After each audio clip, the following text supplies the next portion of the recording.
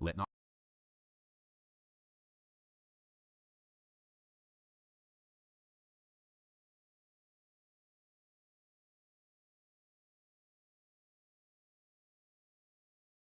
It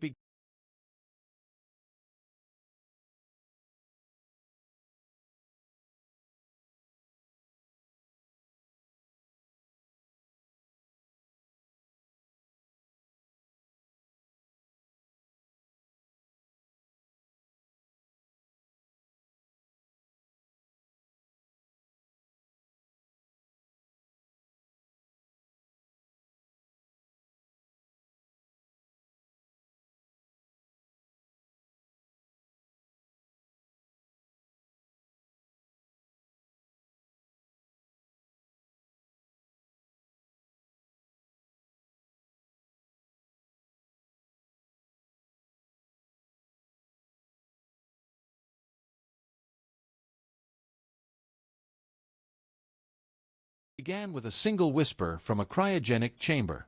A chip colder than deep space had done something no human instrument had ever achieved. It had watched without breaking what it watched. For over 100 years, the observer effect has haunted the dreams of physicists and philosophers alike. The unsettling idea that merely watching the quantum world destroys its pristine, surreal beauty, collapsing particles from waves of possibility into brute reality. But now, in a sleek Google quantum lab in Santa Barbara, something has changed. Quietly, elegantly, and with implications that will ripple across science, philosophy, and perhaps even consciousness itself, Google's quantum core just cracked the observer effect. And what it found behind the veil doesn't belong to any known law of physics. The experiment was deceptively simple, at least on the surface. A superconducting quantum chip, not much larger than a fingernail, was cooled to just above absolute zero. At this frigid temperature, electrons behave less like particles and more like probabilities smeared across space. Superposition. Entanglement. These aren't quirks here. They are the ground rules. But here's where the rules were rewritten. Instead of measuring a quantum particle and collapsing its state, Google's system developed a way to observe the particle while it still existed as a wave, while it still shimmered across all its possible futures. For decades, quantum mechanics has insisted on a hard wall between knowing and preserving. The moment you try to know a particle's state, its position, its momentum, you disturb it. Like trying to photograph a soap bubble mid-flight and bursting it with your flash. Measurement destroys mystery. That was the bargain. But Google's quantum processor refused the bargain. It didn't just observe, it coexisted. It shared a frame of reality with the particle and remained entangled with its evolution. Using a combination of quantum entanglement, AI feedback, and real-time computation, it performed what many thought was metaphysically impossible. It saw without shattering the scene. At the heart of the breakthrough was a new kind of probe, one that wasn't detached, wasn't looking from the outside in. Instead, it was a participant. The chip itself entered into an entangled relationship with the particle under observation. Rather than collapsing the wave function, the processor guided it, steered it, and subtly influenced its path through probability space. Instead of a snapshot, it initiated a dialogue, a continuous, intelligent conversation between system and observer. This was made possible by something truly revolutionary. A controlled feedback loop. Not feedback in the traditional sense, but a quantum feedback loop, where every bit of observational data was fed back into the system, not after the fact, but as it happened. The particle and chip evolved together. The chip, armed with entangled logic gates and deep learning models trained on thousands of prior measurements, predicted what the particle was likely to do before the full observation occurred. In essence, it became a partner in the unfolding of quantum behavior. No longer were measurement and evolution two separate events. They became a seamless continuum. Every flicker of the wave function was recorded, understood, and anticipated by the quantum processor. This isn't science fiction. It's cold, calculated science at near zero Kelvin, where noise dies and the fundamental heartbeat of the universe grows loud enough to hear. But here's the twist. The real twist. In repeated trials, the particles began to behave differently, not in random, chaotic ways, but with a strange kind of memory. They remembered being observed. Not consciously, of course, at least not in any way we define it. But their behavior began to stabilize. Their coherence times, the duration they stayed in superposition, grew longer. Their trajectories became more predictable under continued observation. It was as though the particles, once aware of the observer's presence, began to harmonize with it. Physicists call this emerging phenomenon self-referential coherence. The system begins to internally adapt to observation, turning what was once a destructive act into a stabilizing force. In practical terms, this means that quantum bits, or qubits, can now be nudged into more reliable behavior through observation, not ruined by it. In philosophical terms, it's the beginning of something we don't yet have language for. Imagine watching a ripple move across a still pond, but instead of disturbing it, your gaze strengthens it. That's what Google's quantum processor has done. And that alone would have rewritten textbooks. But the deeper implication is even stranger. This technology turns observation into a tool of construction, not just for quantum computing, but potentially for how we understand causality, agency, and information itself. The AI component was no less groundbreaking. Google didn't just use a fixed algorithm to manage the experiment. Instead, it embedded a neural network inside the quantum loop, a deep learning model trained not only on quantum measurement data, but on how particles respond under observation. As the system ran, the AI wasn't just watching, it was learning. Every new wave function, every slight deviation was analyzed in real time. Patterns were identified. Predictions refined. The AI adjusted its own behavior on the fly, evolving its strategies for preserving coherence and minimizing decoherence. And it worked. Over time, the AI began suggesting new experimental configurations, ones that hadn't been programmed by engineers. It was like watching a machine teach itself the rules of a game we only partially understand. And in doing so, it nudged us closer to something we've been chasing for decades, fault-tolerant quantum computing. But even that might be underselling it. Because what Google has discovered isn't just a new engineering technique. It's the beginning of a new quantum framework, one where measurement doesn't merely reveal what is, but shapes what becomes.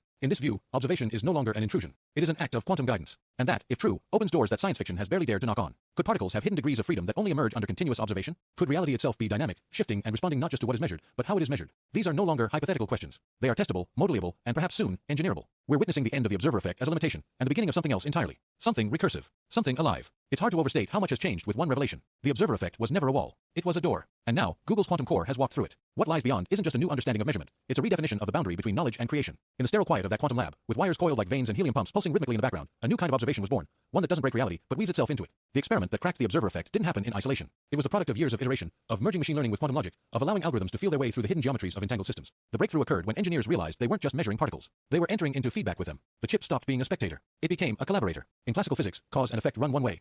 Fault-tolerant quantum computing. But even that might be underselling it. Because what Google has discovered isn't just a new engineering technique. It's the beginning of a new quantum framework, one where measurement doesn't merely reveal what is, but shapes what becomes. In this view, observation is no longer an intrusion. It is an act of quantum guidance. And that, if true, opens doors that science fiction has barely dared to knock on. Could particles have hidden degrees of freedom that only emerge under continuous observation? Could reality itself be dynamic, shifting, and responding not just to what is measured, but how it is measured? These are no longer hypothetical questions. They are testable, modelable, and perhaps soon, engineerable. We're witnessing the end of the observer effect as a limitation, and the beginning of something else entirely. Something recursive. Something alive. It's hard to overstate how much has changed with one revelation. The observer effect was never a wall. It was a door. And now, Google's quantum core has walked through it. What lies beyond isn't just a new understanding of measurement, it's a redefinition of the boundary between knowledge and creation. In the sterile quiet of that quantum lab, with wires coiled like veins and helium pumps pulsing rhythmically in the background, a new kind of observation was born, one that doesn't break reality, but weaves itself into it. The experiment that cracked the observer effect didn't happen in isolation. It was a product of years of iteration, of merging machine learning with quantum logic, of allowing algorithms to feel their way through the hidden geometries of entangled systems. The breakthrough occurred when engineers realized they weren't just measuring particles. They were entering into feedback with them. The chip stopped being a spectator. It became a collaborator. In classical physics, cause and effect run one way. You measure, then you record. But inside this experiment, the cause-effect chain loops back on itself. When the chip begins to predict the outcome of an observation before it happens, using quantum data not yet collapsed into classical certainty, it's no longer just observing.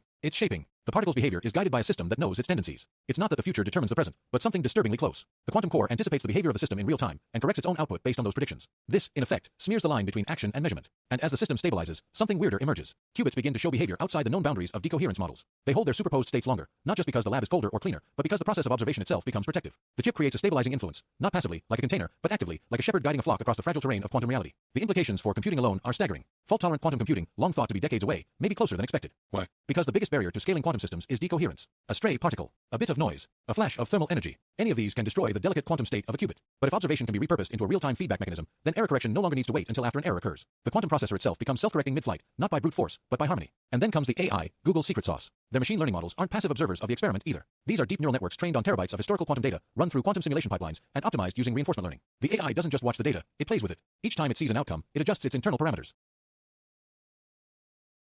Part 3. This is TikTok is paying my rent. This is your sign to start posting videos, okay? I'm a normal person. Papers out there that are doing the cleaning in Arizona. That's how it was, but it's different out here in Texas, y'all. What would you guys rather have? State tax? The sign for women, they because for 10 minutes, but he said he just received a vision. There was two voices that were speaking to him, one being Jesus and one being Satan. Oh my gosh. And this is how the conversation went. In the guttural voice, the voice of Satan in his pride boasted to our Lord, "I can destroy your church." The gentle voice of the Lord said, "You can? Then go ahead and do so." Satan said, "To do so, I need more time and more power." Then Jesus said, "How much time and how much power?" 75 to 100 years, and a greater power of those who will give themselves over to my service. Then Jesus said, "You have the time, you will have the power, do with them what you will." It's like a Job situation. Yeah. So that was the last Pope Leo who got that vision. Oh my Interesting. I thought that was weird. Now, I've had both voices speak to me. I've had the devil and I've had God speak to me, right? The devil, when he spoke to me, was pure terror. My life is going to be hell for the rest of my life. This is how it's going to be. Negative, negative. And when God talked to me, oh man, I've never had a feeling like that still to this day. He's done it twice. Pure joy through my body, warmth, energy. One day, maybe we'll get into it. I'll break down both of these voices, how they spoke to me, what they said, how they made me feel, what transpired from those events. I would like to go into that. I don't know. I would like to maybe start a podcast on my second channel, maybe start doing that like 2 or 3 times a week, because I used to do a podcast back in the day, and it used to honestly be therapy. I would just go on there and speak my mind, what I'm feeling, and after I'd feel so good. And we might have to do that, but I would love to share that story with you guys, because I've had the devil speak to me clear as clear, and I've also had God, y'all, and they're two very, very, very different feelings, of course. Yeah, but it's deep. Quit doing this with your extension cords. Grab both ends of your extension cord like this, hang them down, and wrap it like this. When you get to the end, grab the tail, wrap it around like this. I need to do this. Shit's Fold always it messed back, up. tuck it up through, and look at that. You got a hanger for your extension cord as well. I ain't getting a chip. Here's You're why. spiritual. I'm spiritual, but I'm also just, You understand this is a spiritual war. But it's also common sense. They put a chip in your brain, and then they can make you do shit. Right, 100%. That's You put the chip in, you're not just connected. You're connected to everyone. So all of a sudden, it's called the hive mind. So 8 billion people are connected, and I'm getting some thoughts from some dude that's in a cobalt mine in, Bangladesh, and he's out there, going, I get his trauma. I don't know. No, to me, no way. You want to live off grid? That's a but grid we're I going want to to be interacting with these people. I want to be able to have a device that access it. I just don't want it in my head, unless they're going to prove it to me that it's not. And then that's what they'll do. What do they say? The devil doesn't come to you with horns and red hoofs. He comes into you in a bikini. Yeah, a smile. Yeah, the devil comes to you like as a hot chick, and he's like, hey, he comes to you as everything that you want. This is random. Why are we teaching? And I'm a teacher. We have 15 steps for them to get the answer versus when I was in school, okay? When the dinosaurs was here, okay? Let me explain what I mean. Let's say you have a problem, say 9 plus 3. In your head, you'll be like 9, 10, 11, 12, right? And you just write 12. Easy, we done, we got the answer. No, that's not what they want. Let me show you what they want. Notice how I got more space. So, we are originally teaching them sums of 10. At such and such to 10, you will get what? So, for example, we're not going to use a 9, we're using 3. Inside of the 3, I know that there's a 1 and 2. I know that 9 plus 1 equals 10. I'm going to do this. Now I'm going to do 10. Don't forget your 2. We're left with the 2. Now 10 plus 2 equals 12. 9 plus 3 equals 12. What? As of tomorrow, these are some of the changes that are going to happen. I'm going to give you the rundown so you don't make these mistakes. I want you to be very careful. Number one, you're not going to be able to use green screen anymore. Ditch other videos. You can't do that anymore. As of tomorrow, zoom in my camera a little bit, y'all. That are monetizing, they're like, please stay, the first 10 seconds, blah, blah. You're not going to be able to do that. Watch out how you comment on people's pages. I've done this before where I put like que sabroso and I put like emoji where you're like sticking out your tongue. That one they don't like. This one I'm not even mad. They're gonna be really coming down to those people that are doing like nasty lives and like inappropriate. They're not gonna give people second chances anymore. They're not gonna give strikes. They're just gonna take your account away. So be very careful. If you're rushing or whatever, just be really careful on what you say and on what you comment. Lives, again, I'm not even mad about that update. They're gonna come after the people that are monetizing on this app because I personally feel like they just don't want to pay anymore. So just be really careful because, girl, they're gonna be on us. No more green screens, no more inappropriate like live screens. That's gonna take a lot of stuff away. Glad because, girl, some of these cannot beg people to watch your video or like live streams and stuff like that. Just that's gonna end. We just have to learn how to like use words that just will not trigger the algorithm, but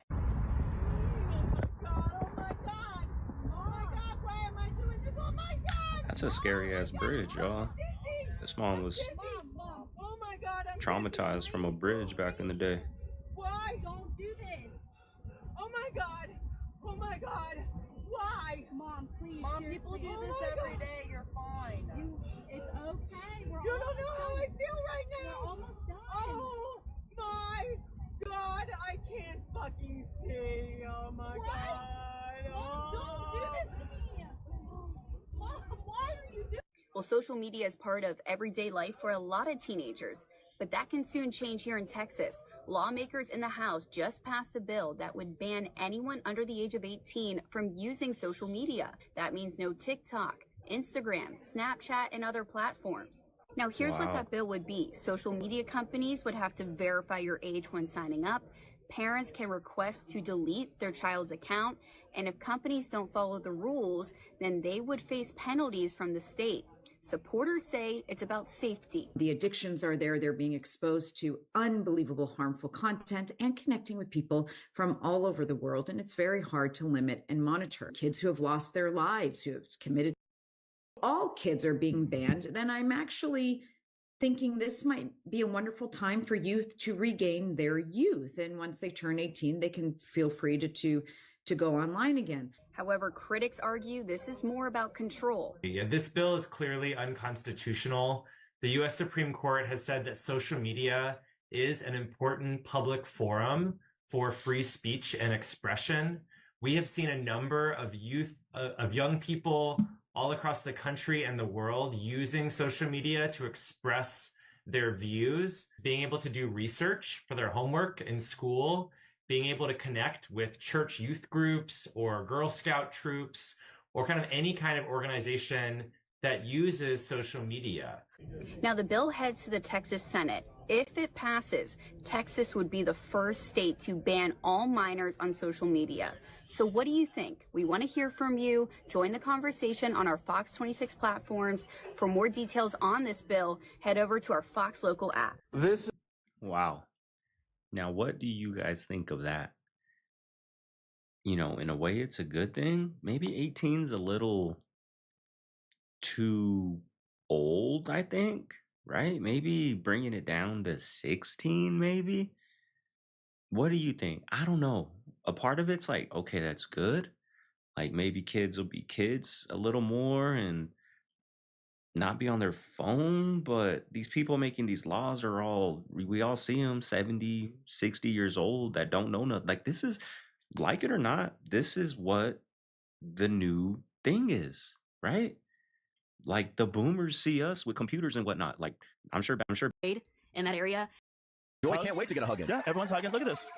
Look at this. Kisses, hugs, kisses to Whoopi. Everybody hugs and kisses. Even Joy Behar hugs and kisses. Joy Behar hugs and kisses. See? Now watch this. So I'm going to take you at your word that you have not decided yet when you're going to run, but you're thinking about it and you've expressed some of your views, which are controversial and in many ways, but not to her. Well, not to her. Okay, you're a Republican. So, but let's say that you do decide in the spring, right?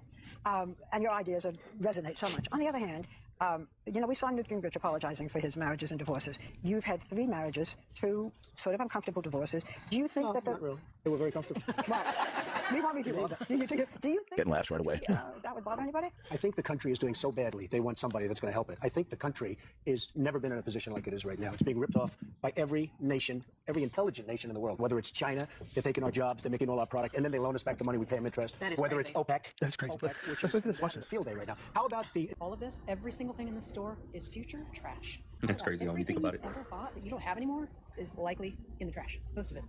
Garbage. All of this. It's just future trash.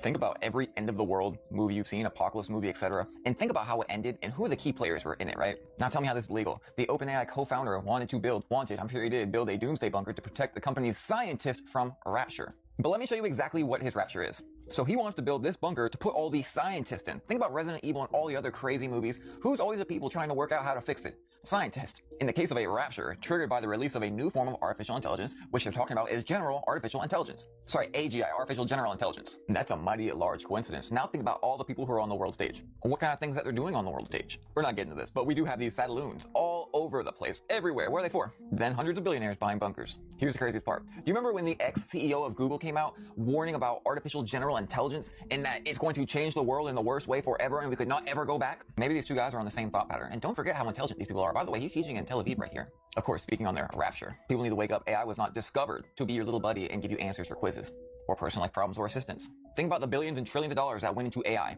Matter of fact, so much money that Google and other companies are buying up whole fields by the hundreds of solar panels because how much electricity these things take. Or maybe it's for something else. Let me know what you think below. One thing I'll never understand about this new generation is that it's 92 degrees outside in Miami right now. All of those kids had hoodies on. I don't get All it. of those kids were standing in the sun under this humid sun, waiting for the bus with hoodies on. None of them were light jackets. None of them were, you know, something that you could. That's what my nieces always wanted for Christmas, pull on and hoodies. off. No. Hoodies. Zip up, fleece, hoodies. It is 92 degrees outside, sirs and ma'am. Are you guys insane and out of your mind? What's the purpose of the Bank of International Settlements? Okay, so there are 2 things you need to know about the Bank of International Settlements. It has sovereign immunity. What does that mean? It's above the law. It's its own country. Right. It's its own country. It has its own police force. And essentially, other than one of its staff being in a car accident or, minor things, no one has the legal authority to move against it. Okay, it has sovereign immunity. That's number 1. Number 2, it can move money and hold it on its balance sheet and manage money secretly. So if I want to, I'm grossly oversimplifying, if I want to steal $21 trillion from the U.S. government and park it on the balance sheet of the BIS, it can move it anywhere in the world and it can keep it on its balance sheet secretly. Uh-oh. Do y'all remember when I told you to watch Mexico? They always gotta show you. What are the chances that Little Caesar collabs with none other than Mountain Dew and releases a new flavor? Mango Rush? But look at the background. I see fire, mangoes, certain kinds of trees. Even bigger, the color of the mango. Of course, this is for the people that are aware of the Mountain Dew rabbit hole. Pitch black, something burst. We'll come right back to this. Before we talk about what's going to come, let's talk about how I knew. So living in the rabbit hole for 14 years, one thing I always watch is the comments.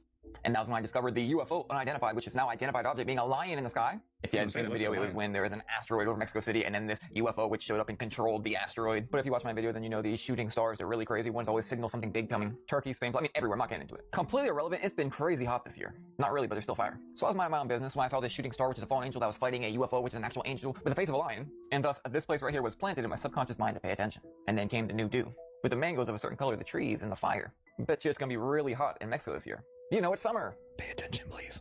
You get a Lamborghini, you're making quadruple the money. For sales, it made a difference. They pull up at a Prius to like a $5 million listing. People would just not take my advices seriously. Sometimes I'd drive Jason's car, and he had an Aston Martin Vanquish or a Rolls Royce. And I'd pull up to the showing, and I saw the immediate difference in the clients. This air of respect and authority that you get driving a car like that in sales. Undeniable. So when I started really seeing that difference, I got the Mercedes.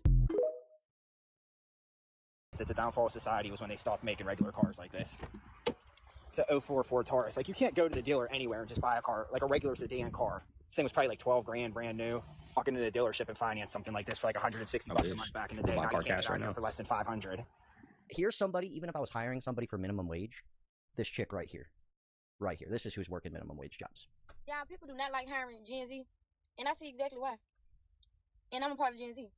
It's like, if we call off for work and y'all don't let us off, why y'all do that? Because we still finna take off.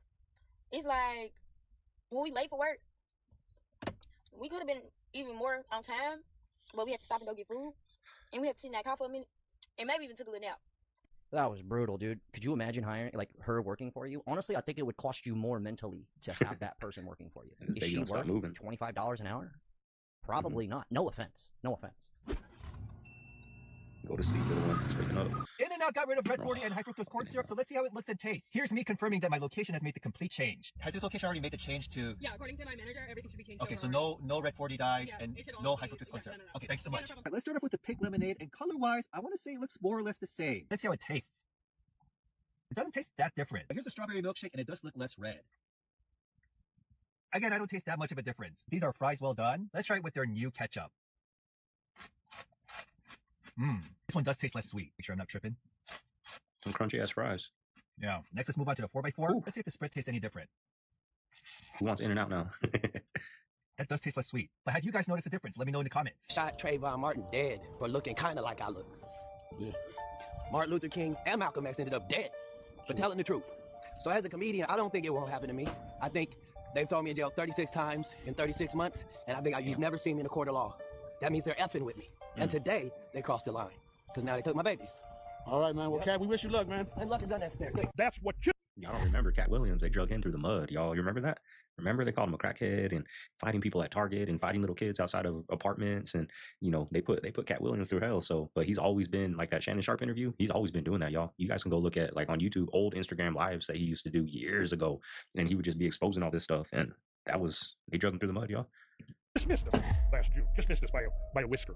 And we're sitting here, you see, completely oblivious that almost every month, every couple of months, it's like the cosmos is going, hey, you, hey, here's another shot across the bow. How many is it going to take before you guys, you know, look upwards? I am afraid what's going to happen is we're going to have an impact. Listen, I'd settle for one. I think we had an impact the size of Tunguska.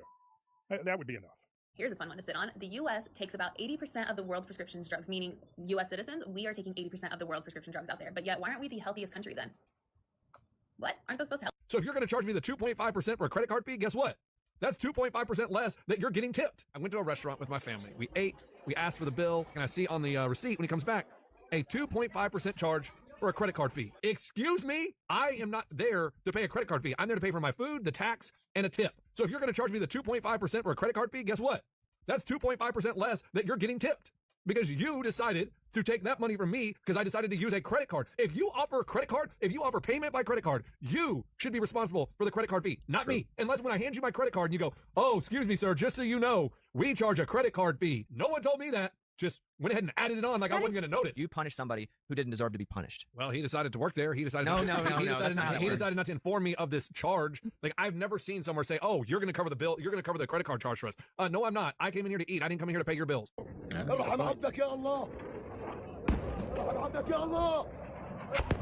at that destruction, y'all.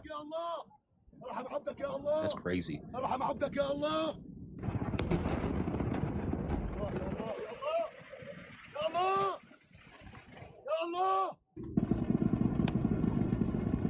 That's just destruction over there. And it's not fair. I saw Kylie Jenner become a billionaire when she was 20, and I was 27. Like, she's way richer than I am. And so it means that she's doing something different than I am by an order of magnitude that I don't understand. And she had a personal brand. But I was like, you know what? Kris Jenner's been building her brand since she was 5. Like, okay, I'll write that off as a fluke. But then Conor McGregor had Robert 12. George Clooney had Casamigos. The Rock has Paramount, multi-billion-dollar things, like seemingly overnight. I was like, I'm playing this wrong. I still wasn't convinced because I didn't want to be famous. And I was sat across the table from a friend of mine who's famous. You recognize him. And I said, like, don't you get bothered by having like weirdos show up at your house like 3 times a week? He said, if that's the price I have to pay for the impact I want to have, I'd pay that price twice a day and 7 days a week. In Mexicali, there is underground Chinese cities. Oh, what? I've been to them. So it gets insanely hot. Like, Mexicali is the desert. And these were people from China. They came over to the U.S. to work in the railroads, and then the U.S. kicked them out. They tried moving all throughout Mexico, and unfortunately, people in Mexico were not fond of that. So they pushed them out of their cities. They pushed them and pushed them and pushed them until they got all the way up north to the middle of nowhere in the extremely unbearably hot desert.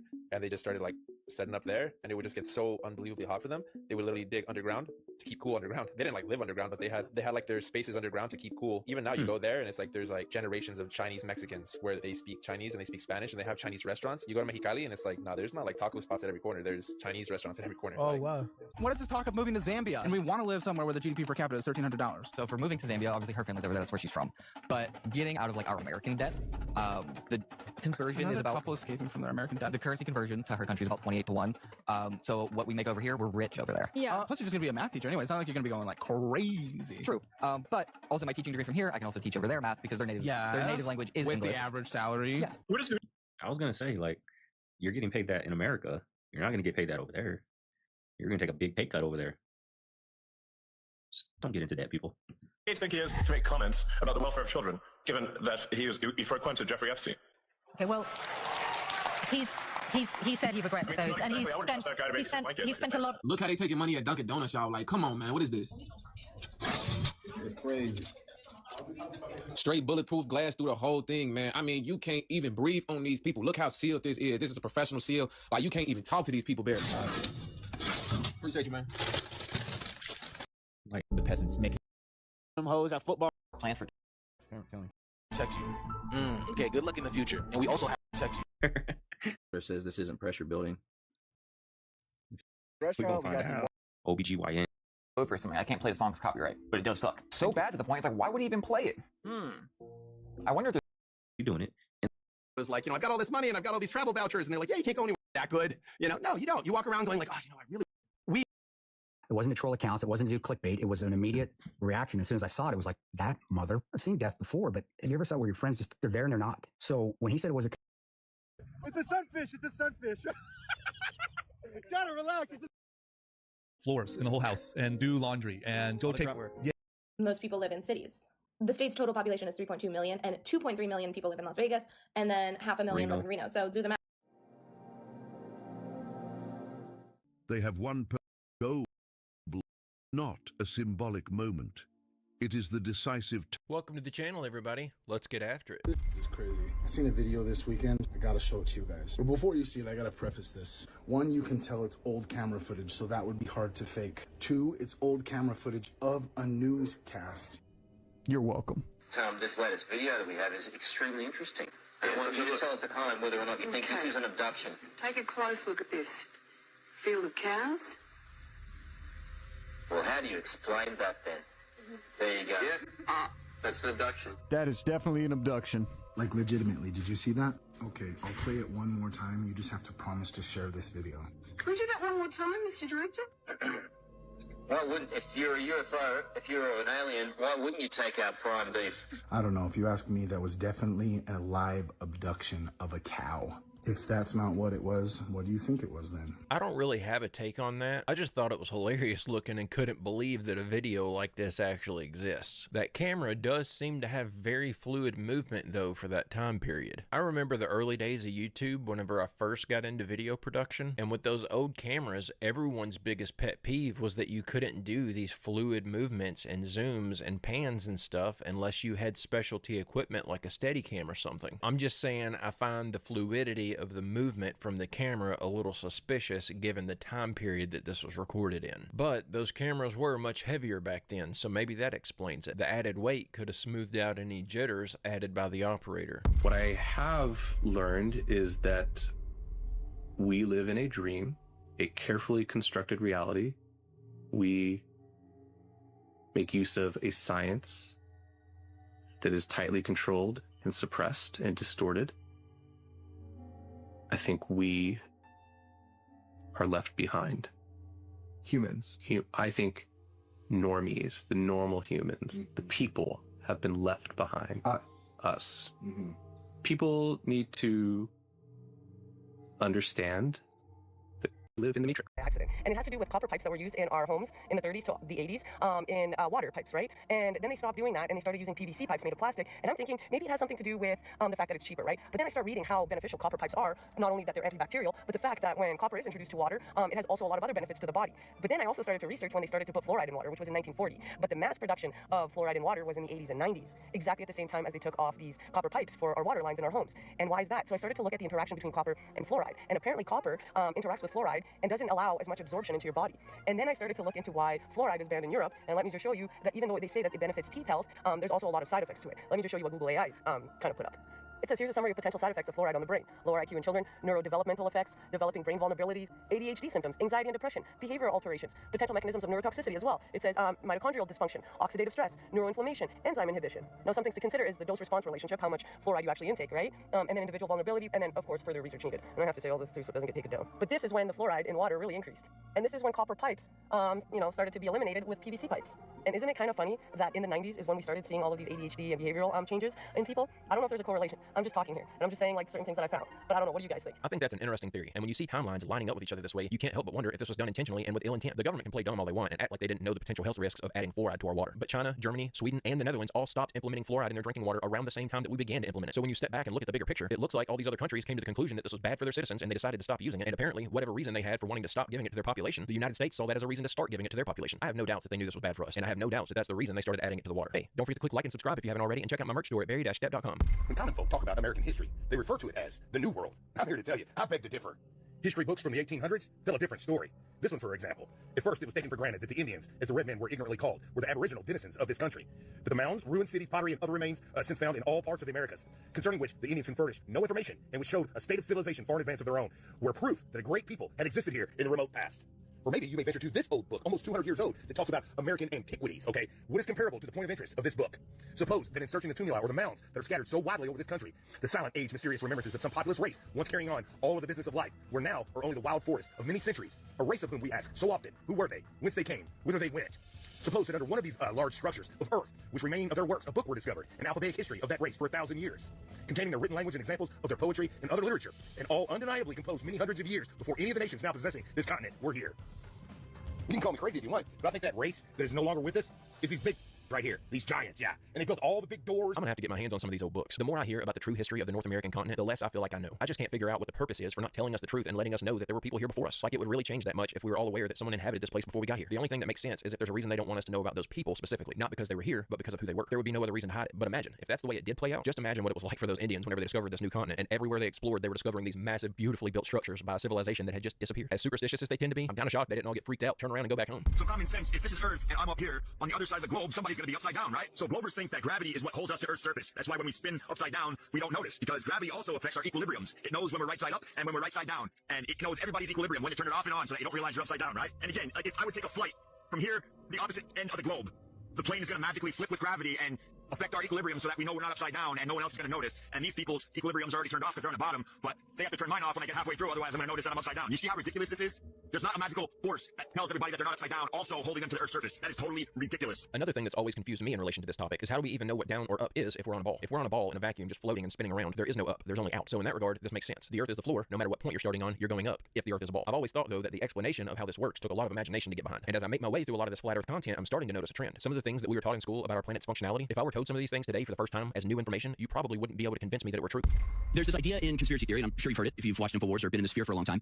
It's sort of a form of predictive programming, but the idea is that these groups, these satanic occult groups, have to tell you what they're going to do before they do it in some form of ritualistic cleansing of their guilt. That by telling you what they're going to do, they therefore can do it with impunity. Is an aspect of the ritualistic process. You have to let people know by signs or symbols or predictive programming stuff in TV. I think what it has to do with is, as we know, abuse or control of an individual or a small group like a cult or a nation. You can use the same techniques to a person as you can to a nation.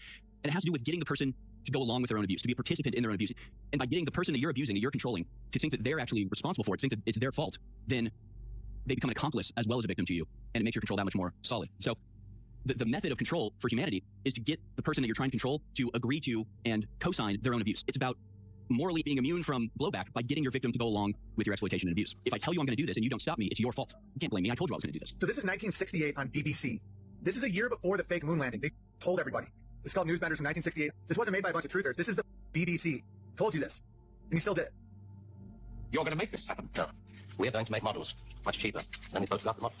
Fake news, let's make it cheap. For the past 10 years, people have been looking at our fake news and listening to our fake comments. And they accept it for the truth. And you can do it. Stop 100 people in the street. How many of them have actually seen a missile or a satellite? They're just told they exist and they believe it. Yeah, you're getting there. I knew you would. You didn't really believe there were all these things whizzing about up there, did you? Sputniks and rockets. Astronauts crossing their legs for 8 days. How long has this been going on? Since Hiroshima. And the H-bomb, you mean, that doesn't work either? Right. Dirty. Very, very dirty. What was your first reaction? Relief. Oh, yes. Yes, it has to be. Relief. You say you can put out what pictures you like on television. Doesn't anybody try to stop you? No, nobody wants to. 99.386% of the population wouldn't believe this conversation. And the rest are working for us. They're the top minds, the really responsible people. Scare an ostrich, buries its head in the sand. You scare a hedgehog, it rolls itself up into a ball. When a woman's frightened, she goes out and buys herself a hat. You mean you scare us so that we'll buy more, so that money moves quicker, production moves up? We don't say scare when we talk about human beings. We say threaten them emotionally. And there are all sorts of ways, not just the big ones like the hydrogen bomb. Overcrowd them a little with bad planning. Sell them too many motor cars. Anything to keep them a little bit removed from reality. Nowadays, people don't work for money. They work for the idea of money. They don't even love for love. They love for the idea of love. They only hate for the idea of hate. It took us 5 years to find a non-addictive drug. One we could pay off against the hard drugs. LSD. You marketed that? Oh, yes, of course. And for a very good reason. Some of these protest movements were getting a little bit too close to the mark. LSD gave them nice little hallucinations. Made them talk like 3-year-olds. Throw flowers at policemen. Politicians are easy to control. The grosser mentality boys who like to be photographed getting out of Daimlers in Whitehall. They come right at the bottom of our organization. A few rungs up the ladder, there are the people in the top secret factories. Just those in a position to know they're making weapons that don't really work. There must come a time when somebody wants to use one of those weapons. I mean, somebody is standing there with a finger on the button. Well, that's the beauty of it. Nobody presses the button. Just who the hell are you? It's obvious, isn't it? Just very few of the top people in communications in every major country in the world. Not everybody can be a robot polisher. If I tell you I'm going to do this and you don't stop me, it's your fault. You can't blame me. I told you I was going to do this. I can't believe they aired that on the BBC, but I don't know that I buy this idea that nuclear weapons are just fake manufactured ideas designed to scare the population. It certainly could be the case. The old nuclear explosion videos they showed us were obvious fakes. This would make total sense. But then how do you explain all of the witness testimony from the people who survived the blast? As I say that, though, I can't help but think there shouldn't have been any surviving witnesses, right? I've seen the photos where they make the claim that someone's shadow got burned into the pavement from the intensity of the light coming off that explosion. If that explosion was that big and it was so intense that it incinerated people instantly, shouldn't anyone who was close enough to have witnessed it been obliterated? I'm starting to think it may be worth the effort to dig into those events and see if there are any funny details that don't add up. I'm not even going to tell you guys how I got my hands on this photograph, and I will come right out of the gates and say that this photo has kind of been speculated and looked at as though it's a digital creation, that it might not be real, but this is a Phoenix, Arizona Luke Air Force Base photograph, allegedly, that popped up one night on 4chan again. Now, I know that 4chan isn't a legitimate source for any of this information, and fake stuff pops up all the time, but here's where it gets interesting. Within less than a minute of this picture being posted on 4chan with the Joshua trees, the sagebrushes, the mountains, and what was alleged some kind of an alien gray or reptilian standing out in the desert, as soon as this image was posted on 4chan, within less than a minute, the entire website shut down. Like, it actually went offline, which had never really happened before on 4chan. And so it created this whole conspiracy that whatever whistleblower had posted this image on the 4chan had caused the entire website to get shut down. And when the website came back online, you could not find this photo. In fact, it was extremely difficult for me to even find a copy of this thing. But now that it's out there, and I'm just posting it on TikTok right now, it should be pretty easy. No, it doesn't look that real. It really doesn't look that real. It looks like an old digital creation. It looks like there's like scales photoshopped over the top, and there's a piece of paper photoshopped over there. It's blurry right over here. It doesn't really look like a living thing. It doesn't quite match up with the background. I'll give you that. There's not really a reflection of the cameraman in the eye of the entity, and this purple stuff under here. I don't know. If it's real, it's super freaky, right? If it's not real, it's not that great of a hoax. But here's where it gets interesting. I actually ran this image through AI fake checkers to see if this was an AI generated or a deepfake image. I ran it through 3 different programs, and they all said it's quite confident that no AI was used when producing the image. This one said less than a 7% chance for it to be AI generated or deepfake. This one said it's less than 1%, almost a half of a percent, 0.6% chance. So basically, it's not AI generated. It's definitely not a deepfake. If somebody created this thing, they did it by hand, like in a digital art generator or in Photoshop or something, pretty meticulously. I'm not gonna say that this one is real, but I definitely think it's worth posting. I haven't seen that photo in a long time. What do y'all think about this one? I think the story surrounding it is probably the only reason that it's even still on people's minds. And checking it to see if it was created using artificial intelligence doesn't make any sense because the photo surfaced in like 2017. All these AI image generators didn't exist back then. Apparently, the original post had this as the title: 24489, taken approximate 24 miles northwest of Luke Air Force Base, Phoenix, Arizona, Lab H4C. If I was gonna put money on this, I would say this is probably just someone testing out their Photoshop skills, and the timing of the website going down was just convenient enough that it made this thing look like it might be legitimate. I honestly think if 4chan hadn't crashed when it did, that we wouldn't even be hearing about this photo in 2025. What are y'all's thoughts on this one? In the world of government conspiracies, few stories are as shocking as Phil Snyder's. Born in 1947, Snyder claimed to be a geologist and engineer who worked on something truly extraordinary: deep underground military bases, or dumps, for the US government.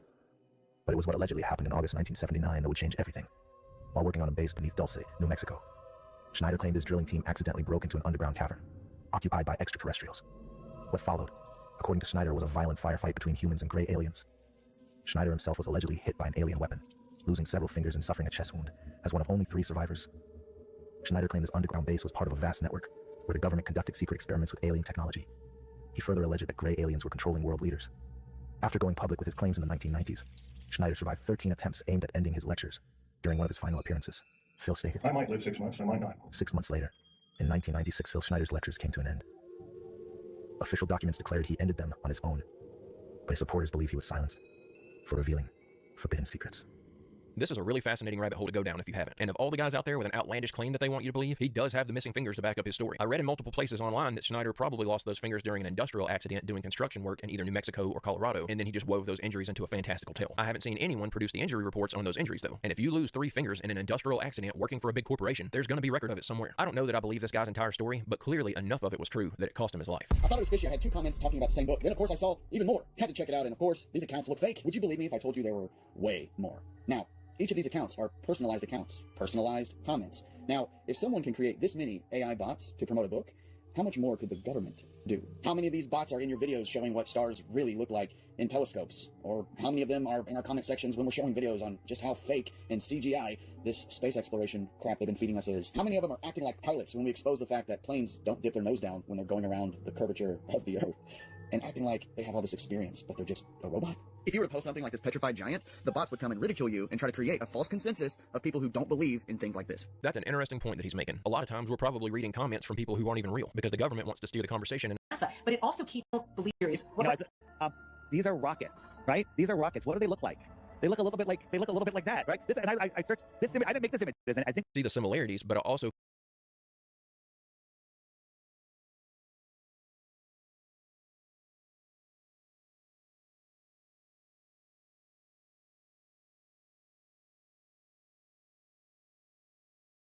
Welcome back, divers. This is the most disturbing video on the internet today. Let's dive in. Are you as passionate about UFO mysteries as we are? We'll lock it. They're trying to make a star or smiley face or anything. This looks more like a surveillance exploration mission, if you ask me. Shooting a light. The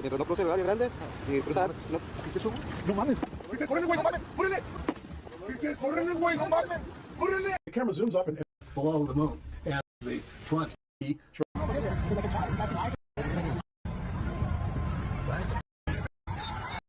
How absolutely strange.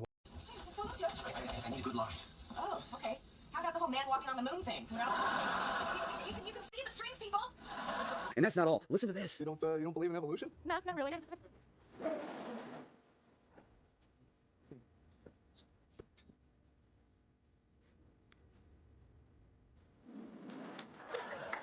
You don't believe in gravity? it's not so much that, like I don't believe in it. It's just, I don't know, lately I get the feeling that I'm not so much being pulled down as I am being pushed. Now notice how she said she feels more like she's being pushed down than pulled down? You mean like the downward electric current, the electrostatic gradient? So what do you think? Was Phoebe just the dumb ditzy blonde? Or was she the only one of the friends that contains a life support system and communications link from the spacecraft life support system out through that chest pack. Everyone believes. To protect them and afford them a quality of life that we have all grown up enjoying. Golden Dome will afford that. I greatly appreciate your. It is time that we change that equation and start doubling down on protection of the home. So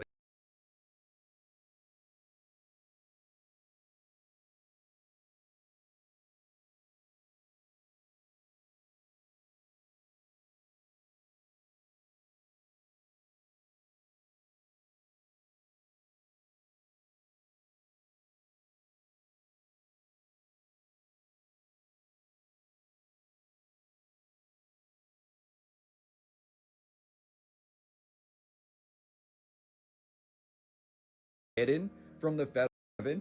He's around the end about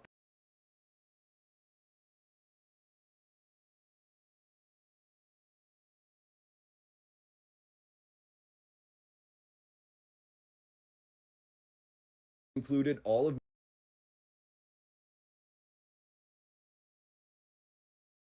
is the providential nursery, end quote.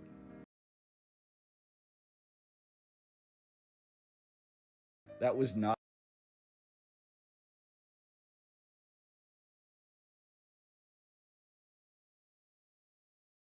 it's basically like a firmament inside the firmament. I feel like the Space Force thing going on. Now this golden dome.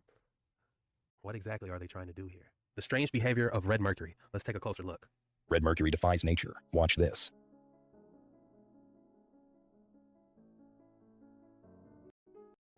Mystery we're not Tool of the plant world. Dang, I love how it's just significant. because If we look carefully on the label, it looks like it says made in Germany. Also, how creepy was that it was actually being repelled by garlic? What is the significance? its true power may be a mystery we're not meant to solve. Because if we look carefully,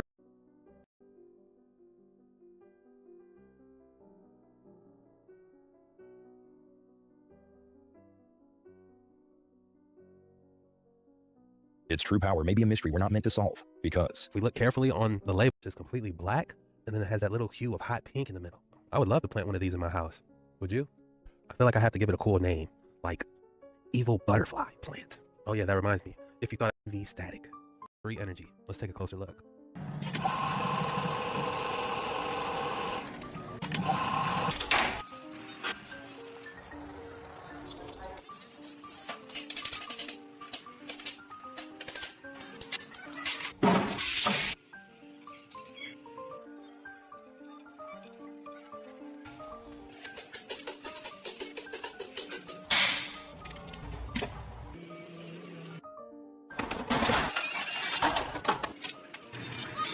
Do not reenact, recreate, or attempt anything you see on this video.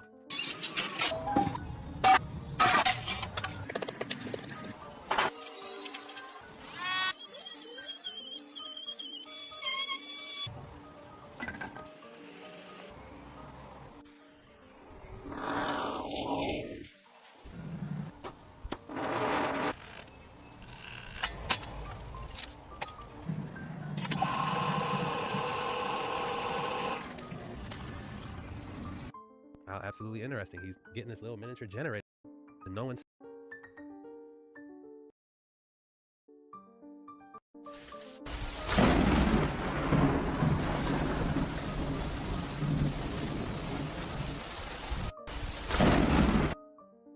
intruding out of wood with court of a highway. Related. I've been alive for 31 years. I've never. Another cool fact, you know that copper is one of the most conductive metals out there? That's why they use copper everywhere, houses, etc. That is so epic. Just wet. Buried in the earth beneath Petra last week. Last liquid. Which makes more sense.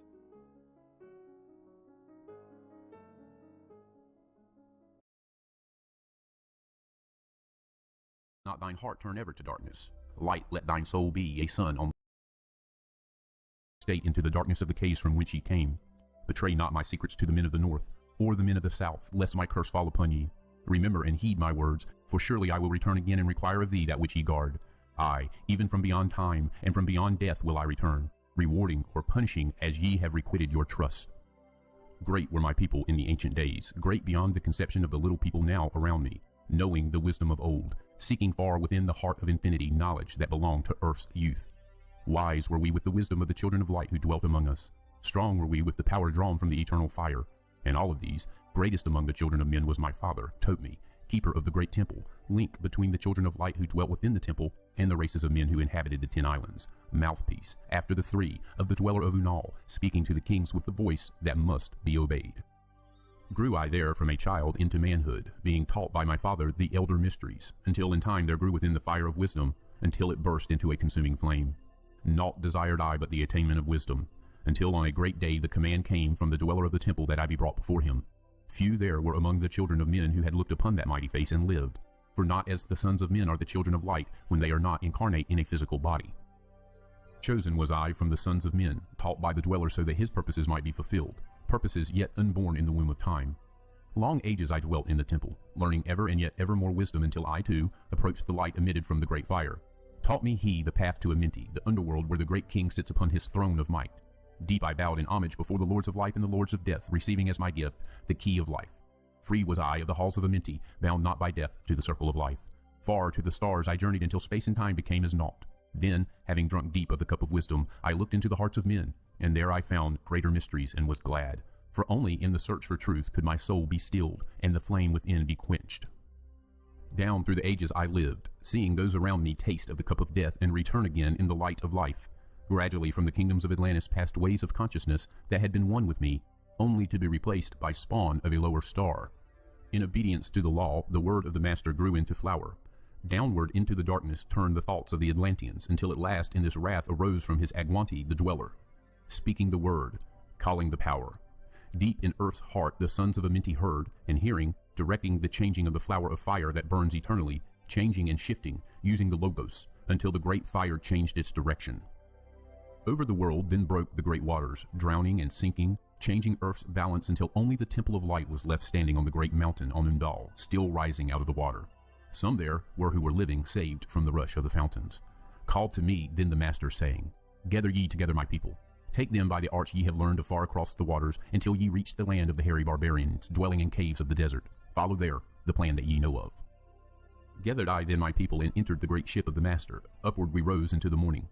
Dark beneath us lay the temple, suddenly over it rose the waters, vanished from earth, until the time appointed was the great temple. Fast we fled toward the sun of the morning, until beneath us lay the land of the children of Kim. Raging they came with cudgels and spears, lifted in anger seeking to slay and utterly destroy the sons of Atlantis.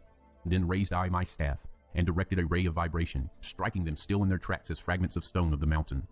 Then spoke I to them in words calm and peaceful, telling them of the might of Atlantis, saying we were children of the sun and its messengers.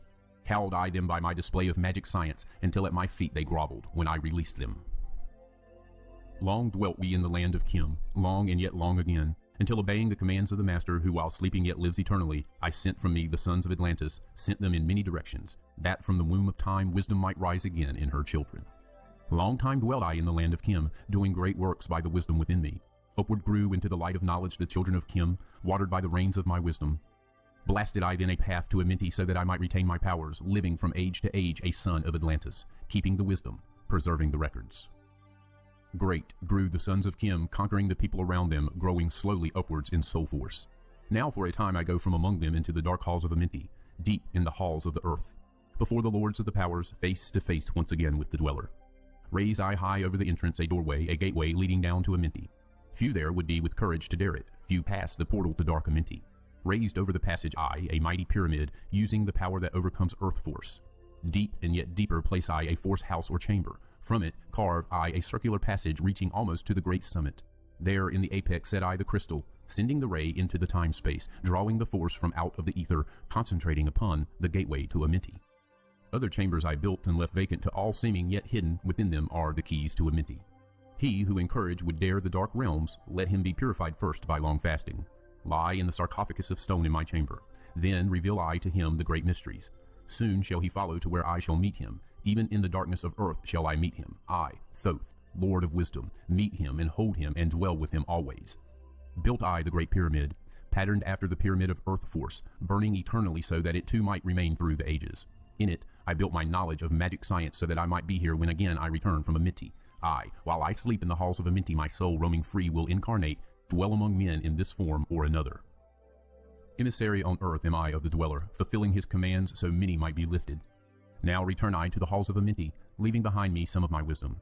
Preserve ye and keep ye the command of the dweller. Lift ever upwards your eyes toward the light.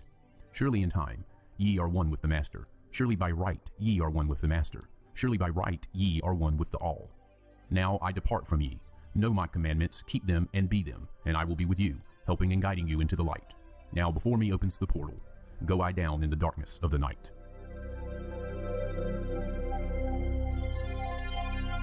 Deep in earth's heart lie the halls of Amenti, far neath the islands of sunken Atlantis, halls of the dead and halls of the living, bathed in fire of the infinite all. Far in a past time, lost in the space-time, the children of light looked down on the world. Seeing the children of men in their bondage, bound by the force that came from beyond, knew they that only by freedom from bondage could man ever rise from earth to the sun. Down they descended and created bodies, taking the semblances of men as their own. The masters of everything said after their forming, we are they who were formed from the space dust, partaking of life from the infinite all, living in the world as children of men, like and yet unlike the children of men. Then, for a dwelling place far neath the earth crust, blasted great spaces they by their power, spaces apart from the children of men, surrounded them by forces and power, shielded from harm, they the halls of the dead. Side by side then placed they other spaces, filled them with life and with light from above. Builded they then the halls of Amenti, that they might dwell eternally there, living with life to eternity's end. 32 were there of the children, sons of lights who had come among men, seeking to free from the bondage of darkness those who were bound by the force from beyond. Deep in the halls of life grew a flower, flaming, expanding, driving backward the night. Placed in the center a ray of great potence, life-giving, light-giving, filling with power all who came near it. Placed they around it thrones, 32, places for each of the children of light, placed so that they were bathed in the radiance filled with the life from the eternal light. There, time after time, placed they their first created bodies so that they might be filled with the spirit of life. 100 years out of each 1,000 must the life-giving light flame forth on their bodies, quickening, awakening the spirit of life. There, in the circle from eon to eon, sit the great masters, living a life not known among men. There, in the halls of life, they lie sleeping. Free flows their soul through the bodies of men. Time after time, while their bodies lie sleeping, incarnate they in the bodies of men, teaching and guiding onward and upward, out of the darkness into the light. There in the hall of life, filled with their wisdom, known not to the races of man, living forever neath the cold fire of life, sit the children of light. Times there are when they awaken, come from the depths to be lights among men, infinite they among finite. He who by progress has grown from the darkness, lifted himself from the night into light, free is he made of the halls of Amenti, free of the flower of light and of life. Guided he then by wisdom and knowledge passes from men to the master of life. There he may dwell as one with the masters, free from the bonds of the darkness of night. Seated within the flower of radiance sit 7 lords from the space-times above us, helping and guiding through infinite wisdom the pathway through the time of the children of men. Mighty and strange they, veiled with their power, silent, all-knowing, drawing the life force, different, yet one with the children of men. Aye, different, and yet one with the children of light. Custodians and watchers of the force of man's bondage, ready to loose when the light has been reached. First and most mighty sits the veiled presence, Lord of Lords, the infinite Nine, over the other from each cosmic cycle, weighing and watching the progress of men. Under he sits the Lord of the cycles, 3, 4, 5, and 6, 7, 8, each with his mission, each with his power, guiding, directing the destiny of man. There sit they, mighty and potent, free of all time and space. Not of this world they, yet akin to it, elder brothers they of the children of men, judging and weighing, they with their wisdom, watching the progress of light among men. There before them was I led by the dweller, watched him blend with one from above. Then from he came forth a voice saying, Great art thou, Thoth, among children of men, free henceforth of the halls of Amenti, master of life among children of men. Taste not of death except as thou wilt it, drink thou of life to eternity's end, henceforth forever is life, thine for the taking. Henceforth is death at the call of thy hand. Dwell here or leave here when thou desireth, free is Amenti to the Son of Man. Take thou up life in what form thou desireth, child of the light that has grown among men. Choose thou thy work, for all must labor, never be free from the pathway of light. One step thou hast gained on the long pathway upward, infinite now is the mountain of light. Each step thou taketh but heightens the mountain, all of thy progress but lengthens the goal. Approach ye ever the infinite wisdom, ever before thee recedes the goal. Free are ye made now of the halls of Amenti to walk hand in hand with the lords of the world, one in one purpose, working together, bringers of light to the children of men. Then from his throne came one of his masters, taking my hand and leading me onward through all the halls of the deep hidden land. Led he me through the halls of Amenti, showing the mysteries that are known not to man. Through the dark passage, downward he led me, into the hall where sits the dark death. Vast as space lay the great hall before me, walled by darkness but yet filled with light. Before me arose a great throne of darkness, veiled on it sat a figure of night. Darker than darkness sat the great figure, dark with a darkness not of the night. Before it then paused the Master, speaking the word that brings about life, saying, O Master of darkness, guide of the way from life unto life, before thee I bring a son of the morning. Touch him not ever with the power of night. Call not his flame to the darkness of night. Know him and see him, one of our brothers, lifted from darkness into the light. Release thou his flame from its bondage, free let it flame through the darkness of night. Raised then the hand of the figure, forth came a flame that grew clear and bright, rolled back swiftly the curtain of darkness, unveiled the hall from the darkness of night. Then grew in the great space before me flame after flame from the veil of the night. Uncounted millions leaped they before me, some flaming forth as flowers of fire. Others there were that shed a dim radiance, flowing but faintly from out of the night. Some there were that faded swiftly, others that grew from a small spark of light, each surrounded by its dim veil of darkness, yet flaming with light that could never be quenched. Coming and going like fireflies in springtime, filled they with space with light and with life. I, death, come, and yet I remain not, for life eternal exists in the all, only an obstacle I in the pathway, quick to be conquered by the infinite light. Awaken, O flame that burns ever inward, flame forth and conquer the veil of the night. Then, in the midst of the flames, in the darkness grew there one that drove forth the night, flaming, expanding, ever brighter, until at last was nothing but light. Then spoke my guide, the voice of the Master. See your own soul as it grows in the light, free now forever from the Lord of the night. Forward he led me through many great spaces filled with the mysteries of the children of light, mysteries that man may never yet know of until he, too, is a son of the light. Backward then he led me into the light of the hall of the light. Knelt I then before the great masters, lords of all from the cycles above. Spoke he then with words of great power, saying, Thou hast been made free of the halls of Amenti. Choose thou thy work among the children of men. Then spoke I, O great master, let me be a teacher of men, leading them onward and upward until they too are lights among men, freed from the veil of the night that surrounds them, flaming with light that shall shine among men. Spoke to me then the voice, Go as ye will, so be it decreed. Master are ye of your destiny, free to take or reject at will. Take ye the power, take ye the wisdom. Shine as a light among the children of men. Upward then led me the dweller. Dwelt I again among children of men, teaching and showing some of my wisdom. Son of the light, a fire among men. Now again I tread the path downward, seeking the light in the darkness of night. Hold ye and keep ye, preserve my record. Guide shall it be to the children of men.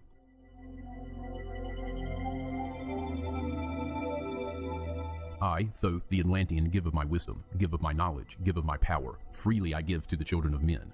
Give that they too might have wisdom to shine through the world from the veil of the night. Wisdom is power, and power is wisdom, one with each other, perfecting the whole. Be thou not proud, O man, in thy wisdom. Discourse with the ignorant as well as the wise. If one comes to thee full of knowledge, listen and heed, for wisdom is all. Keep thou not silent when evil is spoken, for truth like the sunlight shines above all. He who oversteppeth the law shall be punished, for only through law comes the freedom of men. Follow thine heart during thy lifetime. Do thou more than is commanded of thee. When thou hast gained riches, follow thou thine heart, for all these are of no avail if thine heart be weary. Diminish thou not the time of following thine heart. It is abhorred of the soul. They that are guided go not astray, but they that are lost cannot find a straight path. If thou go among men, make for thyself love, the beginning and end of the heart. If one cometh unto thee for counsel, let him speak freely, that the thing for which he hath come to thee may be done. If he hesitates to open his heart to thee, it is because thou, the judge, doeth the wrong. Repeat thou not extravagant speech, neither listen thou to it, for it is the utterance of one not in equilibrium. Speak thou not of it, so that he before thee may know wisdom. Silence is of great profit. An abundance of speech profiteth nothing. Exalt not thine heart above the children of men, lest it be brought lower than the dust. If thou be great among men, be honored for knowledge and gentleness. If thou seekest to know the nature of a friend, ask not his companion, but pass a time alone with him. Debate with him, testing his heart by his words and his bearing. That which goeth into the storehouse must come forth, and the things that are thine must be shared with a friend. Knowledge is regarded by the fool as ignorance, and the things that are profitable are to him hurtful. He liveth in death. It is therefore his food. The wise man lets his heart overflow, but keeps silent his mouth. O man, list to the voice of wisdom, list to the voice of light. Mysteries there are in the cosmos that unveiled fill the world with their light. Let he who would be free from the bonds of darkness first divine the material from the immaterial, the fire from the earth. For know ye that as earth descends to earth, so also fire ascends into fire and becomes one with fire. He who knows the fire that is within himself shall ascend until the eternal fire and dwell in it eternally. Fire, The inner fire is the most potent of all force, for it overcometh all things and penetrates to all things of the earth. Man supports himself only on that which resists, so earth must resist man, else he existeth not. All eyes do not see with the same vision, for to one an object appears of one form and color, and to a different eye of another. So also the infinite fire, changing from color to color, is never the same from day to day. Thus speak I, Thoth, of my wisdom, for man is a fire burning bright through the night, never is quenched in the veil of the darkness, never is quenched by the veil of the night. Hark ye, O man, and list to this wisdom. Where do name and form cease? Only in consciousness, invisible, an infinite force of radiance bright. The forms that ye create by brightening thy vision are truly effects that follow thy cause. Man is a star bound to a body, until in the end he is freed through his strife. Only struggle and toiling thy utmost shall the star within thee bloom out in new life. He who knows the commencement of all things, free is his star from the realms of night. Remember, O man, that all which exists is only another form of that which exists not. Everything that has being is passing into yet other being, and thou thyself art not an exception. Consider the law, for all is law. Seek not that which is not of the law, for such exist only in the illusions of the senses. Wisdom cometh to all her children, even as they cometh unto wisdom. All through the ages the light has been hidden. Awake, O man, and be wise. Far neath the earth crust, in the halls of Amenti, mysteries I saw that are hidden from men.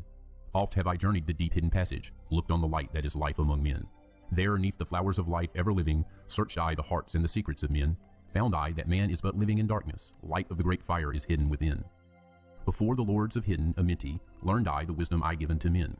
Masters are they of the great secret wisdom, brought from the future of infinity's end. 7 are they, the lords of Amenti, overlords they of the children of morning, sons of the cycles, masters of wisdom. Formed are not they as the children of men? 3, 4, 5, and 6, 7, 8, 9 are the titles of the masters of men. Far from the future, formless yet forming, came they as teachers for the children of men. Live they forever, yet not of the living, bound not to life, and yet free from death. Rule they forever with infinite wisdom, bound yet not bound to the dark halls of death. Life they have in them, yet life that is not life, free from all are the lords of the all. Forth from them came forth the Logos, instruments they of the power over all. Vast is their countenance, yet hidden in smallness, formed by a forming, known yet unknown. 3 holds the key of all hidden magic, creator he of the halls of the dead, sending forth power, shrouding with darkness, binding the souls of the children of men, sending the darkness, binding the soul force, director of negative to the children of men. 4 is he who looses the power, lord he of life to the children of men, light in his body, flame in his countenance, freer of souls to the children of men. 5 is the master, the lord of all magic, key to the word that resounds among men. 6 is the lord of light, the hidden pathway, part of the souls of the children of men. 7 is he who is lord of the vastness, master of space and the key of the times. 8 is he who orders the progress, weighs and balances the journey of men. 9 is the Father, vast he of countenance, forming and changing from out of the formless. Meditate on the symbols I give thee. Keys are they, though hidden from men. Reach ever upward, O soul of the morning. Turn thy thoughts upward to light and to life. Find in the keys of the numbers I bring thee, light on the pathway from life unto life. Seek ye with wisdom. Turn thy thoughts inward. Close not thy mind to the flower of light. Place in thy body a thought-formed picture. Think of the numbers that lead thee to life. Clear is the pathway to he who has wisdom. Open the door to the kingdom of light. Pour forth thy flame as a sun of the morning. Shut out the darkness and live in the day. Take thee, O man, as part of thy being. The 7 who are but are not as they seem. Open, O man, have I my wisdom. Follow the path in the way I have led. Masters of wisdom, son of the morning, light and life to the children of men. List ye, O man, to the voice of wisdom. List to the voice of Thoth the Atlantean. Freely I give to thee of my wisdom, gathered from the time and space of this cycle, master of mysteries, son of the morning, living forever, a child of the light, shining with brightness, star of the morning. Thoth, the teacher of men, is of all. A long time ago, I in my childhood lay neath the stars on long-buried Atlantis, dreaming of mysteries far above men.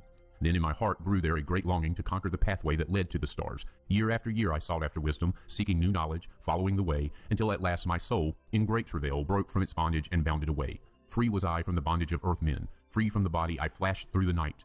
Unlocked at last for me was the star space. Free was I from the bondage of night. Now to the end of space sought I wisdom, far beyond knowledge of finite man. Far into space my soul traveled freely into infinity's circle of light. Strange beyond knowledge were some of the planets, great and gigantic beyond dreams of men. Yet found I law in all of its beauty, working through and among them as here among men. Flashed forth my soul through infinity's beauty. Far through space I flew with my thoughts. Rested I there on a planet of beauty. Strains of harmony filled all the air. Shapes there were moving, in order great and majestic as stars in the night, mounting in harmony, ordered equilibrium, symbols of the cosmic, like unto law. Many the stars I passed in my journey, many the races of men on their worlds, some reaching high as stars of the morning, some falling low in the blackness of night, each and all of them struggling upward, gaining the heights and plumbing the depths, moving at times in realms of brightness, living through darkness, gaining the light. Know, O man, that light is thine heritage. Know that darkness is only a veil. Sealed in thine heart is brightness eternal, waiting the moment of freedom to conquer, waiting to rend the veil of the night. Some I found who had conquered the ether. Free of space were they while yet they were men. Using the force that is the foundation of all things, far in space constructed they a planet, drawn by the force that flows through the all, condensing, coalescing the ether into forms that grew as they willed. Outstripping in science, they, all of the races, mighty in wisdom, sons of the stars. Long time I paused, watching their wisdom, saw them create from out of the ether cities, gigantic of rose and gold, formed forth from the primal element, base of all matter, the ether far flung. Far in the past they had conquered the ether, freed themselves from the bondage of toil, formed in their mind only a picture and swiftly created, it grew. Forth then my soul sped throughout the cosmos, seeing ever new things and old, learning that man is truly spaceborn, a son of the sun, a child of the stars. Know ye, O man, whatever from ye inhabit, surely it is one with the stars. Thy bodies are nothing but planets revolving around their central suns. When ye have gained the light of all wisdom, free shall ye be to shine in the ether. One of the suns that light outer darkness, one of the spaceborn grown into light.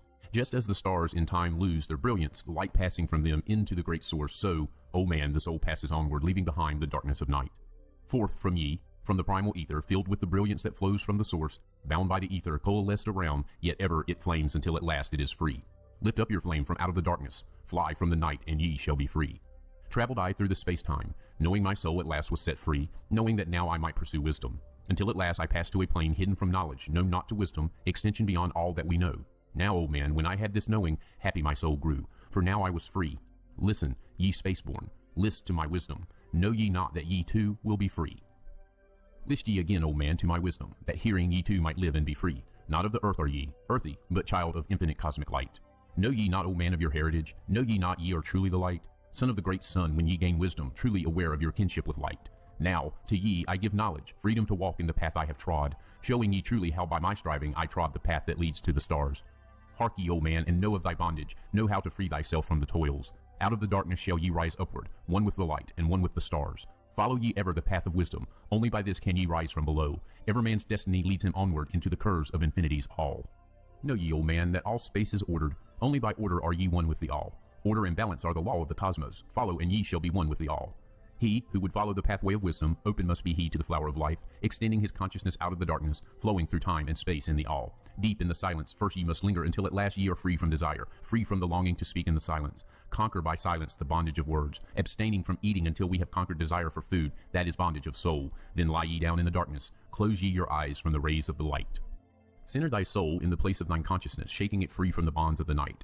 Place in thy mind, place the image thou desired. Picture the place thou desire to see. Vibrate back and forth with thy power. Loosen the soul from out of its night. Fiercely must thou shake with all of thy power, until at last thy soul shall be free. Mighty beyond words is the flame of the cosmic, hanging in planes unknown to man, mighty and balanced, moving in order, music of harmonies far beyond man. Speaking with music, singing with color, flame from the beginning of eternity's all. Spark of the flame art thou, O my children, burning with color and living with music. List to the voice, and thou shalt be free. Consciousness free is fused with the cosmic, one with the order and law of the all. Knew ye not, man, that out of darkness light shall flame forth, a symbol of all? Pray ye this prayer for attaining of wisdom. Pray for the coming of light to the all. Mighty spirit of light that shines through the cosmos, draw my flame closer in harmony to thee. Lift up my fire from out of the darkness, magnet of fire that is one with the all. Lift up my soul, thou mighty and potent, child of the light, turn not away. Draw me in power to melt in thy furnace, one with all things and all things in one, fire of the life strain and one with the brain. When ye have freed thy soul from its bondage, know that for ye the darkness is gone. Ever through space ye may seek wisdom, bound not by the fetters forged in the flesh. Onward and upward into the morning, free flash, O soul, to the realms of light. Move thou in order, move thou in harmony, freely shalt move with the children of light. Seek ye and know ye my key of wisdom, thus, O man, ye shall surely be free. Oft dream I of buried Atlantis, lost in the ages that have passed into night. Eon on eon thou existed in beauty, a light shining through the darkness of night. mighty in power, ruling the earthborn, lord of the earth in Atlantis day, king of the nations, master of wisdom, light through Suntal, keeper of the way, dwelt his temple, the master of Unal, light of the earth in Atlantis day. Master he from a cycle beyond us, living in bodies as one among men, not as the earthborn, he from beyond us, son of a cycle, advanced beyond men. Know ye, O man, that Horlet the master was never one with the children of men. Far in the past time when Atlantis first grew as a power, appeared there one with the key of wisdom, showing the way of light to all. Showed he to all men the path of attainment, way of the light that flows among men, mastering darkness, leading the man soul upward to heights that were one with the light. Divided the kingdoms he into sections. 10 were they, ruled by children of men. Upon another built he a temple, built but not by the children of men. Out of the ether called he its substance, molded and formed by the power of Dahlin into the forms he built with his mind. Mile upon mile it covered the island, space upon space it grew in its might. Black, yet not black, but dark like space-time, deep in its heart the essence of light. Swiftly the temple grew into being, molded and shaped by the word of the dweller, called from the formless into form. Builded he then within it great chambers, filled them with forms called forth from the ether, filled them with wisdom called forth by his mind. Formless was he within the temple, yet was he formed in the image of men. Dwelling among them, yet not of them, strange and far different was he from the children of men. Choose he then from among the people 3 who became his gateway. Choose he the 3 from the highest to become his links with Atlantis. Messengers they who carried his counsel to the kings of the children of men. Brought he forth others and taught them wisdom. Teachers they to the children of men. Placed he them on the island of Undal to stand as teachers of light to men. Each of those who were thus chosen, taught must he be for years 5 and 10. Only thus could he have understanding to bring light to the children of men. Thus there came into being the temple, a dwelling place for the master of men. I, Thoth, have ever sought wisdom, searching in darkness and searching in light. Long in my youth I traveled the pathway, seeking ever new knowledge to gain, until after much striving one of the 3 to me brought the light. Brought he to me the commands of the dweller, called me from the darkness into the light. Brought he me, before the dweller, deep in the temple before the great fire. There on the great throne beheld I, the dweller, clothed with the light and flashing with fire. Down I knelt before that great wisdom, filling the light flowing through me in waves. Heard I then the voice of the dweller, O darkness, come into the light. Long have ye sought the pathway to light. Each soul on earth that loosens its fetters shall soon be made free from the bondage of night. Forth from the darkness have ye arisen, closer approach the light of your goal. Here ye shall dwell as one of my children, keeper of records gathered by wisdom, instrument thou of the light from beyond. Ready by thou made to do what is needed, preserver of wisdom through the ages of darkness. That shall come fast on the children of men. Live thee here and drink of all wisdom. Secrets and mysteries unto thee shall unveil. Then I answered the master of cycles, saying, O light that descended to men, give thou to me of thy wisdom that I might be a teacher of men. Give thou of thy light that I may be free. Spoke then to me again the master. Age after age shall ye live through your wisdom. Aye, when over Atlantis the ocean waves roll, holding the light, though hidden in darkness, ready to come whenever thou shalt call. Go thee now and learn greater wisdom. Grow thou through light to infinity's all. Long then dwelt I in the temple of the dweller, until at last I was one with the light. Light there was in ancient Atlantis, yet darkness too was hidden in all. Fell from the light into the darkness some who had risen to heights among men. Proud they became because of their knowledge. Proud were they of their place among men. Deep delved they into the forbidden, opened the gateway that led to below. Sought they to gain ever more knowledge, but seeking to bring it up from below. He who descends below must have balance, else he is bound by lack of our light. Opened they then, by their knowledge, pathways forbidden to man. But in his temple, all-seeing, the dweller lay in his Egwanti, while through Atlantis his soul roamed free. Saw he the Atlanteans, by their magic, opening the gateway that would bring to earth a great woe. Fast fled his soul then back to his body. Up he arose from his Egwanti, called he the 3 mighty messengers, gave the commands that shattered the world. Deep neath earth's crust to the halls of Amenti swiftly descended the dweller. Called he then on the powers of the 7 lords wielded, changed the earth's balance. Down sank Atlantis beneath the dark waves. Shattered the gateway that had been opened, shattered the doorway that led down below. All of the islands were shattered except Unal, and part of the island of the sons of the dweller. Preserved he them to be the teachers, lights on the path for those to come after, lights for the lesser children of men. Called he then I Thoth before him, gave me commands for all I should do, saying, Take thou, O Thoth, all of your wisdom, take all your records, take all your magic. Go thou forth as a teacher of men. Go thou forth, reserving the records until in time light grows among men. Light shall thou be all through the ages, hidden yet found by enlightened men. Over all earth give we ye power, free thou to give or take it away. Gather thou now the sons of Atlantis, take them and flee to the people of the rock caves, fly to the land of the children of Kim. Then gathered I the sons of Atlantis into the spaceship. I brought all my records, brought the records of sunken Atlantis. Gathered I all my powers, instruments many of mighty magic. Up then we rose on the wings of the morning. High we arose above the temple, leaving behind the 3 and dweller deep in the halls neath the temple, closing the pathway to the lords of the cycles. Yet, ever to him who has knowing, open shall be the path to Amenti. Fast fled we then on the wings of the morning, fled to the land of the children of Kim, There by my power I conquered and ruled them, raised I to light the children of Kim. Deep neath the rocks I buried my spaceship, waiting the time when man might be free. Over the spaceship erected a marker in the form of a lion yet like unto man. There neath the image rests yet my spaceship, forth to be brought when need shall arise. Know ye, old man, that far in the future invaders shall come from out of the deep. Then awake, ye who have wisdom, bring forth my ship and conquer with ease. Deep neath the image lies my secret, search and find in the pyramid I built. Each to the other is the keystone, each the gateway that leads into life. Follow the key I leave behind me. Seek, and the doorway to life shall be thine. Seek thou in my pyramid deep in the passage that ends in a wall. Use thou the key of the seven, and open to thee the pathway will fall. Now unto thee I have given my wisdom. Now unto thee I have given my way. Follow the pathway. Solve thou my secrets. Until thee I have shown the way. Hark ye, old man, to the wisdom of magic. Hark the knowledge of powers forgotten. Long ago, in the days of the first man, warfare began between darkness and light. Men then, as now, were filled with both darkness and light, and while in some darkness held sway, in other light filled the soul. Aye, age-old in this warfare, the eternal struggle between darkness and light, fiercely is fought all through the ages, using strange powers hidden to man. The depths has there been filled with the blackness, struggling always against the light, but others there are who, filled with brightness, have conquered the darkness of night. Wherever ye may be in all ages and planes, surely ye shall know of the battle with night. Long ages ago, the sons of the morning descending found the world filled with night. There in that past began the struggle, the age-old battle, darkness and light. Many in time were so filled with darkness that only feebly flamed the light from the night. Some they were, masters of darkness, who sought to fill all with their darkness, sought to draw others into their night. Fiercely withstood they, the masters of rightness, fiercely fought they from the darkness of night. Sought ever to tighten the fetters, the chains that bind men to the darkness of night. Used they always the dark magic, brought into men by the power of darkness, magic that enshrouded man's soul with darkness. Banded together, as in order, brothers of darkness, they through the ages, antagonists they to the children of men. Walked they always secret and hidden, found, yet not found by the children of men. Forever they walked and worked in darkness, hiding from the light in the darkness of night. Silently, secretly, used they their power, enslaving and binding the soul of men. Unseen they come, and unseen they go. Man in his ignorance calls them from below. Dark is the way of the dark brothers travel, dark of the darkness, not of the night. Traveling over earth they walk through man's dreams. Power they have gained from the darkness around them to call other dwellers from out of their plane in ways that are dark and unseen by man. Into man's mind space reach the dark brothers. Around it, they close the veil of their night. There, through its lifetime, that soul dwells in bondage, bound by the fetters of the veil of the night. Mighty are they in the forbidden knowledge, forbidden because it is one with the night. Hark ye, old man, and list to my warning. Be ye free from the bondage of night. Surrender not your soul to the brothers of darkness. Keep thy face ever turned towards the light. Know ye not, O man, that your sorrow only has come through the veil of the night? Aye, man, heed ye my warning. Strive ever upward. Turn your soul toward the light. The brothers of darkness seek for their brothers, those who traveled the pathway of light.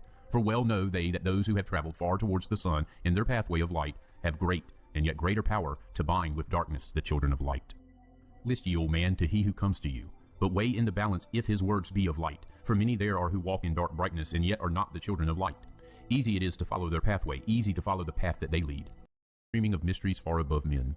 Then in my heart grew there a great longing to conquer the pathway that led to the stars. Year after year I sought after wisdom, seeking new knowledge, following the way, until at last my soul, in great travail, broke from its bondage and bounded away. Free was I from the bondage of earthmen. Free from the body I flashed through the night. Unlocked at last for me was the star space. Free was I from the bondage of night. Now to the end of space sought I wisdom, far beyond knowledge of finite man.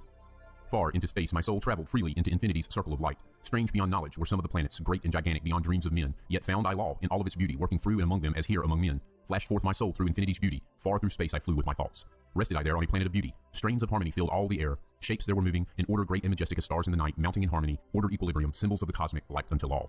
Many the stars I passed in my journey, many the races of men on their worlds, some reaching high as stars of the morning, some falling low in the blackness of night, each and all of them struggling upward, gaining the heights and plumbing the depths, moving at times in realms of brightness, living through darkness, gaining the light. Know, O man, that light is thine heritage. Know that darkness is only a veil. Sealed in thine heart is brightness eternal, waiting the moment of freedom to conquer, waiting to rend the veil of the night. Some I found who had conquered the ether. Free of space were they while yet they were men. Using the force that is the foundation of all things, far in space constructed they a planet, drawn by the force that flows through the all, condensing, coalescing the ether into forms that grew as they willed. Outstripping in science, they, all of the races, mighty in wisdom, sons of the stars. Long time I paused, watching their wisdom, saw them create from out of the ether cities, gigantic of rose and gold, formed forth from the primal element, base of all matter, the ether far flung. Far in the past they had conquered the ether, freed themselves from the bondage of toil, formed in their mind only a picture and swiftly created, it grew. Forth then my soul sped throughout the cosmos, seeing ever new things and old, learning that man is truly spaceborn, a son of the sun, a child of the stars.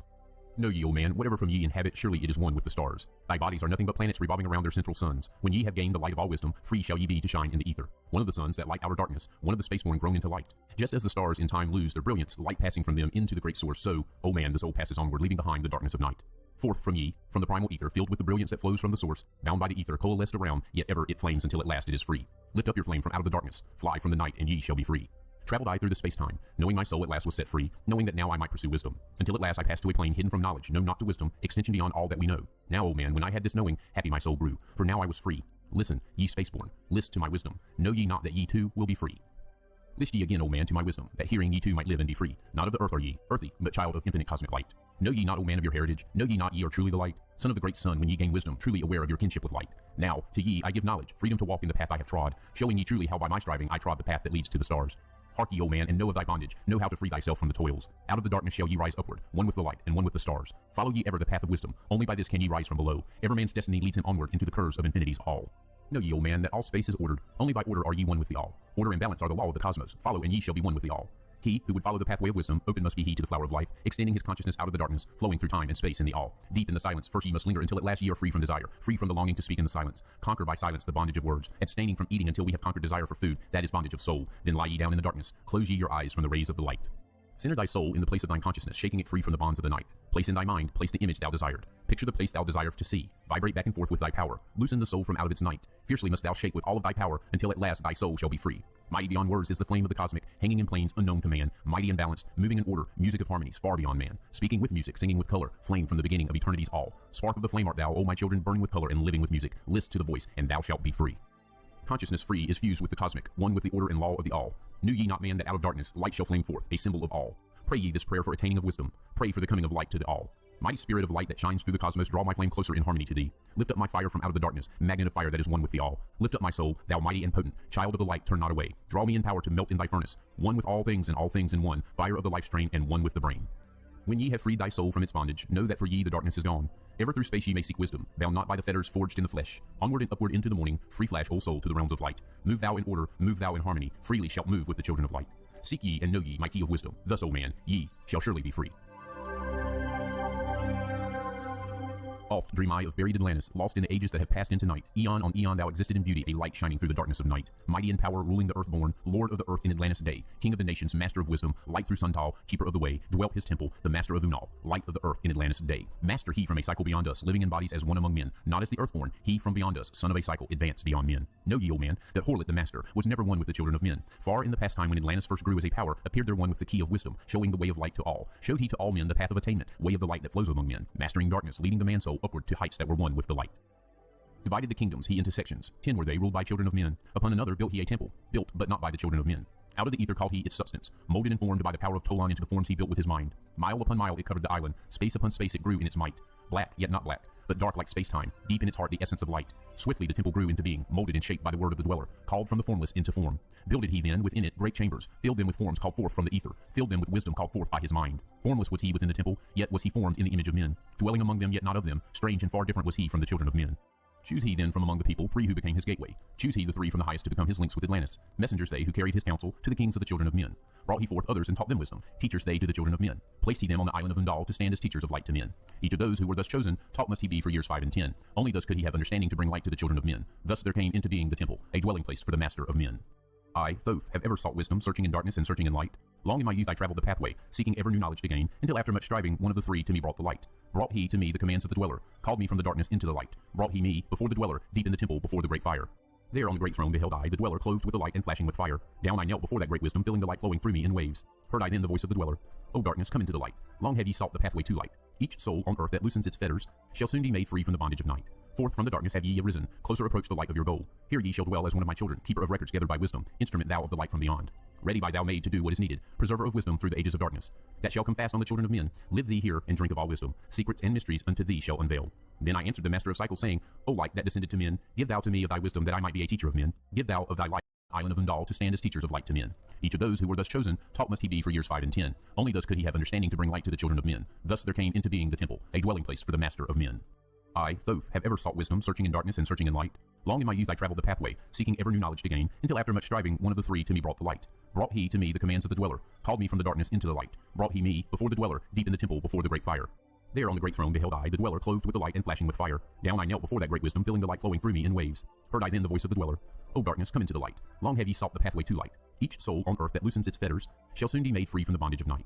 Forth from the darkness have ye arisen, closer approach the light of your goal. Here ye shall dwell as one of my children, keeper of records gathered by wisdom, instrument thou of the light from beyond. Ready by thou made to do what is needed, preserver of wisdom through the ages of darkness. That shall come fast on the children of men. Live thee here and drink of all wisdom. Secrets and mysteries unto thee shall unveil.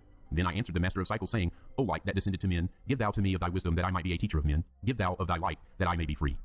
Spoke then to me again the master. Age after age shall ye live through your wisdom. Aye, when over Atlantis the ocean waves roll, holding the light, though hidden in darkness, ready to come whenever thou shalt call. Go thee now and learn greater wisdom. Grow thou through light to infinity's all. Long then dwelt I in the temple of the dweller, until at last I was one with the light. Light there was in ancient Atlantis, yet darkness too was hidden in all. Fell from the light into the darkness some who had risen to heights among men. Proud they became because of their knowledge. Proud were they of their place among men. Deep delved they into the forbidden, opened the gateway that led to below. Sought they to gain ever more knowledge, but seeking to bring it up from below. He who descends below must have balance, else he is bound by lack of our light. Opened they then by their knowledge pathways forbidden to man. But in his temple, all-seeing, the dweller lay in his Egwanti, while through Atlantis his soul roamed free. Saw he the Atlanteans by their magic, opening the gateway that would bring to earth a great woe. Fast fled his soul then back to his body. Up he arose from his Egwanti, called he the three mighty messengers, gave the commands that shattered the world. Deep neath earth's crust to the halls of Amenti swiftly descended the dweller. Called he then on the powers of the seven lords wielded, changed the earth's balance. Down sank Atlantis beneath the dark waves. Shattered the gateway that had been opened, shattered the doorway that led down below. All of the islands were shattered except Unal, and part of the island of the sons of the dweller. Preserved he them to be the teachers, lights on the path for those to come after, lights for the lesser children of men. Called he then I Thoth before him, gave me commands for all I should do, saying, Take thou, O Thoth, all of your wisdom, take all your records, take all your magic. Go thou forth as a teacher of men. Go thou forth, reserving the records until in time light grows among men. Light shall thou be all through the ages, hidden yet found by enlightened men. Over all earth give we ye power, free thou to give or take it away. Gather thou now the sons of Atlantis, take them and flee to the people of the rock caves. Fly to the land of the children of Kim. Then gathered I the sons of Atlantis into the spaceship. I brought all my records, brought the records of sunken Atlantis. Gathered I all my powers, instruments many of mighty magic. Up then we rose on the wings of the morning. High we arose above the temple, leaving behind the three and dweller deep in the halls neath the temple, closing the pathway to the lords of the cycles. Yet ever to him who has knowing, open shall be the path to Amenti. Fast fled we then on the wings of the morning, fled to the land of the children of Kim. There by my power I conquered and ruled them, raised I to light the children of Kim. Deep neath the rocks I buried my spaceship, waiting the time when man might be free. Over the spaceship erected a marker in the form of a lion yet like unto man. There neath the image rest yet my spaceship, forth to be brought when need shall arise. Know ye, O man, that far in the future invaders shall come from out of the deep. Then awake, ye who have wisdom, bring forth my ship and conquer with ease. Deep neath the image lies my secret, search and find in the pyramid I built. Each to the other is the keystone, each the gateway that leads into life. Follow the key I leave behind me. Seek, and the doorway to life shall be thine. Seek thou in my pyramid deep in the passage that ends in a wall. Use thou the key of the seven, and open to thee the pathway will fall. Now unto thee I have given my wisdom. Now unto thee I have given my way. Follow the pathway. Solve thou my secrets. Until thee I have shown the way. Hark ye, O man, to the wisdom of magic. Hark the knowledge of powers forgotten. Long ago in the days of the first man, warfare began between darkness and light.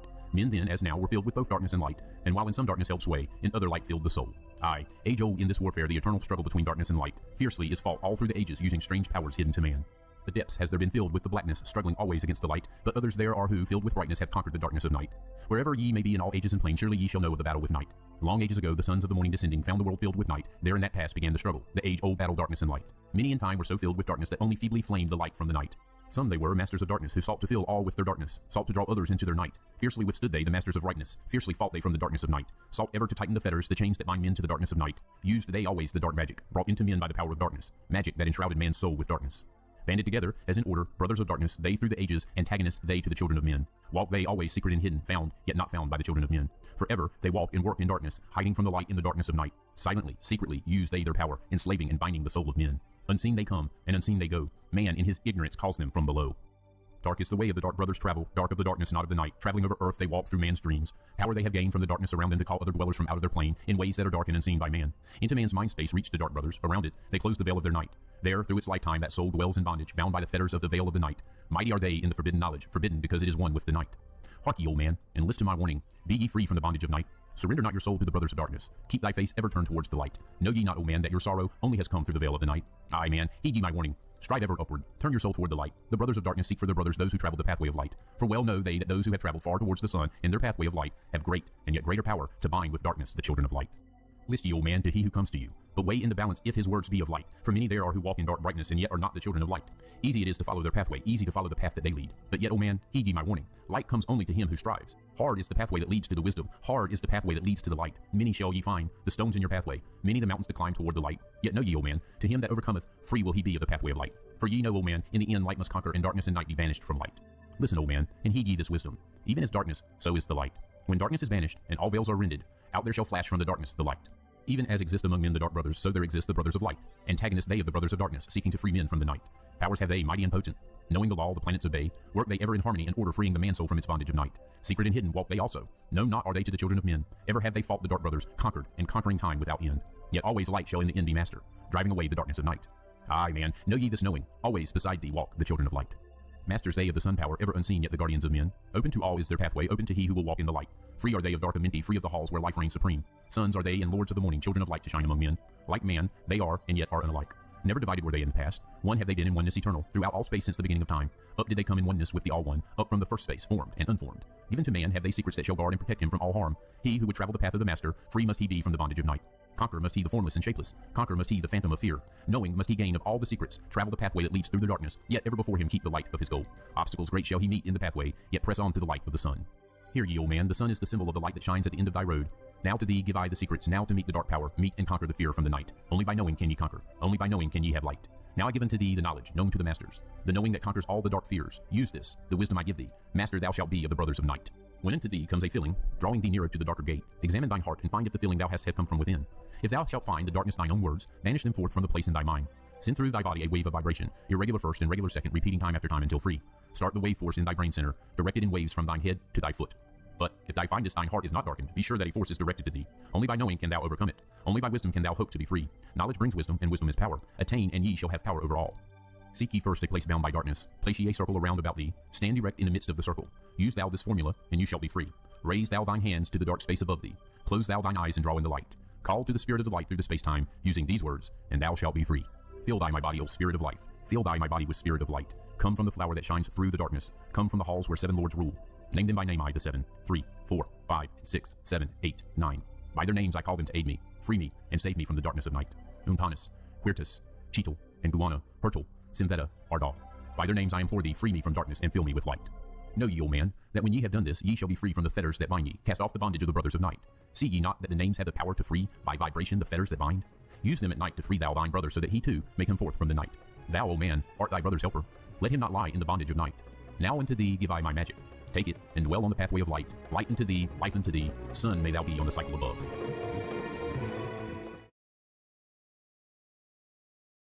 Hark ye, O man, and list to my voice. Open thy mind space and drink of my wisdom. Dark is the pathway of life that ye travel. Many the pitfalls that lie in thy way. Seek ye ever to gain greater wisdom. Attain, and it shall be on thy way.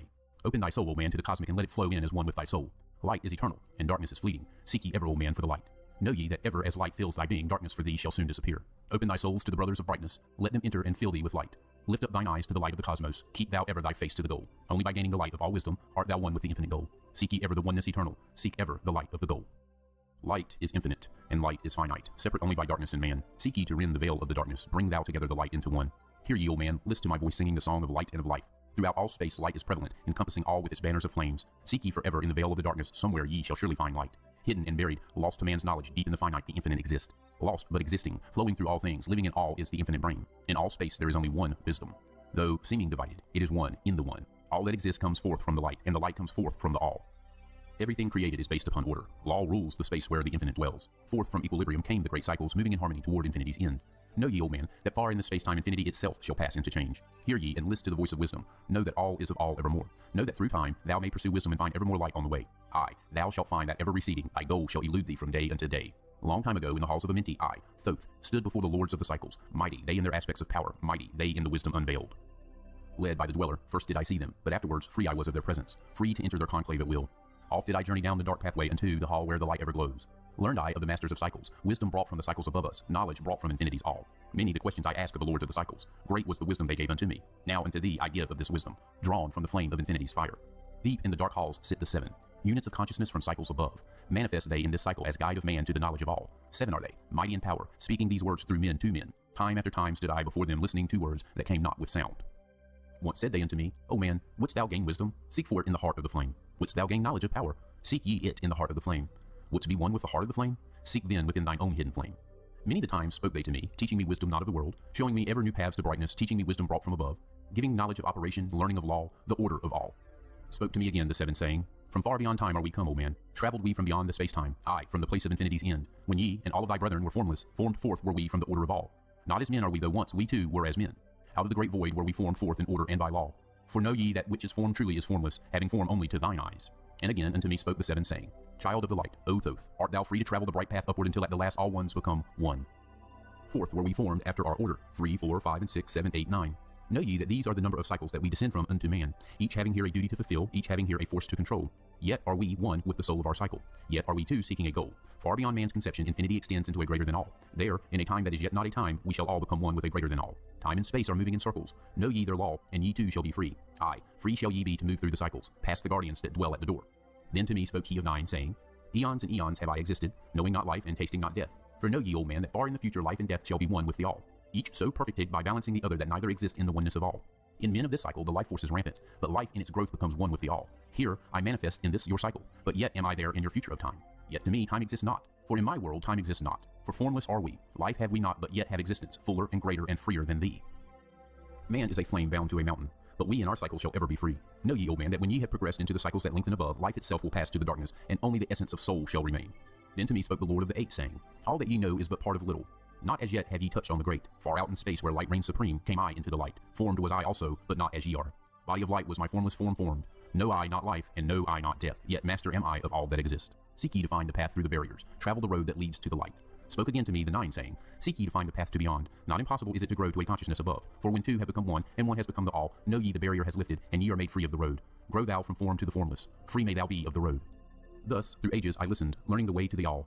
Now lift I my thought to the all thing. List ye, and hear when it calls. O light, all-pervading, one with all, and all with one, flow thou to me, through the channel. Enter thou so that I may be free. Make me one with the all-soul, shining from the blackness of night. Free let me be of all space-time, free from the veil of the night. I, a child of the light, command, free from the darkness to be. Formless am I to the light soul, formless, yet shining with light. Know I the bonds of the darkness must shatter and fall before light. Now give I this wisdom. Free may ye be, O man, living in light and in brightness. Turn not thy face from the light. Thy soul dwells in realms of brightness. Ye are a child of the light. Turn thy thoughts inward, not outward. Find thou the light soul within. Know that thou art the master. All else is brought from within. Grow thou to the realms of brightness. Hold thou thy thought on the light.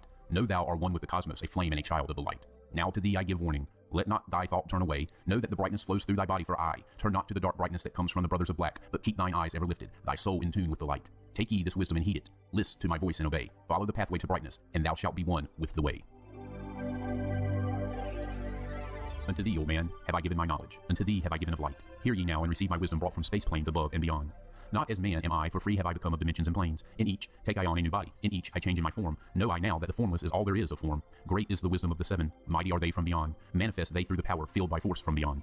Hear ye these words of wisdom. Hear ye and make them thine own. Find in them the formless. Find ye the key to beyond. Mystery is but hidden knowledge. Know and ye shall unveil. Find the deep buried wisdom and be master of darkness and light.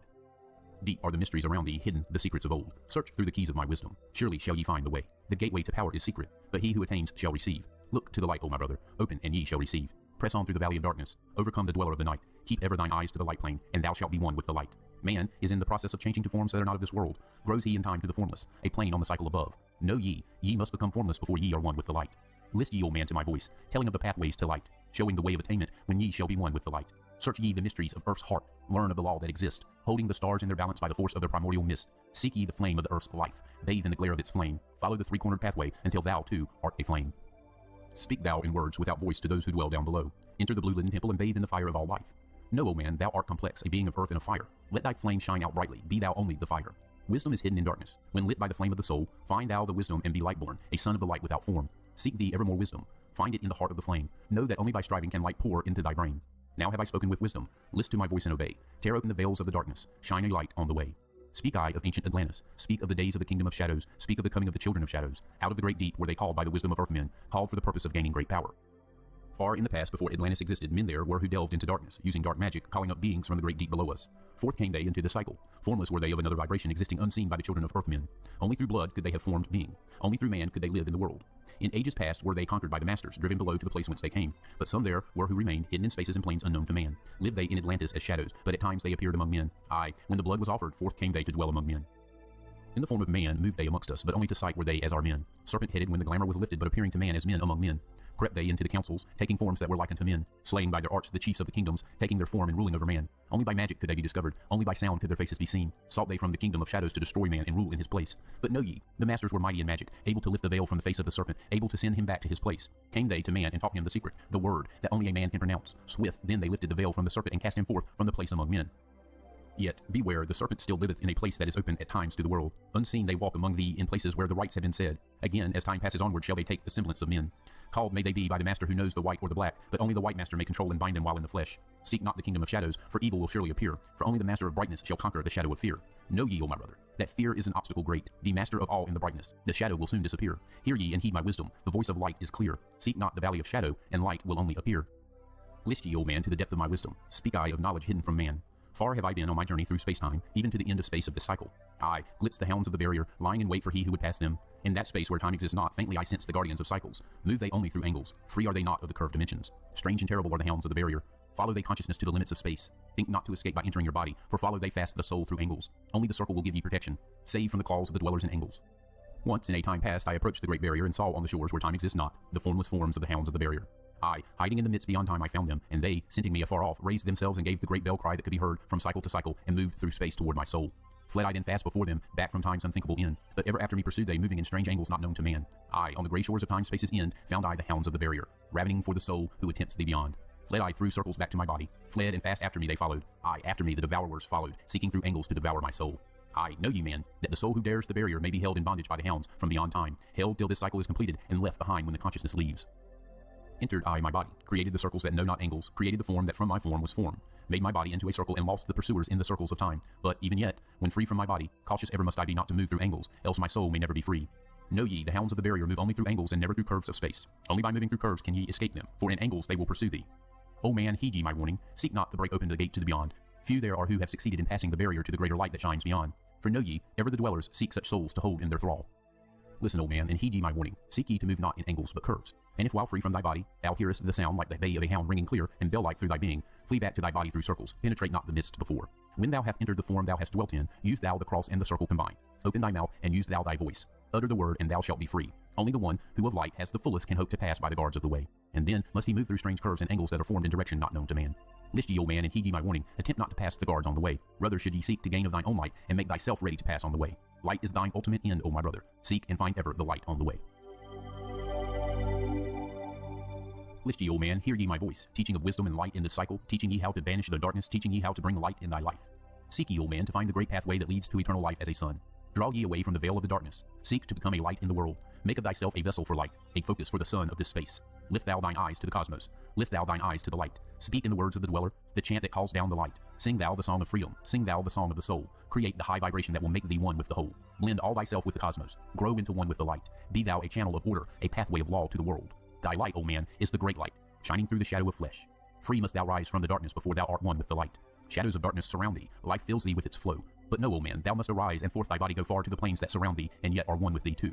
Look all around thee, O man. See thine own light reflected. Aye, even in the darkness around thee, thine own light pours forth through the veil. Seek thou for wisdom always. Let not thine body betray. Keep in the path of the light wave. Shun thou the darkened way. Know thee that wisdom is lasting, existing since the all-soul began, creating harmony from by the law that exists in the way. List ye, O man, to the teachings of wisdom. List to the voice that speaks of the past time. I shall tell thee knowledge forbidden. Tell ye of wisdom hidden in past time, lost in the midst of darkness around thee. Know ye, O man, ye are the ultimate of all things. Only the knowledge of this is forgotten, lost when man was cast into bondage, bound and fettered by the chains of the darkness.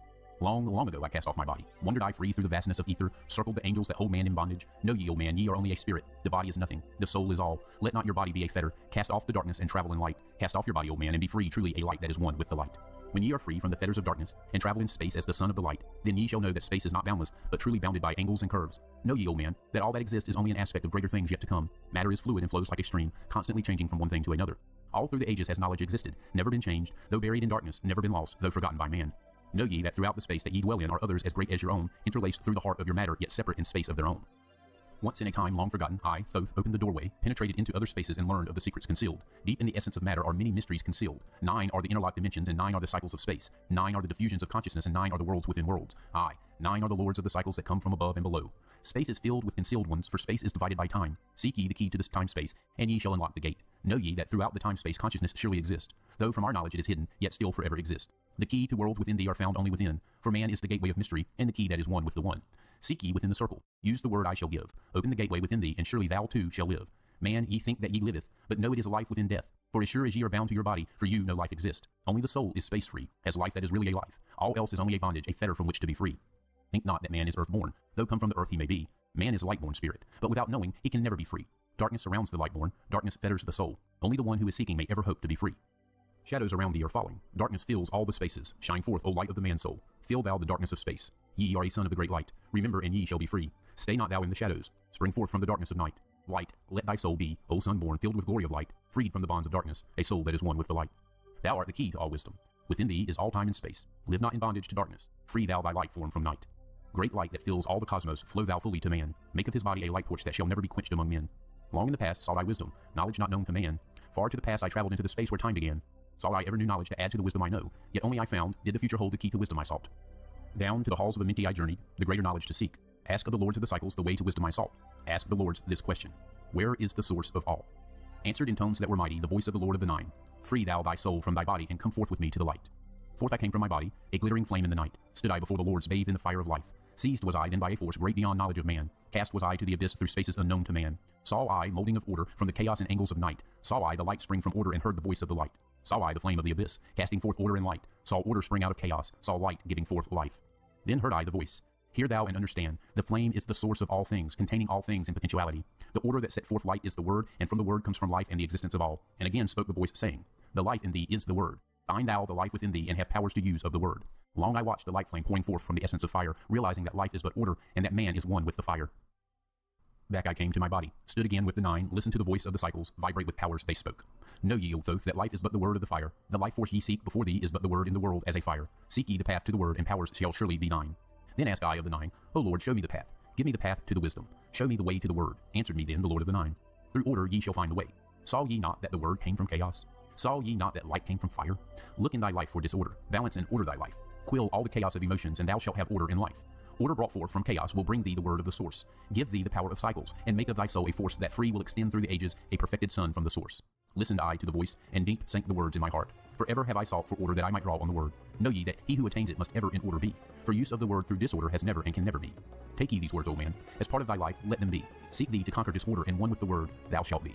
Put forth thy effort in gaining light on the pathway of life. Seek to be one with the sun state. Seek to be solely the light. Hold thou thy thought on the oneness of light with the body of man. Know that all is order from chaos born into light. List ye, O man, take of my wisdom. Learn of the deep hidden mysteries of space. Learn of the thought that grew in the abyss, bringing order and harmony in space. Know ye, O man, that all exist has being only because of the law. Know ye the law, and ye shall be free, never be bound by the fetters of night. Far through strange spaces have I journeyed into the deep of the abyss of time, learning strange and yet stranger mysteries, until in the end all was revealed. Know ye that mystery is only mystery when it is knowledge unknown to man. When ye have plumbed the heart of all mystery, knowledge and wisdom will surely be thine. Seek ye, and learn that time is the secret whereby ye may be free of this space.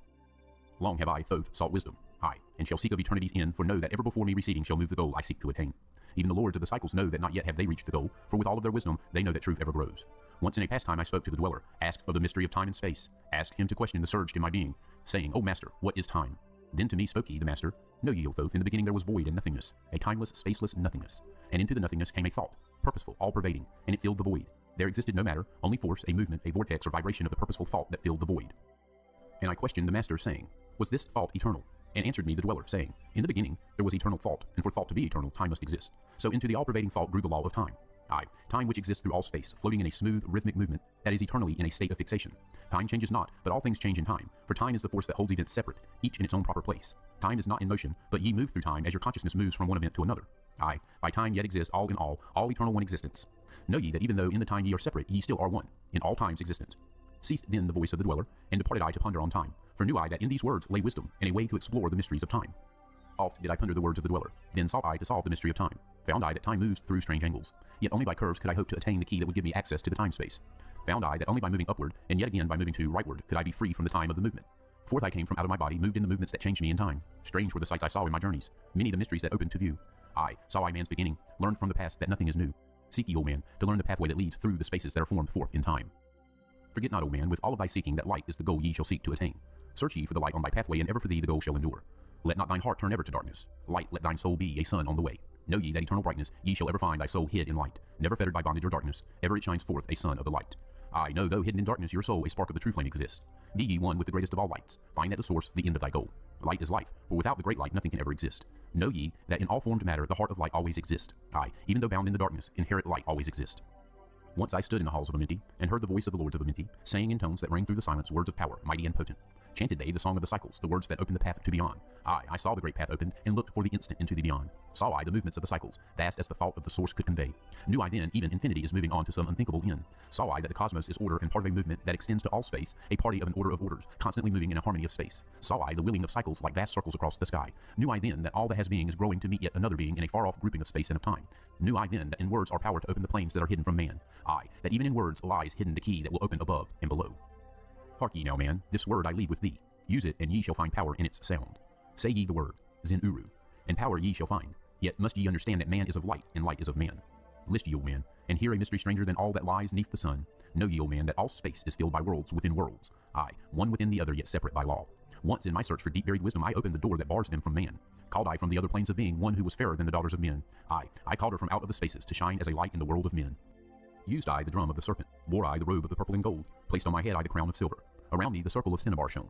Raised I my arms and cried the invocation that opens the path to the plains beyond. Cried to the lords of the signs in their houses. Lords of the two horizons, watchers of the treble gates, stand ye one at the right and one at the left, as the star rises to his throne and rules over his sign.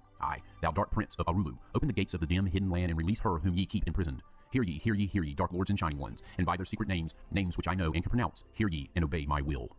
Lit I then with flame my circle and called her in the space plains beyond. Daughter of light, return from Arulu. 7 times and 7 times have I passed through the fire. Food have I not eaten, water I have not drunk. I call thee from Arulu, from the realms of Ekershigal. I summon thee, Lady of Light. Then before me rose the dark figures, the figures of the lords of Arulu. Parted they before me, and forth came the Lady of Light. Free was she now from the lords of the night, free to live in the light of the earth sun, free to live as a child of the light. Hear ye and listen, O my children. Magic is knowledgeable, and only is law. Be not afraid of the power within thee, for it follows law as the stars in the sky. Know ye that to be without knowledge, wisdom is magic and not of the law. But know ye that ever ye by your knowledge can approach closer to a place in the sun. List ye, my children, follow my teaching. Be ye ever seeker of light. Shine in the world of men all around thee, a light on the path that shall shine among men. Follow ye and learn of my magic. Know that all force is thine if thou wilt. Fear not the path that leads thee to knowledge, but rather shun ye the dark road. Light is thine, O man, for the taking. Cast off the fetters, and thou shalt be free. Know ye that thy soul is living in bondage, fettered by fears that hold ye in thrall. Open thy eyes and see the great sunlight. Be not afraid, for all is thine own. Fear is the lord of the dark, Arulu, to he who never faced the dark fear. Know that fear has existence created by those who are bound by their fears. Shake off thy bondage, O children, and walk in the light of the glorious day. Never turn thy thoughts to the darkness, and surely ye shall be one with the light. Man is only what he believeth, a brother of darkness, or a child of the light. Come thou into the light, my children. Walk in the pathway that leads to the sun. Hark ye now, and list to the wisdom. Use thou the word I have given unto thee. Use it, and surely thou shalt find power and wisdom and light to walk in the way. Seek thee, and find the key I have given, and ever shalt thou be a child of the light. Hear ye, and list ye, O children of Kim, to the words that I give that shall bring ye to the light. Ye know, O men, that I knew your fathers. Your fathers in a time long ago. Deathless have I been through all the ages, living among ye since your knowledge began. Leading you upward to the light of the great soul have I ever striven, drawing ye from out of the darkness of night. Know ye, O people amongst whom I walk, that I, Thoth, have all of the knowledge and all of the wisdom known to man since the ancient days. Keeper have I been of the secrets of the great race, holder of the key that leads into life. Bringer up have I been to ye, O my children, even from the darkness of the ancient of days. List ye now to the words of my wisdom, list ye now to the message I bring. Hear ye now the words I give thee, and ye shall be raised from the darkness to light. Far in the past, when I first came to thee, found I thee in caves of rocks. Lifted I thee by my power and wisdom until thou didst shine as men among men. Found I thee without any knowing, only a little were ye raised beyond beast. Fanned I ever the spark of thy consciousness until at last ye flamed as men. Now shall I speak to thee knowledge, ancient beyond the thought of thy race. Know ye that we of the great race had and have knowledge that is more than man's. Wisdom we gained from the starborn races, wisdom and knowledge far beyond man. Down to us had descended the masters of wisdom as far beyond us as I am from thee. List ye now while I give ye wisdom, use it, and free thou shalt be. Know ye that in the pyramid I builded are the keys that shall show ye the way into life. Draw ye a line from the great image I builded to the apex of the pyramid built as a gateway. Draw ye another opposite in the same angle and direction. Dig ye and find that which I have hidden. There shall ye find the underground entrance to the secrets hidden before ye were men. Tell ye I now of the mystery of cycles that move in movements that are strange to the finite, for infinite are they beyond knowledge of man. Know ye that there are 9 of the cycles, 9 above and 14 below, moving in harmony to the place of joining that shall exist in the future of time. Know ye that the lords of the cycles are units of consciousness sent from the others to unify this with the all. Highest are they of the consciousness of all the cycles, working in harmony with the law. Know they that in time all will be perfected, having none above and none below, but all one in a perfected infinity, a harmony of all in the oneness of all. Deep beneath the earth's surface in the halls of Amenti sit the 7, the lords of the cycles, and another the lord from below. Yet know thee that in infinity there is neither above nor below, but ever there is and ever shall be oneness of all when all is complete. Oft have I stood before the lords of the all. Oft at the front of their wisdom have drunken and filled both my body and soul with their light. Spake they to me and told me of cycles and the law that gives them the means to exist. Spake to me the lord of the 9, saying, O Thoth, great are ye among earth children, but mysteries exist of which ye know not. Ye know that ye came from a space-time below this, and know ye shall travel to a space-time beyond. But little ye know of the mysteries within them, little ye know of the wisdom beyond. Know ye that ye as a whole in the consciousness are only a cell in the process of growth. The consciousness below thee is ever expanding in different ways from those known to thee. Aye, it, though in space-time below thee, is ever growing in ways that are different from those that were part of the ways of thine own. For know that it grows as a result of thy growth, but not in the same way that thou didst grow. The growth that thou had and have in the present had brought into being a cause and effect. No consciousness follows the path of those before it, else all would be repetition in vain. Each consciousness in the cycle it exists and follows its own path to the ultimate goal. Each plays its part in the plan of the cosmos. Each plays its part in the ultimate end. The farther the cycle, the greater its knowledge and ability to blend the law of the whole. Know ye that ye in the cycles below us are working the minor parts of the law, while we of the cycle that extends to infinity take of the striving and build greater law. Each has his own part to play in the cycles. Each has his work to complete in his way. The cycle below thee is yet not below thee, but only formed for a need that exists. For know ye that the fountain of wisdom that sends forth the cycles is eternally seeking new powers to gain. Ye know that knowledge is gained only by practice, and wisdom comes forth only from knowledge, and thus are the cycles created by law. Means are they for the gaining of knowledge for the plane of law that is the source of the all. The cycle below is not truly below, but only different in space and in time. The consciousness there is working and testing lesser things than those ye are. And know, just as ye are working on greater, so above ye are those who are also working as ye are on yet other laws. The difference that exists between the cycles is only an ability to work with the law. We, who have being in cycles beyond thee, are those who first came forth for the source and having the passage through time and space, gained ability to use laws of the greater that are far beyond the conception of man. Nothing there is that is really below thee, but only a different operation of law. Look thee above, or look thee below, the same shall ye find. For all is but part of the oneness that is at the source of the law. The consciousness below thee is part of thine own, as we are a part of thine. Ye, as a child, had not the knowledge that came to ye when ye became a man.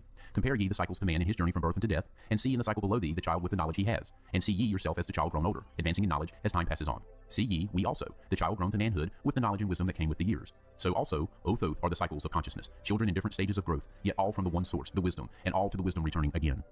Ceased then he from speaking, and sat in the silence that comes to the Lords. Then again spake he unto me, saying, O Thoth, long have we set in Amenti, guarding the flame of life in the halls. Yet no, we are still part of our cycles, with our vision reaching unto them and beyond. Aye, know we that of all, nothing else matters excepting the growth we can gain with our soul. Know we the flesh is fleeting, the things men count great are nothing to us. The things we seek are not of the body, but are only the perfected state of the soul. When ye as men can learn that nothing but progress of soul can count in the end, then truly ye are free from all bondage, free to work in a harmony of law.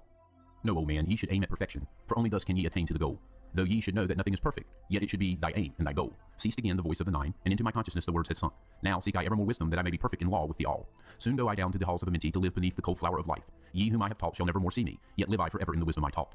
All that man is because of his wisdom. All that he shall be is the result of his cause. List ye now to my voice, and become greater than common man. Lift thine eyes upward, let light fill thy being, be thou ever children of light. Only by effort shall ye grow upward to the plane where light is the all of the all. Be ye the master of all that surrounds thee. Never be mastered by the effects of thy life. Create then ever more perfect causes, and in time shalt thou be a son of the light. Free, let thine soul soar ever upward, free from the bondage and fetters of night. Lift thine eyes to the sun in the sky space. For thee, let it be a symbol of life. Know that thou art the greater light, perfect in thine own sphere, when thou art free. Look not ever into the blackness. Lift up thine eyes to the space above. Free, let thine light flame upward, and shalt thou be a child of the light. List ye, O man, to the words of my wisdom. List to the voice of Thoth the Atlantean. Conquered have I the law of time-space. Knowledge have I gained of the future of time. Know I that man in his movement through space-time shall ever be one with the all. Know ye, O man, that all of the future is an open book to him who can read. All effect shall bring forth its causes, as all effects grew from the first cause. Know ye the future is not fixed or stable, but varies as cause brings forth an effect. Look in the cause thou shalt bring into being, and surely thou shalt see that all is effect. So, O man, be sure the effects that ye bring forth are ever causes of more perfect effects. Know ye, the future is never in fixation but follows man's free will as it moves through the movements of time-space toward the goal where a new time begins. Man can only read the future through the causes that bring the effects. Seek ye within the causation, and surely ye shall find the effects. List ye, O man, while I speak of the future. Speak of the effect that follows the cause. Know ye that man in his journey lightward is ever seeking escape from the night that surrounds him, like the shadows that surround the stars in the sky. Like the stars in the sky space, he too shall shine from the shadows of night. Ever his destiny shall lead him onward until he is one with the light. Aye, though his way lies midst the shadows, ever before him glows the great light. Dark though the way be, yet shall he conquer the shadows that flow around him like night. Far in the future I see man as light-born, free from the darkness that fetters the soul, living in light without the bounds of the darkness to cover the light that is light of their soul. Know ye, O man, before ye attain this, that many the dark shadows shall fall on your light, striving to quench with the shadows of darkness the light of the soul that strives to be free. Great is the struggle between light and darkness, age-old and yet ever new. Yet know in time, far in the future, light shall be all and darkness shall fall. List ye, O man, to my words of wisdom. Prepare, and ye shall not bind your light. Man has risen, and man has fallen, as ever new waves of consciousness flow from the great abyss below us toward the sun of their goal. Ye, my children, have risen from a state that was little above the beast, until now of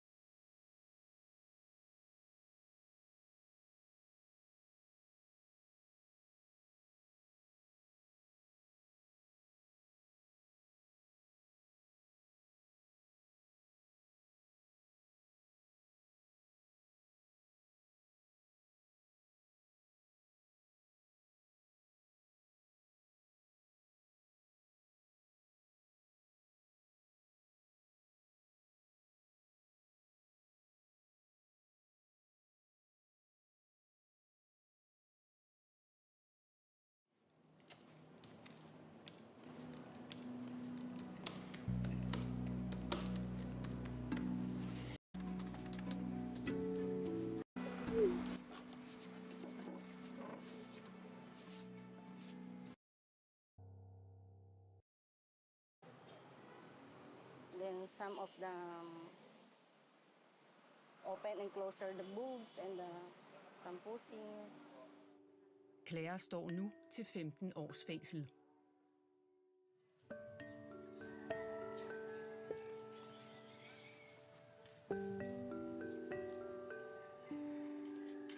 Langt væk fra fængslet, oppe i de filippinske bjerge, kommer vi tættere på virkeligheden, hvor børn bliver seksuelt misbrugt af udenlandske mænd over videochat på internettet.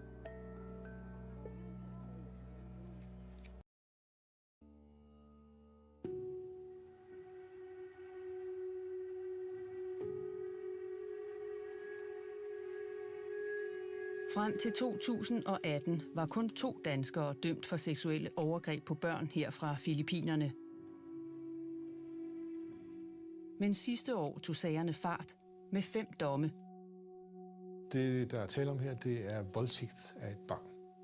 Uanset hvordan man vender og drejer det, hvis man sidder og bestemmer her i Danmark, hvad der skal ske mod et barn nede på Filippinerne, så medvirker man til voldtægt, selvom man ikke selv er til stede. Seksuelle overgreb bestilt på internettet er en ny form for kriminalitet, som domstole og politi skal forholde sig til. Politiet kan på ingen måde være alle steder, og vi ved, at overgrebene på Filippinerne de er simpelthen så massive, og de filippinske myndigheder har ikke en kinamands chance for selv at få stoppet det her.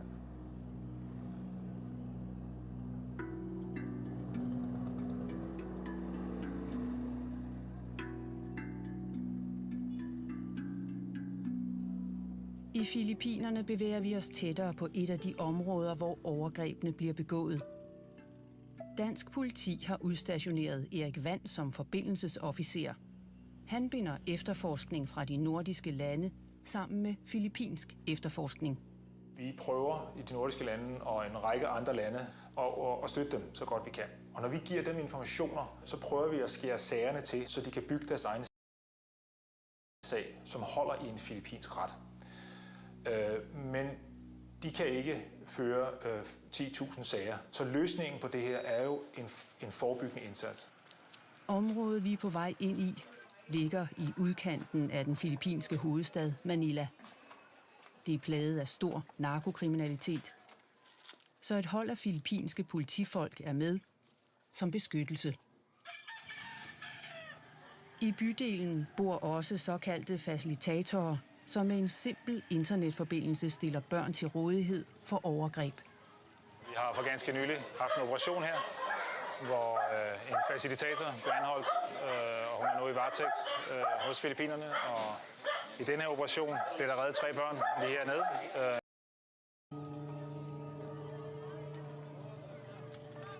Der har været sager i landsbyer, sådan i andre steder i Manila-området her i Filippinerne, hvor folk har solgt deres fiskerbåde og deres garn, fordi at forretningen ved fiskeriet var mindre indtjenende end at lave de her webshows. Og de har i stedet for købt sig en gammel laptop-computer og et webkamera, eller som er mest brugt i dag, nemlig bare en mobiltelefon. Og så kan man jo tjene penge hjemmefra, hvis man opretter sig en konto hos Western Union eller PayPal eller sådan noget, ikke?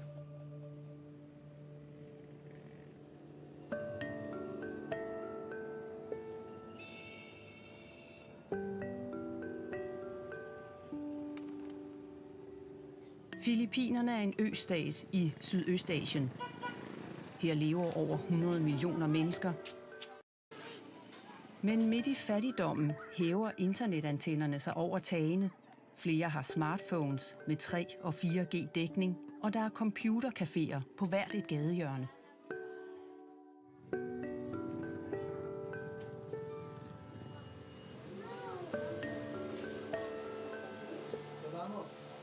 Computercaféer på hvert et gadehjørne.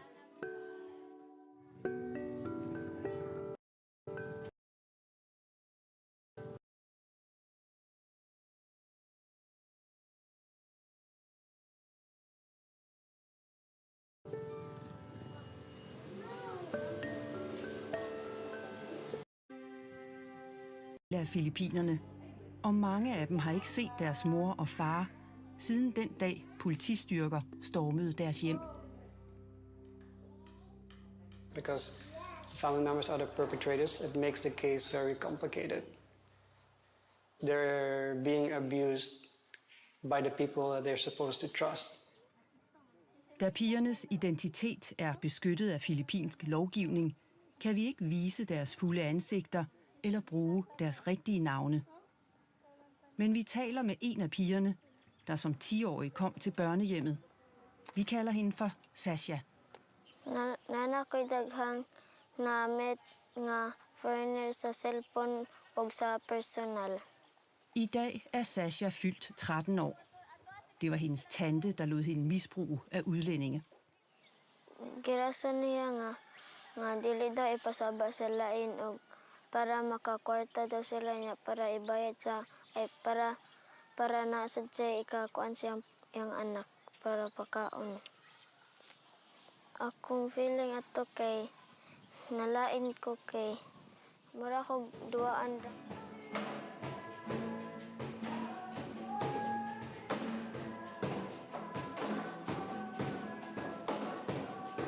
I dag er pigerne langsomt ved at få den barndom tilbage, som blev revet fra dem. We really try to give them the attention that they need and really create like a home away from home where they feel safe, where they feel like people care for them, where they can heal from the traumas and abuses of their past. For these girls, it's hard to admit that, you know, their mother or family member really did this. It takes a lot of courage for them to admit, because, you know, it's hard to admit, like, my family member was my perpetrator. Especially for the older girls, they really understand what happened to them. Yung kanang pabuo. Verden.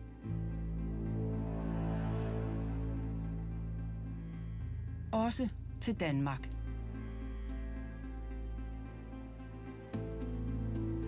Vi har oversat et uddrag af en samtale til dansk, fordi de indeholder detaljerede instruktioner af.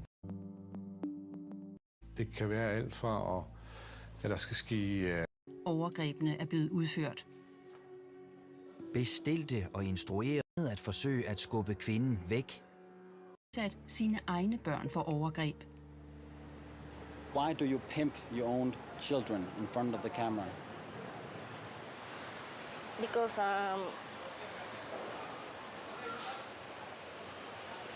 the man is offered to me the money and I have no choice to get this income.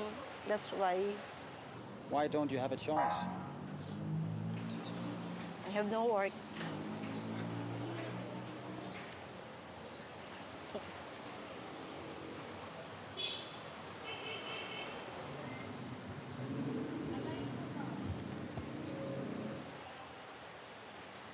But I don't like to do it. I know it's wrong. Vi har fundet frem til nogle fotos. De er af Claires døtre. This is a promise. Jesus, hver gang man stiller et barn til rådighed for overgreb. Det svarer til 250 danske kroner, og de penge rækker langt i et filippinsk slumkvarter.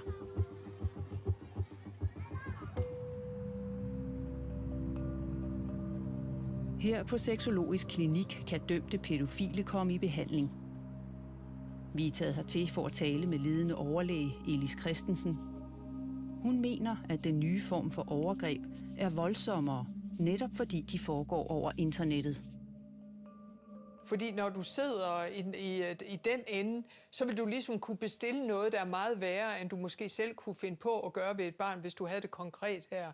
Og du får nogle andre til at udføre det, som heller ikke føler, at det er dem, der gør det, fordi det er jo ham, der bestilte det. Så alle kan ligesom lægge ansvaret fra sig. Og det du så oven i købet gør ved at gøre det på den måde, det er, at du får ofte barnets egen forældre til at lave de her overgreb. Elis Christensen har mange års erfaring med behandling af pædofile. Det folk siger, det er, at de faktisk helt glemte, at det var rigtige børn, de havde med at gøre. De tænkte ikke på dem som børn, som havde følelser og som kunne tage skade. Tror du, den forklaring er reel? Det tror jeg faktisk i situationen, der tror jeg, at de er drevet så meget af deres egen bortforklaringer og deres egen seksuelle lyst, at det er ud over, at de kan stoppe sig selv.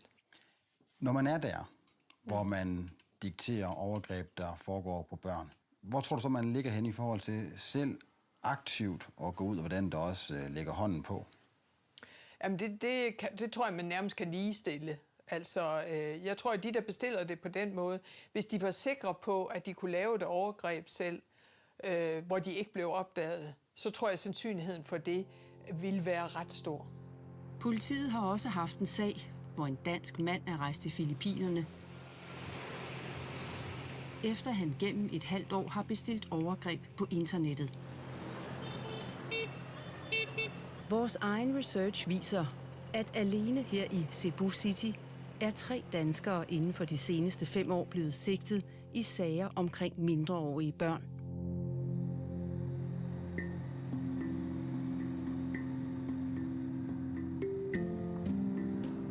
Vi er på vej mod toppen af byen.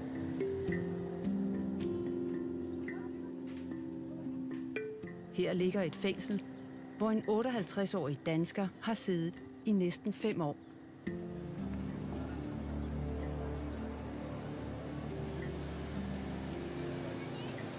Fængslet har normalt plads til 1600 indsatte, men i øjeblikket sidder over 5.000 mænd bag tremmerne. Vi har gennem flere måneder kontaktet fængselsmyndighederne i et forsøg på at få adgang til danskeren. Da vi ikke har fået noget svar, er vores sidste mulighed at møde op ved fængslet. I januar 2015 stormer filippinsk politi danskerens lejlighed. Her er han i selskab med et søskendepar på 10 og 12 år. De 2 børn er ifølge politiet i færd med at sniffe fugemasse. Danskeren anholdes og sigtes for at have misbrugt børnene seksuelt. Selvom vi nu står foran porten, får vi ikke adgang til fængslet.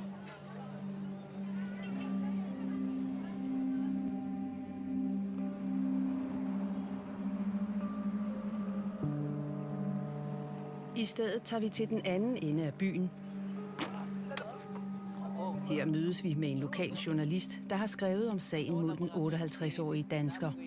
Most of the kids coming here are poor and they badly in need of money, so they are very vulnerable to sexual abuse. There was a time when the Danish national passed by over here with his house help, and they spotted those children. Usually, these foreigners, they try to look for a friend in their age, and this, like the house help, they gave instructions to the house help to befriend children. Ifølge Norman Mendoza har danskeren altså instrueret en filippinsk kvinde i at samle gadebørn op og tage dem med tilbage til danskerens lejlighed.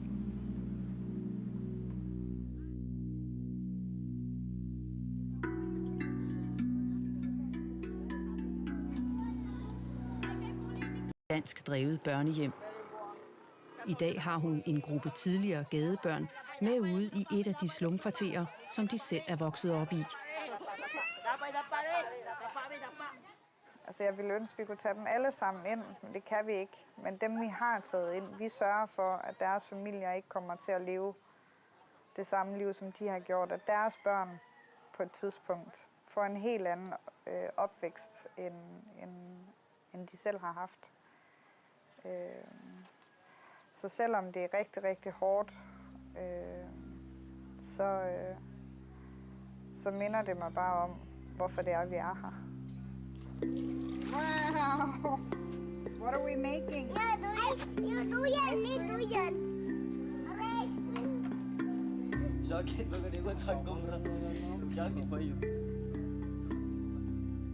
Det danske børnehjem blev etableret, efter et par pædagogstuderende havde været i praktik i landet.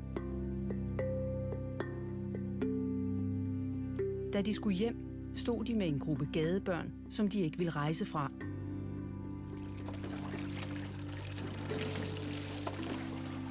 Med hjælp fra donationer fik de skabt et hjem med trygge rammer.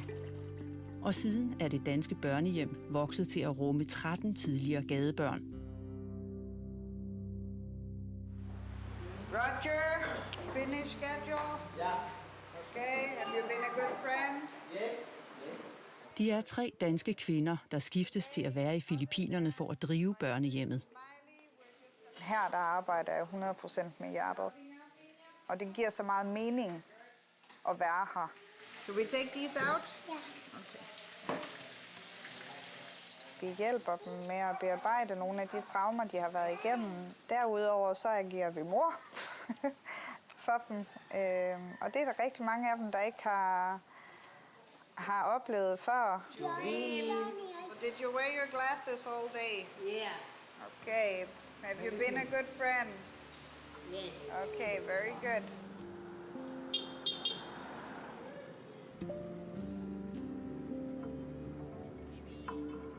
Vi er med drengene tilbage i en af de gader, hvor de som gadebørn sniffede lim og begik tyverier for at overleve. De levevilkår, som de er blevet givet, de kort, de har fået givet i livet, så har de ikke noget andet valg. Jo, deres valg havde været at sulte. Det havde været deres valg. Ellers så havde deres valg været, i stedet for at stjæle, så prostituerer jeg mig selv.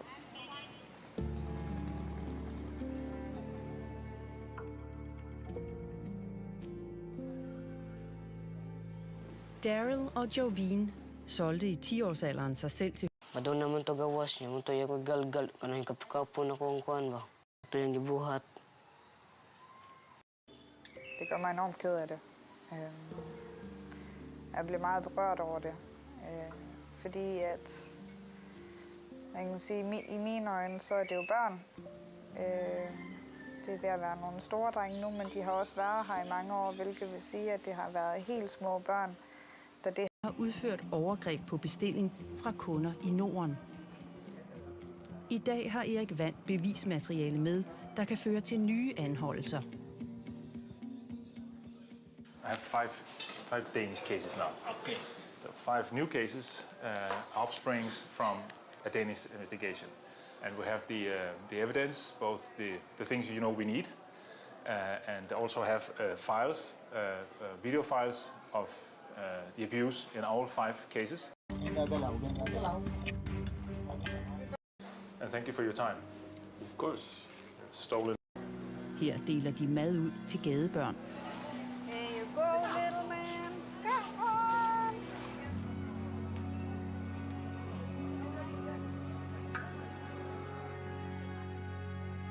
På vores tur gennem byen passerer vi flere af de steder, hvor drengene selv har boet, da de levede på gaden. Kami grupo adri. Wala man ragi ning isa diri. Ari mi diri matog kani diri. Tapok pitanan diri. Nya. Diri po daw tong mga barkada na mauban kay daghan may magtambay diri. Dira O ari nya, babuatig balay diri kay nami diri mga on. Nya natay mga katri diri. Manghigda mi babaw. Den anden del, vi har her, er jo kun dråbevandet. Der er desværre rigtig mange, som lever det samme. Der er næsten mere skrald end vand tilbage i floden. I lommer i broens beton ligger flere hjemløse og sover.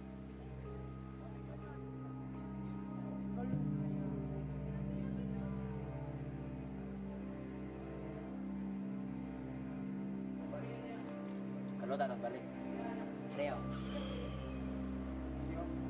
Selamat ya. Sampingan sa tadiriya.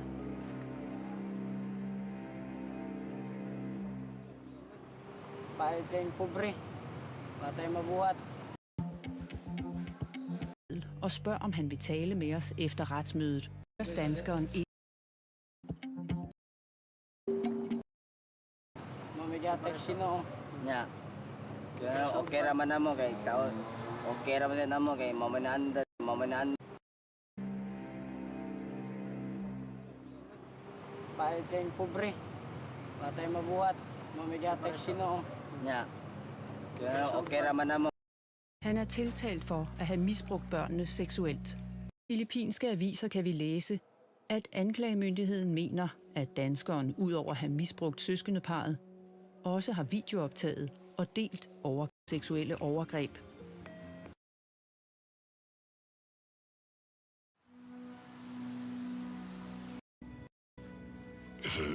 Folk fra mit hjemland.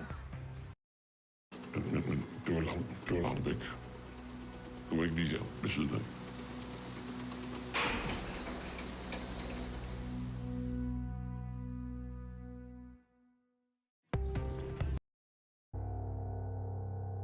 Program. Netherlands. This kind of work, of course, is dangerous. So you have to present yourself. Og vi mødte hende i sidste program i fængslet, hvor hun indvilligede i at blive interviewet. Her fortalte hun, hvordan hun havde stillet sine egne børn til rådighed for seksuelle overgreb. I not do it like before. I will do it a good mom. This is a promise.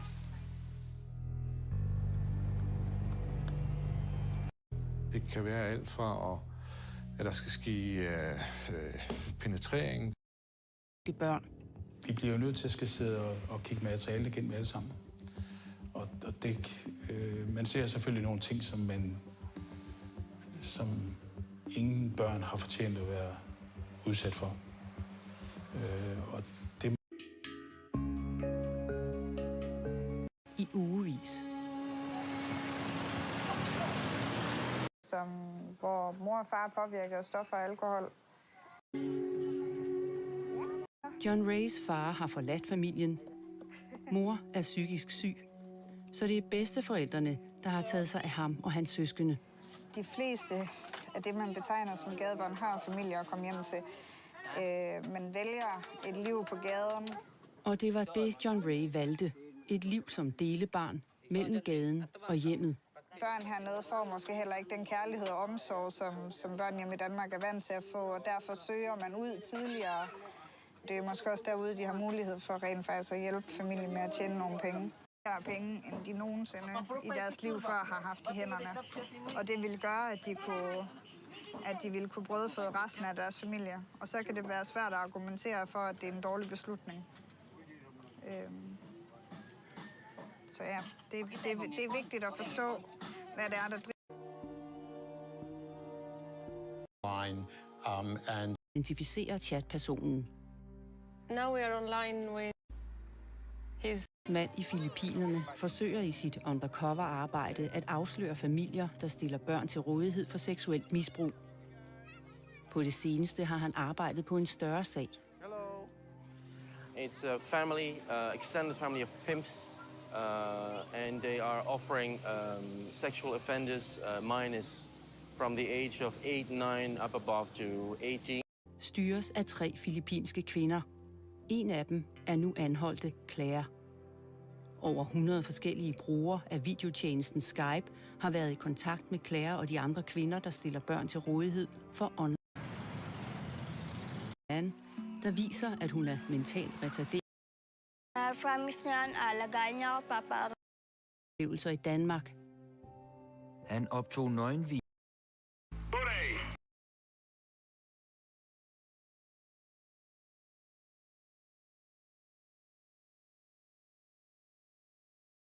Of all men ye are greatest, yet before thee were others greater than thee. Yet tell I thee, as before thee, others have fallen, so also ye come to an end. And upon the land where ye dwell now, barbarians shall dwell, and in turn rise to light. Forgotten shall be the ancient wisdom, yet ever shall live, though hidden from men. Aye, in the land thou callest Kim, races shall rise and races shall fall. Forgotten shalt thou be of the children of men, yet thou shalt have moved to a star space beyond this, leaving behind this place where thou hast dwelt. The soul of man moves ever onward, bound not by any one star, but ever moving to the great goal before him where he is dissolved in the light of the all. Know ye that ye shall ever go onward, moved by the law of cause and effect, until in the end both become one. Aye, man, after ye have gone, others shall move in the places ye lived. Knowledge and wisdom shall all be forgotten, and only a memory of gods shall survive. As I to thee am a god by my knowledge, So ye too shall be gods of the future, because of your knowledge far above theirs. Yet know ye that all through the ages man shall have access to law when he will. Ages to come shall see revival of wisdom to those who shall inherit thy place on this star. They shall, in turn, come into wisdom and learn to banish the darkness by light. Yet greatly must they strive through the ages to bring unto themselves the freedom of light. Then shall there come unto man the great warfare that shall make the earth tremble and shake in its course. Aye, then shall the dark brothers open the warfare between light and the night. When man again shall conquer the ocean and fly in the air on wings like the birds, when he has learned to harness the lightning, then shall the time of warfare begin. Great shall the battle be twixt the forces, great the warfare of darkness and light. Nation shall rise against nation, using the dark forces to shatter the earth. Weapons of force shall wipe out the earth-man until half of the races of men shall be gone. Then shall come forth the sons of the morning, and give their edict to the children of men, saying, O men, cease from thy striving against thy brother. Only thus can ye come to the light. Cease from thy unbelief, O my brother, and follow the path, and know ye are right. Then shall men cease from their striving, brother against brother, and father against son. Then shall the ancient home of my people rise from its place beneath the dark ocean waves. Then shall the age of light be unfolded, with all men seeking the light of the goal. Then shall the brothers of light rule the people. Banished shall be the darkness of night. Aye, the children of men shall progress onward and upward to the great goal. Children of light shall they become. Flame of the flame shall their souls ever be. Knowledge and wisdom shall be man's in the great age, for he shall approach the eternal flame, the source of all wisdom, the place of beginning, that is yet one with the end of all things. Aye, in a time that is yet unborn, all shall be one, and one shall be all. Man, a perfect flame of this cosmos, shall move forward to a place in the stars. Aye, shall move even from out of the space-time into another beyond the stars. Long have ye listened to me, O my children. Long have ye listened to the wisdom of Thoth. Now I depart from ye into darkness. Now go I to the halls of Amenti, there to dwell in the future when light shall come again to man. Yet know ye, my spirit shall ever be with thee, guiding thy feet in the pathway of light. Guard ye the secrets I leave with thee, and surely my spirit will guard thee through life. Keep thine eyes ever on the pathway to wisdom. Keep the light as thy goal evermore. Fetter not thy soul in bondage of darkness. Free let it wing in its flight to the stars. Now I depart thee to dwell in Amenti. Be thou my children in this life and the next. The time will come when ye too shall be deathless, living from age to age a light among men. Guard ye the entrance to the halls of Amenti. Guard ye the secrets I have hidden among ye.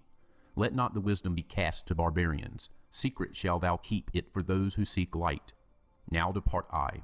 Receive thou my blessing. Take thou my way and follow the light. Blend thou thy soul in the great essence. One with the great light let thy consciousness be. Call thou on me when thou dost need me. Use my name 3 times in a row. Cheptet, Arilit, Vomalites. List ye, O man, hear ye the wisdom. Hear ye the word that shall fill thee with life. Hear ye the word that shall banish the darkness.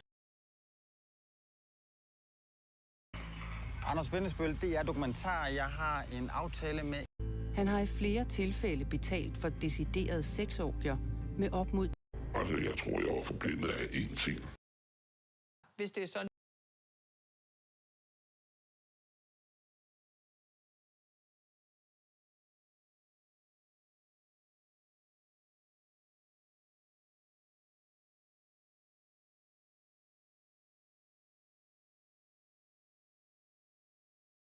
Det er jo noget, de ikke vil gøre.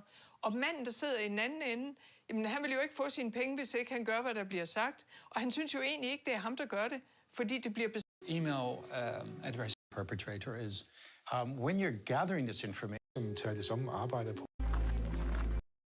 I dag sidder pigernes familier i fængsel, og ofte bliver børnene indkaldt som vidner i retssagen. Karen er en af de piger, der i retten har vidnet mod sin egen familie. Do you have a message for these foreign men who are sitting in front of the computer? Dansk mand på Randers Råd. That you will... Pinerne. Julianne bor på det tidspunkt. Forms of abuses. So maybe basically that's why she was... Mens hun var i Danmark. Og selvom Julianne er over 18 år gammel, finder retten det bevist, at der er tale om seksuel misbrug af en mindreårig på grund af hendes mentale retardering. Talt med Dan. Så tænkte jeg, okay, hende vil jeg prøve at se, om jeg kan redde. Jamen, hun røg jo ud, og hun lå jo bare på gaden. Så var det bare sammen hende op, jo. Og tage sig af hende, jo. I stedet for bare at lade hende ligge på gaden. Han afviser at have misbrugt Julianne, men erkender at have haft et seksuelt forhold til hende. Ja, hvorfor ikke? Er det ikke det, man gør, når man er gift? I sagen ligger der også fra hendes side, at hun bliver givet til andre mænd, der så har sex med hende. Til at sige det, du vil. Hvis du er sådan, du giver hende slikpind eller giver hende et eller andet, så kan du lige præcis få hende til at sige, hvad du vil. Så det er kun på grund af, at sådan en hvid mand, han kommer der. Og så vil de kun klæde ham af, og det gør de. Og jeg er færdig med alt det der Filippiner-pis der. Men det er fint, og jeg tror ikke, vi har mere at snakke om. Vi ved, at Udenrigsministeriet har fulgt sagen mod danskeren ved retten i Filippinerne. Vi vil gerne have spurgt dem, om de har overgivet oplysningerne om danskeren til dansk politi. Men Udenrigsministeriet afviser over for DR Dokumentar at kommentere på enkeltsager.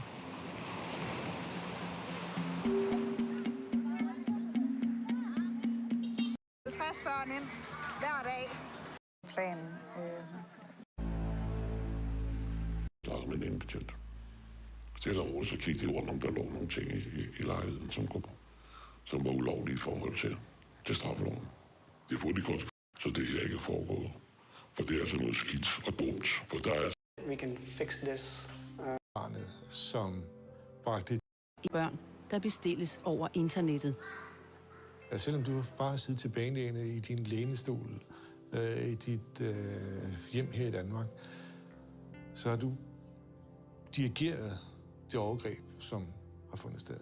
Det kunne lige så godt have været dig selv, som slog barnet, som bragte et dyr ind i scenen, som skulle misbruge barnet, som penetrerede barnet. Og international politi er, at seksuelle overgreb på børn over internettet har...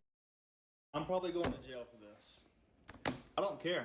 I've stayed quiet long enough. So Brett Farrelly, who went viral for his insane paternity fraud story recently, was just arrested and made to take down all of his videos. That's insane. It's a lot, but I'll give you the quick breakdown. Yeah, guys, if you haven't seen my full 4-part series about this story, you have to go check it out. I'll leave a link to the full playlist, so you'll go from part 1 to part 4. I'll leave a link in the pinned comments and in the description down below. You got to see the story to get the full detail and to really understand how insane it is. The dude starts off part 1 setting down a big binder, and in that binder he has pictures, he has text messages, he has all the receipts he needs, he links everything together, and he proves that he's not the father of the child and presents it to a judge. He literally starts off the first part by saying, and he sets the binder down, after he sets the binder down, he says, I'll probably end up going to jail for this. And we haven't gotten an update on his story in the last couple of weeks, and I was wondering why, but I guess it's because the dude got arrested for telling his side of the story because he had a gag order under the court. The judge said that he wasn't able to clear his name and talk about his side of the story. But let's get into what she's talking about, though. So Brett is a young man who ends up getting approached by an older woman named Maria, who asks him to be her sperm donor. She convinces him with paperwork and everything that it's all on the up and up. He's not going to be legally responsible for this child. Despite this arrangement and them only having a one-night stand to complete this arrangement, Maria ends up finding Brett's mom and grandma and tells them that she's pregnant with Brett's child and convinces them that he should be involved with the pregnancy. His mom and grandma... Insane, and part of the way she convinced them is by saying that she was alone.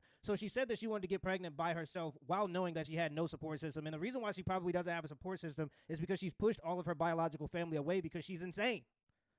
And this is what I tell dudes. Female losers, male losers, we all have the stereotypical vision of them. It is the guy who sits in his room all day in his mom's basement, plays video games. That's like the stereotypical male loser. But oftentimes when it comes to female losers, they get pushed out into the world, and because there's always some guy that they can mooch off of and live off of, you can't really tell sometimes that they're female losers. But oftentimes you can tell by the amount of relationships that they're able to keep and maintain in their lives. And for this woman in particular, when she got into the hospital and she was getting ready to have the kid, she was basically saying, hey, I need you guys to come because nobody else in my life wants to support me having this kid. So his family went down and she convinced him to sign a birth certificate. And that's how he really got into all of this stuff. Now want to be a part of the baby's life, so they convince Brett that he should be too. So he agrees to start paying child support. But after a little over a year, having paid now $55,000 to this woman for this baby, he ends up taking a paternity test and finds out the baby isn't even his. Crazy. Not only that, but Brett finds out that Maria likely knew who the real father was this entire time, but refused to disclose it because the real father was married to another woman at the time. Yep. And in the state that they were in, I believe it was Mississippi, the kicker was, and you guys got to go watch the full part to the story. The kicker was that if the wife found out that the man was cheating on her in the state of Mississippi, she could be granted the full business. So she could get pretty much full ownership of the business that they own together.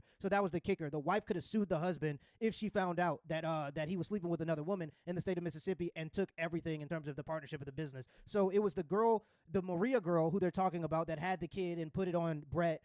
She was trying to keep it all under wraps so that the man wouldn't lose his business to his wife. Oops. So Brett goes to court for paternity fraud, asking for his name to be taken off the birth certificate, child support to end, and to be paid back for all the child support he did pay. In a kind of surprising victory, the courts actually do agree to end Brett's parental and child support obligations, but they don't make Maria pay him back, and I'm pretty sure his name is still on the birth certificate. The judge also signs a mutual restraining order for the both of them, meaning that neither of them can ever talk about this case again. Basically a gag order. But according to Brett, Maria broke this order almost immediately by contacting his family, telling them that he's a deadbeat who abandoned his child. So Brett decides that he too is going to defy the order. After he literally proved with DNA evidence that it is not his child multiple times through the court system in order to so that he didn't have to pay any more child support. And that's why I tell dudes, as soon as you sign that birth certificate, you might not be biologically the father, but you are now the legal father.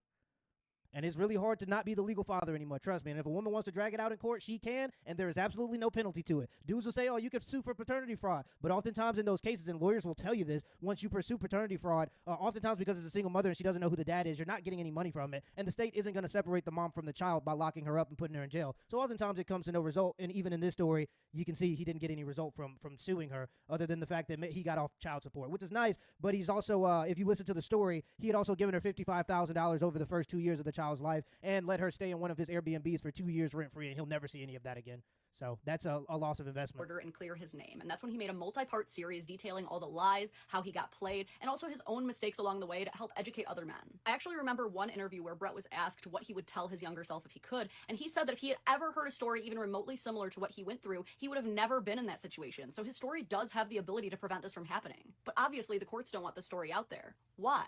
It just makes you wonder, especially when you consider that in other countries like France, it's actually illegal for men to perform paternity tests on their kids without the mother's permission. Well, they don't want men to hear stories like this because they understand if men started to realize how ridiculous the family court system is, men would start to rebel against it.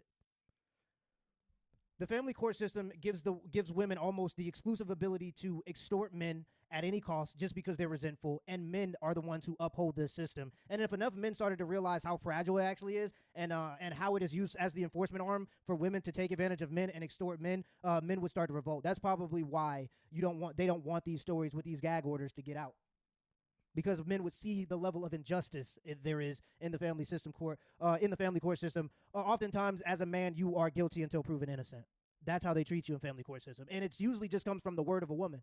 You have to bring like actual DNA evidence, and the only thing that you're going against is the word of a woman. And oftentimes you'll have to prove your innocence once or twice or three times just to get any result. And because in their words, it would destabilize the community. Yeah, there you go. And honestly, this whole concept. Wait, let's rewind it a little bit. Let's rewind it a little bit. It's also crazy to me because it's like countries like France, it's actually illegal for men to perform paternity tests on their kids without the mother's permission because in their words, it would destabilize the community. And honestly, this whole concept that you in Jamaica too, the paternity fraud was so bad in Jamaica that the men were starting to, like, the men's rights activists in Jamaica wanted their president, the president of Jamaica, or the prime minister, I'm not sure what they have, the leader of Jamaica at the time, I believe it's the president.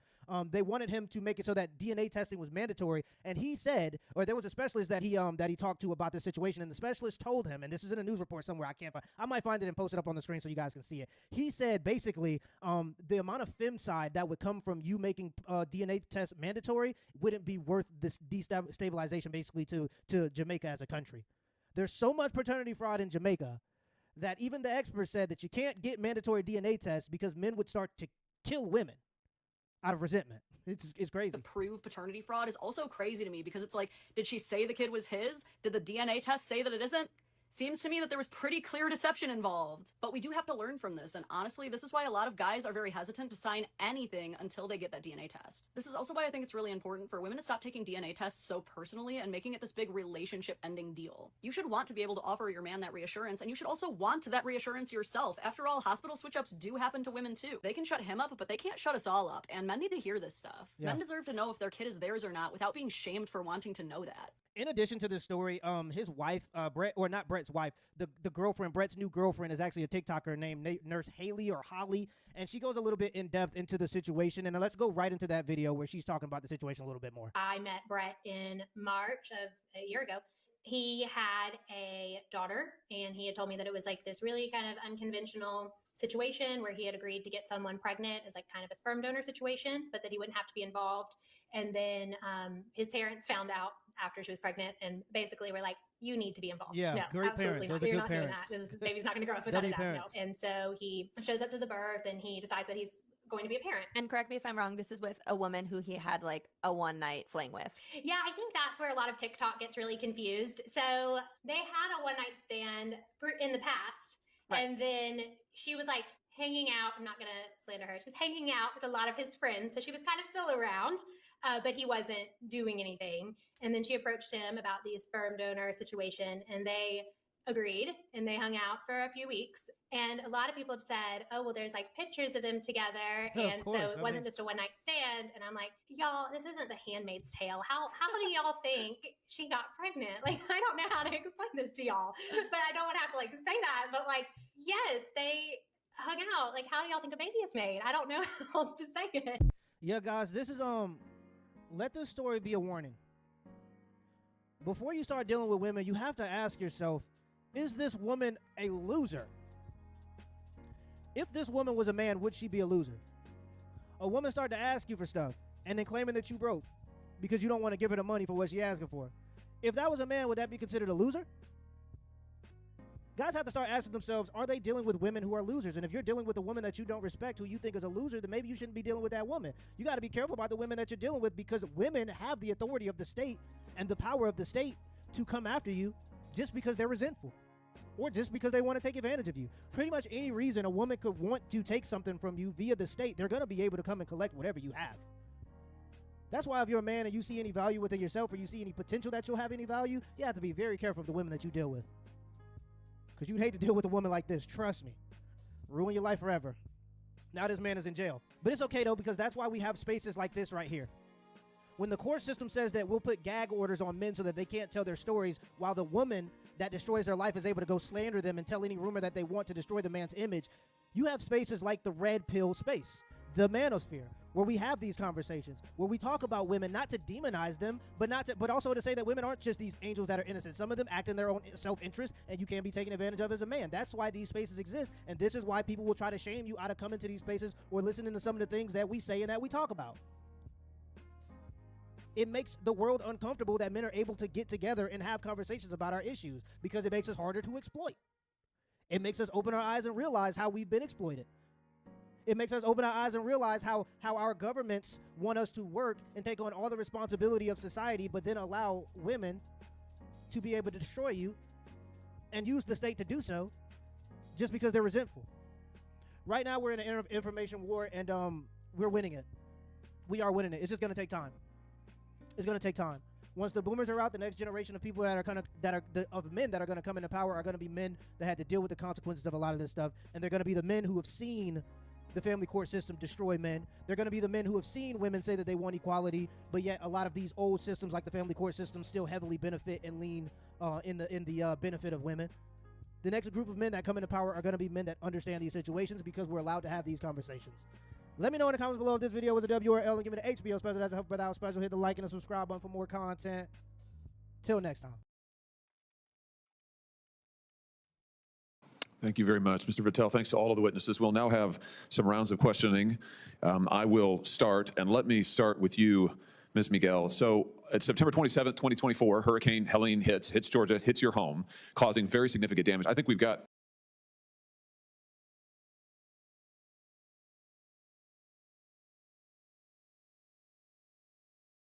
a picture of some of the damage here. Let's have a look. Does this look pretty familiar to you?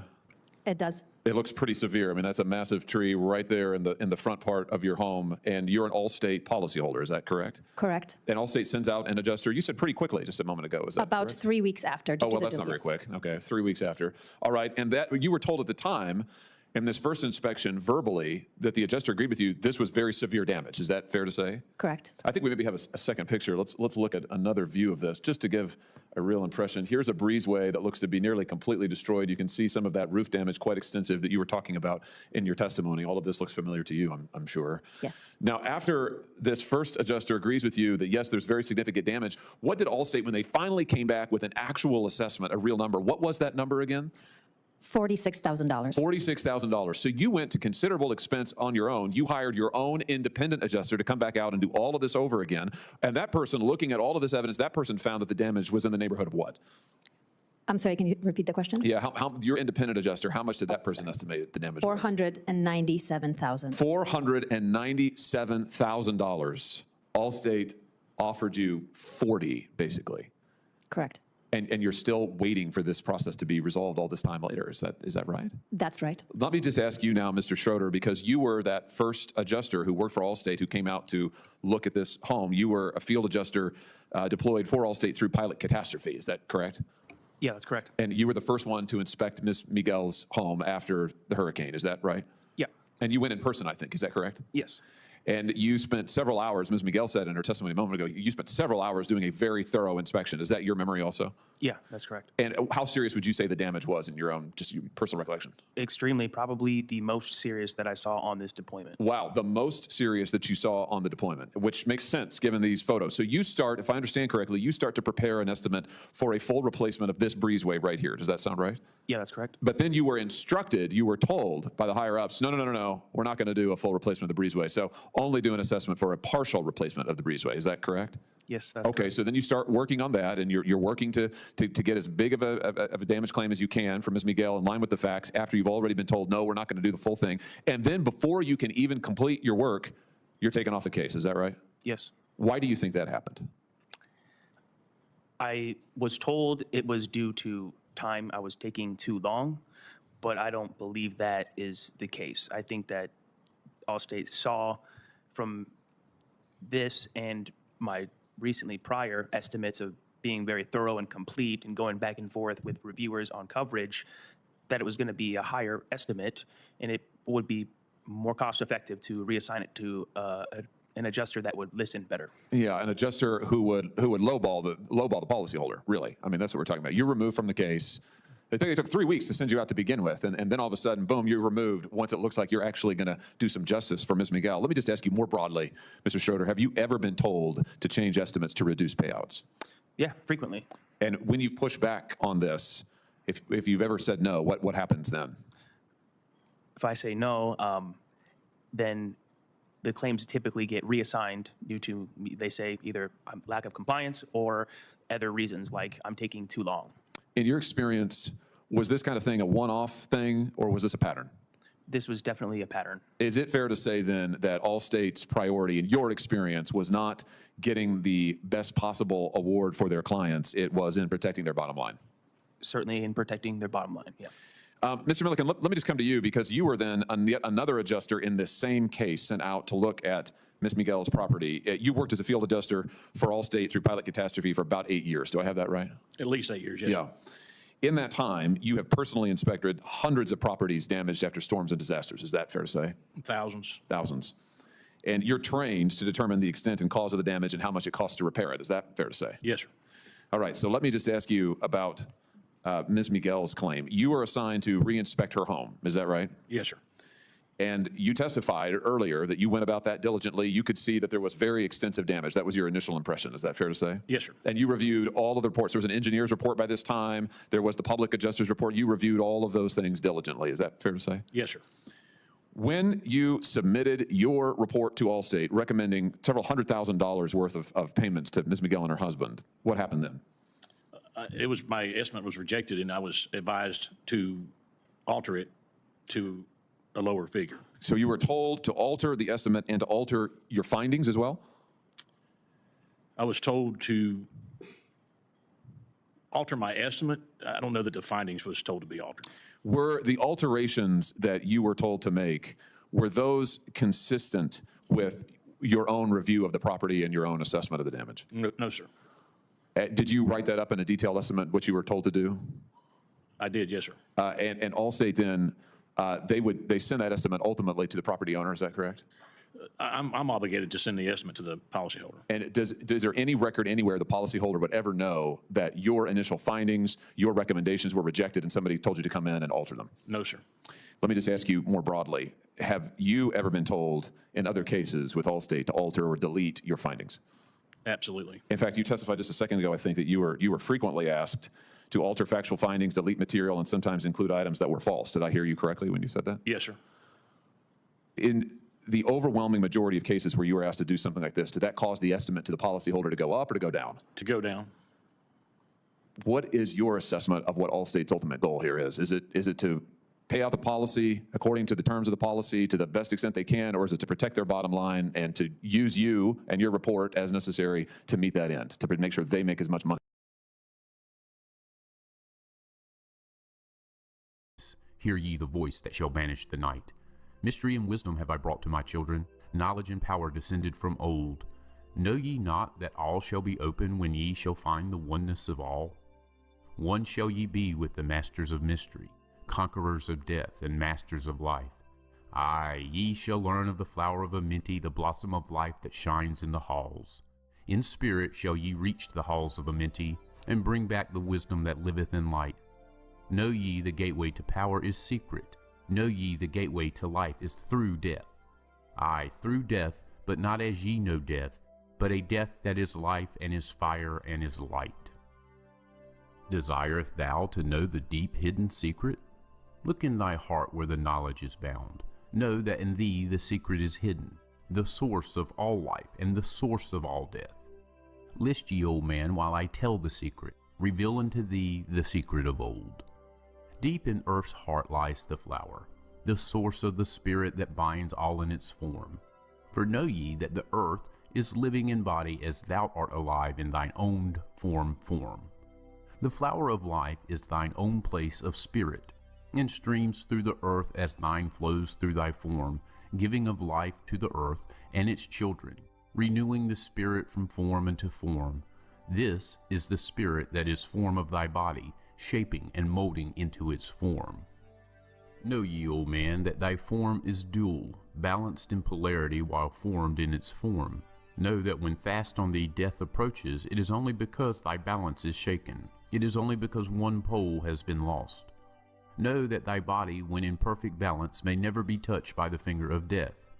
Aye, even accident may only approach when the balance is gone. When ye are in balanced equilibrium, ye shall live on in time and not taste of death. Know that thou art the balanced completion, existing because of thy balance of poles.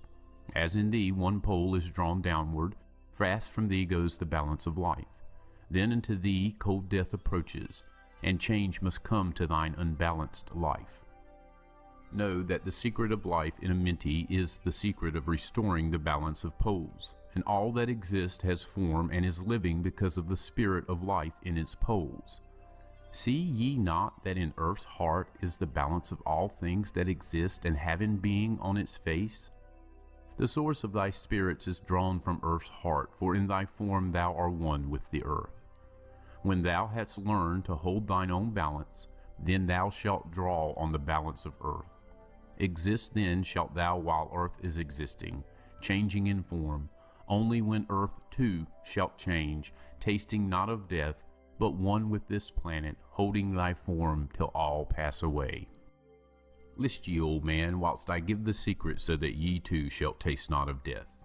1 hour each day shalt thou lie with thine head pointed to the place of the positive pole, north. 1 hour each day shalt thy head be pointed to the place of the negative pole, south. Whilst thy head is placed to the northward, hold thou thy consciousness from the chest to the head. And when thy head is placed southward, hold thou thy thought from chest to feet. Hold thou in balance once in each 7, and thy balance will retain the whole of its strength. Aye, if thou be old, thy body will freshen, and thy strength will become as a youth's. This is the secret known to the masters, by which they hold off the fingers of death. Neglect not to follow the path I have shown, for when thou hast passed beyond years to 100, to neglect it will mean the coming of death. Hear ye my words, and follow the pathway. Keep thou thy balance, and live on in life. Hear ye, O man, and list to my voice. List to the wisdom that gives thee of death. When at the end of thy work appointed, thou may desire to pass from this life, pass to the plane where the sons of the morning live, and have being as children of light. Pass without pain and pass without sorrow into the plane where is eternal light. First, lie at rest with thine head to the eastward. Fold thou thy hands at the source of thy life. Place thou thy consciousness in the life seat. Whirl it and divide to north and to south. Send thou the one out toward the northward. Send thou the other out to the south. Relax thou their hold upon thy being. Forth from thy form will thy silver spark fly, upward and onward to the sun of the morning, blending with light, at one with its source. There it shall flame till desire shall be created. Then shall return to a place in a form, know ye, O man, that thus passed the great souls, changing at will from life unto life. Thus ever passes the Avatar, willing his death as he wills his own life. List ye, O man, drink of my wisdom. Learn ye the secret that is master of time. Learn ye how those ye call masters are able to remember the lives of the past. Great is the secret, yet easy to master, giving to thee the mastery of time. When upon thee death fast approaches, fear not, but know ye are master of death. Relax thy body, resist not with tension. Place in thy heart the flame of thy soul. Swiftly then sweep it to the seat of the triangle. Hold for a moment, then move to the goal. This, thy goal, is the place between thine eyebrows, the place where the memory of life must hold sway. Hold thou thy flame here in thy brain seat until the fingers of death grasp thy soul. Then, as thou pass through the state of transition, surely the memories of life shall pass too. Then shall the past be as one with the present. Then shall the memory of all be retained. Free shalt thou be from all retrogression. The things of the past shall live in today. Man, ye have heard the voice of my wisdom. Follow, and ye shall live through the ages as I.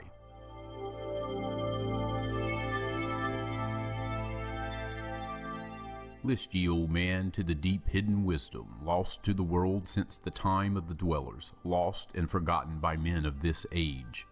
Know ye, this earth is but a portal guarded by powers unknown to man. Yet the dark lords hide the entrance that leads to the heaven-born land. Know ye, the way to the sphere of Arulu is guarded by barriers opened only to light-born man. Upon earth I am the holder of the keys to the gates of the sacred land. Command I, by the powers beyond me, to leave the keys to the world of man. Before I depart, I give ye the secrets of how ye may rise from the bondage of darkness. Cast off the fetters of flesh that have bound ye. Rise from the darkness into the light.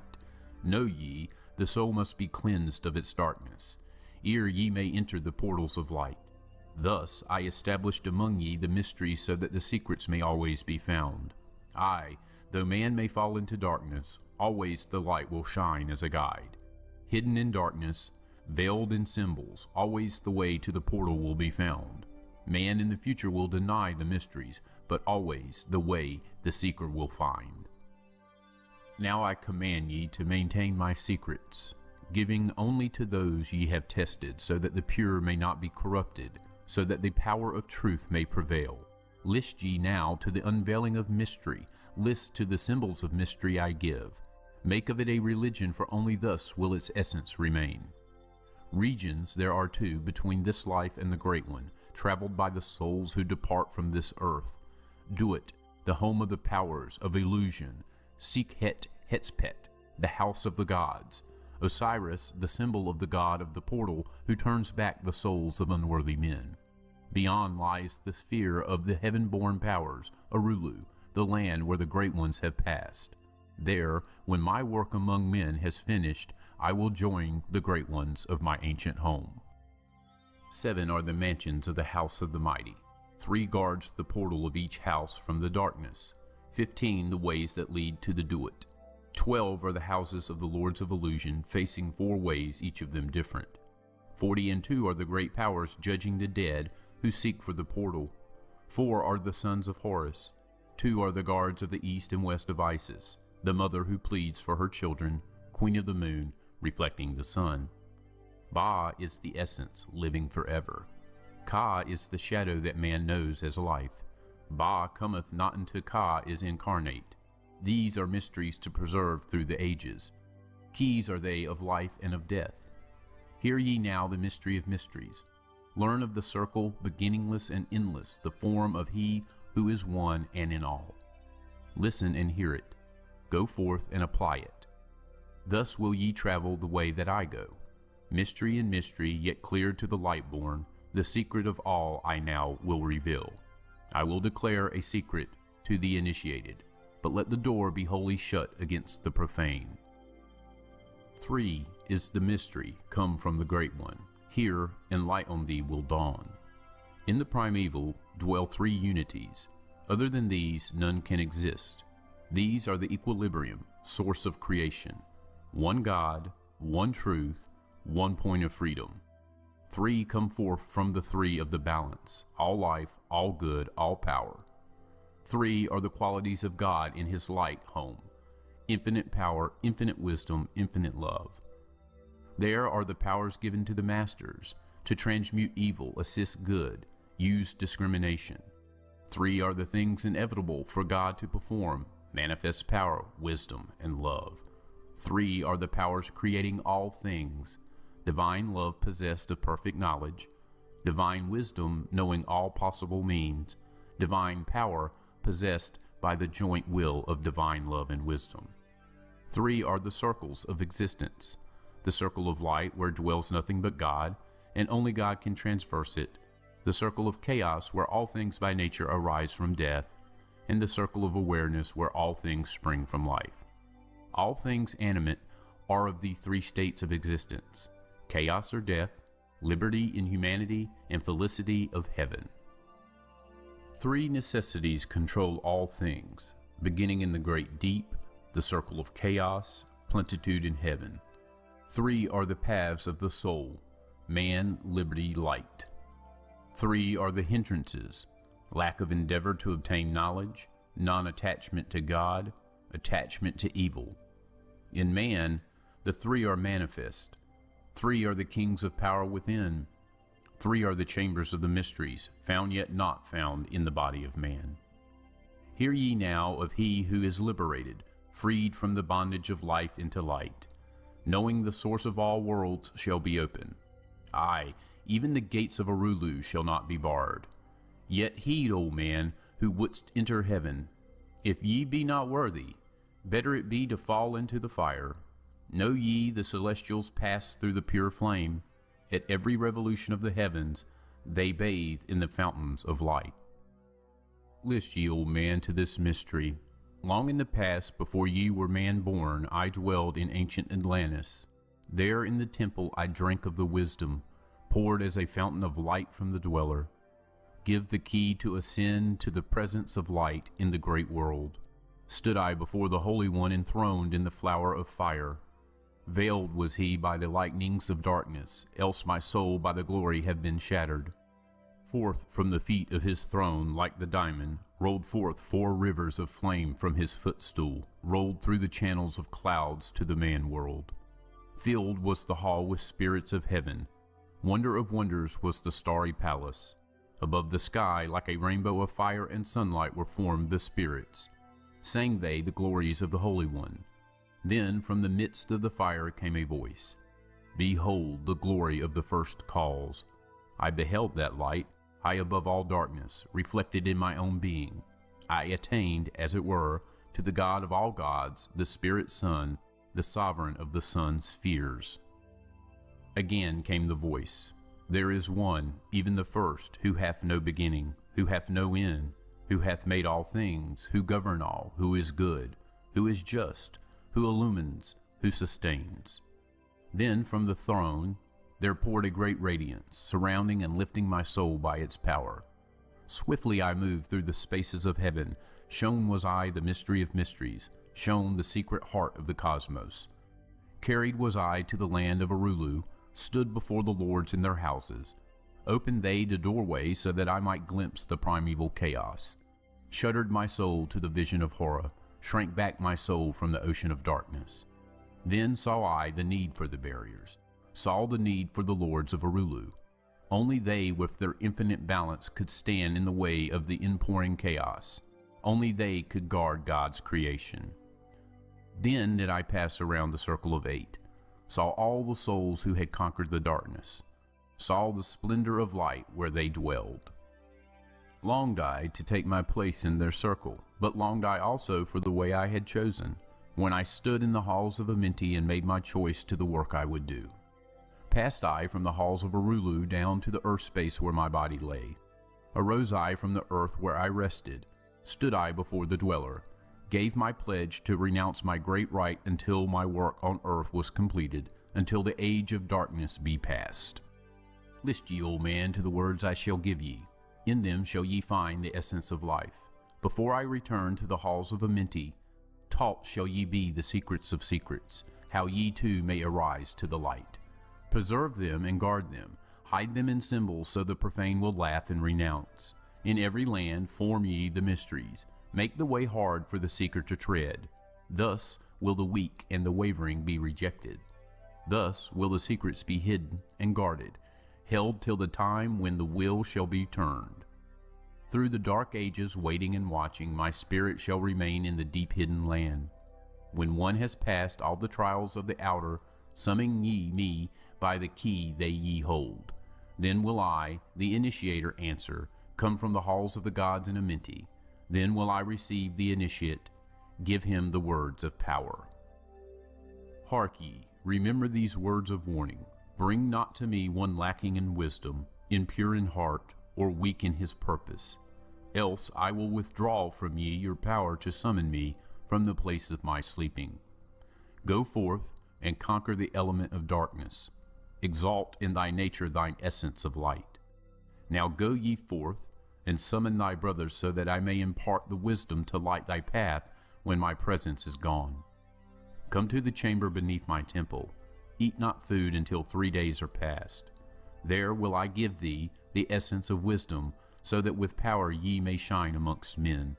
There I will give unto thee the secrets, so that ye too may rise to the heavens, God-men in truth as in essence ye be. Depart now, and leave me while I summon those ye know of, but as yet know not.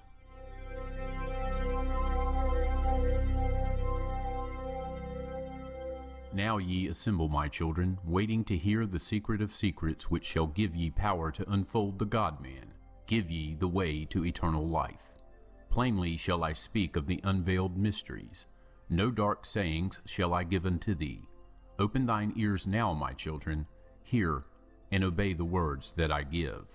First I shall speak of the fetters of darkness, which bind ye in chains to the sphere of the earth.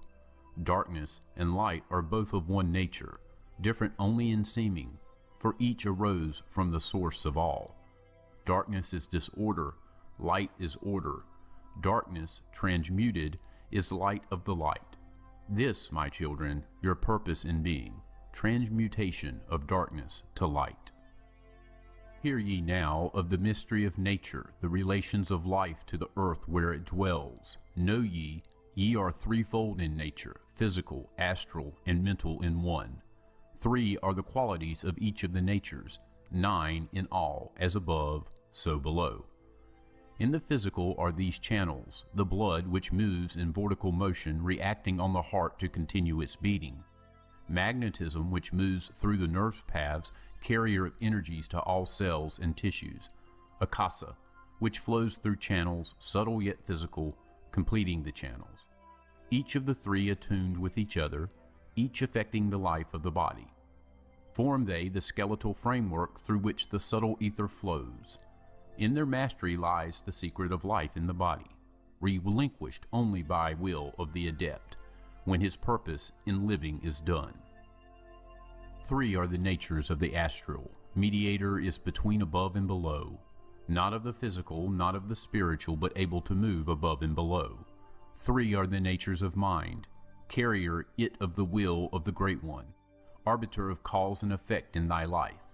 Thus is formed the threefold being, directed from above by the power of 4. Above and beyond man's threefold nature lies the realm of the spiritual self. 4 is it in qualities, shining in each of the planes of existence, but 13 in 1, the mystical number. Based on the qualities of man are the brothers. Each shall direct the unfoldment of being, each shall channel be of the Great One. On earth, man is in bondage, bound by space and time to the earth plane. Encircling each planet, a wave of vibration binds him to his plane of unfoldment. Yet, within man is the key to releasement. Within man may freedom be found. When ye have released the self from the body, rise to the outermost bounds of your earth plane. Speak ye the word, Dori Lila. Then for a time your light will be lifted. Free may ye pass the barriers of space. For a time of half the sun, free may ye pass the barriers of earth plane. See and know those who are beyond thee. Yea, to the highest worlds may ye pass. See your own possible heights of enfoldment. Know all earthly futures of soul.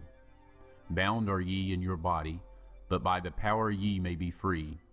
This is the secret whereby bondage shall be replaced by freedom for thee. Calm let thy mind be, at rest be thy body, conscious only of freedom from flesh. Center thy being on thy goal of thy longing. Think over and over that thou wouldst be free. Think of this word, Laum Illa Ganuver, and over in thy mind let it sound. Drift with the sound to the place of thy longing, free from the bondage of flesh by thy will. Hear ye while I give the greatest of secrets, how ye may enter the halls of Amenti, enter the place of the immortals as I did, stand before the lords in their places. Lie ye down in rest of thy body. Calm thy mind so no thought disturbs thee. Pure must ye be in mind and in purpose, else only failure will come unto thee. Vision Amenti as I have told in my tablets, long with fullness of heart to be there. Stand before the lords in thy mind's eye. Pronounce the words of power I give. Makut, El Shab, El Hel, Serbin, El Sabrut, Zen Ephraim, Karel. Relax thy mind and thy body, then be sure your soul will be called. Now give I the key to Shambhala, the place where my brothers live in the darkness. Darkness, but filled with light of the sun, darkness of earth, but light of the spirit, guides for ye when my day is gone. Leave thou thy body as I have taught thee. Pass to the barriers of the deep hidden place. Stand before the gates and their guardians. Command thy entrance by these words. I am the light. In me is no darkness. Free am I of the bondage of night. Open thou the way of the 12 and the 1, so I may pass to the realm of wisdom. When they refuse thee, as surely they will, command them to open by these words of power. I am the light, for me are no barriers. Open I command by the secret of secrets. Edom el ahim sabur su adam. Then, if thy words have been truth of the highest, open for thee the barriers will fall. Now I leave thee, my children. Down, yet up, to the halls shall I go. Win ye the way to me, my children. Truly my brothers shall ye become. Thus finish I my writings. Keys let them be to those who come after, but only to those who seek my wisdom. For only for these am I the key and the way.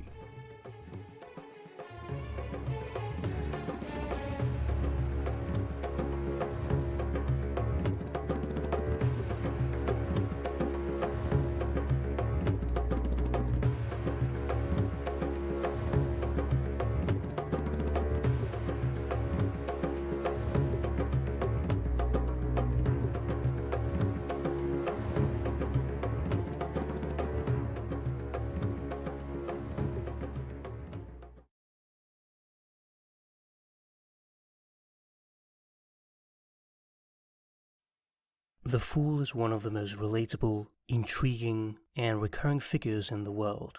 There have been fools who have caused surprise and laughter since time immemorial. We worship folly by seeing it in people and in the world, and by willingly displaying it in ourselves. It is one of the timeless archetypes which we all inherit at birth. Many of us suffer from the absence of the fool in our lives. Frenetic and upright, we take ourselves too seriously, trying so hard to conform to a world which promotes workaholism, efficiency, and productivity, that we might as well be cogs in a machine. As William Shakespeare said, all the world's a stage, and all the men and women merely players. Forgetting that playfulness is a basic human need, we wonder why we so easily become bored and exhausted, losing all capacity for spontaneity, authenticity, and passion.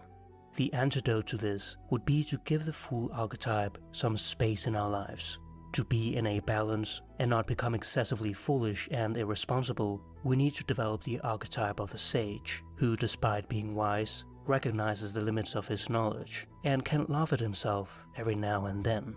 Archetypes are not part of a mechanical system, but pieces of life itself, images that are integrally connected to the living individual by the bridge of the emotions. The character of the fool is complex, and various characteristics have been attributed to the fool, that he is dull-witted, inarticulate, unable to conform to the conventional standards of behavior, and that he has a natural simplicity and innocence of heart. The derivation of the word fool is the Latin follis, meaning a pair of bellows expelling empty air. Extended to people, it implies an empty-headed person with insubstantial thoughts. At the same time, bellows furnish the oxygen needed for combustion, in much the same way that the fool fires us up. In 1511, the Dutch scholar Erasmus published In Praise of Folly, which became hugely popular and is a profoundly penetrating examination of the fool in Western literature. Folly introduces herself, and since nobody ever praises Folly, she begins by praising herself, arguing that life would be dull without her. Folly criticizes everyone, and Erasmus's close friends warned him of the possible dangers of attacking the church. However, even religious figures found the work amusing. Friendship and marriage contain a certain amount of folly, because we tend to overlook the defects of our friends and loved ones and consider them small vices in comparison to other people. Intellectuals are foolish in their pursuit of knowledge, spending years going to the library, doing research, thinking that what they're doing is tremendously important, so that a few other intellectuals over a century will read their book and think very highly of it. Folly compares philosophers to theatre critics, who unmask the characters on stage and ruin the actor's performance. They are boring and annoying. Philosophers don't seem to understand how the illusions that help make life more bearable are useful, even if they distort reality. The fool seems to be infinitely freer and happier than those who are burdened by wisdom. They are the life of the party. Fools always speak the truth because they lack the wisdom to craft lies and seek to manipulate others. In essence, there's nothing that can make life happier than the joy that accompanies laughter and play. Folly is not merely universal, but necessary and even desirable to humanity. To be a person is nothing other than to play the fool, and to acknowledge this very fact is the highest form of wisdom. The fool represents a nostalgic return to a simpler way of life, a wisdom that comes not from the mind, but from the heart. Sometimes the down-to-earth and simple-minded, in their purity of heart, can penetrate to profounder truths than those encumbered with learning and convention. In the same way, we sometimes sense more resonant truth in popular proverbs than in rational exposition. Russian writer Fyodor Dostoevsky writes, "The wisest of all, in my opinion, is he who can, if only once a month, call himself a fool, a faculty unheard of nowadays." In literature, wise characters sometimes depict insanity, and madmen express wisdom. The oxymoron, wise fool, is a literal paradox where the character who is identified as a fool comes to be regarded as the beholder of wisdom. People sometimes accuse wise people of insanity in order to conceal their unwanted wisdom, either fearing the harsh words on many controversial topics, or simply to punish them for speaking boldly. The archetypal wise fool is Socrates. Not only was his educational method based on exposing the folly of the supposedly wise, but he himself claimed that his own wisdom was derived from an awareness of his ignorance. Knowledge of ignorance is itself a kind of knowledge. As Shakespeare writes, "The fool doth think he is wise, but the wise man knows himself to be a fool." There are two ways to be fooled. One is to believe what isn't true, the other is to refuse to believe what is true. When there's an uncomfortable truth that needs to be spoken, and those in power are afraid to speak about it, it is usually the fool who steps in. There's something heroic about this. It is the fool who speaks a truth nobody else dares to utter, and this brings instant relief, because people know it has to be said. Generally speaking, we can distinguish between two types of fools: the natural fool, who lacks social awareness and occasionally utters the truth, being unaware of social conventions, and the professional fool, whose job it is to make harsh truths more palatable by disguising them with humor and wit. One follows his heart, the other his mind. The greatest fools are oftentimes cleverer than the people who laugh at them. The fool is fearless in speaking the truth. In fact, the great secret of the successful fool is that he's no fool at all. As the great English visionary artist William Blake writes, "If the fool would persist in his folly, he would become wise." The fool, the clown, and the trickster share similar traits. They are sources of humor, inevitably eliciting laughter, serving as catalysts for comic catharsis. However, they also express a duality, folly and non-folly, order and disorder. What may seem like a joke can in fact be a warning. Danish theologian and philosopher Søren Kierkegaard writes, "A fire broke out backstage in a theater. The clown came out to warn the public. They thought it was a joke and applauded. He repeated it. The acclaim was even greater. I think that's just how the world will come to an end, to general applause from wits who believe it's a joke." Professional fools can bring a sense of awareness to what is going on in the world and where we are headed. Many of them, however, come from a place of tragedy. The contradictory association between comedy and mental disorders, such as depression and anxiety, is known as the sad clown paradox, where comedy can act as a defense mechanism to remove suppressed feelings of rage and aggression. People may respond with laughter to the clown, yet harbor feelings of pity, fear, or repulsion, evoking ambivalent reactions. Some people, in fact, suffer from coulrophobia, the overwhelming fear of clowns. In this day and age, clowns are a constant source of horror in books and movies. Perhaps this is because the modern clown's role is always the same, to entertain others by being the subject of laughter, and he's not always successful at it. The clown has to sacrifice his well-being by always having to put on the same face and play the same character. This one-sidedness can take its toll mentally, and the clown slowly becomes enveloped by his shadow, the dark side of his personality. The evil clown archetype is best portrayed in The Joker, one of the most recognizable villain characters in popular culture. In medieval theater, clowns would not only make spectators laugh, but sometimes also snatch them off with them into a hellmouth, the entrance of hell envisaged as the gaping mouth of a monster, which scared the audiences.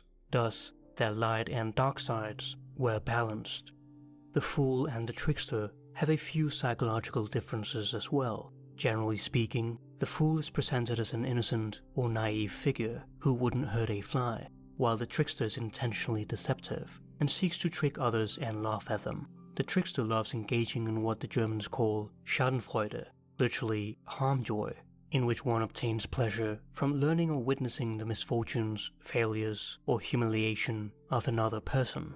A trickster may console others when they fail and hide that internally he feels joy. When there is an opportunity to play a trick on another person, the trickster immediately seizes the opportunity. The fool, however, is not interested in laughing at a person, but rather laughing with the person, or laugh at himself. To laugh at oneself helps to break the ice, because it not only removes one's own persona, but also the audience's social mask, allowing for genuine behavior. This courageous feat throws one in a vulnerable state, which allows others to open up and receive a message more profoundly. While the fool likes to entertain others and is usually the butt of a joke, the trickster, on the other hand, seeks primarily to entertain himself, even if it is at the expense of others. The fool is able to have a sense of humor even in difficult situations, which radiates hope in others. In a tense atmosphere, the person who is hurt takes the risk to make a joke, even if it means making a fool of himself, not just to set himself at ease, but also to bring relief to others. When a person acts like a fool through some kind of outward action, it is immediately apparent to the audience. With the trickster, it is more ambiguous. He plays like a fool in order for people to fall into his trap. The trickster tricks others who never expect to be tricked. In medieval times, the court jester's job was to entertain the aristocracy in a wide variety of ways: music, storytelling, satire, comedy, or juggling and acrobatics. It was believed that keeping a fool in the premises warded off the evil eye. This is no antiquated superstition. It represents a psychological truth of enduring value. It is usually a good idea to place the fool out front where we can keep an eye on him. We must make room for the renegade factor in ourselves and admit him to our inner court. where he can bring us fresh ideas and new energy. Without the fool's blunt observations and playfulness, our inner landscape might become a sterile wasteland. During the Middle Ages, the Feast of Fools would be celebrated by the lower clergy on New Year's Day to ensure society against unexpected uprisings of latent destructive urges. All conventions were temporarily suspended. The natural order of things was turned upside down. Sacred rituals were parodied in obscene fashion. Church authorities were ridiculed, and all underdogs were allowed to give vent to year-long repressions of hostility, lust, and rebellion. These blasphemous celebrations were eventually driven underground by the church. The fool also had an important role in the royal court, and was given permission by the king to speak the truth. Both an insider and outsider, the fool occupied a peculiar place at court as the one person able to ridicule the very person he served. In humor only, of course. Anyone who dares to challenge others or the status quo is considered a fool by those who are too afraid to speak out and would never risk their reputation by being authentic. To make his special privileges known, the fool imitated the king's crown and scepter with a cap and bells and a bauble, or fool scepter. In the manner of a ventriloquist doll, the miniature head of the bauble could say things that the jester might not want to say himself. Because of their close relation to the king, jesters were free from punishment and allowed to speak without fear. Nevertheless, some of them went too far and were beheaded. Fools represent values which are rejected by the group. Because they oppose social norms and rules, they are seen as incompetent, frequently ostracized for their rebelliousness, and are thus social misfits. However, every group must have such a figure because they are agents of change, and the liveliness of culture require that there be space for figures whose function is to uncover and disrupt the very things that cultures are based on. Court jesters usually had some sort of physical deformity. They came from poor families and were financial burdens, but because of their unusual bodies, they were used as natural fools to create amusement. Deformities were looked upon as a special mark of the Lord, so dwarfs, hunchbacks, and the like were often chosen to be fools in royal houses. Dwarves were particularly valued and resided in many royal courts, being frequently delivered as gifts to fellow royal members. They stood next to the king, who would then appear much larger, enhancing his powerful position. These maimed ones proved to be human beings of unusual depth and wisdom, excluded by their physical handicaps from the activities and interests of the average person. Through their loneliness and suffering, these people were forced to discover resources within themselves.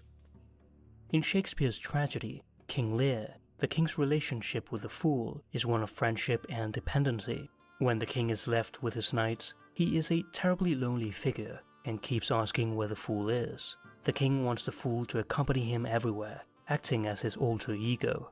The fool can be expected to reverse relationships between those dominant and those subservient, as he is placed in the paradoxical position of virtual outlawry combined with utter dependence on the support of the social group to which he belongs.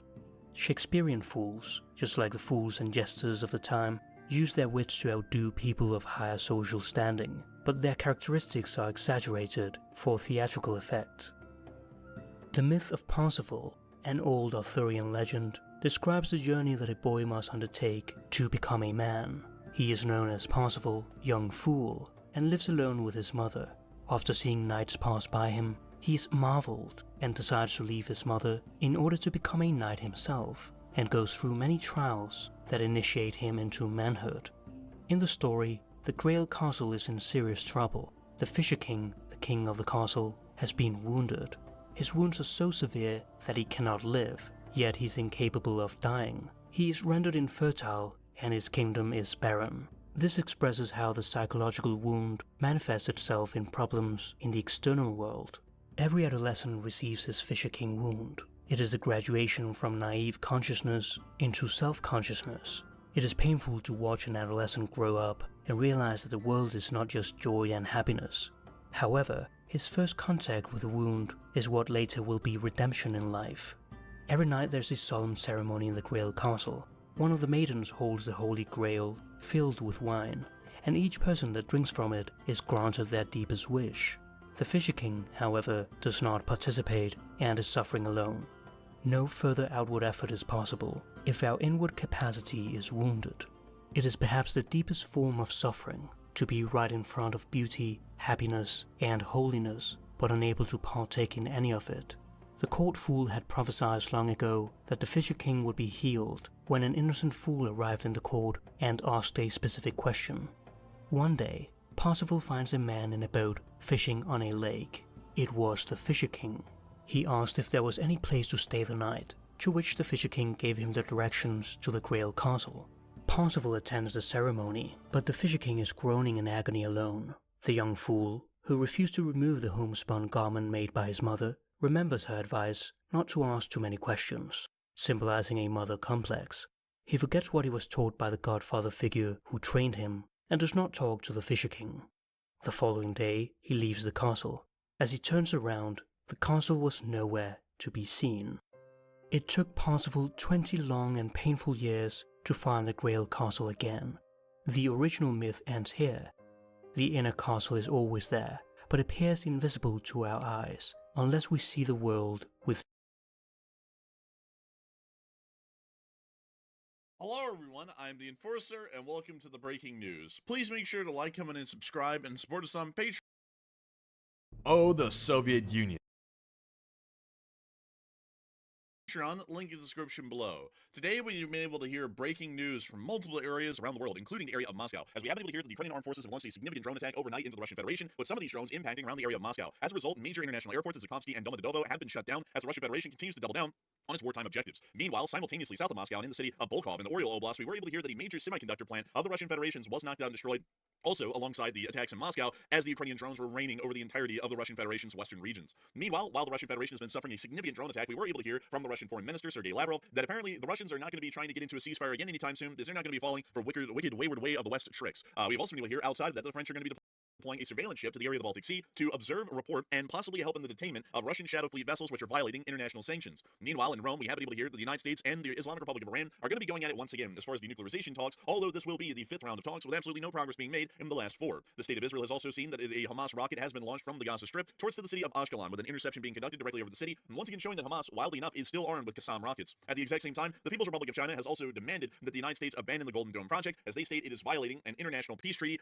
against the weaponization of space. At the exact same time, the United States of America also conducted a successful Minuteman III ICBM launch test from the area of Vandenberg Space Force Base. But nevertheless, we have a massive amount of news coming from around the world. And moving us on into the most significant news of the day, we were able to hear in the area of Moscow that Ukrainian drones were beginning to attack the city perimeter, and we were able to get a significant amount of video and picture evidence to be able to confirm these attacks. Starting off with this clip right here.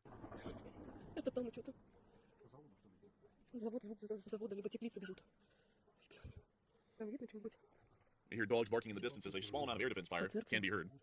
Тихо, тихо, тихо, летит, сейчас взрыв будет. Дед. Летит. Some of you might be able to hear it at this point. It's the sound of the lawnmower of death. Блядь, главное не к нам, пожалуйста. And there it is. The Ukrainian long-range drone. Он летит. Это не наш. Наш. Сейчас взрыв будет, дед. Flying off into the distance, and possibly also getting shot down. But moving on from that clip and into the next one, we were able to confirm in other pictures that Ukrainian drones did impact some targets around the Moscow area, as seen in that picture right there. Meanwhile, we did get additional video and picture evidence of the ongoing drone attacks, which we were able to see in these clips as well. We can see one of the Ukrainian long-range drones flying off into the distance.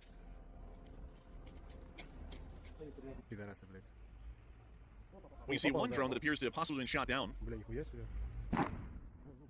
And moving on from that clip and on into our next one, we also got to see another clip of the drone getting shot down.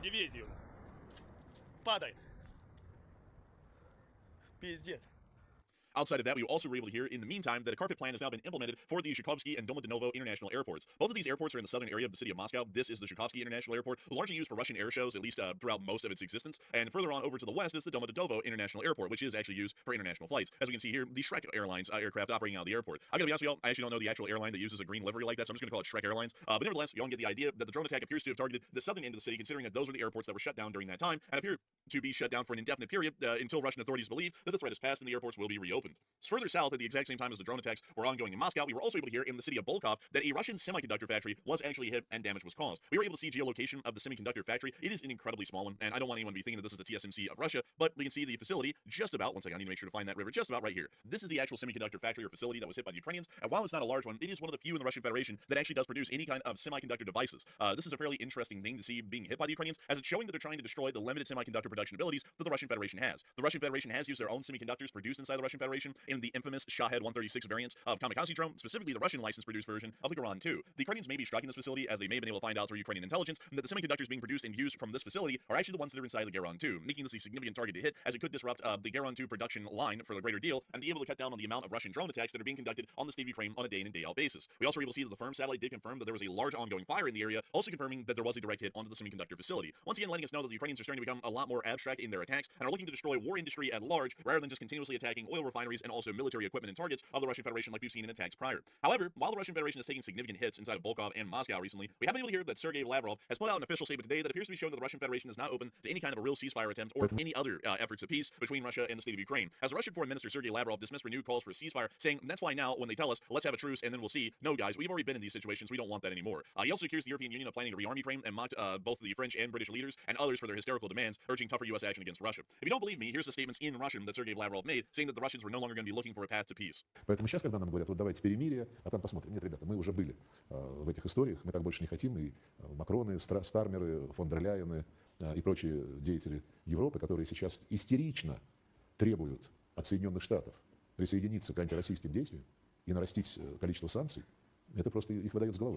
It appears that, at least from an official statement from Sergei Lavrov, who is the Russian foreign minister, it is quite clear and obvious that the Russians are not operating in good faith, that was a doubt in anyone's mind so far, because they are not actually looking for a peace, as he directly said right here. The Russian Federation, through Vladimir Putin, continues to insist that the Russians actually do want a peace with the state of Ukraine, but only after they iron out some certain conditions. On the other hand, Lavrov is making incredibly clear that the actual position of the Russian Federation is that they are not willing to negotiate with the state of Ukraine at all, and they're going to be pushing the war to total victory. If anything, the current attempts by Putin are an attempt to pretty much run circles around or take the U.S. as a sucker and continue to allow the Russian war in Ukraine to continue without really any major U.S. support to the state of Ukraine or further actions and punishments being levied against the Russian Federation as a consequence for their poor decisions in continuing the war. It becomes a quite obvious thing when you see the foreign minister, Sergei Lavrov, making these very kinds of statements. Outside of that, however, we have been able to see that the European Union has been taking more concerted actions to deal with Russian sanctions violations, as well as their continued aggression against the state of Ukraine inside of the European continent. As we were able here in the area of the Baltic Sea, the French have sent out surveillance ships to monitor the Russian shadow tankers in the Baltic. And for the first time, the French Navy has deployed the 101-meter-long intelligence ship Dupuy de l'Homme, which I know I'm mispronouncing, to the Baltic Sea. The mission's goal is to intercept radio signals related to Russian activities, including monitoring shadow tankers involved in circumventing sanctions. This is also coming at the exact same time as a Russian shadow tanker was seen today near to a major undersea power conduit that allows for countries like Poland to be able to export their surplus energy to other countries within the region. It appears that the French will most likely be joining the Operation Sentry missions that have been going on by NATO forces in the Baltic and providing them with additional information so that way, if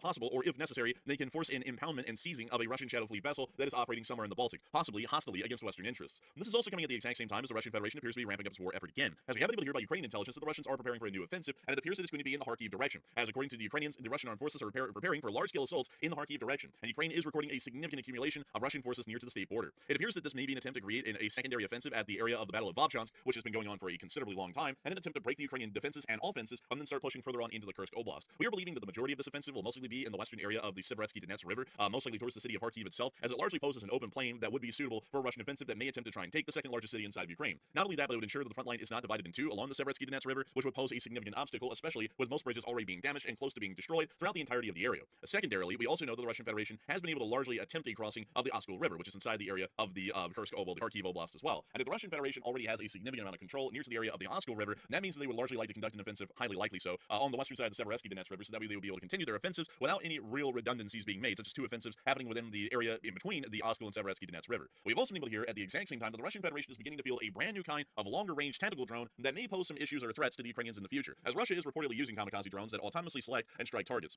They operate without GPS, using cameras and computer vision only. Able to hit targets from 100 kilometers away, it doesn't appear to be able to distinguish between military and civilian targets. It does run on gasoline, increasing its range. It's not battery powered, and it's able to decide when and where to strike. These sorts of weapon systems are incredibly concerning, as it doesn't appear that the automated or artificial intelligence on board is able to really discern between military and civilian traffic, meaning that it indiscriminately targets really anything that moves. Beyond that, however, it's also a little bit interesting to see that the Russian Federation is continuing to research these kinds of longer-range drones at this point to be able to try and get a one-up on the Ukrainian long-range drone abilities, which have absolutely bogged down the Russian Federation and their fighting abilities throughout most of the war. These kinds of drones could also start to pose a significant problem, not only to the military and their logistics abilities, but once again to the citizenry, as these drones do not discriminate between military and civilian targets and will hit any vehicle that appears to be moving or even stationary. And so for these reasons, it appears that another humanitarian concern has popped up, along with another strategic concern for the state of Ukraine, to be able to keep their supply lines running and intact while under the threat of 30-kilometer and now 100-kilometer Russian drones that are also artificial intelligence operated. At the exact same time, outside of that news in Europe, we have been able to hear that another round of U.S.-Iranian nuclear talks is going to be happening in Rome. And this is the 5th round of talks that has happened so far between the two countries, according to the Omani foreign minister. This is something that will most likely not go anywhere, as we've already been able to hear in prior days that the Islamic Republic of Iran is not at all positive or even looking to seek any kind of a real nuclear deal with the United States, and has stated that any attempts to try and stymie their nuclear weapons-grade uranium enrichment will be met with an absolute no. And the Islamic Republic of Iran, according to the Iranian government, has the right to research, develop, and field weapons-grade uranium and test it if they want to inside of a weapon of mass destruction. Meaning that there's really nothing to negotiate about, and we could easily start moving into aggressive actions against the Islamic Republic of Iran, as there is more than cause for justification at that for the moment. But beyond that, it appears that the United States is going to be attempting a fifth round of negotiations, which will most likely end up like the other four, in an absolute failure. Meanwhile, inside of the state of Israel, we've also been able to see that Iranian proxy forces are continuing on their aggressive actions as much as they possibly can, as we were able to hear that Israeli Defense Forces did confirm the interception of a single Qassam rocket fired earlier from the Gaza Strip at Ashkelon in southern Israel. The launch has since been claimed by the Palestinian Islamic Jihad, but we could see the interception of the Hamas missile right here, the Qassam. Sorry, correction there. Right there, we can actually see the puff of smoke from the Iron Dome intercepting that rocket, but it does appear that more Iranian proxy forces are continuing their attacks against the state of Israel and making it quite clear that as long as the Iranian threat exists in the region, these sorts of radical proxy forces will not cease to exist either, and will continue to terrorize the large majority of the populations inside of countries like Israel, Jordan, Saudi Arabia, Kuwait, Iraq, and so on. But meanwhile, outside of that, even outside of all of this news that we have right now, we've been able to hear even something more interesting, as the Chinese are now demanding that the United States abandon the Golden Dome project. According to the Chinese Foreign Ministry, they have urged the United States to abandon the Golden Dome defense project, believing that it clearly has offensive potential and violates the principle of peaceful use of outer space as outlined in the Outer Space Treaty. According to the Chinese side, this increases the risk of space militarization and triggers a new arms race. This is something that we didn't talk about a great deal last night on air, on our nightly stream, but it is something that I actually was thinking about a little bit going on into the stream. Not to say that the Chinese have a point, and not to say I'm supporting the Chinese side, because I never will, but beyond that, there is an outer space treaty that does exist that all countries have largely signed that have any spacefaring abilities that have stated that they will never base a permanent weapon system in space or largely use any kind of weaponry in space. The Golden Dome actually goes against that completely, putting interceptors in orbit on some sort of an orbital platform. This means that this is going to be violating the outer space treaty and could begin an arms race with China and the Russian Federation to see who can put as many weapons of an offensive and defensive nature of any type into orbit as quickly as possible, making outer space a much more dangerous place and also making reaction times, at least at the moment, a lot less significant. With an orbital weapon system able to be fired from orbit, the response time from the United States or the response time to a Chinese attack could only be possibly mere minutes as that system is re-entering the atmosphere and preparing to make impact with the United States. That is something that is quite concerning, but at the same time, this isn't an offensive ability. According to what we are saying and seeing right now, the Golden Dome is entirely a defensive weapon system, meaning that it's not necessarily the weaponization of space for offensive means. It is more so a defensive space measure or a defensive measure that is based in space, but is largely not weaponizing space as an offensive tool against countries like the People's Republic of China and Russia. So while I can see on one hand that they have a point about the weaponization of space, it's not weaponization in the sense of it being used in an offensive manner, and so I think the Chinese would have to kind of complain about that a little and didn't just leave it alone, because it's not exactly like putting a nuclear weapon in orbit right over China and then dropping it on whenever we get angry. That would be a totally different kind of a scenario. Nevertheless, that is all of the breaking news that we have today, except for this one little piece that came out of Vandenberg Space Force bases. We were able to hear that there was a successful Minuteman III ICBM launch, and the system was able to fire and successfully make its entire, let's see, boost, mid-course, and terminal phases during this test, which we can see in this clip right here. You can see the silo door opening, and we can see the Minuteman III firing. Unlike Russian ICBMs, US ICBMs, even the older ones like the Minuteman III, still work with a great deal of success rates. But we can see the Minuteman III traveling on up into the sky.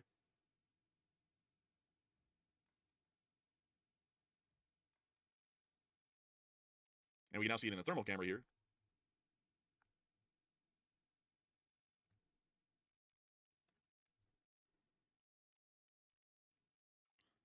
And once again, largely showing that the United States of America does possess a nuclear deterrence capability, well beyond par of the Russian Federation, as it appears that the Russian Federation is dealing with endless failures of the Sarmats, the Yars, the Oreshniks, and so on. The United States of America has been able to prove the tried and true Minuteman III and Trident ICBMs are still wildly capable and largely are up to a great force readiness standard, meaning that they are ready to be used at any given moment, at any given minute. Beyond that, though, that is all of the breaking news that we have had for today. And I got to thank you all so much once again for watching and lending a little ear for just a moment to all of the news that we have today. If y'all have enjoyed, please make sure to like, comment, and subscribe. We love to see new people joining the channel and joining us here in the amazing community of the Enforcer channel that is called the LSA, or the Leaf Spring Army, and I hope that you join it. Also, if you really did like it, please make sure to support us on Patreon. The link is in the description below. I have to give a massive thanks to the folks who are currently supporting us over there on Patreon, because it is only through those folks who go out their way to support this channel that make this thing possible for us to do as a daily job. Me and Enforcer Matt, the only two people here working on the Enforcer channel, make this thing a reality every single day because we're able to keep the lights on and pay our bills by doing this. And we thank everyone massively, more than we ever could, for helping us to continue to make this our primary job of news coverage for the past 1,183 days. And I hope that we were able to see that going on into the future. And so a massive thanks to you all so much once again for watching, and we will see you all in the next one.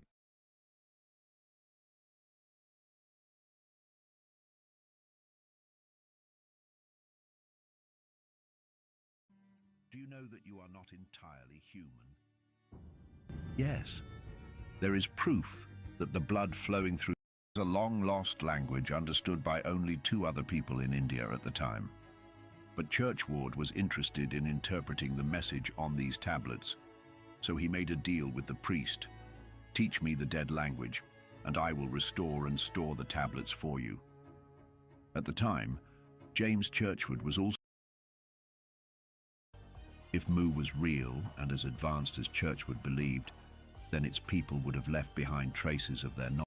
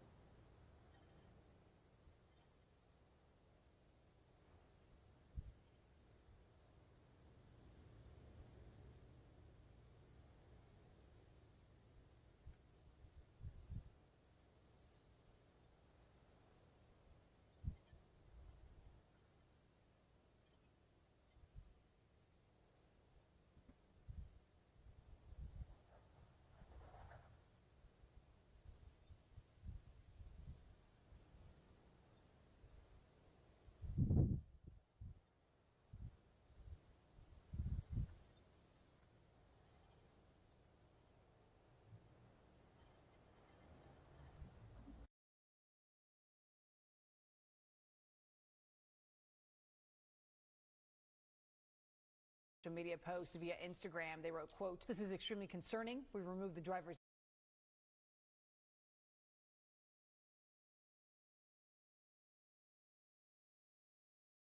Dallas's lawyer about the incident and were sent this statement. We are actively investigating the circumstances surrounding this deeply disturbing event and remain committed to pursuing accountability on their behalf. At this time, we will have no further comment as our investigation continues," end quote. Meantime, Uber commented on the original social media post via Instagram. They wrote, quote, "This is extremely concerning. We removed the driver's access to the app and are continuing to investigate." The Hollywood Police Department, they are also investigating this incident.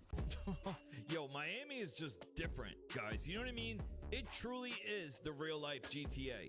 And I don't know, I really can't comment on this without knowing more context. You know what I'm saying? If you guys know more of the backstory to this, you know what to do. Let me know down below, guys.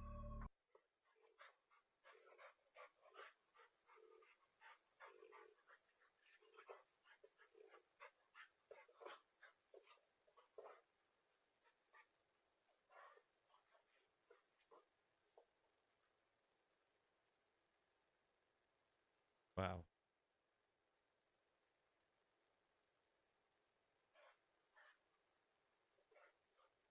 I'ma just say it right now. Count me out.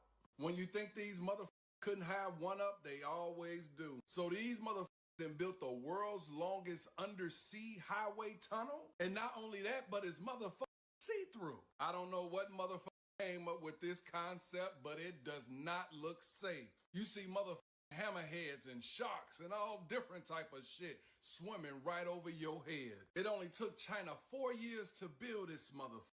This motherfucking tunnel stretches 6 miles long and is 33 feet wide. But not to mention that, it features 6 lanes going both directions. What the fuck? But this motherfucking tunnel has stunned engineers worldwide, saying that this motherfucker was impossible to build. Not to mention this motherfucker can stand an 8 magnitude earthquake. But they also say this motherfucker could withstand a 16 magnitude typhoon. All I'm gonna say is you ain't gonna catch me on this motherfucker. Again, count me out. Oh, hell no. You can count me out, that motherfucker too, homie. If I was going somewhere and that motherfucker popped up in front of me and I couldn't find a way around that motherfucker, I probably wouldn't be reaching my destination like motherfucker ever. Excuse me. Are you back there again? This has become its favorite spot. Now, and there he is.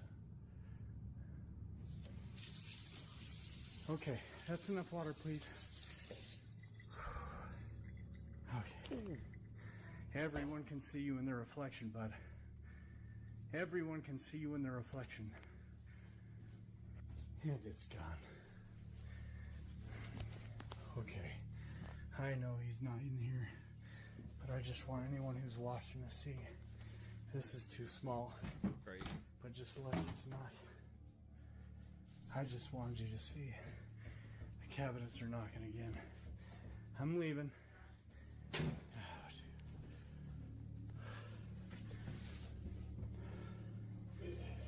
That's enough for today. Never mind the reflection in the refrigerator or even the water turning on and off. Did y'all catch the hand that reached around the wall? It's somewhere around the 20-second mark. If you missed it, go back and check that one out. This guy couldn't believe his eyes. While waiting at a traffic light, he saw something that looked like a glitch in the Matrix. The streetlight kept flashing on and off, making the tree in front of him disappear and reappear like a real-life glitch. And he wasn't the only one stunned. Right in front of him, a truck driver had to pull over just to figure out what was happening. It was like they both stumbled into a real-life video game, just when you think you've seen it all. Justin Bieber has just posted this video of him eating pizza and tagged P. Diddy in it. He's also tagged the P. Diddy trial in it. He used the same video that P. Diddy used for his freak-offs to record people. And I don't know what he's trying to say. I don't know if Bieber is trying to say that he knows what happened at these freak-offs or he was involved in these freak-offs, but there is something really, really, really weird about this. I mean, I think we all have a pretty pretty good idea as to what Beebs was hinting at in this video here, guys. Like, what a shame. He was just a little boy when all this stuff took place. I can't even imagine what he witnessed. And pizza? Poor kid was the pizza. He was the pizza. I hope they lock this man away forever. The first Wiltshire crop circle has appeared, and it's going to kickstart the season like crazy. This piece of footage was filmed by Mark Breen. It's absolutely beautiful. You should go to his channel and check out these other stuff. But this is the crop circle itself. This appeared overnight on the 15th, and again, this is from Warminster, where I grew up. And I've got in contact with a farmer there called Julius. So in the next few days, I'm going to be visiting this site, and I'm going to be interviewing Julius himself. He's completely perplexed about what's happened here. I'm going to be going there, taking samples. I'm going to be taking measurements. I'm going to be researching the radiation in the ambient area, taking EMF readings, and I'm going to be logging the whole thing. And I will be making a mini-series on this specific experience. And Julius, the landowner himself, has got some incredible information. He owns multiple farms, and he's had a lot of weird and anomalous activity happen in and around his land, right?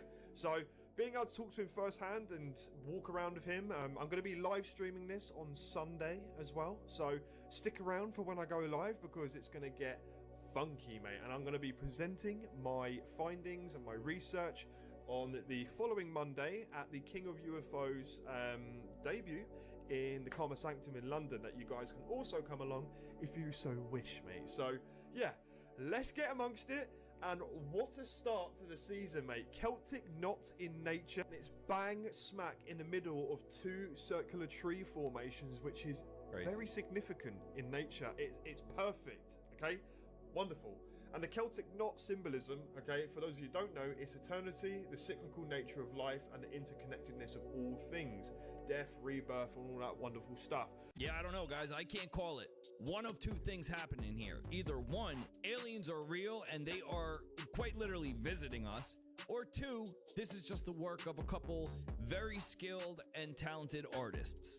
What do you guys think? Let us know down below, guys.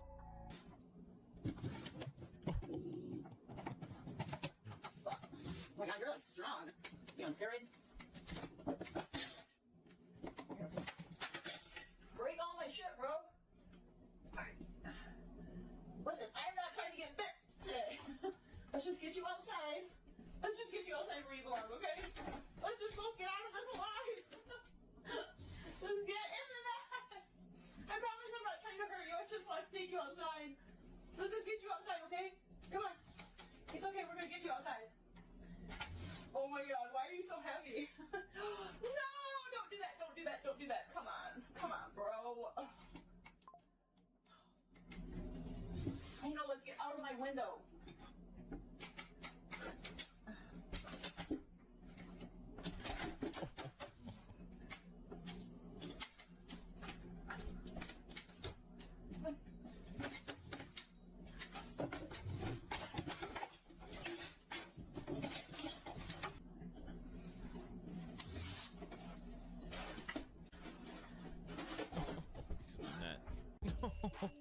The way I would shit my pants, you guys have no idea. And who has one of these gigantic nets just waiting, ready, on deck for something like this to happen? Why am I getting the feeling that this isn't the first time this has happened to this lady? Man, this is some crazy shit. Did the former head of the FBI just call for Trump's assassination with a picture of shells? Well, the Secret Service and law enforcement are looking into exactly that claim, and it's got people going crazy online. So James Comey served as the head of the FBI between 2013 and 2017 before being fired by Trump. And yesterday he posted this picture saying, "Look at the cool shell formation that I just saw on my beach walk." So yeah, if you were confused as I was when I first saw this, 86 is said to mean like get rid of or kill something, and originated from an old mob term, while 47 is said to represent, 47th President Trump. Also, the term 8746 was used at an anti-Trump march last month. And again, this is said to be a thinly veiled call for, you know what, at the president. Now, this has actually gone past the little, talk online, and the Secret Service said that they are aware of this, and they are treating it as a potential threat. James himself has since deleted the post, and he shared a statement on Instagram saying that he assumed that this was a political message, but he said that he didn't realize some folks associated those numbers with violence. Keep in mind, this is the former head of the FBI. But then, in another weird twist, some people pointed out that the day that this picture was posted, it had been exactly 8,647 days since 9/11 took place. So, a lot of weirdness. I drove 5 hours to eat at a haunted house restaurant.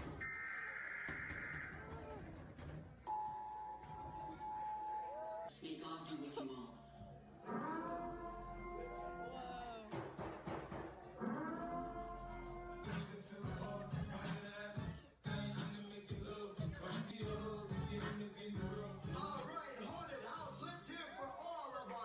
The monsters stand there and stare at you while you're eating, and they dance for people's birthdays.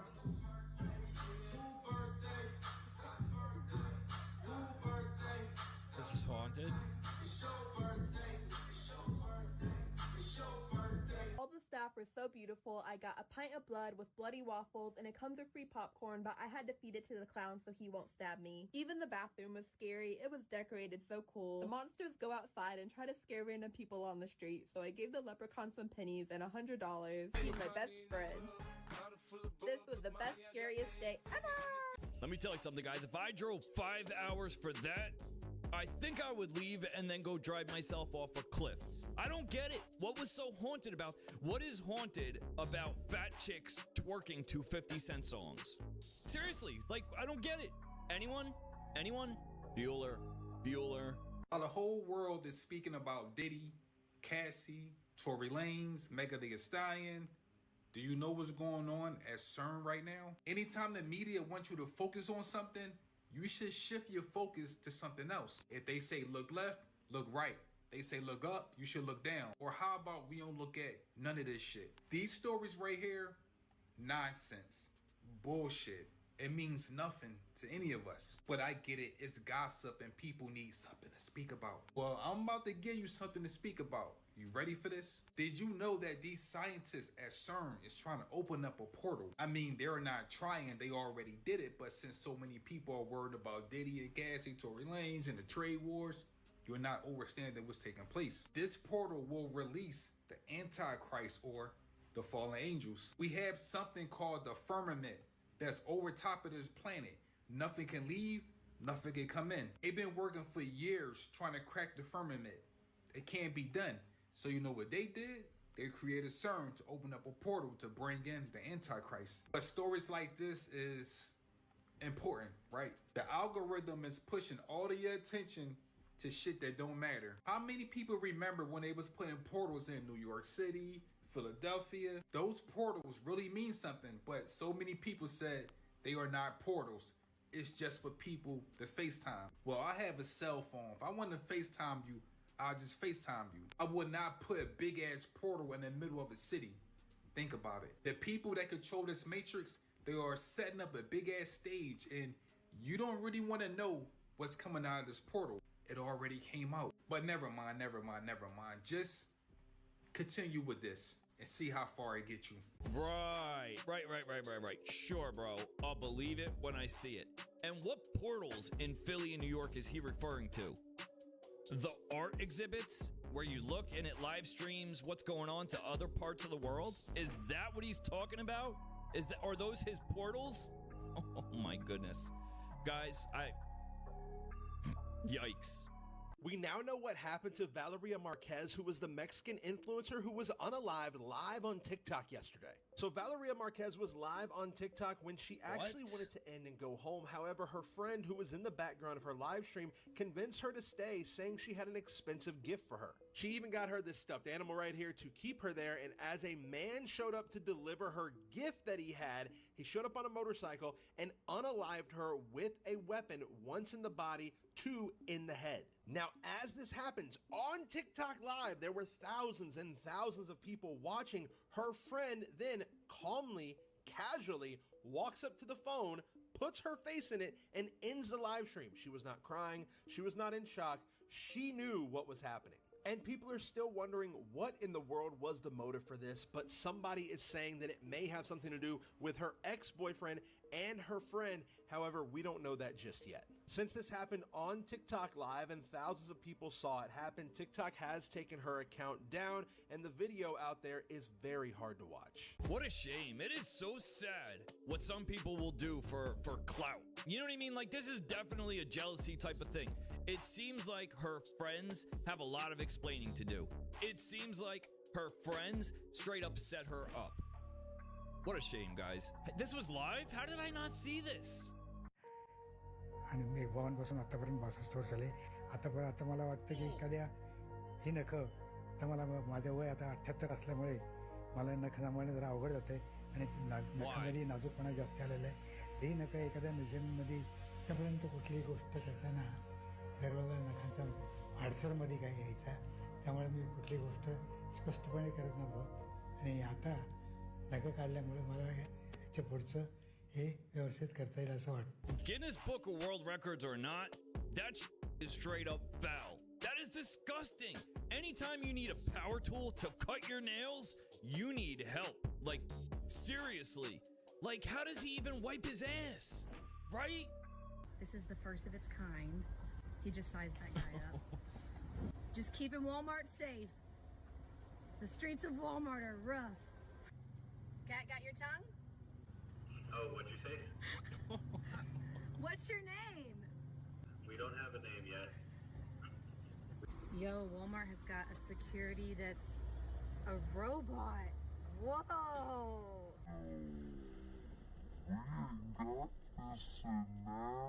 This one's not new for me, guys. We have robots like this in almost all of our local grocery stores, and they go up and down the aisles looking to catch shoplifters.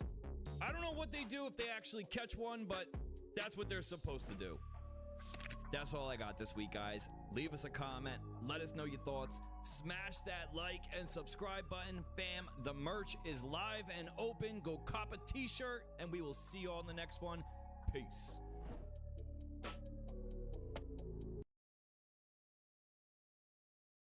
This is a video about the oldest unsolved problem in math. It dates back 2,000 years. Some of the brightest mathematicians of all time have tried to crack it, but all of them failed. In the year 2000, the Italian mathematician Pier Giorgio Odefreddi listed it among 4 of the most pressing open problems at the time. Solving this problem could be as simple as finding a single number. So mathematicians have used computers and checked numbers up to 10 to the power of 2,200. But so far they've come up empty-handed. Why do you think this problem has captured the imaginations of so many mathematicians? It's old, it's simple, it's beautiful. What else could you want? So the problem is this: do any odd perfect numbers exist? So what is a perfect number? Well, take the number 6, for example. You can divide it by 1, 2, 3, and 6, but let's ignore 6 because that's the number itself. And now we're left with just the proper divisors. If you add them all up, you find that they add to 6, which is the number itself. So numbers like this are called perfect. You can also try this with other numbers, like 10. 10 has the proper divisors 1, 2, and 5. If you add those up, you only get 8. So 10 is not a perfect number. Now you can repeat this for all other numbers, and what you find is that most numbers either overshoot or undershoot. Between 1 and 100, only 6 and 28 are perfect numbers. Go up to 10,000 and you find the next 2 perfect numbers: 496 and 8,128. These were the only perfect numbers known by the ancient Greeks, and they would be the only known ones for over 1,000 years. If only we could find a pattern that makes these numbers, then we could use that to predict more of them. So what do these numbers have in common? Well, one thing to notice is that each next perfect number is 1 digit longer than the number that came before it. Another thing they share is that the ending digit alternates between 6 and 8. Which also means they are all even. But here's where things get really weird. you can write 6 as the sum of 1 plus 2 plus 3, and 28 as the sum of 1 plus 2 plus 3 plus 4 plus 5 plus 6 plus 7, and so on for the others as well. They are all just the sum of consecutive numbers. And you can think of each additional number as adding a new layer, and so these create a triangle, which is why these numbers are called triangular numbers. Also, every number except for 6 is the sum of consecutive odd cubes. So 28 is 1 cubed plus 3 cubed. 496 is equal to 1 cubed plus 3 cubed plus 5 cubed plus 7 cubed.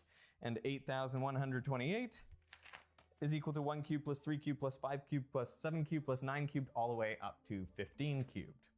But here's the one that really blows my mind.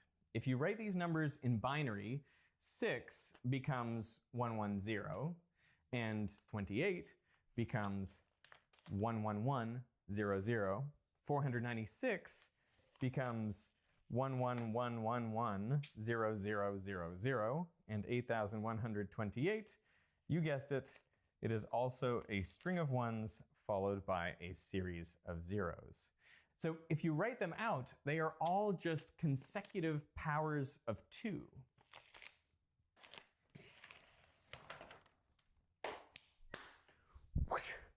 Now, around 300 BC, Euclid was actually thinking along similar lines when he discovered the pattern that makes these perfect numbers. Take the number 1 and double it. You get 2. Now keep doubling it. You get 4, 8, 16, 32, 64, and so on. Now, starting from 1, add the next number to it. So 1 plus 2 equals 3.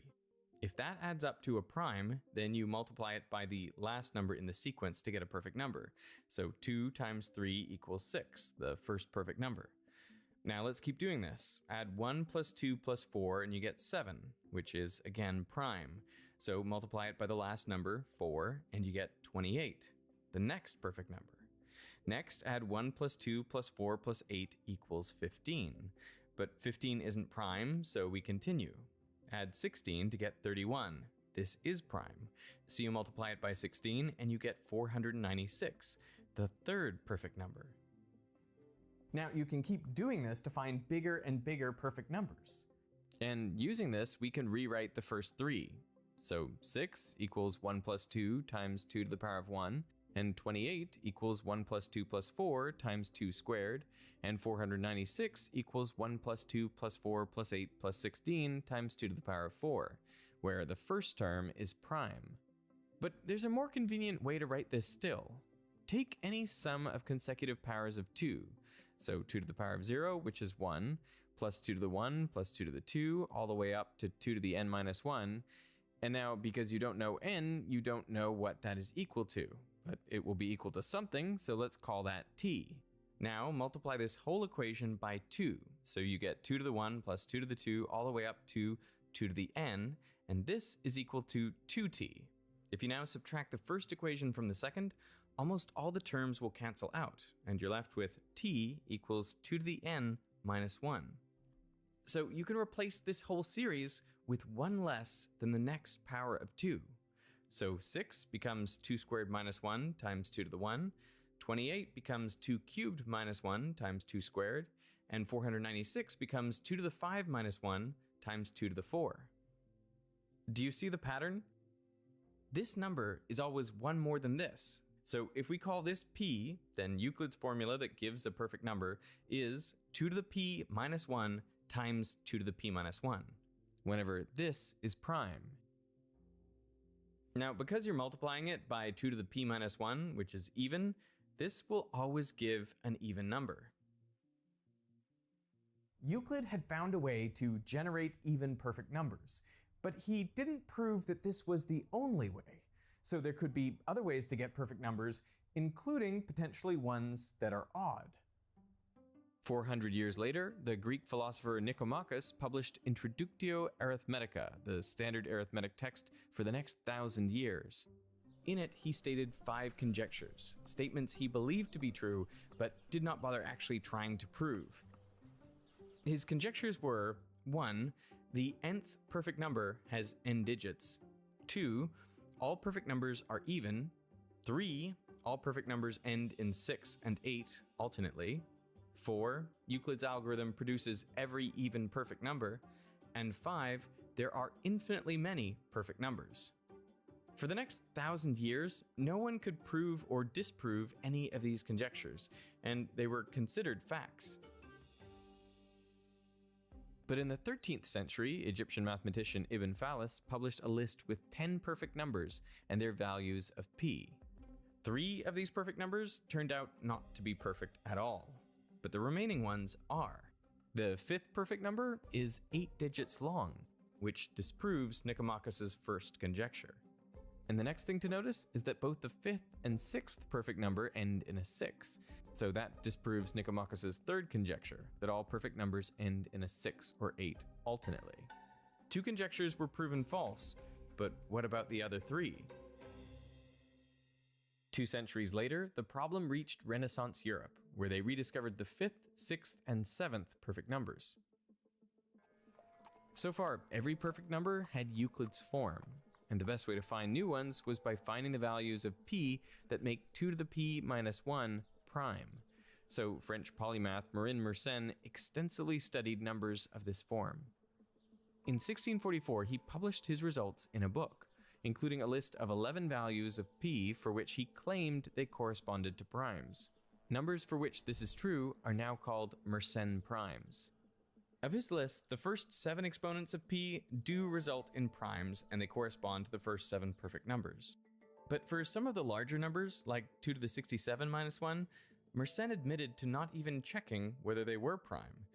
To tell if a given number of 15 to 20 digits is prime or not, all time would not suffice for the test.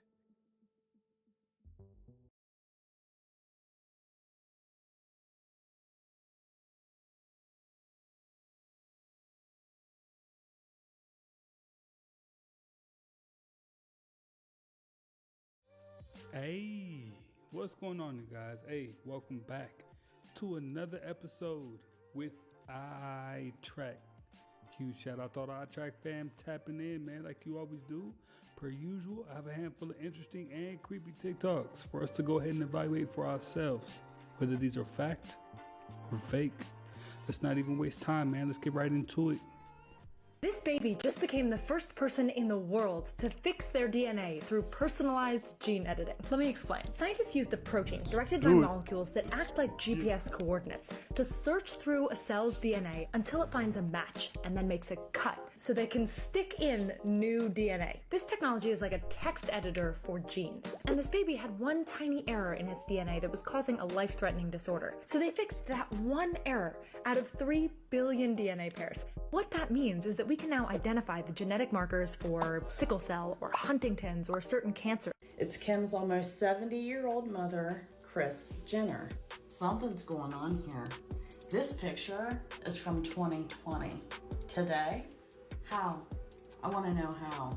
Let's look at some side-by-side so you guys can kind of see what I'm seeing here. I'm kind of getting death becomes her vibes, because how in 5 years did you age almost a decade backwards? Kris Jenner in 2022. It's like every year she's getting younger. To me, she literally looks like Kim now. It's just, how is nobody talking about this? First it was Martha Stewart, and now it's Kris Jenner. Is there something in the water? I would really, really like to know their secret to aging backwards.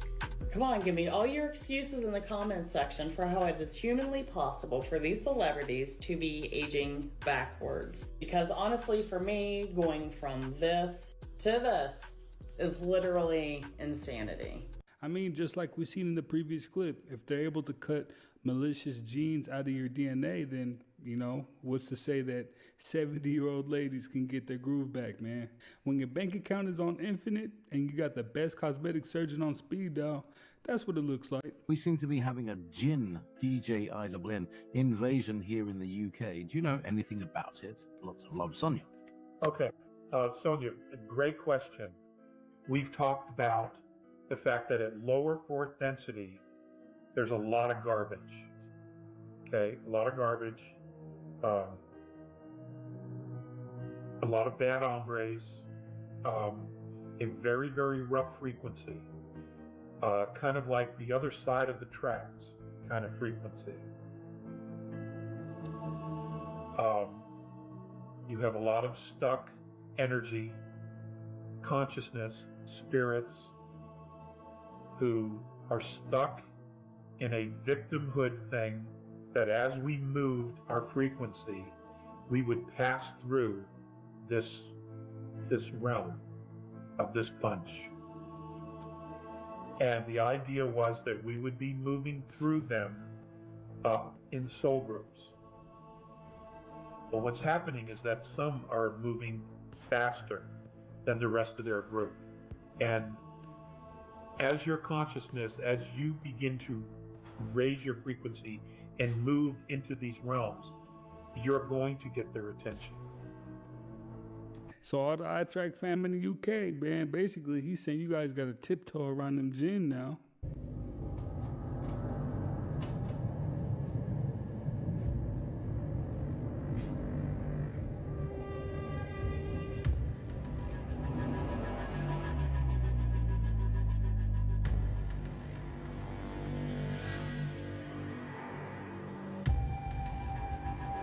This is the most dangerous book in the world, and it's not just a legend. In the 8th century, a book was written that would become the most feared text in history. Its name, Al-Azif. The book was said to contain secrets of black magic so ancient, they predated humanity itself. It spoke of a jinn, a powerful otherworldly being, trapped in our world. But Al-Azif wasn't just a collection of myths. It contained detailed instructions on how to communicate with these beings. Many tried to destroy the book, but it always resurfaced, as if it had a will of its own. In the 19th century, a Yemeni poet named Hassan al-Mansur claimed to have found a copy of Al-Azif. He spent months studying its pages, learning its secrets. One night, Hassan performed a ritual described in the book. Witnesses said they heard whispers in a language no one could understand. The next morning, Hassan was gone. All that remained was his journal, filled with frantic scribbles. The last entry read, "I've seen the jinn. It showed me the truth. The book isn't just a guide, it's a prison. And now, I'm trapped too." These are evil, evil people. You don't want to know what these people do, man. This is Edward Reardon and his response after remote viewing Diddy. This is stuff out of like the Aztec kingdom. You know, the Aztecs where they would have thousands of people lined up and they'd climb up the thing and they'd lay on an altar and they'd tear their heart out by a couple thousand a day. I mean, this is like that level of evil. Who is the most powerful person in America? Oh, I don't think anybody would probably know their name. You know, they're sort of behind the scenes. But certainly people on this committee, like Admiral Wilson, now he was Deputy Director of CIA, then he was the Director of the National Security Agency, then he moved on to the board of, wait for it, Science Applications International Corporation. Who's this? Admiral Bobby Randman. So that's where the action is. I think the center of gravity isn't in the government at all. Was Mr. Bush Sr. ever one of these high-ranking people that was on the inside, or no? Oh, absolutely. George H.W. Bush? Yes. Yes. W, no. But George H.W. Bush, he was the one who threatened Bill Clinton. But stay quiet, there's none of your business. I have a witness to Mr. Clinton sharing that. George H.W. Bush Sr. Yes, it's none of your business, butt out.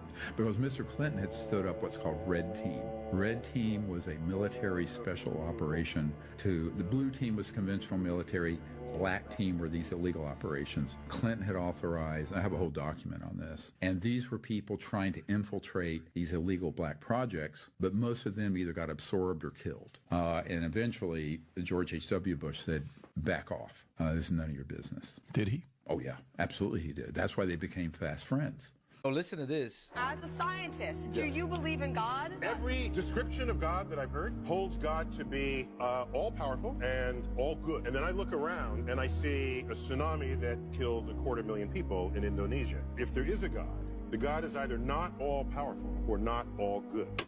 I came from China as an atheist. I believed nothing but science. I was studying the structure of eye in med school, and I realized that the human eye is so complicated. Trillions of cells has to line up perfectly for visual signal capturing and interpretation. If any one of those cells gets out of line, the person will be born blind. So I had a big problem. and the atheist me at the time, that how could so many cells form in such a short period of time out of randomness? So I kept on asking a professor, and he said, man, what's a cross street? I said, that's a car. He said, what's the difference between a car and a human eye? As a human eye is a lot more complicated. He said, okay, can you imagine how a random piece of metal form itself into a car? I said, no way. And he said, how about human eye? So right there, he opened a window in my life, making me realize that it was formed with a specific purpose for vision. So there's a designer, a creator behind that. There are two questions I have to ask Go you. ahead. The first one's kind of fun.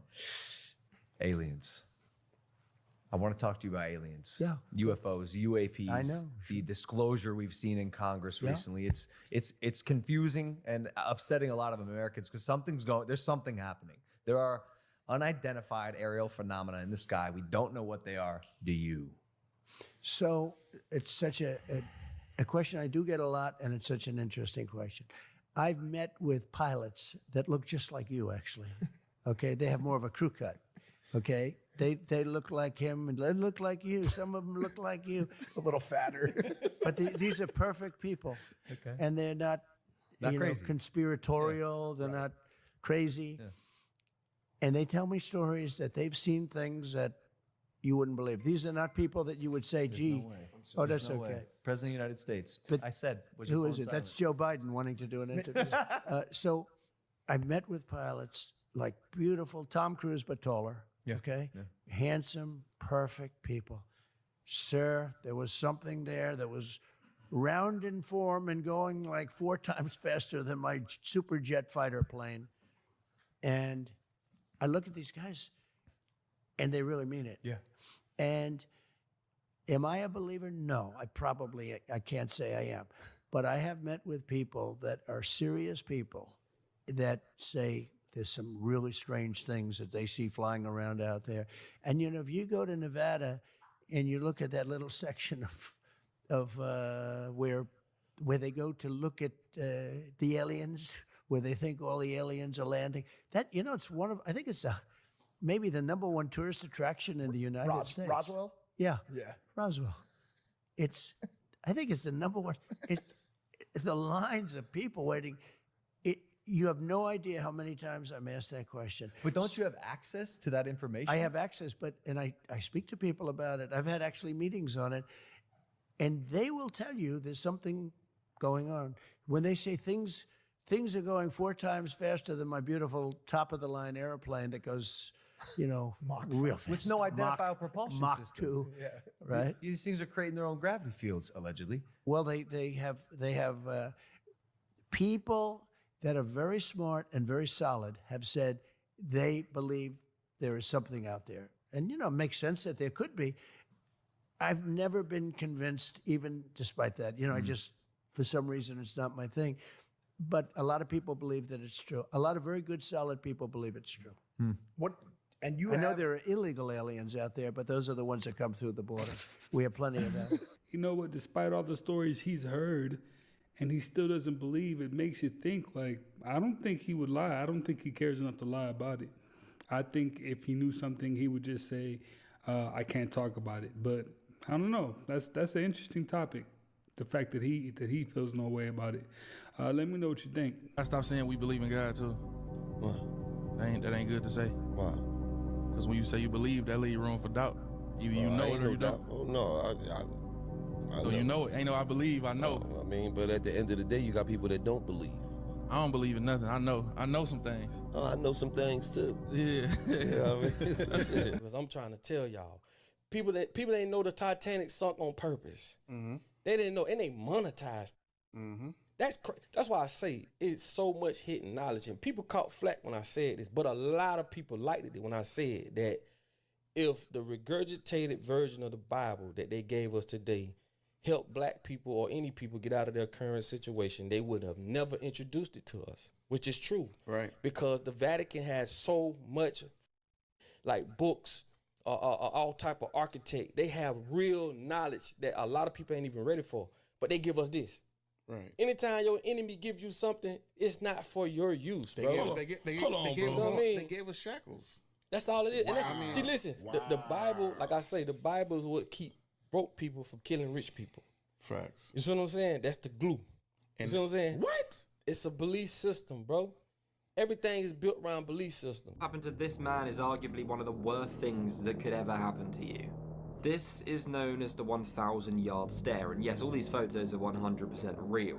These photos mainly occurring during World War I and II, but there is more recent examples, of course. Known as the 1,000-yard stare because of what their eyes are saying, you may also know this in forms of shell shock. Now, what actually causes this is seeing something very sudden and extremely traumatic, such as in the war, where you may see people dying right in front of you, or traumatic events that you wouldn't even be able to repeat. Essentially being in an emotional shock that puts your body into this state where you can barely function. You've probably heard stories back in the wars of shell shock victims and how they were treated so badly as well, because we didn't really know that much about mental health and what to actually do with these people. We'd never really seen anything like it before. Nowadays there's a lot more treatment for this so people can get the help they need. It's still absolutely horrendous and can leave people in ways like this, causing many physical effects such as headache, confusion, dizziness, falling all over the place, stuttering of words, insomnia, extreme anxiety, and sometimes even paralysis. So if you ever see a video of someone like this, just imagine what they're going through. This man talked to a real-life alien and got it all on camera. In a leaked video that emerged on the internet, an alleged encounter between a man and an extraterrestrial being took place at an undisclosed location within a secret base in the United States. This has got to be the realest footage I've ever seen before. During the nighttime. The realest looking. The video's quality, the specific surroundings remain unidentified. It is believed that this encounter took place in 2017, although no official confirmation from the government has been provided. The video begins with a man standing a short distance away from what appears to be an extraterrestrial being, commonly referred to as a gray. Both individuals face each other and maintain eye contact for several moments. The extraterrestrial's physical features resemble typical depictions of grays: a hairless, pale grayish skin tone, large dark eyes, and a slight frame. The man remains calm throughout the encounter, showing no signs of distress or fear. Their interaction appears to be nonverbal, as no audible communication is captured in the leaked video. Despite this, their body language seems engaged and focused. The man and the extraterrestrial being exchange glances, perhaps attempting to convey meaning or understanding to one another. It is worth noting that any interpretation of their interaction remains speculative due to the lack of context provided. After a brief period of visual engagement, the man and the extraterrestrial reach out and... If this isn't real, this is some of the best CGI I've ever seen. Let me know what you think in the comments and stay weird. We are the first species. Pay attention, people. Pay attention. To be aware of evolution, to be aware that we are affecting our own evolution by everything that we do. The babies we eat, the food we eat, the wars we fight. We are. I know my ears must have deceived me, man, because I just heard her say that babies we eat. Was that a glitch in the Matrix? What's really going on? Truth, you better wake up and find out, has been around you all of your life. You just didn't see it. Example, Abraham Lincoln was elected to Congress in 1846. John Kennedy was elected to Congress 1946. Abe Lincoln was elected president in 1860. John Kennedy was elected president 1960. The names Lincoln and Kennedy both contain 7 letters. Both presidents were particularly concerned with civil rights. Both of the president's wives lost children while living in the White House. Both presidents were shot on a Friday in the head. President Lincoln's secretary was named Miss Kennedy. Kennedy's secretary was named Miss Lincoln. Both were assassinated by Southerners. Both were succeeded by Southerners. Andrew Johnson, who succeeded Lincoln, was born in 1808. Lyndon Johnson, who succeeded Kennedy, was born in 1908. John Wilkes Booth, who assassinated Lincoln, was born in 1839. Lee Harvey Oswald, who assassinated Kennedy, in 1939. Both assassins were known by 3 names: John Wilkes Booth, Lee Harvey Oswald. Both names are comprised of 15 letters. President Lincoln was shot in a theater named Ford. Kennedy was shot in a car named Lincoln, made by Ford. John Wilkes Booth ran to a theater and was caught in a warehouse. Oswald ran from a warehouse and was caught in a theater. Booth and Oswald were both assassinated before they could go to trial. And a week before Lincoln was shot, he was in Monroe, Maryland. A week before Kennedy was shot, he was with Marilyn Monroe.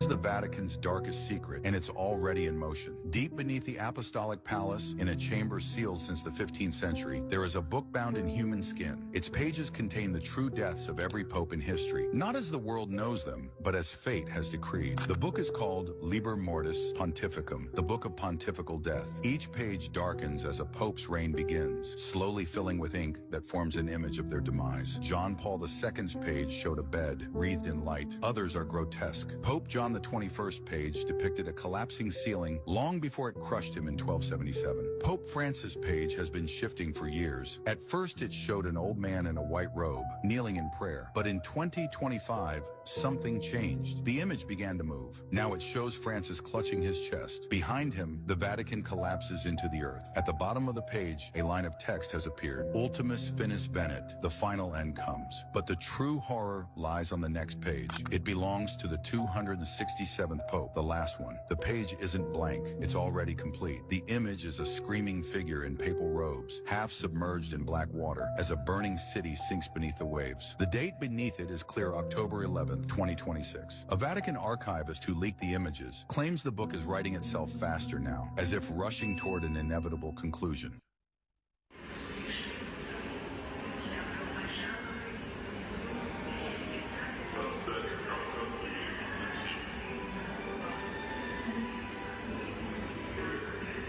The Galactic Federation has confirmed they have finalized preparations to begin revealing themselves. Start looking up. March 2025, we will begin seeing them with more detail. And news outlets will begin to report of the crafts in our skies.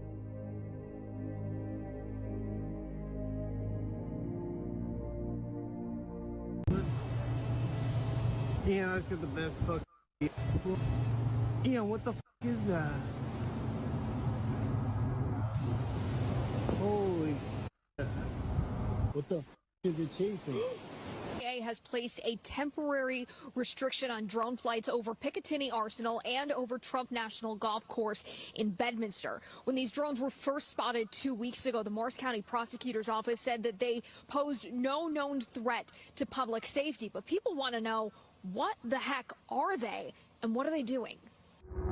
It's normal to see red and green lights unless they're coming from mysterious drones in the night sky. It's kind of unsettling. Size of a car. Mike Walsh says he's seen hundreds of them and has the video to prove it. Morristown police sent an alert to residents Sunday and that if a drone crashes or lands, do not approach or handle it. The FBI's Newark field office would only say it is working with other law enforcement agencies to figure out what's going on, but at the moment doesn't have enough information to share. A lot of people want to know what's going on. I think more people are coming around to that. 30 and 10:30, they're out here. Nobody ever sees them during the day. Thanks for watching. Stay updated about breaking news and top stories or follow us on social media. Had the opportunity over the years to interview, again, people who have worked at the test site at Groom Lake. One gentleman spent 12 of his 30 years in black programs at Groom Lake. When I asked him, I said, first of all, I said, do you believe in UFOs? And he looked at me with a straight face in one-on-one. He said, absolutely, positively, they do exist. So can you expand upon that? I said, no, I can't. Everybody, so here's a strange one. Sometimes security cameras catch things that are easily explainable, but sometimes they don't. This might be one of those times. So this footage was captured on February 6, 2025 on a farm in El Salvador.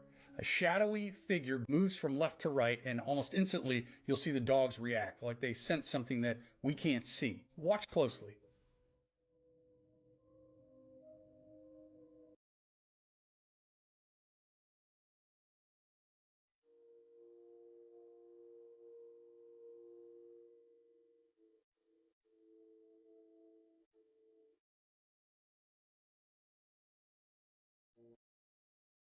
Now, skeptics might say this is just a trick of the light, but what if it's not? So you'll remember last year, whistleblowers like David Grush and lawmakers like Anna Paulina Luna spoke publicly about interdimensional beings. Could this be evidence of something beyond our visible reality? What do you think? Is it a glitch, a shadow, or is it something else? So drop your theories below. Let's try and figure this out. Oh my God! Oh my God! Look, you guys!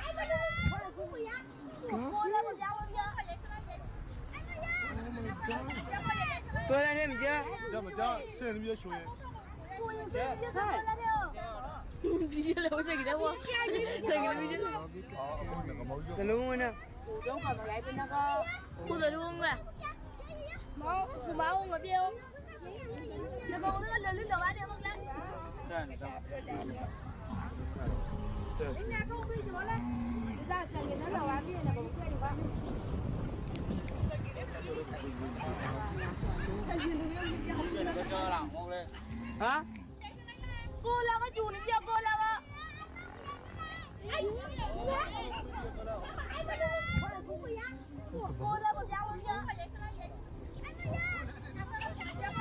Tôi lên em chưa? Đâu mà cho, xem nó chưa I ain't gonna lie, that did look creepy. And if it was CGI, they did a great job. But let me know what you think. This is a hologram of matter. This is holographic 15-dimensional time matrix. When we talk about different universes, they're holographic universes. All of this is a hologram. Not outside. This is outside. You see the 15? It ends right there. The time matrix ends. And so outside is the cosmos fields, which is, you see, 3 levels of cosmos. Cosmos is obviously bigger than universes. This is what's important to understand. How part of God, you could say, is distorted. How part of God can become shadow. Some people use the word evil. So I know everyone's on the Diddy case right now, but does anybody realize that CERN, the Hadron Collider, just alchemized lead into gold? Gold. That's a big deal. Okay, so I've been baffled as to why I was told from the 14th of March to tell all of my friends and family that I care about to cover their mouth when they go outside. But now we know. So there is a airborne fungi, okay, that is deadly. Okay, straight out of the film The Last of Us, which I've never watched, but from the title, I'm guessing that it's bad. So apparently the reason why it is spreading now is because of rising temperatures around the globe. But my question is, why hasn't it traveled in the hotter countries before? Why are we just hearing about it now?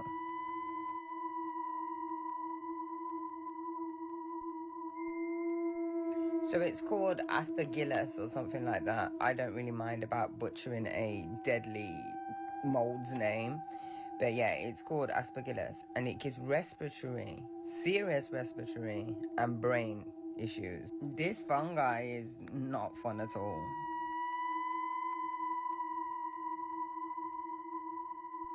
Now apparently, it's the temperatures in the UK that are allowing the Aspergillus to spread. The temperatures, not anybody else, okay? Not like COVID. So apparently, this fungi that is not fun at all is going to affect people that already have respiratory issues. So people that have asthma, that kind of thing. But the people that had the, yeah, you're f***ed. Yeah, definitely. Because a lot of you have been left with respiratory issues. It almost seems like this fungi has come to finish off the job that didn't. But anywho, entertainment purposes only, but this is happening. So this is the part that's really getting me. These spores apparently can be delivered to your door. And that's what it says in the article you'll see. So they can travel across vast distances. And a university in Geneva stated that it can survive the stratosphere, which is an area 10 kilometers above the Earth's surface. So, yeah. So these spores can travel across continents without an airplane, without a boat, without anything. They can travel across continents. They've never done it before, but they seem to be doing it now, okay? In the world of government conspiracies, few stories are as shocking as Phil Snyder's. Born in 1947, Snyder claimed to be a geologist and engineer who worked on something truly extraordinary. Deep underground military bases or DUMBs, for the US government. But it was what allegedly happened in August 1979 that would change everything. While working on a base beneath Dulce, New Mexico, Schneider claimed his drilling team accidentally broke into an underground cavern, occupied by extraterrestrials.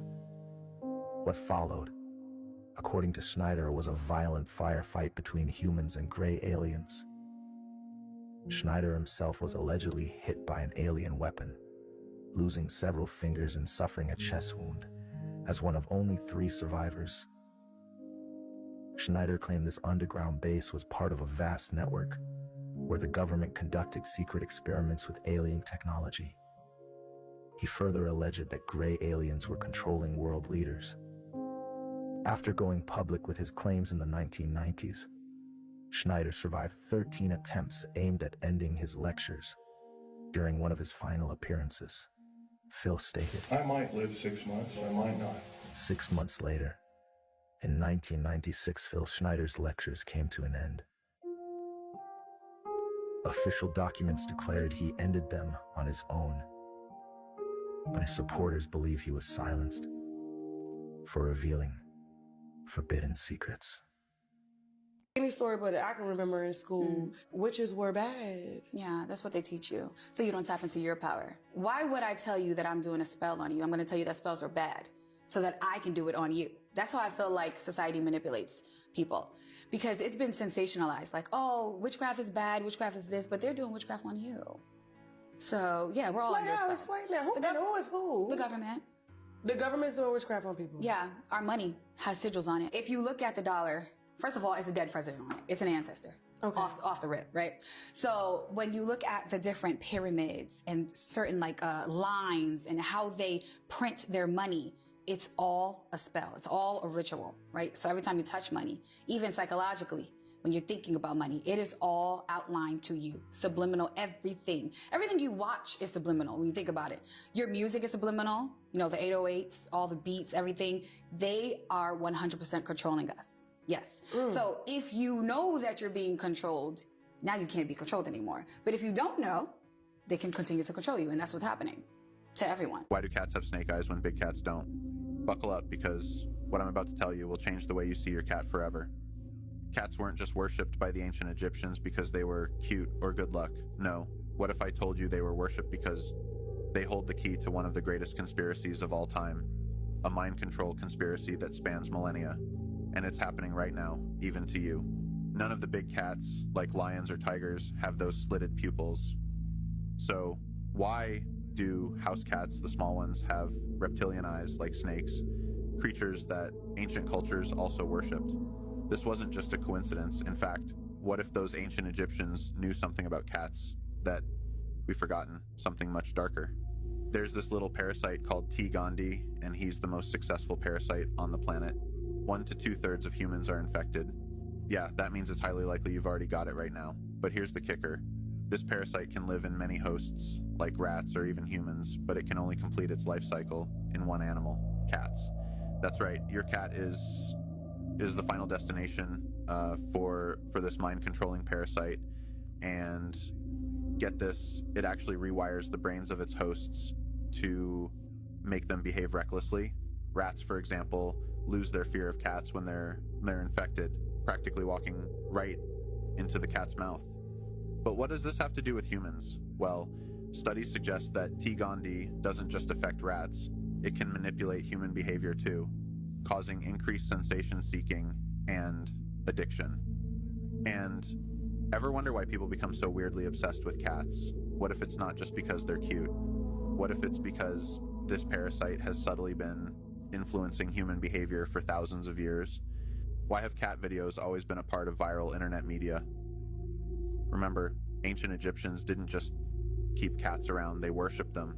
Maybe they were onto something, or maybe they were under the influence of something they couldn't see. But here's where things get really wild. You've heard about, in Egypt, they had Bastet, a goddess with the head of a cat.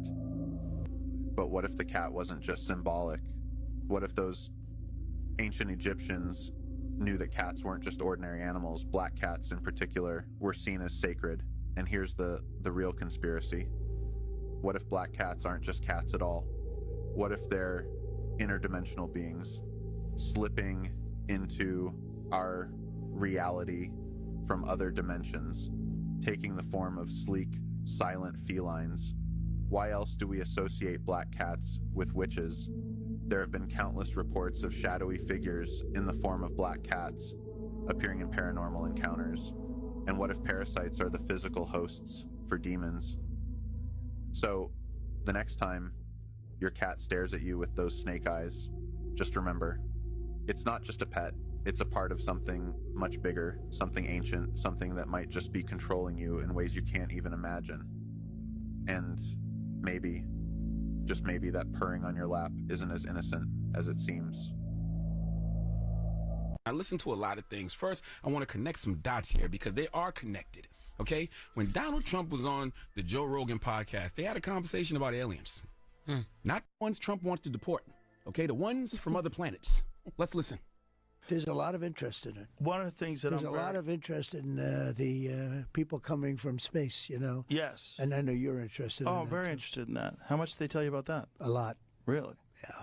What'd they tell you? Well, it's never been my thing, I have to be honest. I interviewed jet pilots that say they saw something, and they said, we saw things, sir, that were very strange. Like a round ball, but it wasn't a comet or a meteor. It was something. And it was going 4 times faster than an F-22, which is a very fast plane, you know. That's dot one. But there's a man named Cliff High. You should Google Cliff High. He is a researcher known for developing a technique called predictive linguistics, which involves analyzing internet data to predict future events. And based off that conversation with President Trump and Joe Rogan, he predicted a future event. Let's listen. But what we do have some justification for suggesting is that there will be 39 days between the temporal marker of the Trump interview and the appearance of this visible contention. The visible contention, space aliens. Okay, so like sort of very complex kind of Independence Day kind of shit, right? Nobody will know who the hell is doing what with whom. Now, so anyway, now we have a strange thing where there's swarms of 20-foot drones flying around military bases. So unknown. Nobody knows who owns these drones, who's controlling them. At least they're not telling us guys. Now, my whole life, 1 + 1 has equaled 2. But then I heard Terrence Howard on Joe Rogan, and regardless of what he thinks about math, 1 + 1 still equals 2. Trump and Rogan had this conversation. Cliff High, who previously predicted the 2004 Indonesian tsunami, stated that an alien invasion will be triggered 39 days after Trump's appearance on Joe Rogan. Trump's interview took place on October 25th, 2004, marking the start of the countdown. We first started seeing these SUV-sized drones on December 3rd. Either we are in the midst of one of the greatest social experiments of all time, one of the greatest pranks of all time, or we being invaded by aliens. Okay, according to Cliff High, the alien invasion will involve air battles between UFOs and military forces, with UFOs even engaging in combat among themselves. Listen, I don't know what's happening. I just know that White House National Security Communications Advisor John Kirby is telling us these SUV-sized drones are manned aircraft. It's not one, it's not two, it's not several, it's a lot of them. One of my peoples in Jersey sent me a video last night of 8 of them over her neighborhood. If this is manned aircraft, then whose mans is this?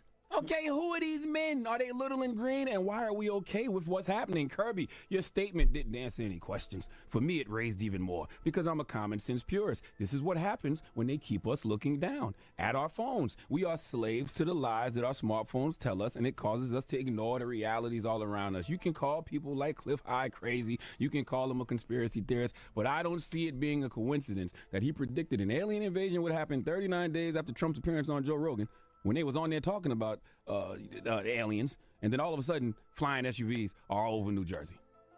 Why are they just flying over our residential areas? What if they crash into our houses? What's the mission? Is this even lawful? Why wasn't the public informed about these operations ahead of time? Look, man, American government, it's okay to be honest with the American people. Just admit either you don't know what's going on up there, or you do, and it's not something you want us to know about. Because all Black Twitter gonna do is make jokes anyway. Okay, the American people are not going to care unless you tell us it's the Kardashians and Taylor Swift up there driving one of those SUV-sized drones. Look, We can avoid reality, but you cannot avoid the consequences of avoiding reality. I don't know what reality currently is, and I don't know what the consequences of avoiding it will be. But I just want us to be aware of what our current reality truly is. Please give White House National Security Communications Advisor John Kirby the biggest hee-haw. Hey, now Charlemagne spoke nothing but truth about that. You know, got us staring down at our phones, but we got to look up sometimes because it's a lot going down. And another great point was either we're in the middle of the greatest social experiment or we're really being invaded, and it's like real low key, you know what I mean? So let me know what you think. Well, you guys, hey, that's another one in the books, man. I appreciate you guys for stopping by yet again and watching another one with me. If you haven't already, smash that like button for me. Smash that subscribe button. Join iTrack Fan, man. It helps the channel out, gets us deeper in this algorithm so more people get a chance to see what's going on and evaluate these videos as well. And I will definitely catch you on the next one.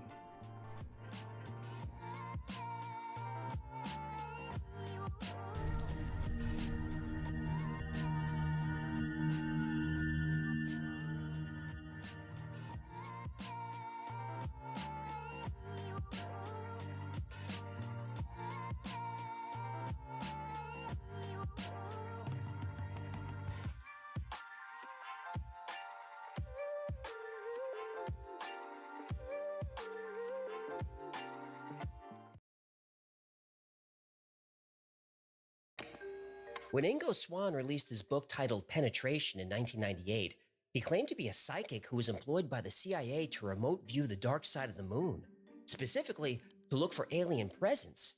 It sounded like science fiction, but in 2006, when the CIA started releasing documents on the Stargate project, Swann's participation in the program was confirmed. When Swann was asked about the existence of extraterrestrials, he said not only were they already here, but they are building something on the far side of the moon. And, according to Swann, these aliens aren't friendly. Let's find out why.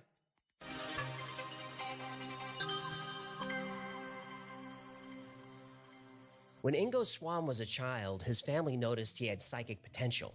When he got older, he wanted to explore this talent, so he began volunteering for experiments in ESP. At first, researchers tested Swann to see if he could influence plants with mental activity or alter the temperature of an environment using his mind. And Swann was successful enough that more and more scientists became interested in him. But it was a few years later where Ingo Swann would find his specialty. In the early 1970s, Swann was part of a study for the American Society of Psychical Research, and this study involved Swann sitting in a chair and attempting to project his consciousness into sealed boxes, which contained symbols that Swann would try to read. During one experiment, he was asked to see what he saw inside of a box, and Swann said he saw nothing, just darkness. The researcher was disappointed and said, "Oh, that's too bad, let's try something else." Swann said, "No, I see darkness because the light bulb inside the box is burnt out." The researcher was puzzled. He walked over to the box, opened it, and sure enough, the light was out, and a star was born.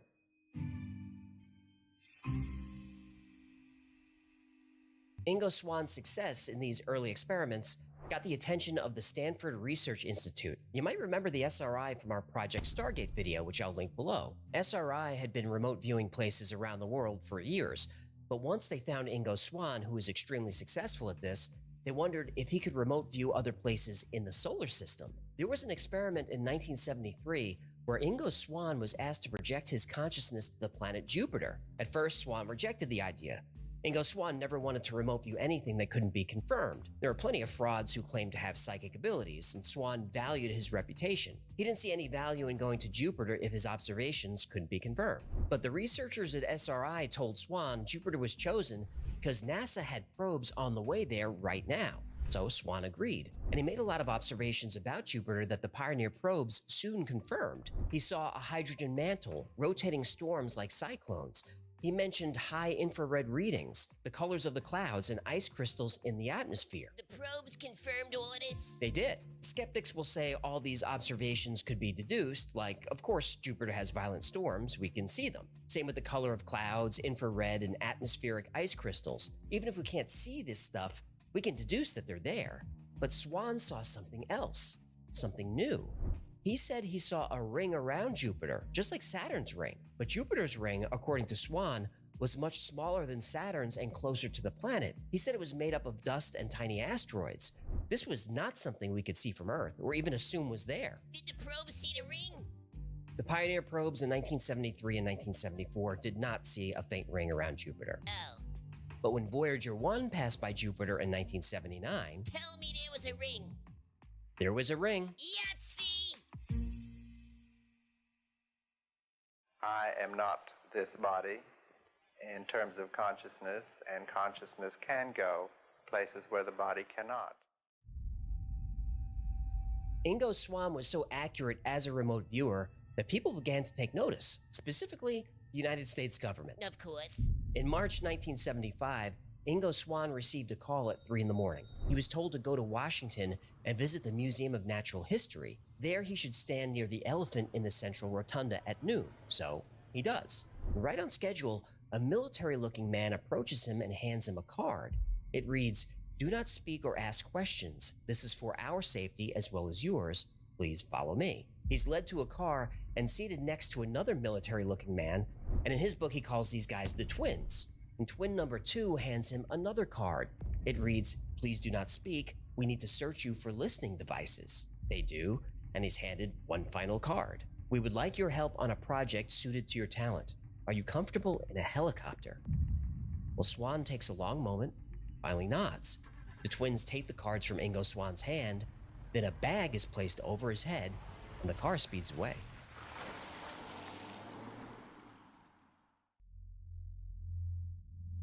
Though Ingo Swann couldn't see, he felt that he was driven around in circles.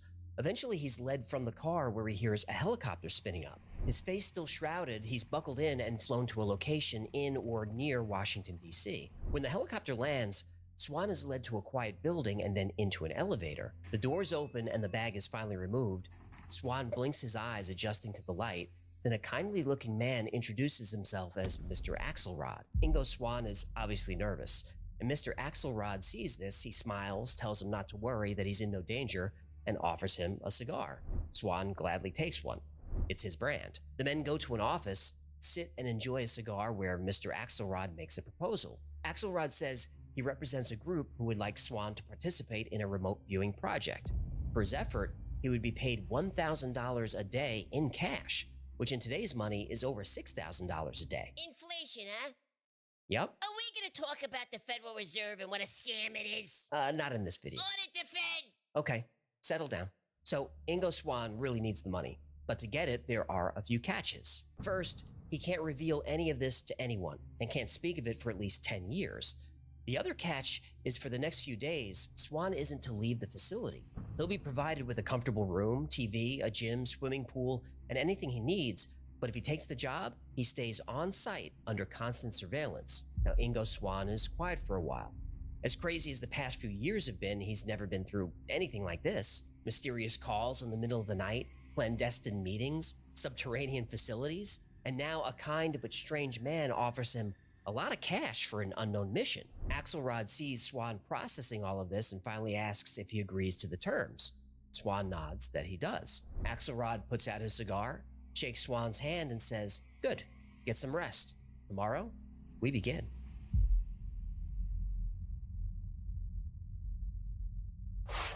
And it has very distinct features of a satellite dish. It's got the dish itself, the crater shape, it's got a long spike that appears to come out of the middle, all sorts of stuff that looks exactly like a satellite dish on Earth looks. The next morning, Axelrod tells Ingo Swann that he'll be remote viewing the moon. And Swann is confused by this, but Axelrod reminds him, No questions. right.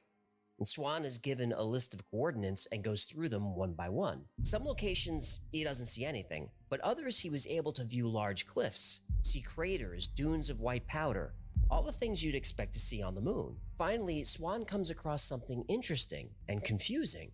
He describes seeing tracks on the surface, tracks that seem to have been made by tractors or some kind of machinery. He sees patterns that look like they were made by wind, even though the moon has no atmosphere. Supposedly. Swann gets the sense that there is atmosphere there. Then Swann moves into a crater which is filled with a green haze. Something is generating light, and Swann notes that the light is diffused. And diffused light isn't possible on the moon. You need an atmosphere to scatter the light, so if it's not the atmosphere, what is it? He moves closer to the light. Swan sees something that looks like an airfield. He describes large structures like hangars, roads, towers, and machinery. Across craters and chasms, there are bridges, evidence of a lot of activity, industrial activity. Cut into the rocks are perfectly round holes, like they were dug with large earth-moving equipment. He moves to a different location and sees some structures emitting light of all different colors. Swan goes in for a closer look. The domes have windows, and even though the area was dark, he could see a fine mist inside the structures and that same eerie green glow. Swan moves closer. He goes right up to the windows. Inside, he describes humanoid figures that look almost like us. He describes this as an area of high activity. Whoever or whatever these beings are, they're very busy, and Swan continues to observe, describing everything he sees. Suddenly, 2 of the beings, then 3, then a dozen, then more, they just stop. They turn to the window where Swan has projected himself. This makes Swan very nervous. He says, "They see me." Then calmly but urgently, Axelrod says, come back now." Swan says, "They're pointing at me." Axelrod tells Swan firmly, "Please come back quickly away from that place." Swan wills his consciousness back and slowly opens his eyes. Finally, he turns to Axelrod and says, "You already know they're psychic, don't you?" Axelrod takes a deep breath and says, "The experiment is over. It's time for you to go home." Neil and Buzz were on the lunar surface. Neil switched to the medical channel and spoke directly with the chief medical officer, saying, "They're here, they're parked on the side of the crater, they're watching us." Though Ingo Swan's moon experiment was over, Mr. Axelrod and the secret organization wasn't quite finished with him. About 6 months after leaving Washington, D.C., Swan was in a supermarket. While doing some grocery shopping, he spotted a stunning woman. He describes her as one of the most beautiful women he'd ever seen. What was she wearing? Don't be creepy. Hello, I'm asking for science. Well, Swan says she was barely wearing anything at all. Short shorts, bikini top, and the tallest high heels he'd ever seen. Heels tall, bikini small. She said she liked the ocean. Excuse me? LL Cool J, I'm going back to Cali. I don't think so. Nice. Anyway, Swan was obviously very taken with this woman because the chapter in his book, It's Barely Safe for Work. He says when he saw her, he felt a wave of electricity going through him and felt tingling all over his body. Suddenly, he felt the hair on the back of his neck stand up, and in that moment, he had the distinct feeling that she was an extraterrestrial. Now, Swan was very aware of how ridiculous this sounded, and he was about to chalk it up to him simply being smitten at the sight of her. But then he turned around and saw the twins from the moon experiment. So he panics and runs out of the store. But later that evening, he receives a phone call, and he's told to fly to New York immediately and be in Grand Central Station the next morning and wait for contact. Of course, he goes. When he gets to Grand Central, he sees one of the twins standing near a payphone. He gestures at Swan to come over. The phone rings. It's Mr. Axelrod. Axelrod asks all kinds of questions about his interaction with the woman, and Swan relays the story. At first, Axelrod is suspicious. He demands to know if he knows her, if she saw him, if she might be following him. Now, Swan doesn't understand any of this, and he starts to become frightened and tells Axelrod he's never seen her before and has never had any contact with her. Now, finally, Axelrod tells Swan, just stay away from her. Swan asks who she is. Axelrod says all you need to know is that she's very dangerous. Swan says he understands, and they chat for a while, and Axelrod asks him how his remote viewing success rate is doing. Swan says he's almost 65% accurate, but not quite there. So Axelrod says, when you get to 65%, write the number 65 on a note on your desk and leave it there. Tell no one, we'll be in touch. And just like that, Axelrod hangs up. And Ingo Swan doesn't hear from Axelrod for a year, but he finally gets his remote viewing success rate to 65%. And just as he was instructed, he writes the number on a slip of paper and places it on his desk and goes home for the night. Now, even though his office is locked and nobody knows the code, when he gets in the following morning, the note is gone.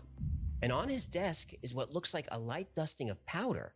And in the powder, someone scribbled 2 words, expect contact. A few days after Ingo Swan was told to expect contact, he was heading to the university cafeteria when Mr. Axelrod appeared. Axelrod walked right up to Ingo Swan, shook his hand, and asked if he could get away for 3 or 4 days. Swan said sure, and asked where they were going. Axelrod smiled at him and asked, "Have you ever seen a UFO?" Holy shit!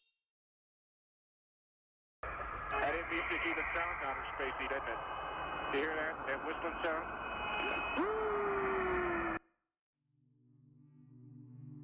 The private jet landed a few hours later.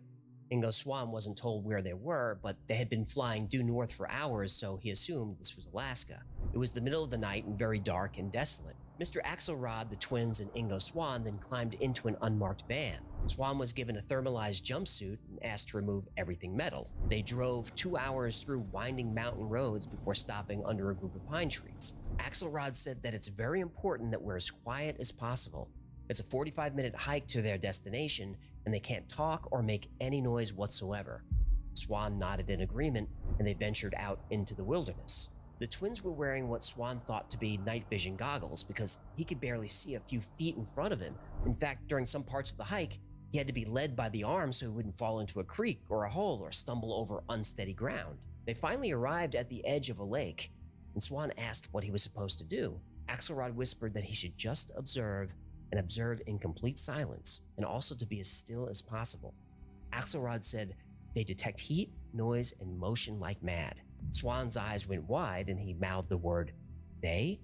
Axelrod just brought his finger to his lips as if to say, "Shh." So, the four men sat in silence for a long while until one of the twins made some kind of hand gesture. Axelrod said, "It's begun." At first, Swann didn't see anything, just a fog coming off the lake. But slowly the fog began to change. Swann said the fog was emitting light, at first neon blue, which slowly changed what he called angry purple. The fog started getting thicker and thicker, and then up from the lake, a triangle-shaped craft emerged. It was about 90 feet wide and emitted a pulsing hum. Suddenly, beams of light were shooting from the craft, hitting different locations around the area. One of the twins shouted, "We have to move." So they did. Then a beam of energy hit the area where the men were, and Swann remembers hearing a loud crack like lightning. And Swann was so stunned he couldn't move. He had to actually be dragged from the area. And Swann looked over his shoulder and saw water from the lake somehow being pulled into the craft. He described it as a reverse waterfall. And on the drive back, everyone was completely silent. Swann just stared out the window, trying to absorb everything he just saw, piece it together. When the van arrived at the airport, the sun was starting to come up. Swann said, "I finally know what's going on." Axelrod said, "Go on." Swann said confidently, "This was an unmanned drone." And Axelrod, like always, never confirmed or rejected Swann's ideas. He simply asked Swann to continue. Swann said, "It's a resupply mission. They're mining the moon and they need our water." Axelrod smiled at this. He didn't agree, but he didn't disagree either. Axelrod shook Swann's hand, thanked him, and gestured toward a waiting plane. Ingo Swann would be flying back alone, and he never saw Axelrod or the twins ever again.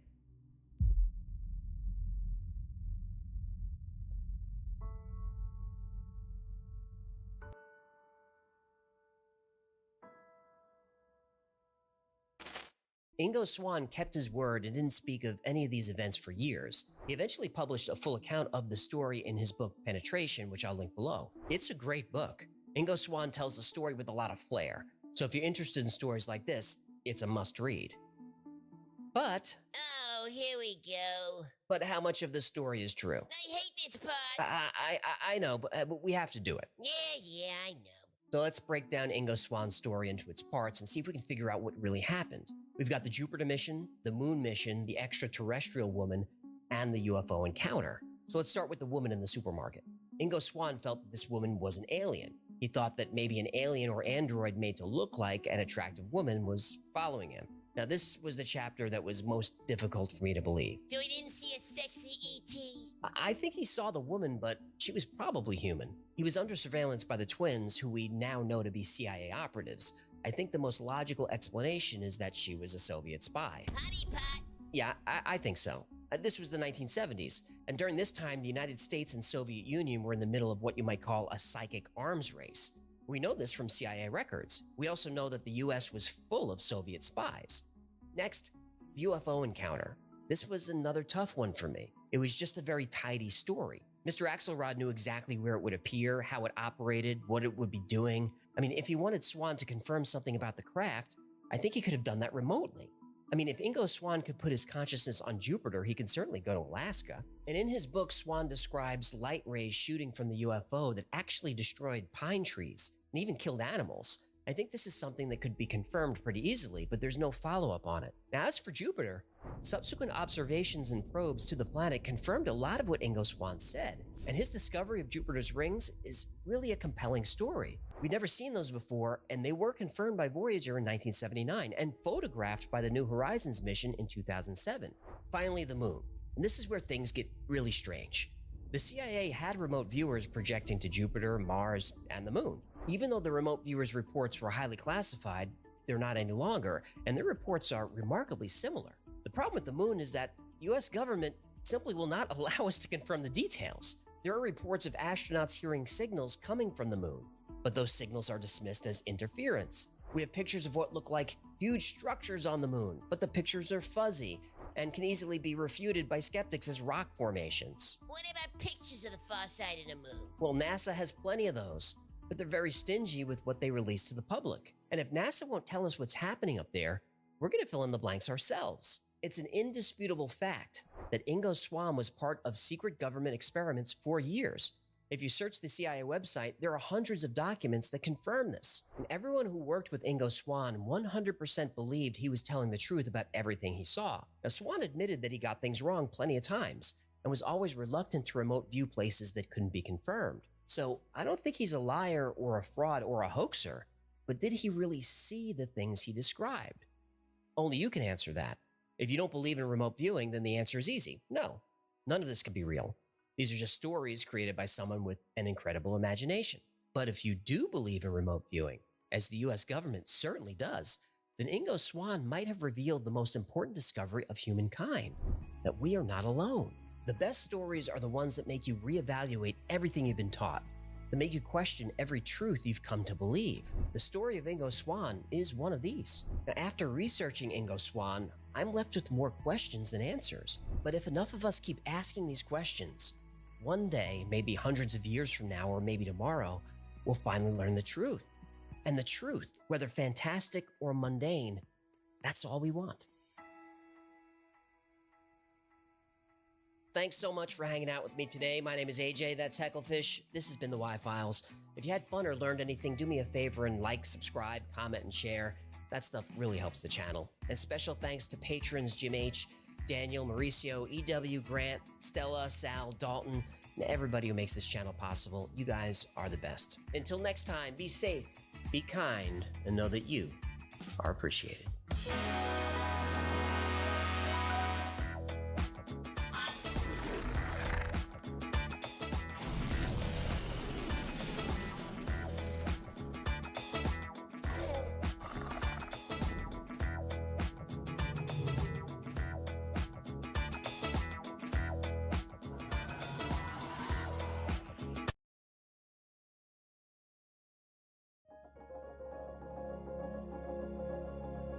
On Christmas morning 2021, a mighty rocket burst into life. Quickly climbing away from the ground, it soared into the cloud-laden sky and headed for the darkness of deep space. Its target was 1.5 million kilometers from Earth, at a place where the gravities of the Sun and our planet combine in a very particular way. In this spot, known as the Lagrange point, the payload would be held in space, fixed in relation to the Earth as it circles the Sun. Once in location, this payload began its delicate deployment. Immense sheets unfurled to shade it from the glare of the Sun as hexagonal mirror segments unfolded and clicked into place. It then waited until it cooled to the frigid background of space. After several months, the device was ready for operation. The latest in a long line of technological leaps, a signal was sent from the Earth for this most recent observer to awaken, to open its eyes and to peer into the darkness. After 30 years and $10 billion, the James Webb Space Telescope had finally arrived.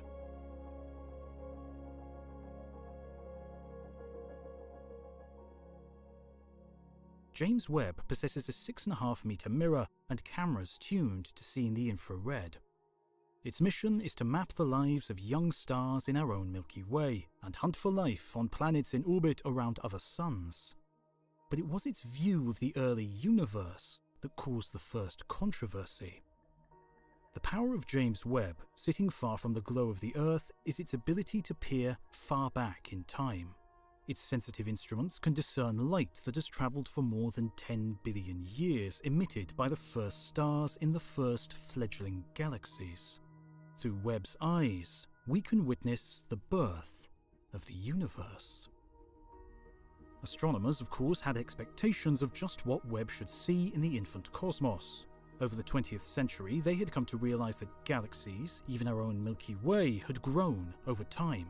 They start as small groups of stars, but through collisions and mergers, small galaxies grow larger, until, over many billions of years, galaxies with hundreds of billions of stars appear in the cosmos. But as astronomers pored over the new images from James Webb, something did not seem right. As they peered into the epoch of the earliest stars, they expected nothing but small, featureless blobs. But instead, they saw something unexpected. Large, well-formed galaxies peeking out of the darkness. Objects that made no sense. For since the turn of the 21st century, astronomers have believed themselves to be in an era of precision cosmology. They had determined that gravity in the universe was dominated by a strange, dark matter, and the expansion of the universe accelerated due to an even stranger, dark energy. Both of these have fed into the most accurate model of the universe we have, a model known as Lambda CDM. And yet, James Webb had revealed large galaxies appearing to exist in the first billion years of the life of the cosmos, going against the predictions of this hard-fought model. Some scientists have been driven back to the drawing board to revise their theories of galaxy formation, but others, much more worried, fear for the very foundations of our understanding of the universe. But this is not the first time that new eyes on the sky have demanded a revision of the cosmos. Since the earliest of times, people have looked to the stars to uncover the workings of the universe, and since the earliest of times, they have been surprised by what they saw. And so what do we understand about those first galaxies, forming in the black just after the Big Bang? And do these surprises thrown up by James Webb derail our understanding of the universe, or help strengthen its foundations even further?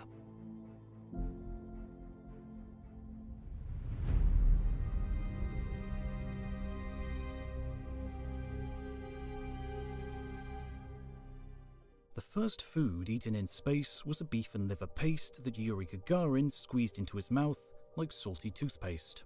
He followed it up with chocolate sauce. This video has been sponsored by Factor, the best, healthiest meal delivery service out there, and an impossible dream for early astronauts. Their healthy menus are updated weekly and include more than 27 meals and 33 add-on options. You can choose your favorite meals, or let Factor craft your order based on your taste preferences and meal history. They offer keto, calorie smart, chef's choice, and vegan and veggie options, which is fantastic for me as I've been trying to cut down on my meat consumption. Factor takes the guesswork out of food shopping and meal prep, saving you time and energy for other things. The no-hassle prepared foods make sure you always have something nutritious on hand when you don't have time to think about making a meal. So head to factor75.com or click the link below and use the code HOTU50 to get 50% off your first Factor box. Thanks to Factor for supporting educational content on YouTube.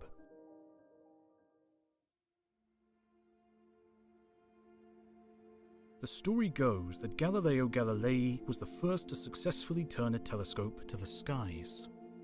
The device, a simple arrangement of lenses, had only recently been invented, its earthly employment having mainly been navigation, surveying, and of course, warfare. But Galileo's focus was the motions of the heavens. The invention of the telescope is implicitly tied to the birth of modern science. A little more than half a century after Galileo, Isaac Newton also turning his attention skyward.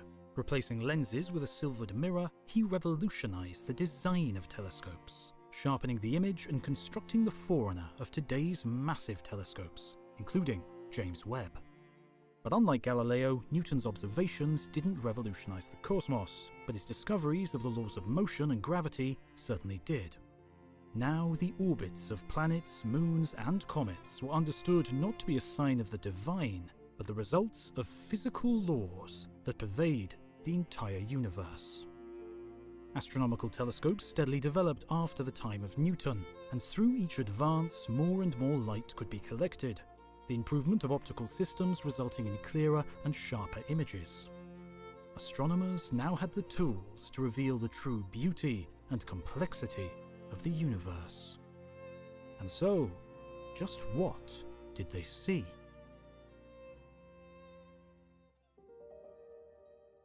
As well as stars and planets, the skies were often home to magnificent comets. And by the mid-1700s, French astronomer Charles Messier was hunting for these heavenly bodies. He was looking for the fuzzy coma of a comet, formed as ice and dust are boiled off the cometary surface. But in his search, he found himself constantly frustrated. We now know that comets are rocky, icy bodies that orbit the Sun, and Messier had expected the fuzzy coma to move night after night during the comet's travels. But he came across numerous fuzzy objects that stubbornly remained in place, not changing at all. Messier decided to allay his frustration by cataloguing all these anomalies, ignoring them if he happened to spot one. And so, though Messier's catalogue of 110 objects mainly contains simple clouds of gas within our Milky Way, unknown to Messier, many of his objects were much, much more distant.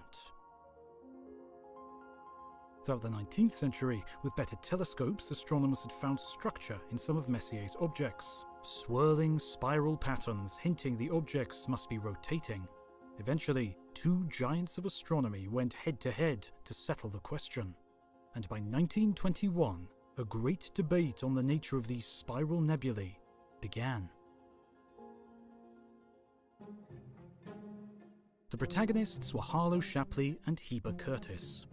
In Shapley's mind, our own Milky Way was the entire universe, whilst Curtis argued that there were extremely distant individual galaxies lingering out there. Though the debate ended in stalemate, very soon the question would be settled once and for all.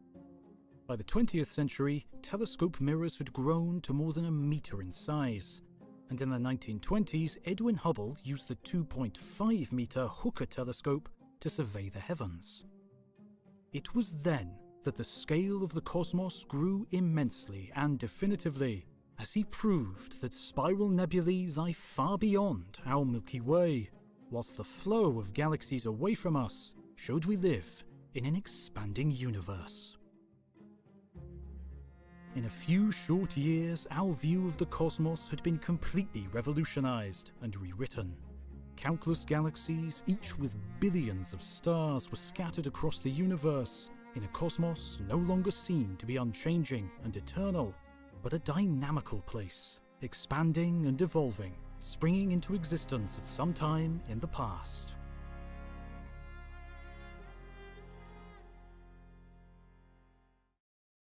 The story of this Big Bang, our cosmic birth, has been told many, many times. And after the universe's fiery creation, we understood it was smooth and featureless. But this still left a question. Where did all the galaxies we see today come from? Just what forces sculpted the universe? Throughout the 20th century, telescopes continued to grow and scour the cosmos. More mysteries were revealed, dark matter and dark energy amongst the biggest, and by the dawn of the 21st century, 10-meter telescopes now stared into the darkness. These earthbound telescopes were complemented by telescopes in space, the most famous of these being the Hubble Space Telescope, put in orbit in 1990. Its mirror, only 2.5 meters in diameter, is small compared to the behemoths on Earth, but sitting beyond the shimmering effects of the atmosphere, it can see more clearly than the others. Over the last 3 decades, the sharpness of Hubble's observations has wowed both astronomers and the public, and posters of spectacular images are stuck to walls all around the globe. But not long after Hubble was placed in space and opened its eyes on the universe, plans for its replacement, a bigger, more powerful telescope, were put in motion. The mission had to be ambitious, pushing the limits of technology and striding past the view of Hubble. The planned mirror was to be so large it wouldn't fit into even the largest rocket, so it would have to be segmented and folded like scientific origami, and one of the most powerful rockets would be needed to fling it into the darkness of space. Through numerous delays and cost blowouts, this new telescope, the James Webb Space Telescope, found itself on the launch pad. And on that Christmas morning, 2021, it blasted away from the Earth. Astronomers have pinned their hopes on this $10 billion feat of technology and science, hoping to conclusively answer the biggest question of all. Just where did galaxies come from?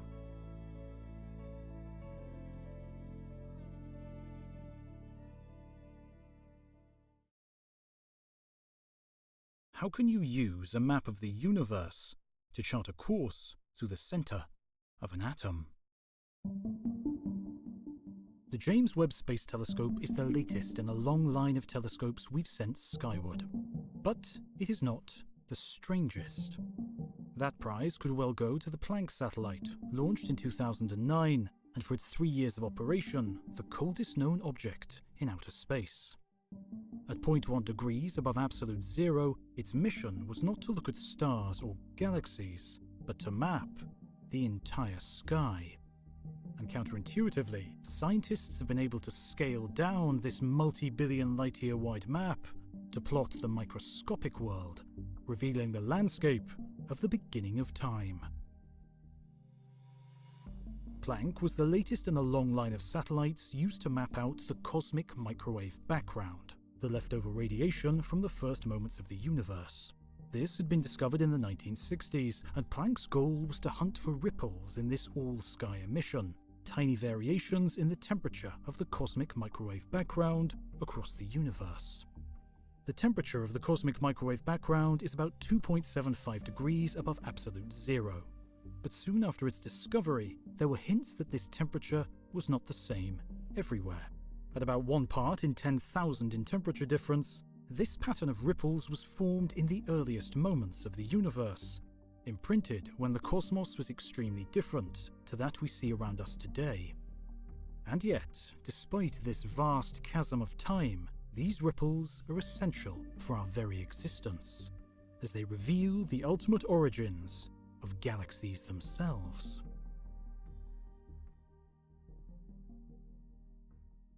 To seek out this origin of galaxies, we have to go back a very long way. Back to about 10 to the minus 36 seconds after the universe came into being, when it was nothing but a roiling sea of energy and particles. At this time, astronomers think that the universe drastically changed. The trigger is uncertain, but for the briefest of periods, the expansion of the universe exploded. Cosmologists call this violence inflation, an event that flattened the very space-time geometry of the cosmos.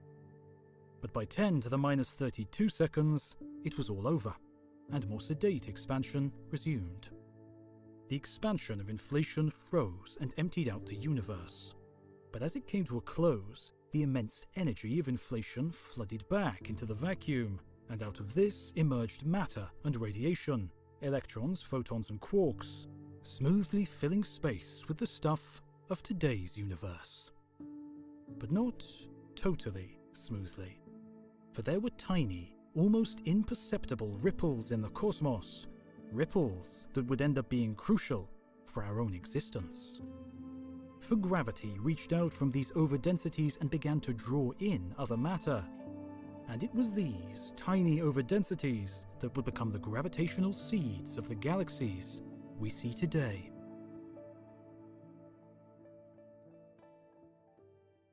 But where did these ripples come from? How far back does this origin story go? To understand the ultimate origin of galaxies, we have to pull the veil back on the very earliest moments of the cosmos, the time before inflation. In these opening moments of time, quantum mechanics reigns supreme. At the smallest scale, much smaller than the scale of an atom, quantum energy churns and roils, fluctuating in and out of existence itself. These fluctuations are unpredictable, governed by the probabilistic world of the quantum, and defined by Heisenberg's uncertainty principle. This principle says that energy can spontaneously appear from nowhere, as long as it rebalances and pays back its energy debt in the appropriate timescale. But the onset of inflation broke the harmony of this quantum loan system. The rapid expansion cuts off the repayment, and the quantum ripples in energy are frozen into space. It also inflates the size of the ripples from microscopic to macroscopic. And at the end of inflation, it's these ripples that are filled with the matter of the cosmos. And this is how we can use a map of the entire universe, the cosmic microwave background, to investigate the microscopic quantum world.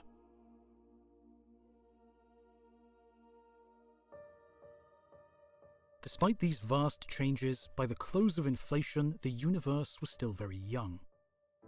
And as it cooled and expanded, it continued to evolve. At a millionth of a second, protons and neutrons solidified out of the particle soup, and at the 1 second mark, these began to combine into the first elements. By a couple of thousand seconds, these first steps of the universe were complete. The universe had expanded and cooled, and the nuclear furnace was extinguished. Slowly, these fires of creation faded and died, and the universe was plunged into an inky blackness. These dark ages would envelop the universe for 100 million years. But just like the dark ages of early medieval Europe, they were far from uneventful. Gravity's grip had grown tighter as matter flowed from the less dense areas into the denser regions. But just what was it flowing in the darkness?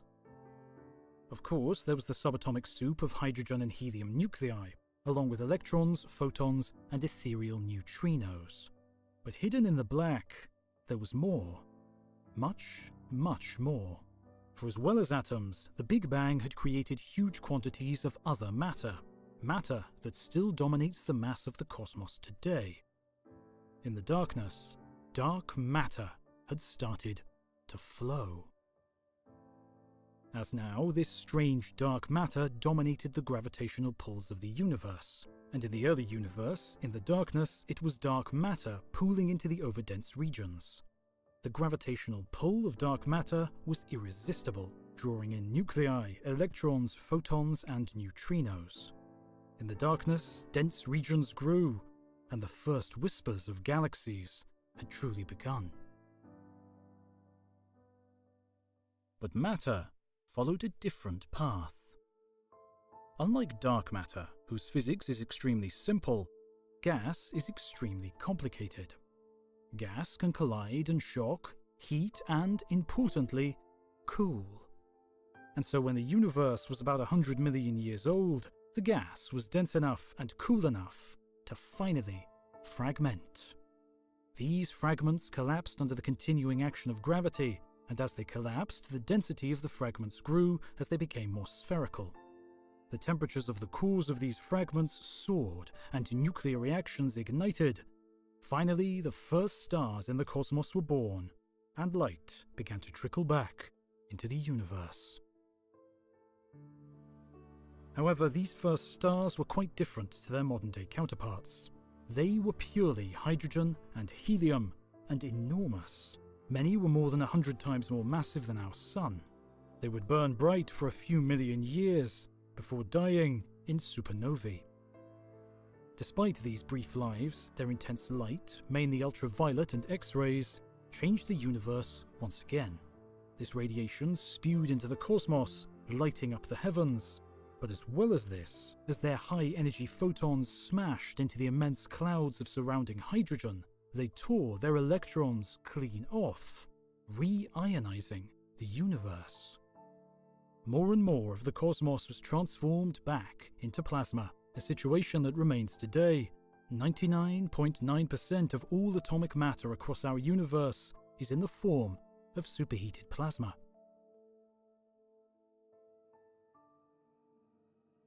As these first generations of stars burnt, through their deaths, they polluted the universe. In their nuclear hearts, heavier elements such as carbon and oxygen had been forged, and through their explosive demise, these elements had been thrown into the black. The chemical enrichment of the universe was truly underway. And yet, throughout all these changes, gravity never changed, never faltered. It continued to draw matter together, and inhomogeneities continued to grow. Eventually, groups of stars fell together, merging and forming larger groups of stars. The epoch of the first galaxies had arrived. It's impossible to pinpoint exactly when a galaxy is born. Mass over densities seeded by quantum fluctuations are continuous, and whilst punctuated by the first stars bursting into life, the process of galactic growth continues inexorably. But grow they do, firstly through a steady accretion, and then through collisions of more appreciable chunks of matter. Cosmologists call these chunks halos, dark matter, gas, and stars bound by their mutual gravity. And as time goes on, scattered throughout the universe, more massive, gravitationally dominant halos emerge. These dominant halos become the site of future galactic growth, and as their gravitational influence grows, so do their dominance. More and more matter is drawn into their grasp, providing the raw material for building future generations of stars. These initial stages of galactic growth were quite uneven. The majority of these baby galaxies small and growing slowly, more massive and intense galactic growth much rarer. Indeed, this immense spread of galaxy masses is still imprinted on the universe today. And for the smallest of galaxies, these initial stages of life were quite dangerous. They could potentially host a massive star, burning brightly for a few million years, only for it to supernova, with the violence of its death expelling all other gas in the galaxy, the small galaxy's weak gravitational pull losing this gas into the universe. Its star-forming life ended before it had barely begun. Many of these small but extinguished galaxies would have inhabited the early universe, halos of dark matter devoid of all atoms and of all stars. These dead, elusive ghost galaxies were doomed to remain dark and unseen, and they should still fill our universe today. But more massive galaxies were different. In a larger galaxy, gravity could draw the gas back in, being recycled into the next generation of stars. And so whilst many galaxies were snuffed out in the early cosmos, others grew fat on the stars and gas they continued to consume. In their deep gravitational wells, new stars were born, lived, and died. But these were different to those of the first generation of stars. Through each generation of stars, heavier and heavier elements are expelled and pollute the cosmos, and these are recycled into subsequent generations. These elements represent barely a trace compared to the dominant hydrogen and helium, but their presence drastically influences the life cycles of their hosts. The heavier elements mixed into the layers of the stars change their opacity. This is a measure of how easy it is for the nuclear energy at the stellar heart to escape. And in trapping radiation, stars more similar to our Sun begin to be born, with longer lifespans and less explosive ends. As billions of years passed, some galaxies began to settle into a more sedate lifestyle. But violence still existed in the universe, a violence that began at the very start. A violence that would go on to create some of the most extreme environments in the cosmos. To understand these, and how the first galaxies became the galactic zoo we see today, we will have to first take a trip back to the middle of the 20th century, to a time when astronomers were facing a mystery on a truly cosmic scale.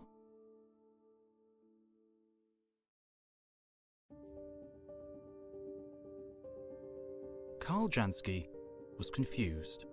It was 1932, the early days of transatlantic radio communication. The world was getting used to beaming voices over thousands of kilometers, but there was something about the signal he heard on these transmissions that troubled Jansky. A persistent background hiss. Though it wasn't the existence of this background static that befuddled him, but its immaculate timing. For Jansky had found his static varied with the time of day, differing in intensity on a regular schedule.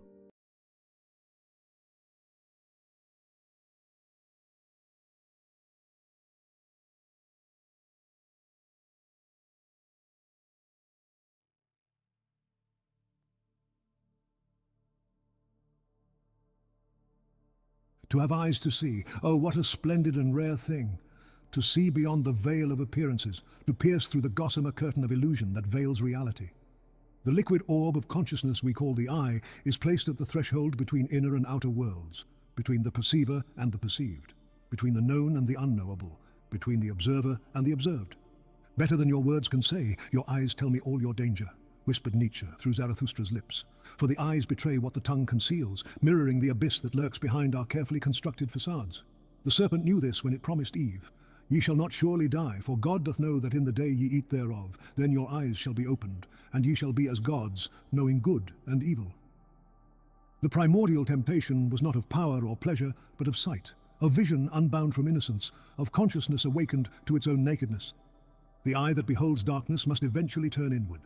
May the frightfulness become so great, Jung implores in Liber Primus, that it can turn men's eyes inward, so that their will no longer seeks the self in others, but in themselves.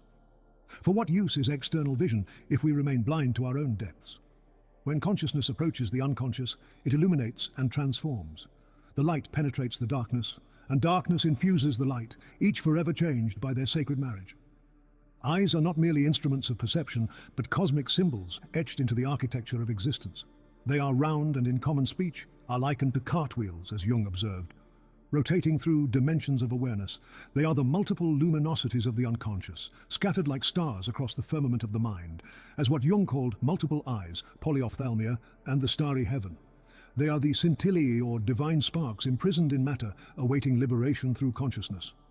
From the depths of Mesopotamian clay to the heights of Egyptian cosmology, from the dollar bill to the seven-eyed lamb of Revelation, the eye persists as humanity's most profound metaphor for awareness. It is simultaneously vulnerability and power, receptivity and projection, window and mirror. The eye does not merely see, it reveals, it illuminates, it transforms what it beholds. To recognize your reflection in the Helix Nebula is to understand that the cosmic eye gazes back. The universe observes itself through your observation. The ancient alchemists knew this when they wrote of the fish's eyes, viewed as luminous points that shine in darkness and particles of consciousness, scattered throughout existence, waiting to be collected into the unified gold of awakened being. This video is an initiation. We traverse cultures and centuries to awaken vision, to recover the art of seeing with eyes unclouded by habit, prejudice or fear. For as Marcus Aurelius reminded us, a healthy pair of eyes should see everything that can be seen and not say, "No, too bright." Even when the light blinds, even when the vision terrifies, the courageous eye remains open. This is our task, to follow the thread of the eye through labyrinths of symbol and meaning, to trace its reflection across the waters of time, and perhaps, if we are fortunate, to glimpse through all these myriad eyes a single vision that unites them. For as Meister Eckhart proclaimed, "The eye through which I see God is the same eye through which God sees me. My eye and God's eye are one seeing, one knowing, one love." As you already know, I am Irrevelato, and I reveal the secrets we deserve to know. The stories our bones and blood tell us to seek. And it is never a little thing to have people around you to see what you see, even if you are hundreds or thousands of miles apart. The eyes of our minds are always connected. The eye is a central symbol of Irrevelato. Therefore, this video is very important to me. Before we dive in, a quick note. What you're about to watch is an essential journey through eye symbolism across human history. We'll explore eye symbolism in ancient civilizations, including Mesopotamia, Egypt, and Norse mythology, examining archetypal patterns like the autonomous eye, the wounded eye, the cosmic eye, and the eye of judgment. Then we'll learn how eye symbolism evolved in organized religions, including Judaism, Christianity, Hinduism, Buddhism, and Cao Dai, as well as the concept of the evil eye across cultures. Further, we'll trace how philosophers from Plato to modern phenomenologists analyzed vision as central to understanding knowledge, perception, and consciousness. Last but not least, we'll look through our psychological eyes to understand how Jung, Freud, and other psychologists interpreted the eye as a symbol of the psyche and consciousness. For those who want to go deeper, I've created an extended director's cut on Patreon with additional sections on how alchemical, mystical, and occult traditions used eye symbolism in their practices and teachings.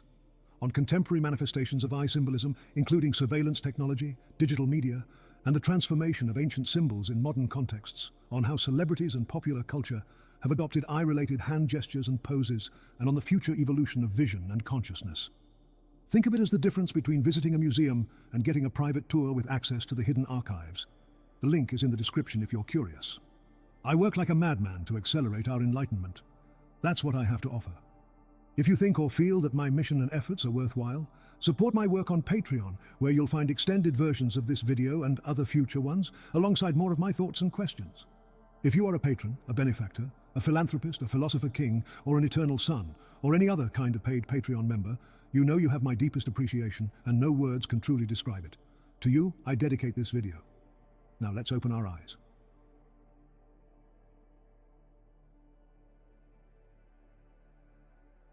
Long before the scientific understanding of vision, ancient peoples recognized the eye as a portal of power. The earliest expressions of eye symbolism emerged from the primordial depths of human consciousness, etched into clay, carved in stone, and woven into the earliest myths of creation and divine awareness. In the cradle of civilization between the Tigris and Euphrates, we find our earliest evidence of the eye's sacred power. Among the most enigmatic artifacts from ancient Mesopotamia are the eye idols of Tel Brak. Thousands of small alabaster figurines dating to 3500 BC, their bodies reduced to mere pedestals for enormous hypnotic eyes. These wide-eyed sentinels stood in temples, their unblinking gaze both protective and unsettling, witnesses to rituals lost to time. The archaeologist Sir Max Mallowan excavated Tel Brak in the 1930s. In his 1947 report, Excavations at Brak and Shagar Bazar, Mallowan notes, "In the present state of our knowledge, there are very few archaeological discoveries which can be described as unique. But one class of objects from Brak is unique, the eye idols or images which turned up in thousands in the grey brick stratum of the earlier eye temple. What he had uncovered was perhaps humanity's first mass-produced religious symbol and culture's collective attempt to manifest the power of vision in physical form. The temple where most were found has since been called the Eye Temple, suggesting a cult dedicated to a deity of vision, perhaps Ishtar as the Watcher.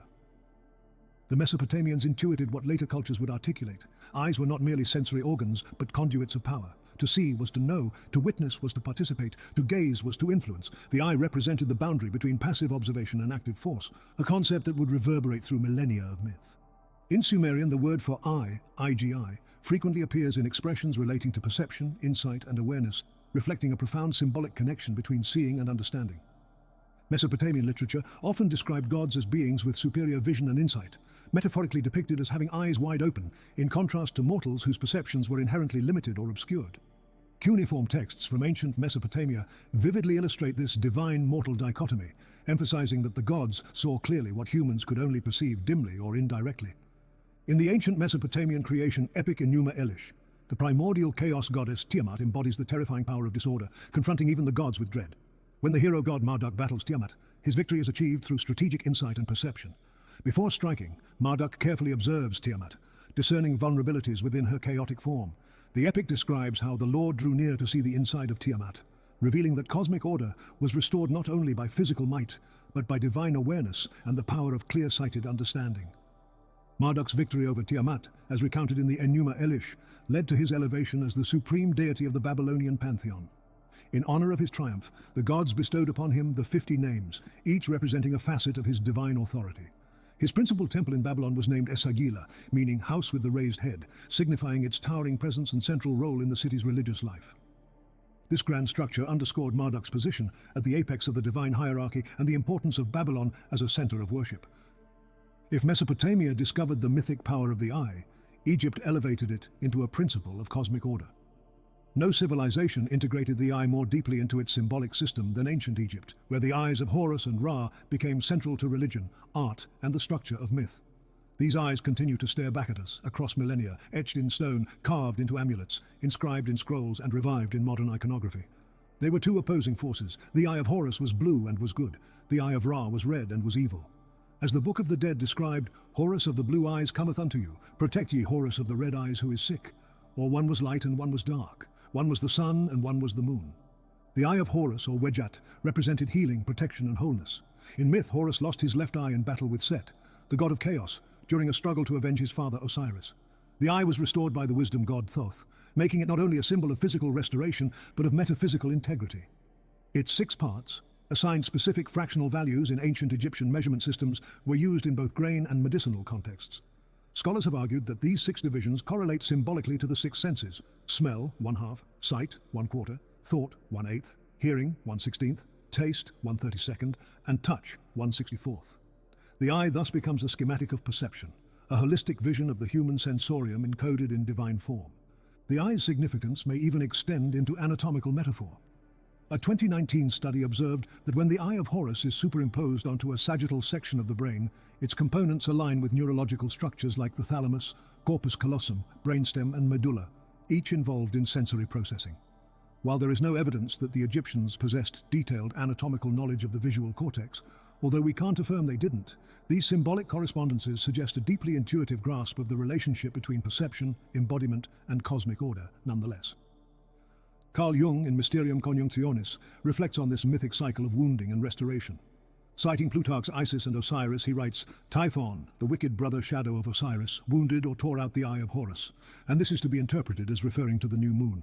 The eye thus becomes a symbol of lunar rhythm, representing the recurring movement between wholeness and fragmentation, light and darkness, consciousness and unconsciousness, psychic integration and dismemberment. This symbolic cycle leads us to Osiris himself. In Egyptian myth, Osiris is murdered and dismembered by his brother Set. His body was scattered across the land and pieced back together by the devotion of Isis. Horus, his son, is both avenger and inheritor, restoring the divine lineage through the trials of vision and combat.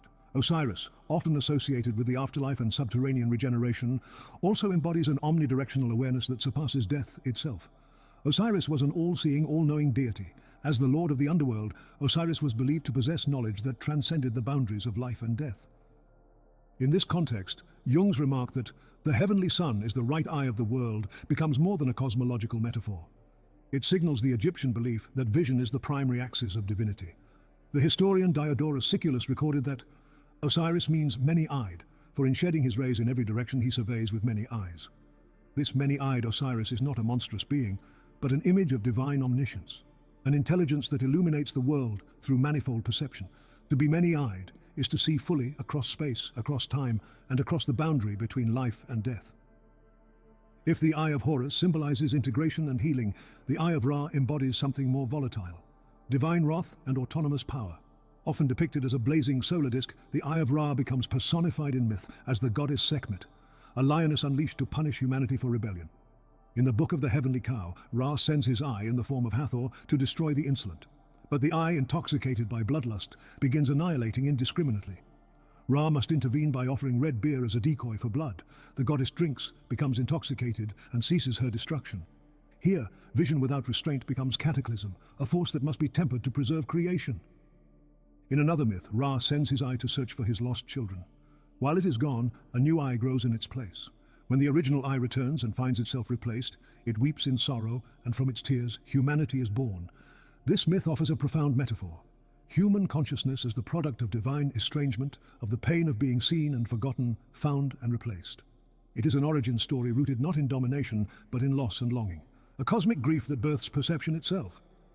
This reverence for sight permeated Egyptian ritual and belief. The eyes of the deceased were carefully protected with amulets and ritual attention.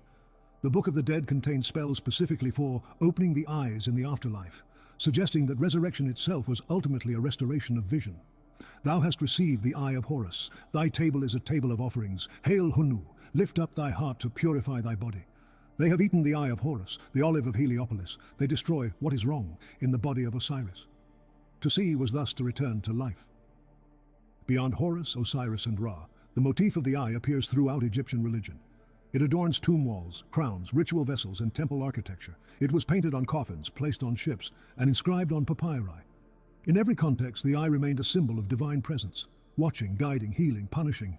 It signified not just physical sight, but the capacity to illuminate and order the world. The eye was Egypt's great metaphor for consciousness, focused, watchful, and sacred. And then, in Norse mythology, we encounter a profound inversion of the eye's significance. Rather than gaining power through sight, the god Odin, Wotan, sacrifices one eye for inner wisdom. At Mimir's well, the source of all wisdom, Odin surrenders his eye in exchange for a drink from the sacred waters. Wotan, who sacrificed his eye at the spring of Mimir, Jung writes in Archetypes of the Collective Unconscious, represents the paradoxical truth that external vision must sometimes be surrendered for internal illumination. The one-eyed god embodies the mystery that partial blindness can lead to deeper sight. a mythological precursor to the spiritual concept that the third eye opens only when physical vision is transcended. The 13th century poetic Edda records Odin's words, "I know where Odin's eye is hidden, deep in the wide-famed well of Mimir. Mead drinks Mimir every morning from Valfather's pledge. Know ye yet or what?" This cryptic verse suggests that the sacrificed eye continues to see. It becomes a permanent witness at the well of wisdom, a part of Odin that remains at the source while he moves through the world. The symbolism of Odin's missing eye takes on profound dimensions when we consider his role as the god of poetry and mystical wisdom. In sacrificing his eye, Odin transcends ordinary perception, gaining a deeper sight that penetrates the veil of appearance to grasp the hidden truths of the cosmos. His vacant socket becomes a powerful signifier of this transformation, marking him as one who has relinquished the limited vision of the physical world in exchange for the expansive insights of the spiritual realm. This sacrificial act embodies the delicate interplay between the tangible and the imaginal, or the seen and the unseen. Odin's remaining eye becomes the eye of precision and clarity, discerning the concrete realities of the manifest world. Yet his missing eye is an eye of possibility and potential that truly defines his visionary power. This absent presence represents the capacity to perceive beyond the boundaries of the known, to envision realities that lie beyond the scope of mortal sight. In this sense, Odin's empty socket is not a void, but a gateway, a portal to the infinite realms of inspiration and imagination. It signifies the willingness to surrender the illusions of the ego, to relinquish attachment to surface-level appearances in pursuit of deeper understanding. Through this sacrifice, Odin attains a form of sight that transcends the physical, a way of seeing that is not dependent on the external organs of perception, but rather arises from the inner eye of the soul. This inner eye is the wellspring of poetic vision, the source of the sacred knowledge encoded in the runes. It is the eye that can discern the patterns of fate woven into the fabric of the universe, the eye that can read the hidden meanings encrypted in the language of symbols and myths. Odin's missing eye thus becomes a testament to the price of wisdom, the sacrifices required to attain a level of insight that pierces the illusions of the material world and glimpses the eternal truths that lie beneath. Ultimately, we are reminded that true seeing is a holistic engagement of our entire being. It is a way of perceiving that integrates the rational and the intuitive and the analytical and the imaginative. Like Odin, we must be willing to relinquish our attachment to appearances, to sacrifice the comfort of certainty in pursuit of the transformative insights that lie beyond the veil of the ordinary. Remarkably, this pattern of the one-eyed seer appears across diverse cultures. The Greek Graii sisters shared a single eye between them, which granted them prophetic vision. The Celtic god Bela had one destructive eye that could kill with a glance. The Russian folklore figure Baba Yaga is sometimes depicted with one eye that sees the past and future. This recurrent motif suggests a universal intuition that complete vision paradoxically requires a form of partial blindness, a willingness to close one mode of seeing to open another. What emerges from all of these ancient myths is a constellation of recurring patterns that transcend cultural boundaries and that we can rightly call archetypes. The autonomous eye is the most striking. Across traditions, the eye frequently detaches from its owner to act independently. Ra's eye becomes Sekhmet, Odin's eye remains at Mimir's well, and the Greek myth of the Grey features an eye that passes between users. This suggests an intuitive understanding that consciousness can fragment and operate autonomously, a concept Jung would later identify in the complex that develops its own agency. The wounded eye that is damaged yet maintains or even increases its power also appears repeatedly. Horus's wounded eye becomes a symbol of healing. Odin's missing eye grants wisdom. The blind seer Tiresias gains prophetic sight. This reflects the paradoxical truth that limitation can become transcendence. Those ways of seeing beyond the physical emerge precisely when ordinary vision is compromised. The cosmic eye, as the identification of the sun and moon as cosmic eyes, appears in Egyptian, Norse, Hindu, and Amazonian mythologies, suggesting an archetypal connection between celestial bodies and divine awareness. The cosmos itself is understood as a being that watches, with heavenly bodies as its organs of perception. Last but not least, the Eye of Judgment, from Mesopotamian deities to the Egyptian weighing of the heart ceremony, overseen by the Eye of Horus, represents moral discernment and judgment. This association would later find its fullest expression in the Abrahamic tradition's all-seeing eye of God that witnesses and evaluates human action. We will explore this eye in depth in the sections that follow. Thus, across the ancient world, in the dawn of human symbolism, the eye is a cosmic principle before it is an organ of sight. Or rather, sight is more than what our physical eyes can offer. Yet, Plato's form of the eye is probably somewhere out there. What's certain is that its persistence is impressive. From the clay idols of Mesopotamia to the hieroglyphs of Egypt to the one-eyed god of the north, the eye represented the fundamental relationship between consciousness and reality, between the seer and the seen, between the divine and the human. To have eyes was to possess power. To be seen was to be known. To gaze was to transform. The French philosopher Georges Bataille would later write in his work The Eye that the eye at the summit of the skull, opening onto the infinite space, is not a product of understanding, but is instead an immediate existence. This insight was already understood by our most ancient ancestors, who recognized in the eye not merely a tool of perception, but the threshold where inner and outer worlds meet. These are the foundation for religious, philosophical, and psychological understanding of vision as something far beyond mere biological function. A sacred act that connects us to the cosmos itself, a living symbol of consciousness.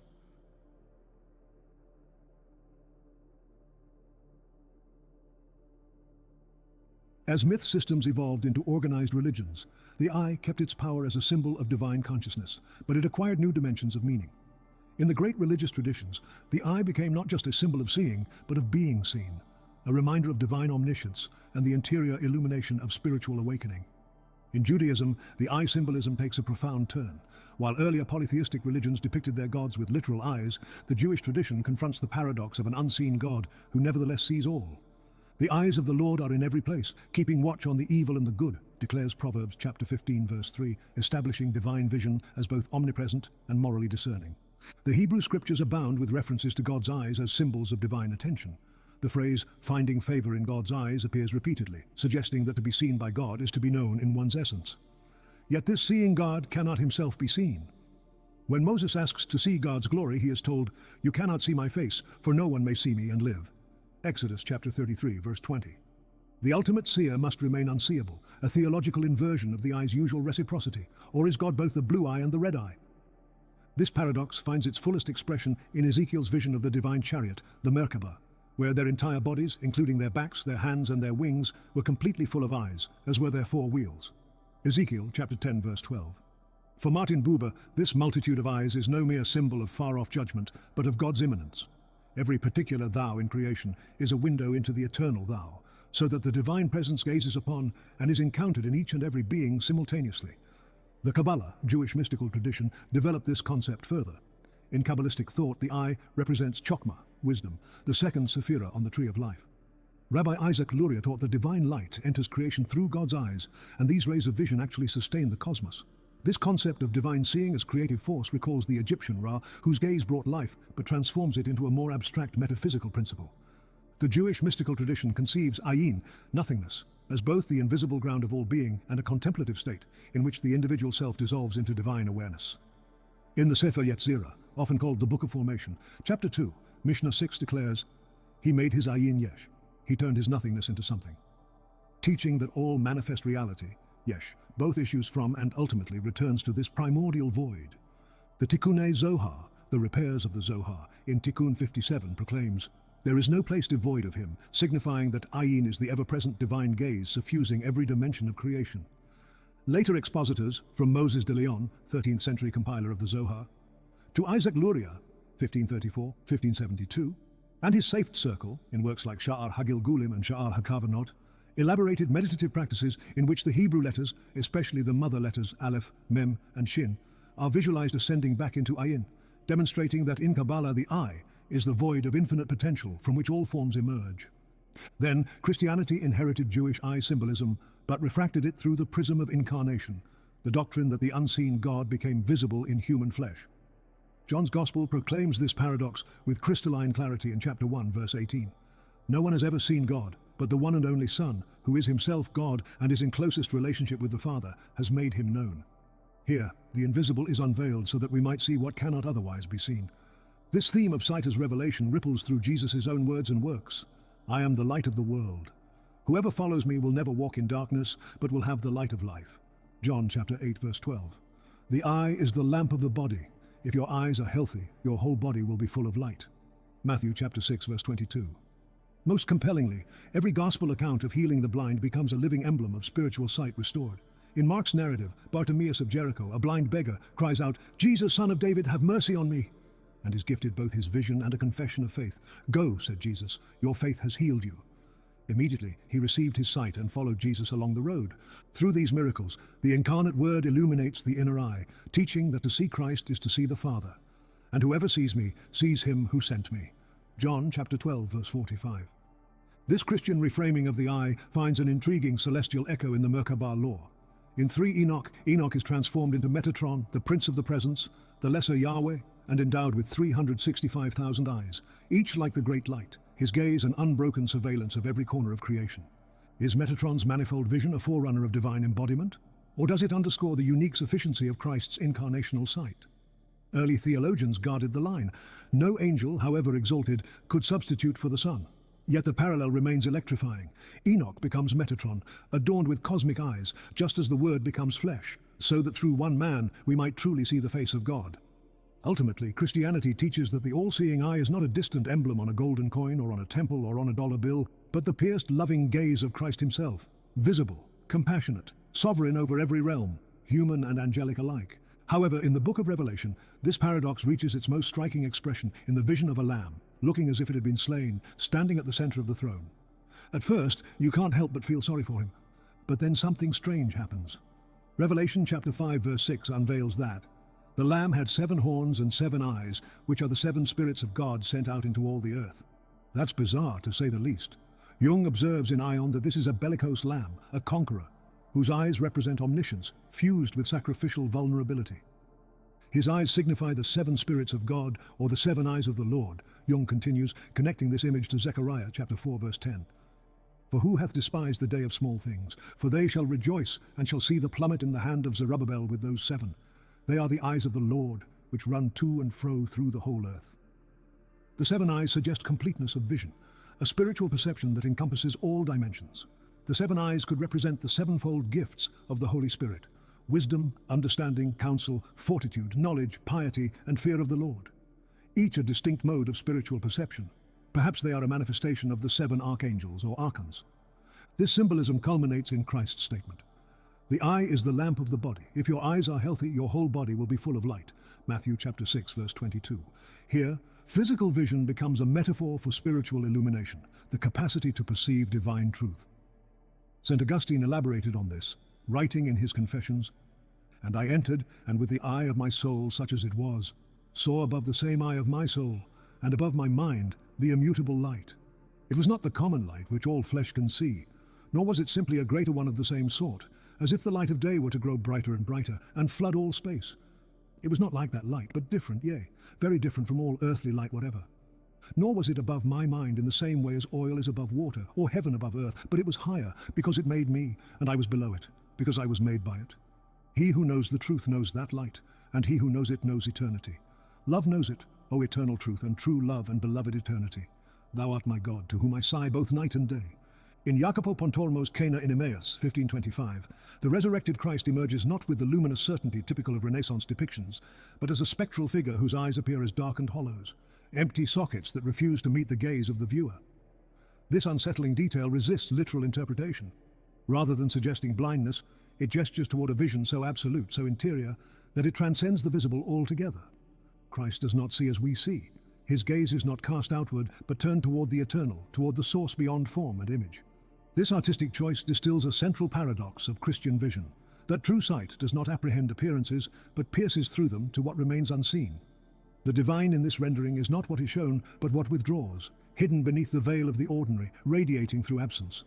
The emptiness of Christ's eyes becomes a symbol of apophatic seeing, a vision stripped of content in order to behold the uncontainable. Moving to other continents, we find identical ideas expressed in different forms. While Western religious traditions emphasize the eye as a symbol of divine omniscience, Eastern spiritual systems developed the concept of the third eye, a center of intuitive vision located in the forehead, associated with enlightenment and expanded consciousness. In Hinduism, the third eye is most prominently associated with Shiva, who is often depicted with a vertical third eye in the center of his forehead. Unlike ordinary eyes that see the physical world, Shiva's third eye perceives beyond duality, beyond time and space. It is another form of Trinity, if you will. And when opened fully, it emits a beam of destructive fire that the revelation is familiar with. But is it random violence? Is it justified violence? Or is it the necessary dissolution of illusion? What's certain is that it is a very potent religious and psychological reality. In the Shiva Purana, there is a tale in which Parvati, in a moment of playful intimacy, covers Shiva's eyes with her hands. Instantly, the cosmos is plunged into darkness. Day ceases, life trembles, and chaos threatens to unfold. To restore balance and light, Shiva opens a third eye in the center of his forehead, radiating a brilliance that dispels the universal gloom. However, beyond its surface drama, this myth encodes a profound metaphysical insight. The two eyes, which represent ordinary perception, bound to duality, form, and illusion, are momentarily eclipsed. In that crisis, a higher faculty awakens, the third eye, the seat of non-dual awareness, where dualistic sight fails and unitary vision arises, not to see the world, but to see through it. Thus, even in the play of love and shadow, Shiva reveals the truth. Awakening often begins in the dark. In Buddhist iconography, the Buddha is often shown with an urna, which is a luminous spiral or dot between the eyebrows, symbolizing the awakened eye of wisdom. Though not explicitly called a third eye, it signifies a supramundane perception that transcends ordinary vision. In Mahayana thought, this deeper seeing is called prajnakaksu, the eye of wisdom. As Nagarjuna taught through the Madhyamaka school, while the two eyes perceive impermanence and appearances, it is only the eye of wisdom that realizes sunyata, which is the emptiness at the heart of all things. This vision is a recognition of that which neither arises nor ceases. In the Tibetan Bardo Thodol, commonly known as the Tibetan Book of the Dead, dying practitioners are instructed to recognize the clear light, which appears as a radiant, formless awareness that dawns at the moment of death. This recognition depends not on physical sight, but on the inner mode of knowing that perceives the luminous nature of consciousness itself. Or the wisdom eye. Padmasambhava, the great Tibetan master to whom the Bardo Thodol is traditionally attributed, teaches that although this unimpeded awareness is present in all beings, it often goes unrecognized. Only by recognizing it directly can one realize the true nature of mind. This theme of interior vision also evolved in yogic traditions. In Tantric and Kundalini systems, the Ajna chakra, often called the third eye, is situated at the brow and is regarded as the seat of intuition and gnosis. Meditative practices focus energy at this point to awaken a non-ordinary perception, a faculty that sees beyond name and form. Classical texts such as the Hatha Yoga Pradipika describe inner techniques that stimulate this subtle center, suggesting that when this eye is opened, the yogi transcends karma and glimpses the ineffable. In these traditions, the third eye is thus a gateway to liberation, a direct seeing into the real.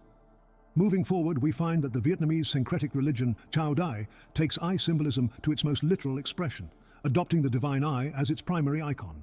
The divine eye, Tien Nan, is indeed the central symbol of Cao Daism, typically depicted as a left eye surrounded by radiant beams of light. This emblem represents the supreme being, Du Cao Dai, embodying divine omniscience and the ever-watchful presence of God. The choice of the left eye is deeply symbolic. In traditional Eastern philosophy, particularly within Taoism, the left side is associated with Yang, the active, positive, and masculine principle. This aligns with the Cao Daist interpretation of God as the source of active cosmic consciousness. The left eye thus signifies the dynamic, illuminating force of the divine. Ngo Van Chiu, recognized as the first disciple of Caodaism, reported receiving a vision of the divine eye in 1921 while on Phu Quoc Island. In this vision, he was instructed to adopt the divine eye as the primary symbol for worship. This event is considered foundational in the establishment of Caodaism's iconography and a theological emphasis on the divine eye. The rays emanating from the divine eye carry specific meanings within Caodaism. For instance, at the Tay Nin Holy See, the divine eye is depicted with 35 rays, symbolizing the integration of major world religions and doctrines. In local temples, the divine eye often features 16 rays, 9 upward rays representing the 9 levels of heaven, and 7 downward rays symbolizing the 7 emotions that practitioners are encouraged to master. Across religious traditions, we find the counterpart to divine vision in the concept of the evil eye, the belief that certain gazes can cause harm through envy, ill will, or uncontrolled negative emotion. This belief appears in Mediterranean, Middle Eastern, South Asian, and Latin American cultures, among others. In rabbinic literature, the Hebrew term ayin hara, evil eye, represents the destructive power of envy. The Talmud warns 99 people die from an evil eye for each one who dies naturally. Bava Metzia 107b. This represents a profound psychological insight. To be seen with envy damages the soul's integrity. Islamic tradition similarly recognizes the Ain al-Hasud, the envious eye. The Prophet Muhammad is recorded as saying, "The evil eye is real," and recommended protective prayers, ruqya, against its effects.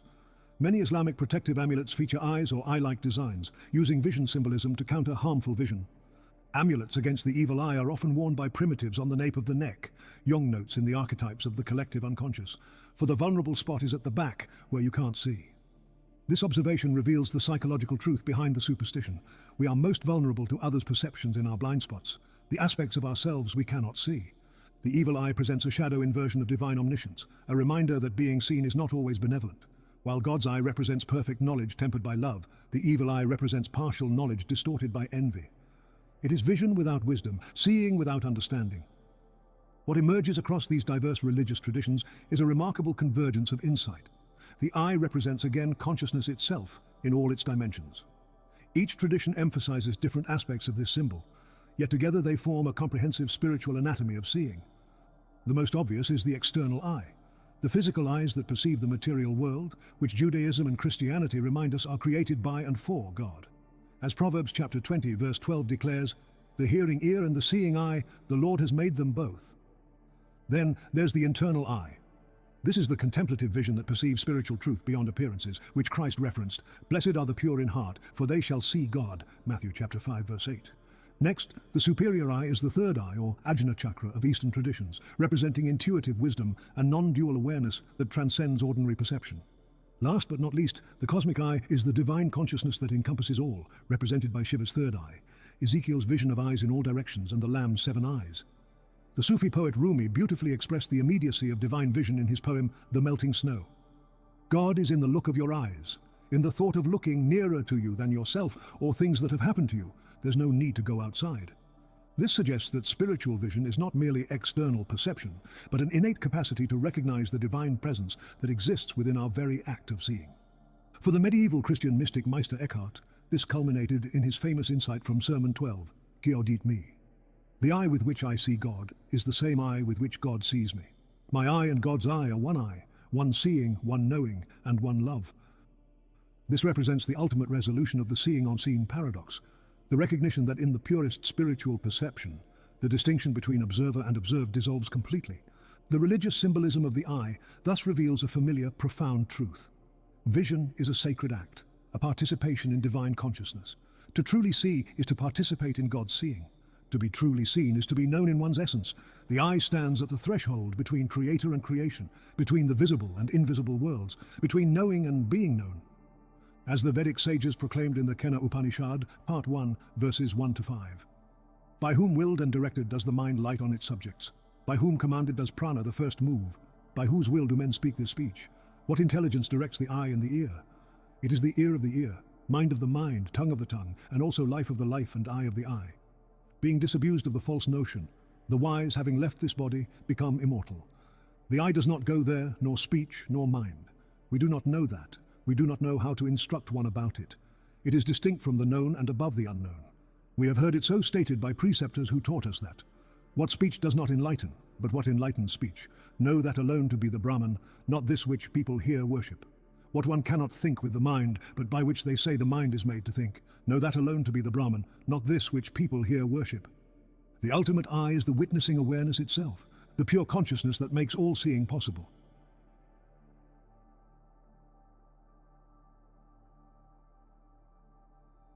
While mythology and religion approached the eye through narrative and symbol, philosophy subjected vision to systematic analysis, examining how sight shapes knowledge, perception, beauty, and truth. From ancient Greece to modern phenomenology, the eye has remained central to understanding how we know what we know.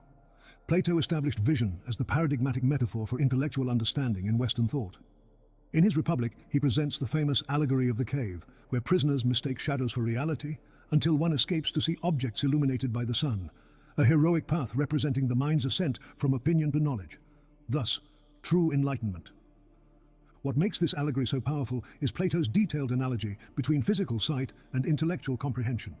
Of all the organs of sense, he writes, the eye is the most like the sun, and the power which the eye possesses is a sort of effluence which is dispensed from the sun. Just as sunlight enables the eye to see physical objects, the light of truth enables the mind to perceive ideas.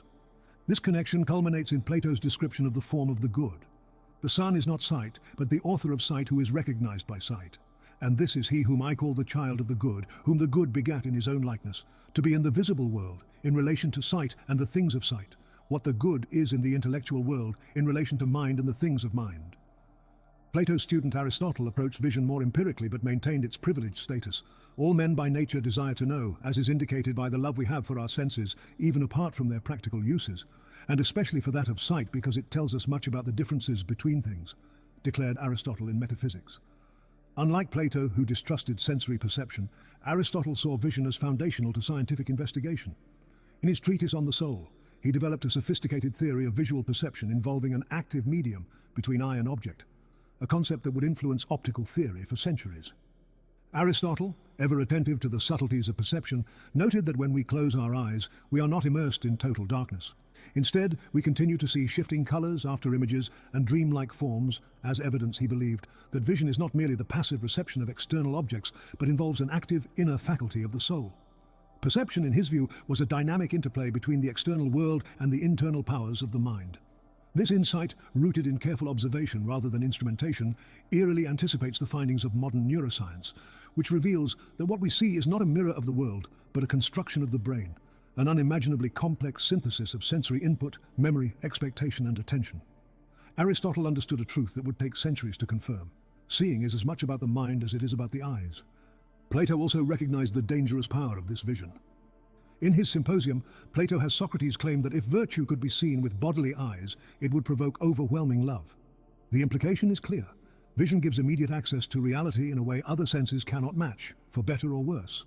This is why Plato advocated censoring visual arts that might corrupt youth.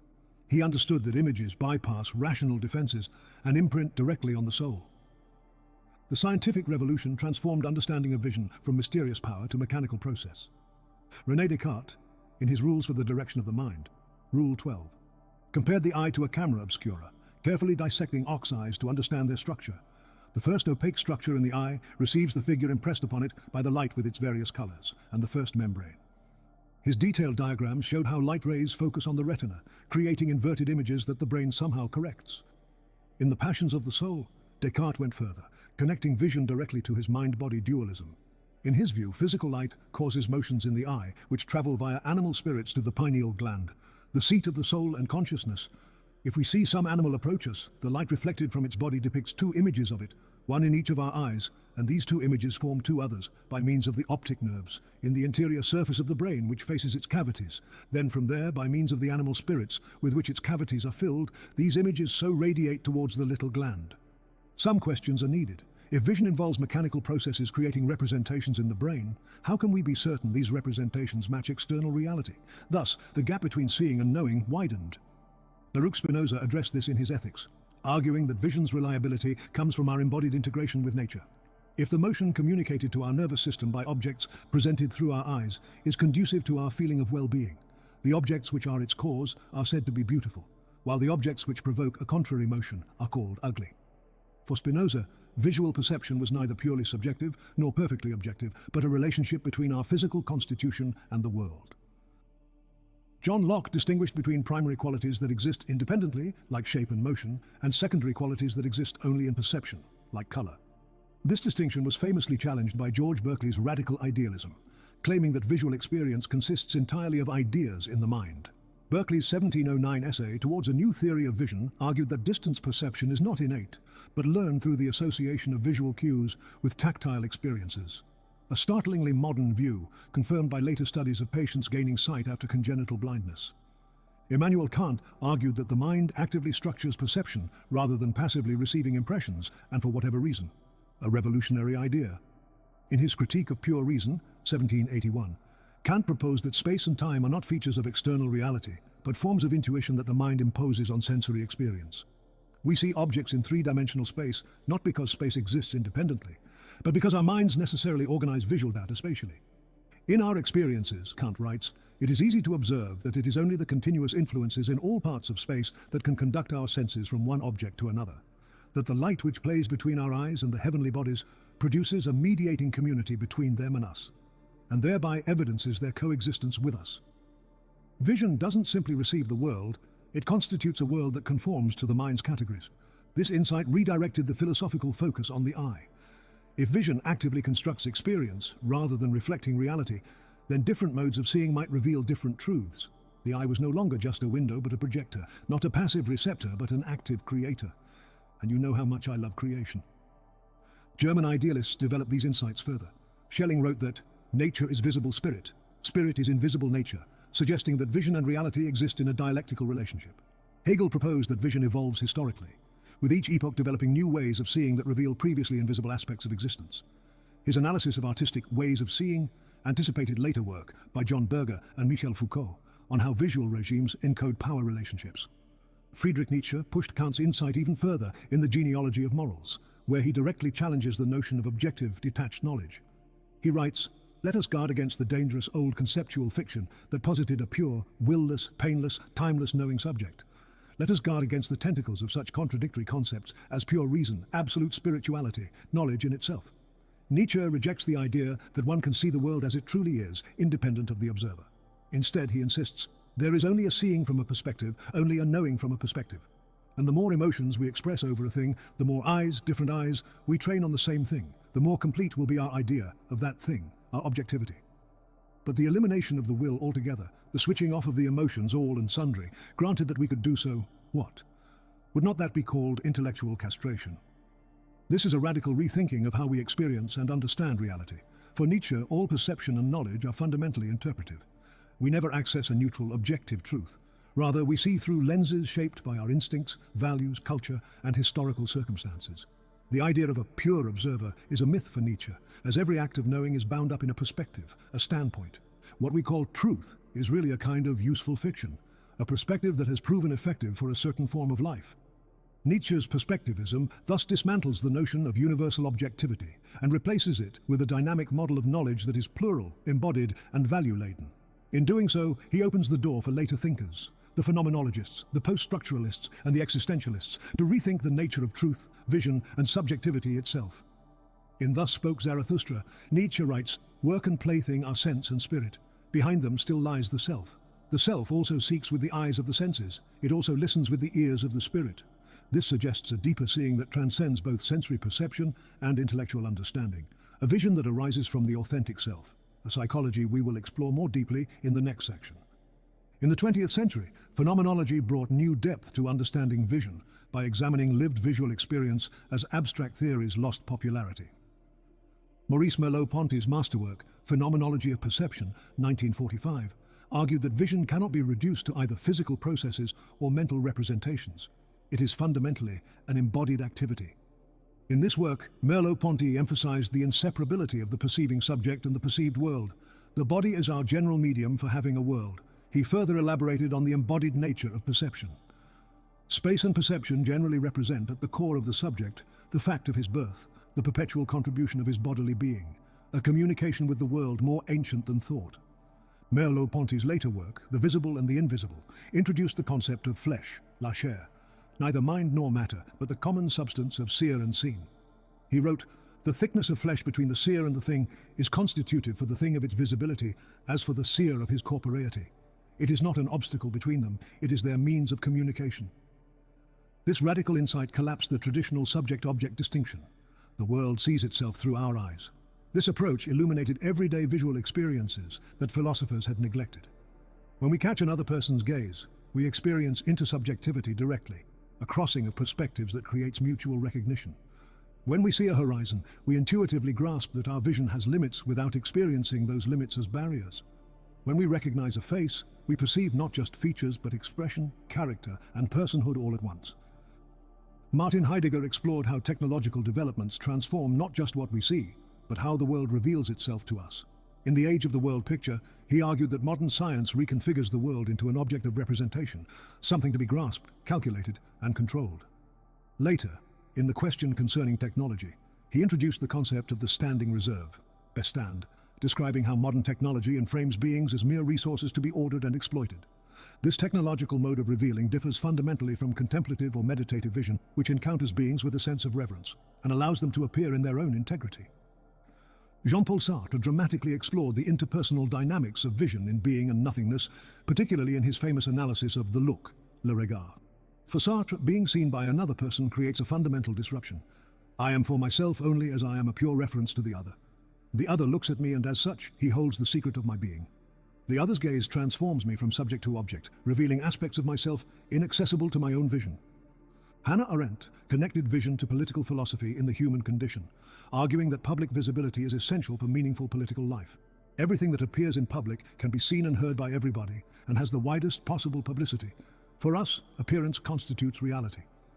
Democracy requires spaces where citizens can see and be seen by one another. Tyranny thrives when people are isolated, invisible to each other, though visible to power. Modern neuroscience and cognitive science have transformed philosophical understanding of vision. Where classical philosophers debated whether vision reveals or distorts reality, contemporary science suggests vision is a sophisticated information processing system optimized for evolutionary survival, rather than metaphysical truth. The neurobiologist David Marr proposed that vision operates through multiple levels of processing, from detecting basic features like edges and motion to constructing three-dimensional models and recognizing objects. Perception, in this view, is an active computational process. Philosopher Andy Clark built on these insights to develop the theory of predictive processing, suggesting that vision works through top-down predictions continuously revised by bottom-up sensory data. We don't see what is there. We see what our brains predict should be there, modified by unexpected sensory input. This explains certain optical illusions and hallucinations. These scientific approaches don't invalidate philosophy, but reframe it. Kant's intuition that the mind structure's visual experience aligns with neuroscience's discovery of innate visual processing mechanisms. Merleau-Ponty's emphasis on embodied vision sounds similar to the research showing how eye movements, body position, and motor capabilities shape visual perception. Throughout philosophy's history, vision and knowledge have remained intimately connected. The Greek verb oida, I know, derives from the perfect tense of horao, I see, literally, I have seen, implying that to know something is to have seen it. The Latin video, I see, shares roots with vidi, I have seen, and visum, that which is seen, which gives us vision, visible, and visualization. This etymological connection reveals a profound truth. Vision is our paradigmatic metaphor for understanding. We speak of insight, perspective, illumination, clarity, reflection, outlook, and views. All of them are visual metaphors applied to knowledge. When we suddenly understand, we say, I see, or it's clear now. When understanding remains elusive, we are in the dark, or can't see the point. Our philosophical journey of the eye has been a progressive deepening of this relationship between seeing and knowing. From Plato's sun-like illumination, to Kant's constructive vision, to Merleau-Ponty's embodied gaze, philosophers have recognized that how we see shapes what we know, and what we know shapes how we see. Contemporary philosopher Donna Haraway captures this with her concept of situated knowledge. The recognition that all vision comes from somewhere. There is no view from nowhere, no God's eye perspective available to finite beings. Ex nihilo nihil fit. From nothing, nothing comes. But perhaps the most profound philosophical insight about vision comes from Ludwig Wittgenstein's recognition that seeing is not a single phenomenon, but a family of related activities. In his philosophical investigations, he distinguishes seeing as from simple seeing, the capacity to perceive the same visual stimulus in different ways, as when we suddenly recognize a face in a cloud or see the duck-rabbit figure shift from one animal to the other. This aspect perception reveals that vision involves interpretation, not just sensation. We don't just see, we see as. And this aspect of vision connects most deeply to human consciousness. Our capacity to perceive possibilities, relationships and meanings beyond mere physical presence. As Maurice Merleau-Ponty concluded, the enigma is that my body simultaneously sees and is seen. That which looks at all things can also look at itself and recognize in what it sees the other side of its power of looking. This self-reflexive capacity of vision to see itself seeing mirrors the mind's ability to know itself knowing, creating the recursive loop that constitutes human consciousness. The philosophical journey of the eye thus leads us back to ourselves, to the recognition that in questioning how we see, we are ultimately questioning who we are. Vision is not just how we perceive the world, it is how we constitute ourselves as beings in relation to that world. The eye, philosophically considered, is nothing less than the portal through which consciousness encounters reality.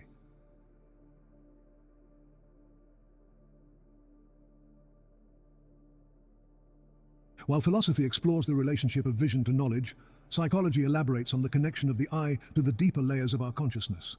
The eye becomes as a powerful symbol of the psyche, revealing the complex interplay between perception, projection, identity, and the unconscious mind. Carl Jung placed the eye at the center of his psychological system, recognizing it as one of humanity's most potent and universal archetypal symbols. In Archetypes and the Collective Unconscious, Jung states directly that the eye symbolizes the observing and discriminating consciousness. For Jung, the eye represented the threshold between conscious and unconscious processes, a living symbol of psychic integration. Consciousness, like the sun, is an eye of the world, he writes in Mysterium Conjunctionis, quoting Renaissance philosopher Pico della Mirandola. This cosmic eye is a universal principle of consciousness manifesting through individual minds. Jung's analysis of eye symbolism in dreams and visions revealed multiple dimensions of meaning, some of which we are already familiar with. We encounter the autonomous eye. Eyes appearing independently in dreams often represent autonomous complexes within the psyche, in other words, fragments of consciousness that have developed their own luminosity or awareness. Jung writes of the multiple luminosities of the unconscious that express themselves through soul sparks, multiple eyes, polyophthalmia, and the starry heaven. Then we meet the divine eye. This eye appears in countless religious visions as a symbol of divine awareness. Jung interpreted this as the self, the archetype of wholeness, manifesting as a witnessing consciousness that encompasses both personal and transpersonal dimensions. The evil eye appears again. Jung recognized the evil eye as a psychological reality representing the destructive power of envy, projection, and unconscious forces. The evil one has many eyes, he writes in Liber Secundus, and losing one amounts to losing none. This multiplicity reveals how negative projections persist, even when partially recognized. We also learn about what might be called the compensatory eye. In Jungian dream analysis, eyes often symbolize awareness, insight, or perception. When eyes appear in dreams, especially when watching the dreamer, they may point to aspects of reality the conscious mind refuses to acknowledge. Such imagery can reflect the psyche's self-regulating function, the unconscious compensating for conscious blind spots by presenting what the ego overlooks. This is consistent with Jung's broader view that dreams serve to balance and correct the one-sidedness of the waking personality. Carl Jung's psychological framework offers a profound exploration of how symbols like Christ, the mandala, and the eye connect to our understanding of the psyche. In his works, Jung weaves together these elements to reveal the path toward psychological wholeness. In Ion, Jung examines Christ as a representation of the self, the archetype of wholeness and the center of the total personality. He explains that the psychological concept of the self, in part derived from our knowledge of the whole man, but for the rest depicting itself spontaneously in the products of the unconscious, as an archetypal quaternity, bound together by inner antinomies, cannot omit the shadow that belongs to the light figure. This passage highlights Jung's understanding that true wholeness must embrace all aspects of the psyche, including those parts we might prefer to reject. The problem Jung identifies with the Christ symbol is precisely its perfection. Nevertheless, the Christ symbol lacks wholeness in the modern psychological sense, since it does not include the dark side of things, but specifically excludes it in the form of a Luciferian opponent. By externalizing evil as a separate entity, Satan, Christian symbolism creates a split that Jung believes must be reconciled for true psychological integration. This concept of wholeness emerges visually in Jung's work with mandalas. He writes, "The eye is the prototype of the mandala.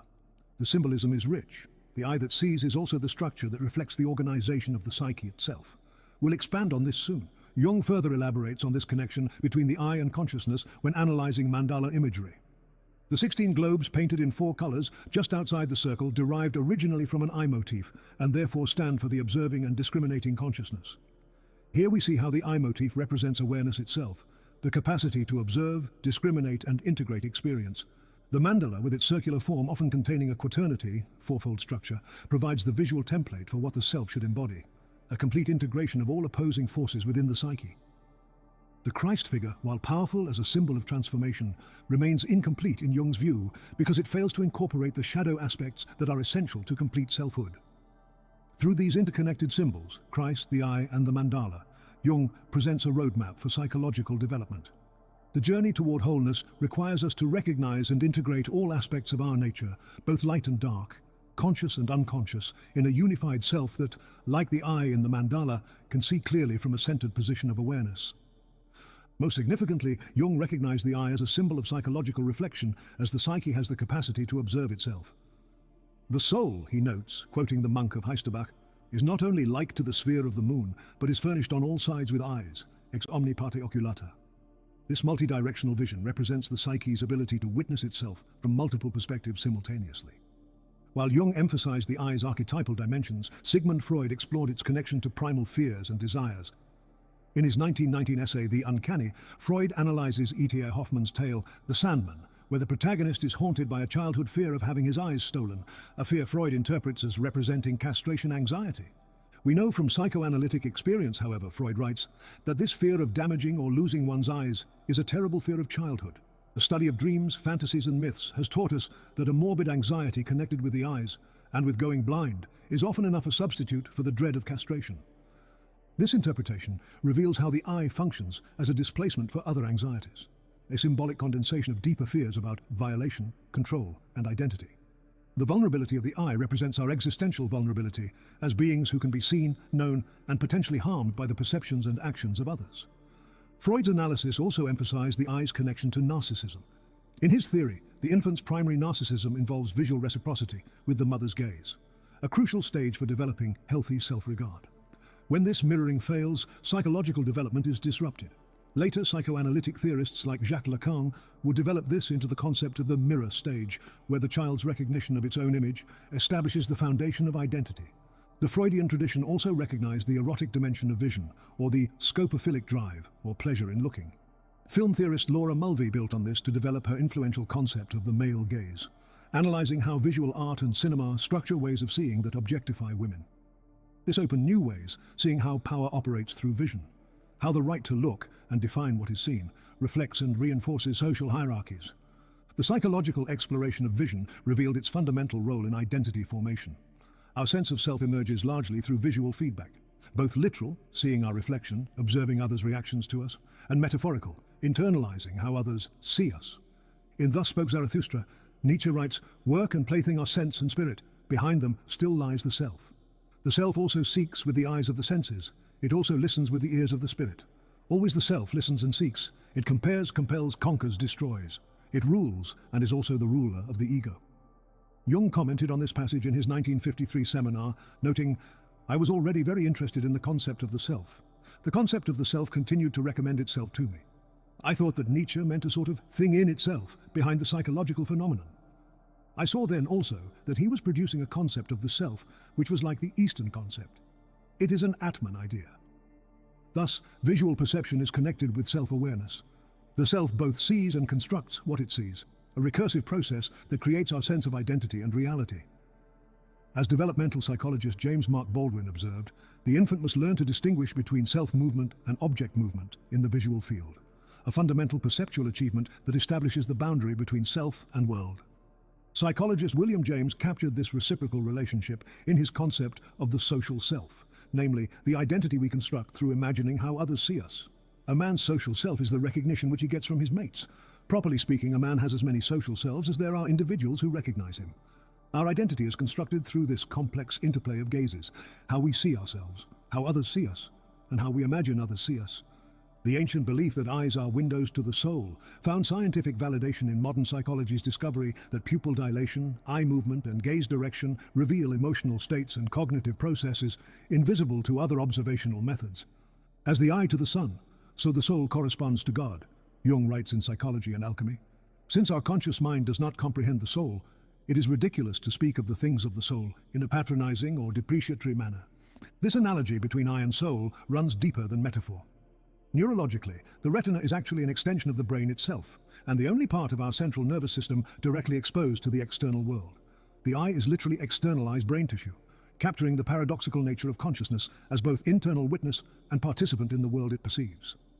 The psychological understanding of the eye as soul finds expression in the concept of witnessing consciousness, the aspect of awareness that observes our thoughts, emotions, and sensations without becoming identified with them. Meditation traditions across cultures cultivate this witness perspective as essential for psychological freedom and spiritual development. Psychologist Roberto Assagioli, founder of psychosynthesis, developed this concept through his disidentification exercise.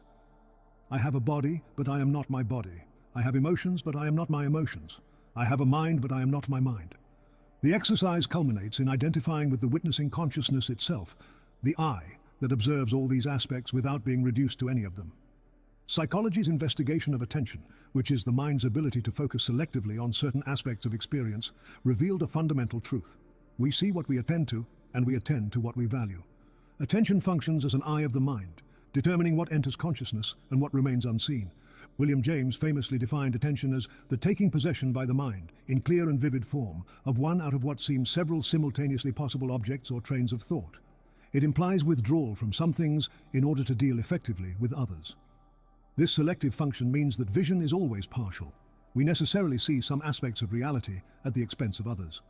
Modern cognitive psychology has confirmed James's insights through phenomena like inattentional blindness, our failure to notice unexpected objects when attention is focused elsewhere.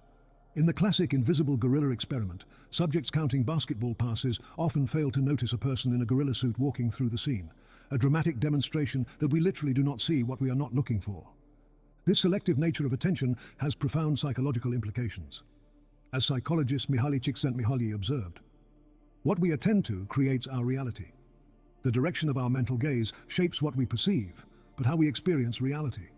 Depression, anxiety, and other psychological conditions involve pathological patterns of attention that create self-reinforcing cycles of perception.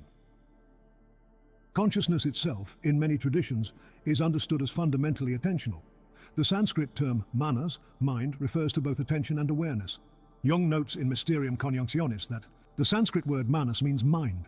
It includes all intellectual as well as emotional processes, and can therefore mean, on the one hand, understanding, intellect, reflection, thought, etc., and on the other, soul, heart, conscience, desire, will, etc. This connection between attention and mind appears in the Rig Veda, which states, "The moon was gendered from his mind, and from his eye the sun had birth." Jung interprets this. This refers to the two eyes of Purusha, the macrocosmic primordial man, Anthropos, who created the world by transforming himself into it. Perhaps Jung's most significant insight into eye symbolism comes through his analysis of the mandala, the circular cosmic diagram that represents psychological wholeness.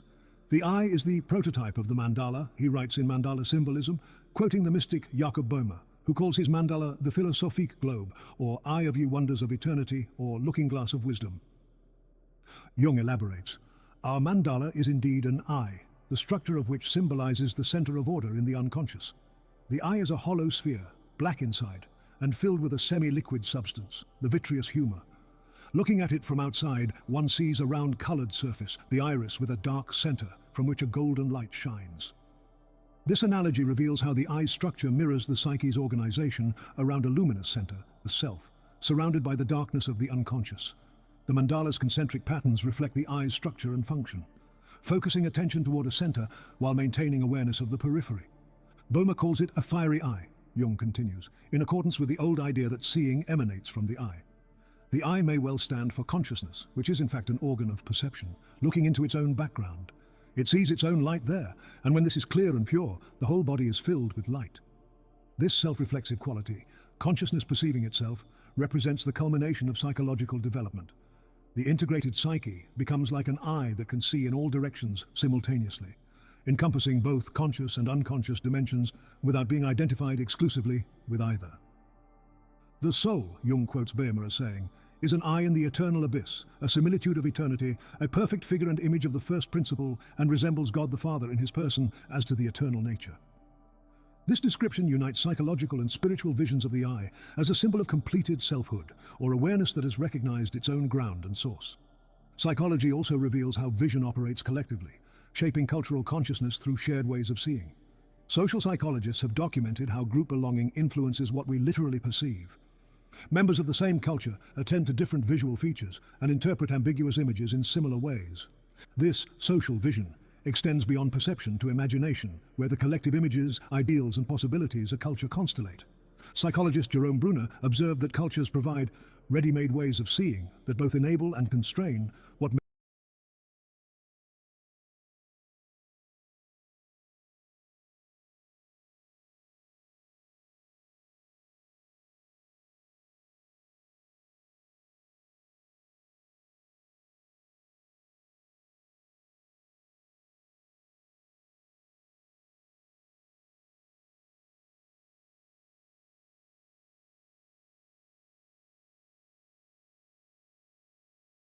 Pedagogy. Pedagogy. Pedagogy. Pedagogy.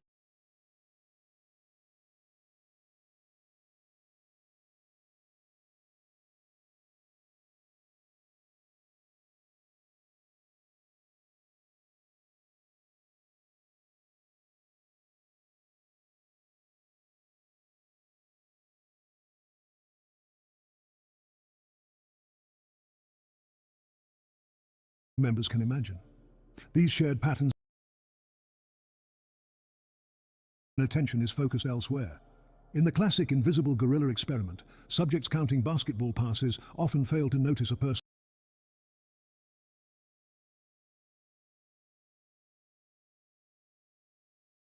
in a gorilla suit walking through the scene, a dramatic demonstration that we literally do not see what we are not looking for. This selective nature of attention has profound psychological implications. As psychologist Mihaly Csikszentmihalyi observed, what we attend to creates our reality. The direction of our mental gaze shapes what we perceive, but how we experience reality. Depression, anxiety, and other psychological conditions involve pathological patterns of attention that create self-reinforcing cycles of perception. Consciousness itself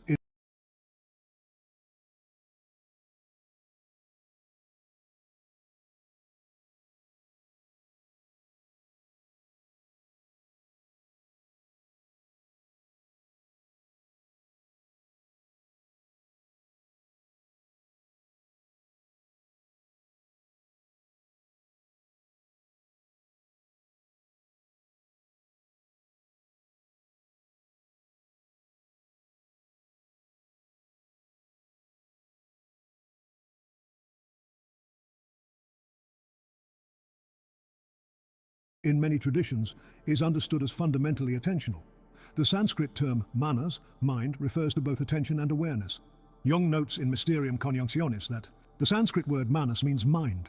It includes all intellectual as well as emotional processes, and can therefore mean, on the one hand, understanding, intellect, reflection, thought, etc., and on the other, soul, heart, conscience, desire, will, etc. This connection between attention and mind appears in the Rig Veda, which states, "The moon was gendered from his mind, and from his eye the sun had birth." Jung interprets this. This refers to the two eyes of Purusha, the macrocosmic primordial man, Anthropos, who created the world by transforming himself into it. Perhaps Jung's most significant insight into eye symbolism comes through his analysis of the mandala, the circular cosmic diagram that represents psychological wholeness. The eye is the prototype of the mandala, he writes in Mandala Symbolism, quoting the mystic Jakob Boehmer, who calls his mandala the philosophique globe, or eye of ye wonders of eternity, or looking glass of wisdom. Jung elaborates, "Our mandala is indeed an eye, the structure of which symbolizes the center of order in the unconscious. The eye is a hollow sphere, black inside, and filled with a semi-liquid substance, the vitreous humor. Looking at it from outside, one sees a round colored surface, the iris with a dark center from which a golden light shines." This analogy reveals how the eye's structure mirrors the psyche's organization around a luminous center, the self, surrounded by the darkness of the unconscious. The mandala's concentric patterns reflect the eye's structure and function, focusing attention toward a center while maintaining awareness of the periphery. Boehmer calls it a fiery eye, Jung continues, in accordance with the old idea that seeing emanates from the eye. The eye may well stand for consciousness, which is in fact an organ of perception, looking into its own background. It sees its own light there, and when this is clear and pure, the whole body is filled with light. This self-reflexive quality, consciousness perceiving itself, represents the culmination of psychological development. The integrated psyche becomes like an eye that can see in all directions simultaneously, encompassing both conscious and unconscious dimensions without being identified exclusively with either.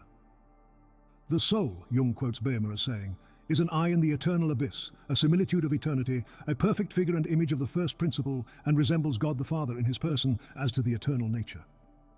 This description unites psychological and spiritual visions of the eye as a symbol of completed selfhood, or awareness that has recognized its own ground and source. Psychology also reveals how vision operates collectively, shaping cultural consciousness through shared ways of seeing. Social psychologists have documented how group belonging influences what we literally perceive. Members of the same culture attend to different visual features and interpret ambiguous images in similar ways. This social vision extends beyond perception to imagination, where the collective images, ideals, and possibilities a culture constellate. Psychologist Jerome Bruner observed that cultures provide ready-made ways of seeing that both enable and constrain what members can imagine. These shared patterns of attention and imagination constitute what might be called the collective eye of a society. Media theorist Marshall McLuhan analyzed how communication technologies transform this collective vision. "The medium is the message," he famously declared, meaning that each new visual technology, from writing to printing to photography to television to digital media, restructures perception, creating new possibilities for seeing while closing off others.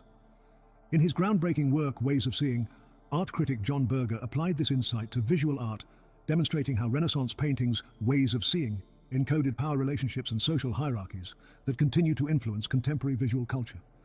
French philosopher Michel Foucault further developed this through his concept of the gaze, the internalized perspective of authority that disciplines behavior even when no one is physically watching. Contemporary surveillance culture represents the logical extension of this disciplinary gaze, what social theorist Shoshana Zuboff calls surveillance capitalism, where our every digital interaction is observed, recorded, and commodified. The psychological impact of this omnipresent observation transforms social behavior and self-perception, creating what psychologist Kenneth Gergen terms the saturated self, an identity constantly performing for real or imagined observers. Dream research has consistently found eyes to be among the most common and significant dream symbols. In his extensive dream studies, Carl Jung documented recurring patterns: eyes in unusual places, multiplicity of eyes, the autonomous eye injury or blindness, animal eyes. Jung interpreted these dream motifs as the psyche's attempts to expand consciousness beyond its habitual limitations. "The spirit of the depths opened my eyes," he writes in Liber Primus, "and I caught a glimpse of the inner things, the world of my soul, the many-formed and changing." Psychologist James Hillman extended this approach through his concept of seeing through, namely the soul's capacity to perceive archetypal dimensions within ordinary experience. Hillman writes in The Soul's Code that the world doesn't consist of merely objects and things. It is filled with useful, playful, and intriguing opportunities. The oriole doesn't see a branch. but an occasion for perching. The cat doesn't see a thing we call an empty box. It sees safe hiding for peering. The bear doesn't smell honeycomb, but the opportunity for delicious feeding. The world is buzzing and blooming with information, which is always available and never absent. This visionary capacity represents the ultimate goal of depth psychology. Not just understanding the unconscious, but developing new ways of seeing that reveal deeper dimensions of reality. The psychological journey of the eye culminates in the capacity for true self-reflection, vision turned inward to witness its own processes. As Plato intuited in the first Alcibiades, then if an eye is to see itself, it must look at an eye, and at that region of the eye in which the virtue of an eye is found to occur, and this, I presume, is sight. Modern psychology confirms this insight through concepts like metacognition, thinking about thinking, and mentalization, understanding mental states in self and others. These capacities represent the evolutionary achievement of consciousness, the ability to observe itself in operation and adjust accordingly. This reflexive vision appears across spiritual traditions as the pinnacle of psychological development. Hindu yoga speaks of witnessing consciousness or higher self, Sakshi Chaitanya. Buddhist mindfulness cultivates bare attention, sati. Christian contemplation involves the prayer of quiet witnessing, and Jewish mysticism describes ayin, the eye void, where ordinary perception dissolves into pure awareness. The common thread in these traditions is the recognition that complete seeing involves witnessing the act of seeing itself, becoming aware of how we construct our perceptions rather than being unconsciously determined by them. This represents psychological freedom in its deepest sense. Not freedom from external constraints, but freedom from unconscious conditioning of perception. Jung's words from Mysterium Conjunctionis are a great conclusion.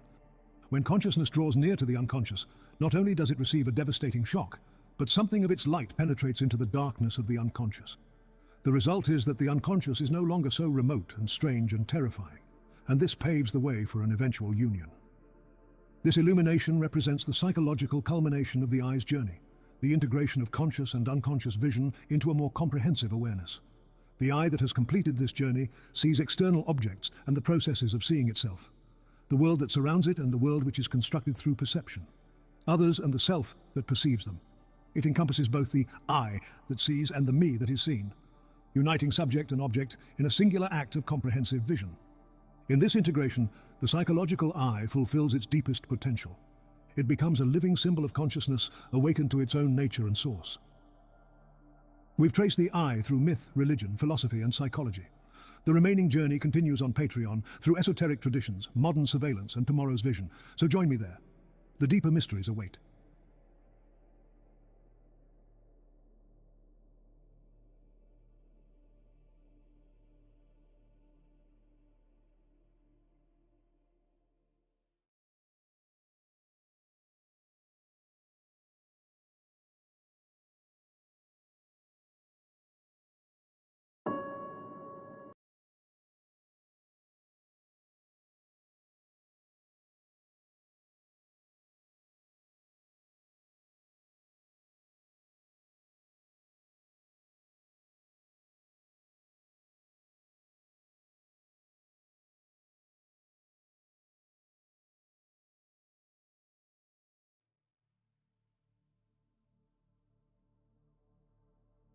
To have eyes to see, oh what a splendid and rare thing, to see beyond the veil of appearances, to pierce through the gossamer curtain of illusion that veils reality.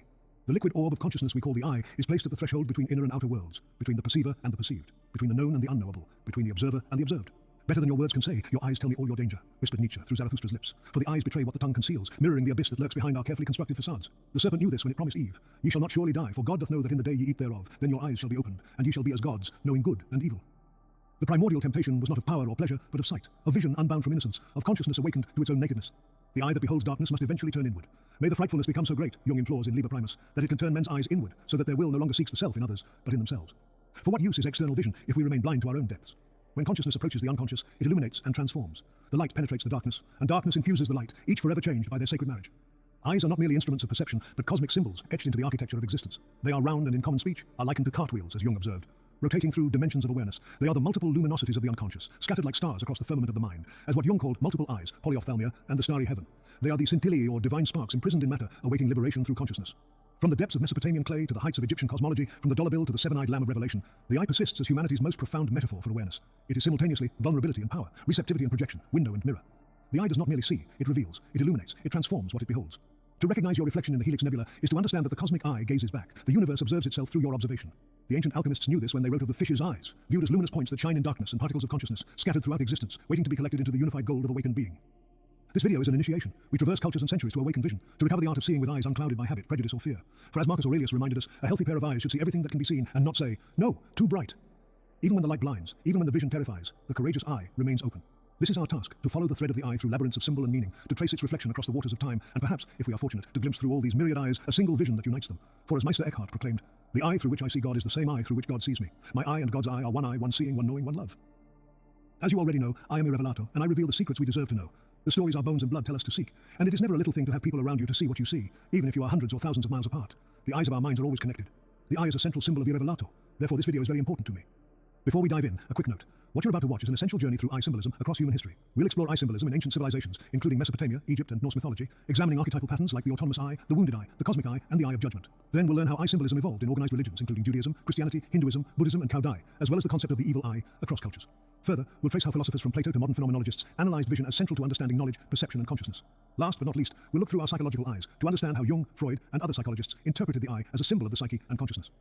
For those who want to go deeper, I've created an extended director's cut on Patreon with additional sections on how alchemical, mystical, and occult traditions used eye symbolism in their practices and teachings, on contemporary manifestations of eye symbolism, including surveillance technology, digital media, and the transformation of ancient symbols in modern contexts, on how celebrities and popular culture have adopted eye-related hand gestures and poses, and on the future evolution of vision and consciousness. Think of it as the difference between visiting a museum and getting a private tour with access to the hidden archives. The link is in the description if you're curious. I work like a madman to accelerate our enlightenment. That's what I have to offer. If you think or feel that my mission and efforts are worthwhile, support my work on Patreon, where you'll find extended versions of this video and other future ones, alongside more of my thoughts and questions. If you are a patron, a benefactor, a philanthropist, a philosopher king, or an eternal son, or any other kind of paid Patreon member, you know you have my deepest appreciation, and no words can truly describe it. To you, I dedicate this video. Now let's open our eyes. Long before the scientific understanding of vision, ancient peoples recognized the eye as a portal of power. The earliest expressions of eye symbolism emerged from the primordial depths of human consciousness, etched into clay, carved in stone, and woven into the earliest myths of creation and divine awareness. In the cradle of civilization between the Tigris and Euphrates, we find our earliest evidence of the eye's sacred power. Among the most enigmatic artifacts from ancient Mesopotamia are the eye idols of Tel Brak. Thousands of small alabaster figurines dating to 3500 BC, their bodies reduced to mere pedestals for enormous hypnotic eyes. These wide-eyed sentinels stood in temples, their unblinking gaze both protective and unsettling, witnesses to rituals lost to time. The archaeologist Sir Max Mallowan excavated Tel Brak in the 1930s. In his 1947 report, Excavations at Brak and Chagar Bazaar, Mallowan notes, "In the present state of our knowledge, there are very few archaeological discoveries which can be described as unique. But one class of objects from Brak is unique, the eye idols or images which turned up in thousands in the grey brick stratum of the earlier eye temple. What he had uncovered was perhaps humanity's first mass-produced religious symbol and culture's collective attempt to manifest the power of vision in physical form. The temple where most were found has since been called the Eye Temple, suggesting a cult dedicated to a deity of vision, perhaps Ishtar as the Watcher. The Mesopotamians intuited what later cultures would articulate. Eyes were not merely sensory organs, but conduits of power. To see was to know, to witness was to participate, to gaze was to influence. The eye represented the boundary between passive observation and active force, a concept that would reverberate through millennia of myth. In Sumerian, the word for eye, IGI, frequently appears in expressions relating to perception, insight, and awareness, reflecting a profound symbolic connection between seeing and understanding. Mesopotamian literature often described gods as beings with superior vision and insight, metaphorically depicted as having eyes wide open, in contrast to mortals whose perceptions were inherently limited or obscured. Cuneiform texts from ancient Mesopotamia vividly illustrate this divine-mortal dichotomy, emphasizing that the gods saw clearly what humans could only perceive dimly or indirectly. In the ancient Mesopotamian creation epic Enuma Elish, the primordial chaos goddess Tiamat embodies the terrifying power of disorder, confronting even the gods with dread.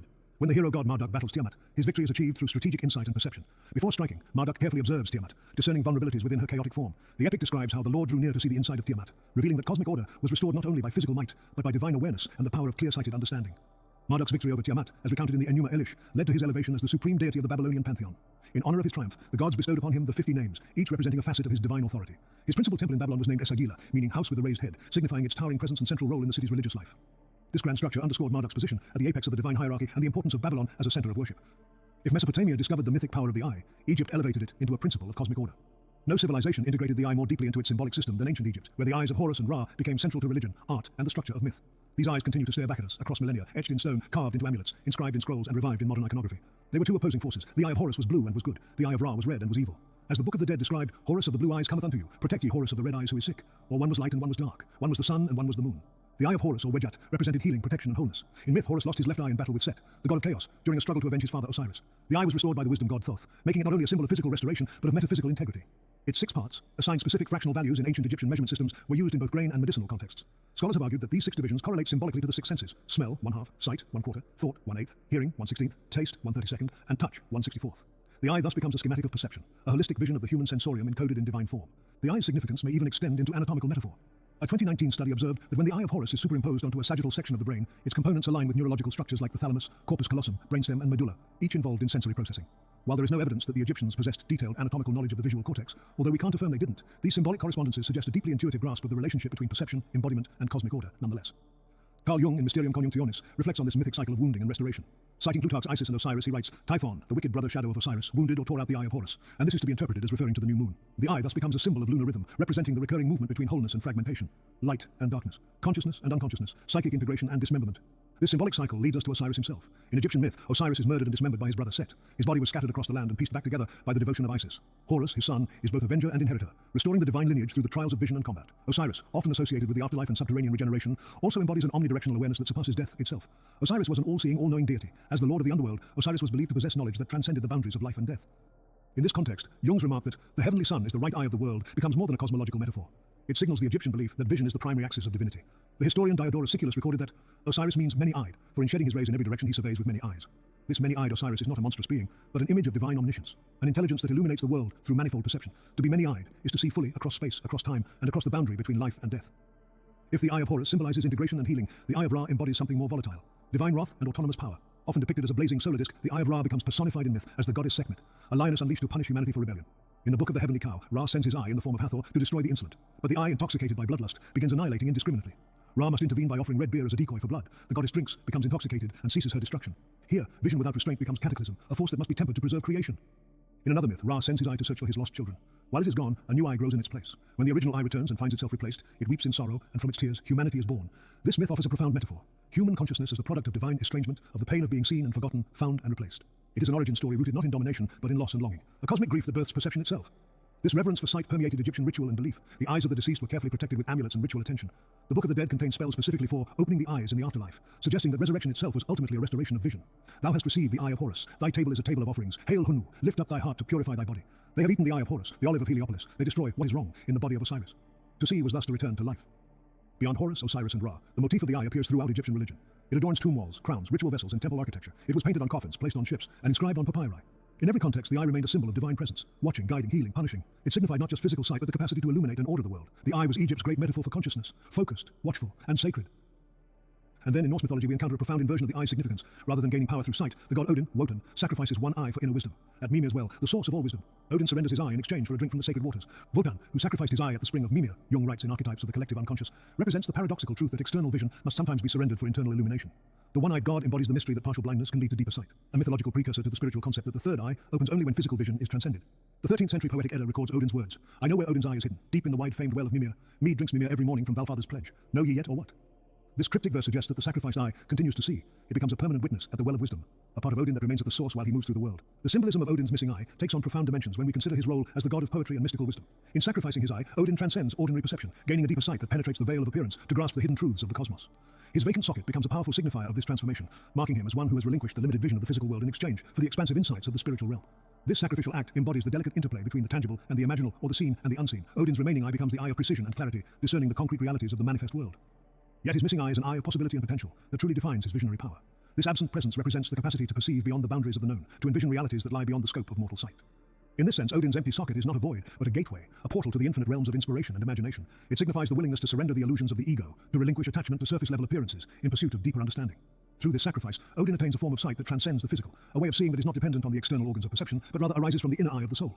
This inner eye is the wellspring of poetic vision, the source of the sacred knowledge encoded in the runes. It is the eye that can discern the patterns of fate woven into the fabric of the universe, the eye that can read the hidden meanings encrypted in the language of symbols and myths.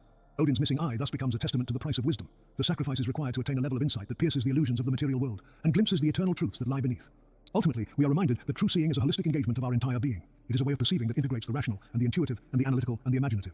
Like Odin, we must be willing to relinquish our attachment to appearances, to sacrifice the comfort of certainty in pursuit of the transformative insights that lie beyond the veil of the ordinary.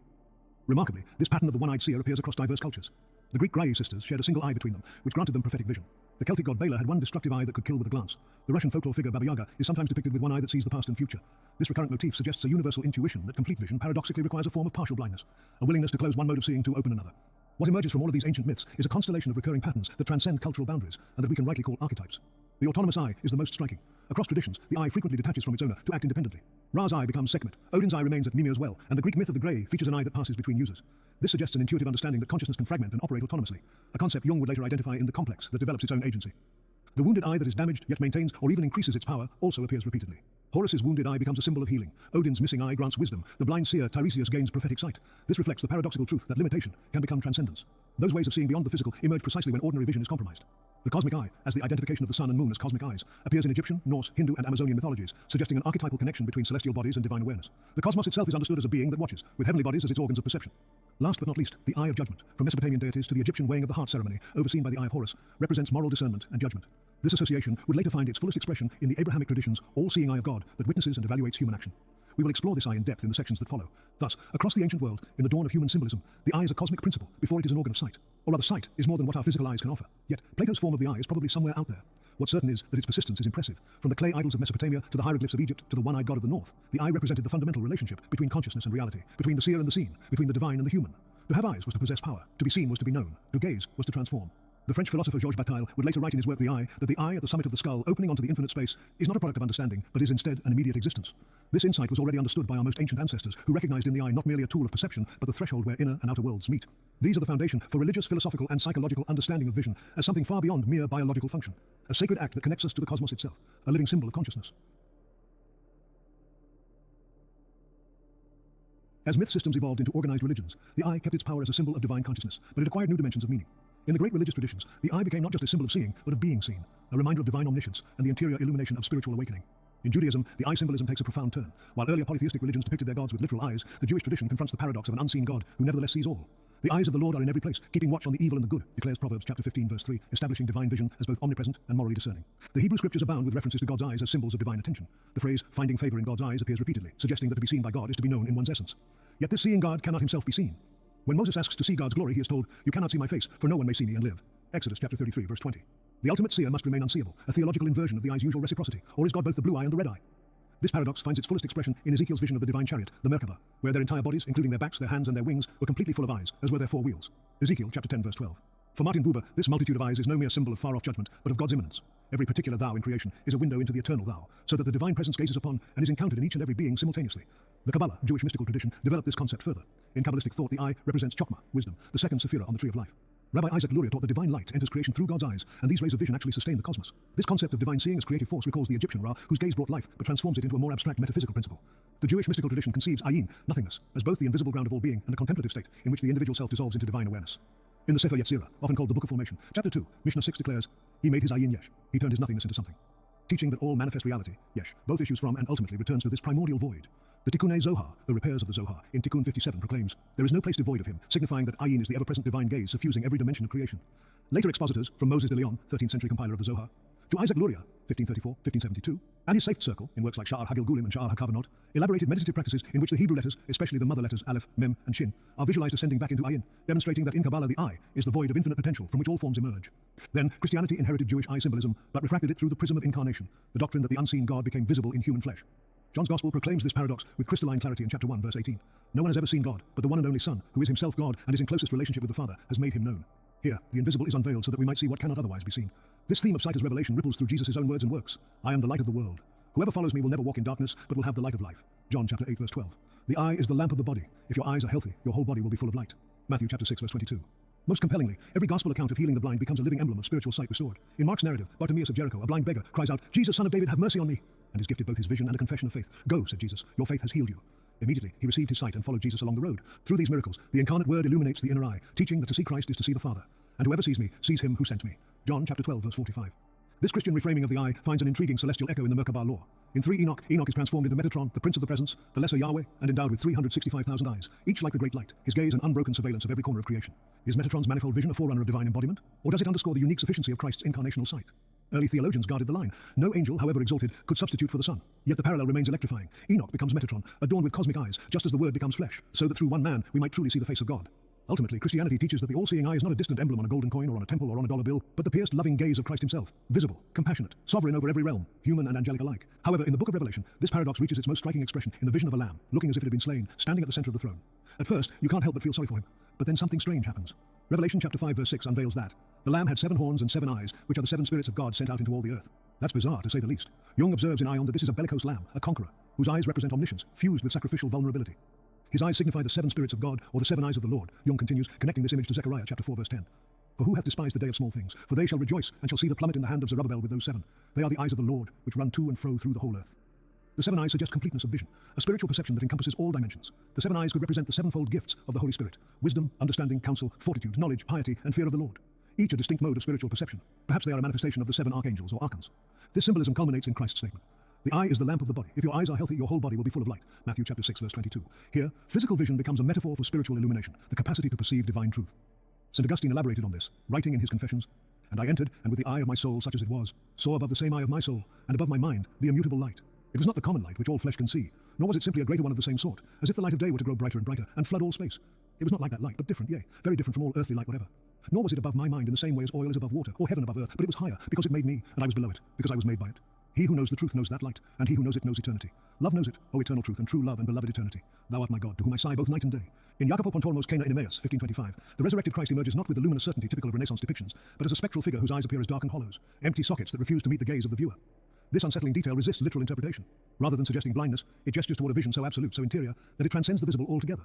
Christ does not see as we see. His gaze is not cast outward, but turned toward the eternal, toward the source beyond form and image. This artistic choice distills a central paradox of Christian vision, that true sight does not apprehend appearances, but pierces through them to what remains unseen.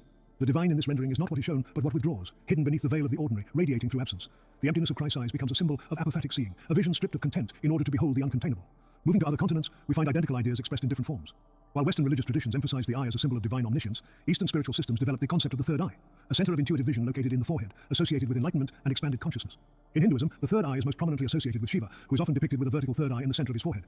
Unlike ordinary eyes that see the physical world, Shiva's third eye perceives beyond duality, beyond time and space. It is another form of Trinity, if you will. And when opened fully, it emits a beam of destructive fire that the revelation is familiar with. But is it random violence? Is it justified violence? Or is it the necessary dissolution of illusion? What's certain is that it is a very potent religious and psychological reality. In the Shiva Purana, there is a tale in which Parvati, in a moment of playful intimacy, covers Shiva's eyes with her hands.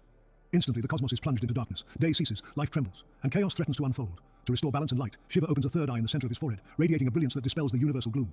However, beyond its surface drama, this myth encodes a profound metaphysical insight. The two eyes, which represent ordinary perception, bound to duality, form, and illusion, are momentarily eclipsed. In that crisis, a higher faculty awakens, the third eye, the seat of non-dual awareness, where dualistic sight fails and unitary vision arises, not to see the world, but to see through it. Thus, even in the play of love and shadow, Shiva reveals a truth. Awakening often begins in the dark. In Buddhist iconography, the Buddha is often shown with an urna, which is a luminous spiral or dot between the eyebrows, symbolizing the awakened eye of wisdom. Though not explicitly called a third eye, it signifies a supramundane perception that transcends ordinary vision. In Mahayana thought, this deeper seeing is called prajnataksu, the eye of wisdom. As Nagarjuna taught through the Madhyamaka school, while the two eyes perceive impermanence and appearances, it is only the eye of wisdom that realizes sunyata, which is the emptiness at the heart of all things. This vision is a recognition of that which neither arises nor ceases. In the Tibetan Bardo Thodol, commonly known as the Tibetan Book of the Dead, dying practitioners are instructed to recognize the clear light, which appears as a radiant, formless awareness that dawns at the moment of death. This recognition depends not on physical sight, but on the inner mode of knowing that perceives the luminous nature of consciousness itself. Or the wisdom eye. Padmasambhava, the great Tibetan master to whom the Bardo Thodol is traditionally attributed, teaches that although this unimpeded awareness is present in all beings, it often goes unrecognized. Only by recognizing it directly can one realize the true nature of mind. This theme of interior vision also evolved in yogic traditions. In Tantric and Kundalini systems, the Ajna chakra, often called the third eye, is situated at the brow and is regarded as the seat of intuition and gnosis. Meditative practices focus energy at this point to awaken a non-ordinary perception, a faculty that sees beyond name and form. Classical texts such as the Hatha Yoga Pradipika describe inner techniques that stimulate this subtle center, suggesting that when this eye is opened, the yogi transcends karma and glimpses the ineffable. In these traditions, the third eye is thus a gateway to liberation, a direct seeing into the real. Moving forward, we find that the Vietnamese syncretic religion Chao Dai takes eye symbolism to its most literal expression, adopting the divine eye as its primary icon. The divine eye, Tien Nan, is indeed the central symbol of Cao Daism, typically depicted as a left eye surrounded by radiant beams of light. This emblem represents the supreme being, Du Cao Dai, embodying divine omniscience and the ever-watchful presence of God. The choice of the left eye is deeply symbolic. In traditional Eastern philosophy, particularly within Taoism, the left side is associated with Yang, the active, positive, and masculine principle. This aligns with the Cao Daist interpretation of God as the source of active cosmic consciousness. The left eye thus signifies the dynamic, illuminating force of the divine. Ngo Van Chiu, recognized as the first disciple of Taoism, reported receiving a vision of the divine eye in 1921 while on Phu Quoc Island. In this vision, he was instructed to adopt the divine eye as the primary symbol for worship. This event is considered foundational in the establishment of Taoism's iconography and theological emphasis on the divine eye. The rays emanating from the divine eye carry specific meanings within Taoism. For instance, at the Tainan Holy See, the divine eye is depicted with 35 rays, symbolizing the integration of major world religions and doctrines. In local temples, the divine eye often features 16 rays, 9 upward rays representing the 9 levels of heaven, and 7 downward rays symbolizing the 7 emotions that practitioners are encouraged to master. Across religious traditions, we find the counterpart to divine vision in the concept of the evil eye, the belief that certain gazes can cause harm through envy, ill will, or uncontrolled negative emotion. This belief appears in Mediterranean, Middle Eastern, South Asian, and Latin American cultures, among others. In rabbinic literature, the Hebrew term ayin hara, evil eye, represents the destructive power of envy. The Talmud warns 99 people die from an evil eye for each one who dies naturally. Bava Metzia 107b. This represents a profound psychological insight. To be seen with envy damages the soul's integrity. Islamic tradition similarly recognizes the Ain al-Hasud, the envious eye. The Prophet Muhammad is recorded as saying, the evil eye is real, and recommended protective prayers, ruqya, against its effects. Many Islamic protective amulets feature eyes or eye-like designs, using vision symbolism to counter harmful vision. Amulets against the evil eye are often worn by primitives on the nape of the neck, yong notes in the archetypes of the collective unconscious, for the vulnerable spot is at the back, where you can't see. This observation reveals the psychological truth behind the superstition. We are most vulnerable to others' perceptions in our blind spots, the aspects of ourselves we cannot see. The evil eye presents a shadow inversion of divine omniscience, a reminder that being seen is not always benevolent. While God's eye represents perfect knowledge tempered by love, the evil eye represents partial knowledge distorted by envy. It is vision without wisdom, seeing without understanding. What emerges across these diverse religious traditions is a remarkable convergence of insight. The eye represents again consciousness itself in all its dimensions. Each tradition emphasizes different aspects of this symbol, yet together they form a comprehensive spiritual anatomy of seeing. The most obvious is the external eye, the physical eyes that perceive the material world, which Judaism and Christianity remind us are created by and for God. As Proverbs chapter 20 verse 12 declares, the hearing ear and the seeing eye, the Lord has made them both. Then there's the internal eye. This is the contemplative vision that perceives spiritual truth beyond appearances, which Christ referenced. Blessed are the pure in heart, for they shall see God. Matthew chapter 5 verse 8. Next, the superior eye is the third eye, or Ajna chakra of Eastern traditions, representing intuitive wisdom and non-dual awareness that transcends ordinary perception. Last but not least, the cosmic eye is the divine consciousness that encompasses all, represented by Shiva's third eye, Ezekiel's vision of eyes in all directions, and the Lamb's 7 eyes. The Sufi poet Rumi beautifully expressed the immediacy of divine vision in his poem, The Melting Snow. God is in the look of your eyes, in the thought of looking nearer to you than yourself or things that have happened to you. There's no need to go outside. This suggests that spiritual vision is not merely external perception, but an innate capacity to recognize the divine presence that exists within our very act of seeing. For the medieval Christian mystic Meister Eckhart, this culminated in his famous insight from Sermon 12, Qui audit me. The eye with which I see God is the same eye with which God sees me. My eye and God's eye are one seeing, one knowing, and one love. This represents the ultimate resolution of the seeing-on-seen paradox, the recognition that in the purest spiritual perception, the distinction between observer and observed dissolves completely.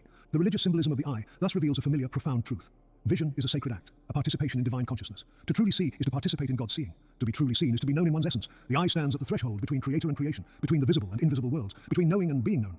As the Vedic sages proclaimed in the Kena Upanishad, part 1, verses 1 to 5. By whom willed and directed does the mind light on its subjects? By whom commanded does prana the first move? By whose will do men speak the speech? What intelligence directs the eye and the ear? It is the ear of the ear, mind of the mind, tongue of the tongue, and also life of the life and eye of the eye.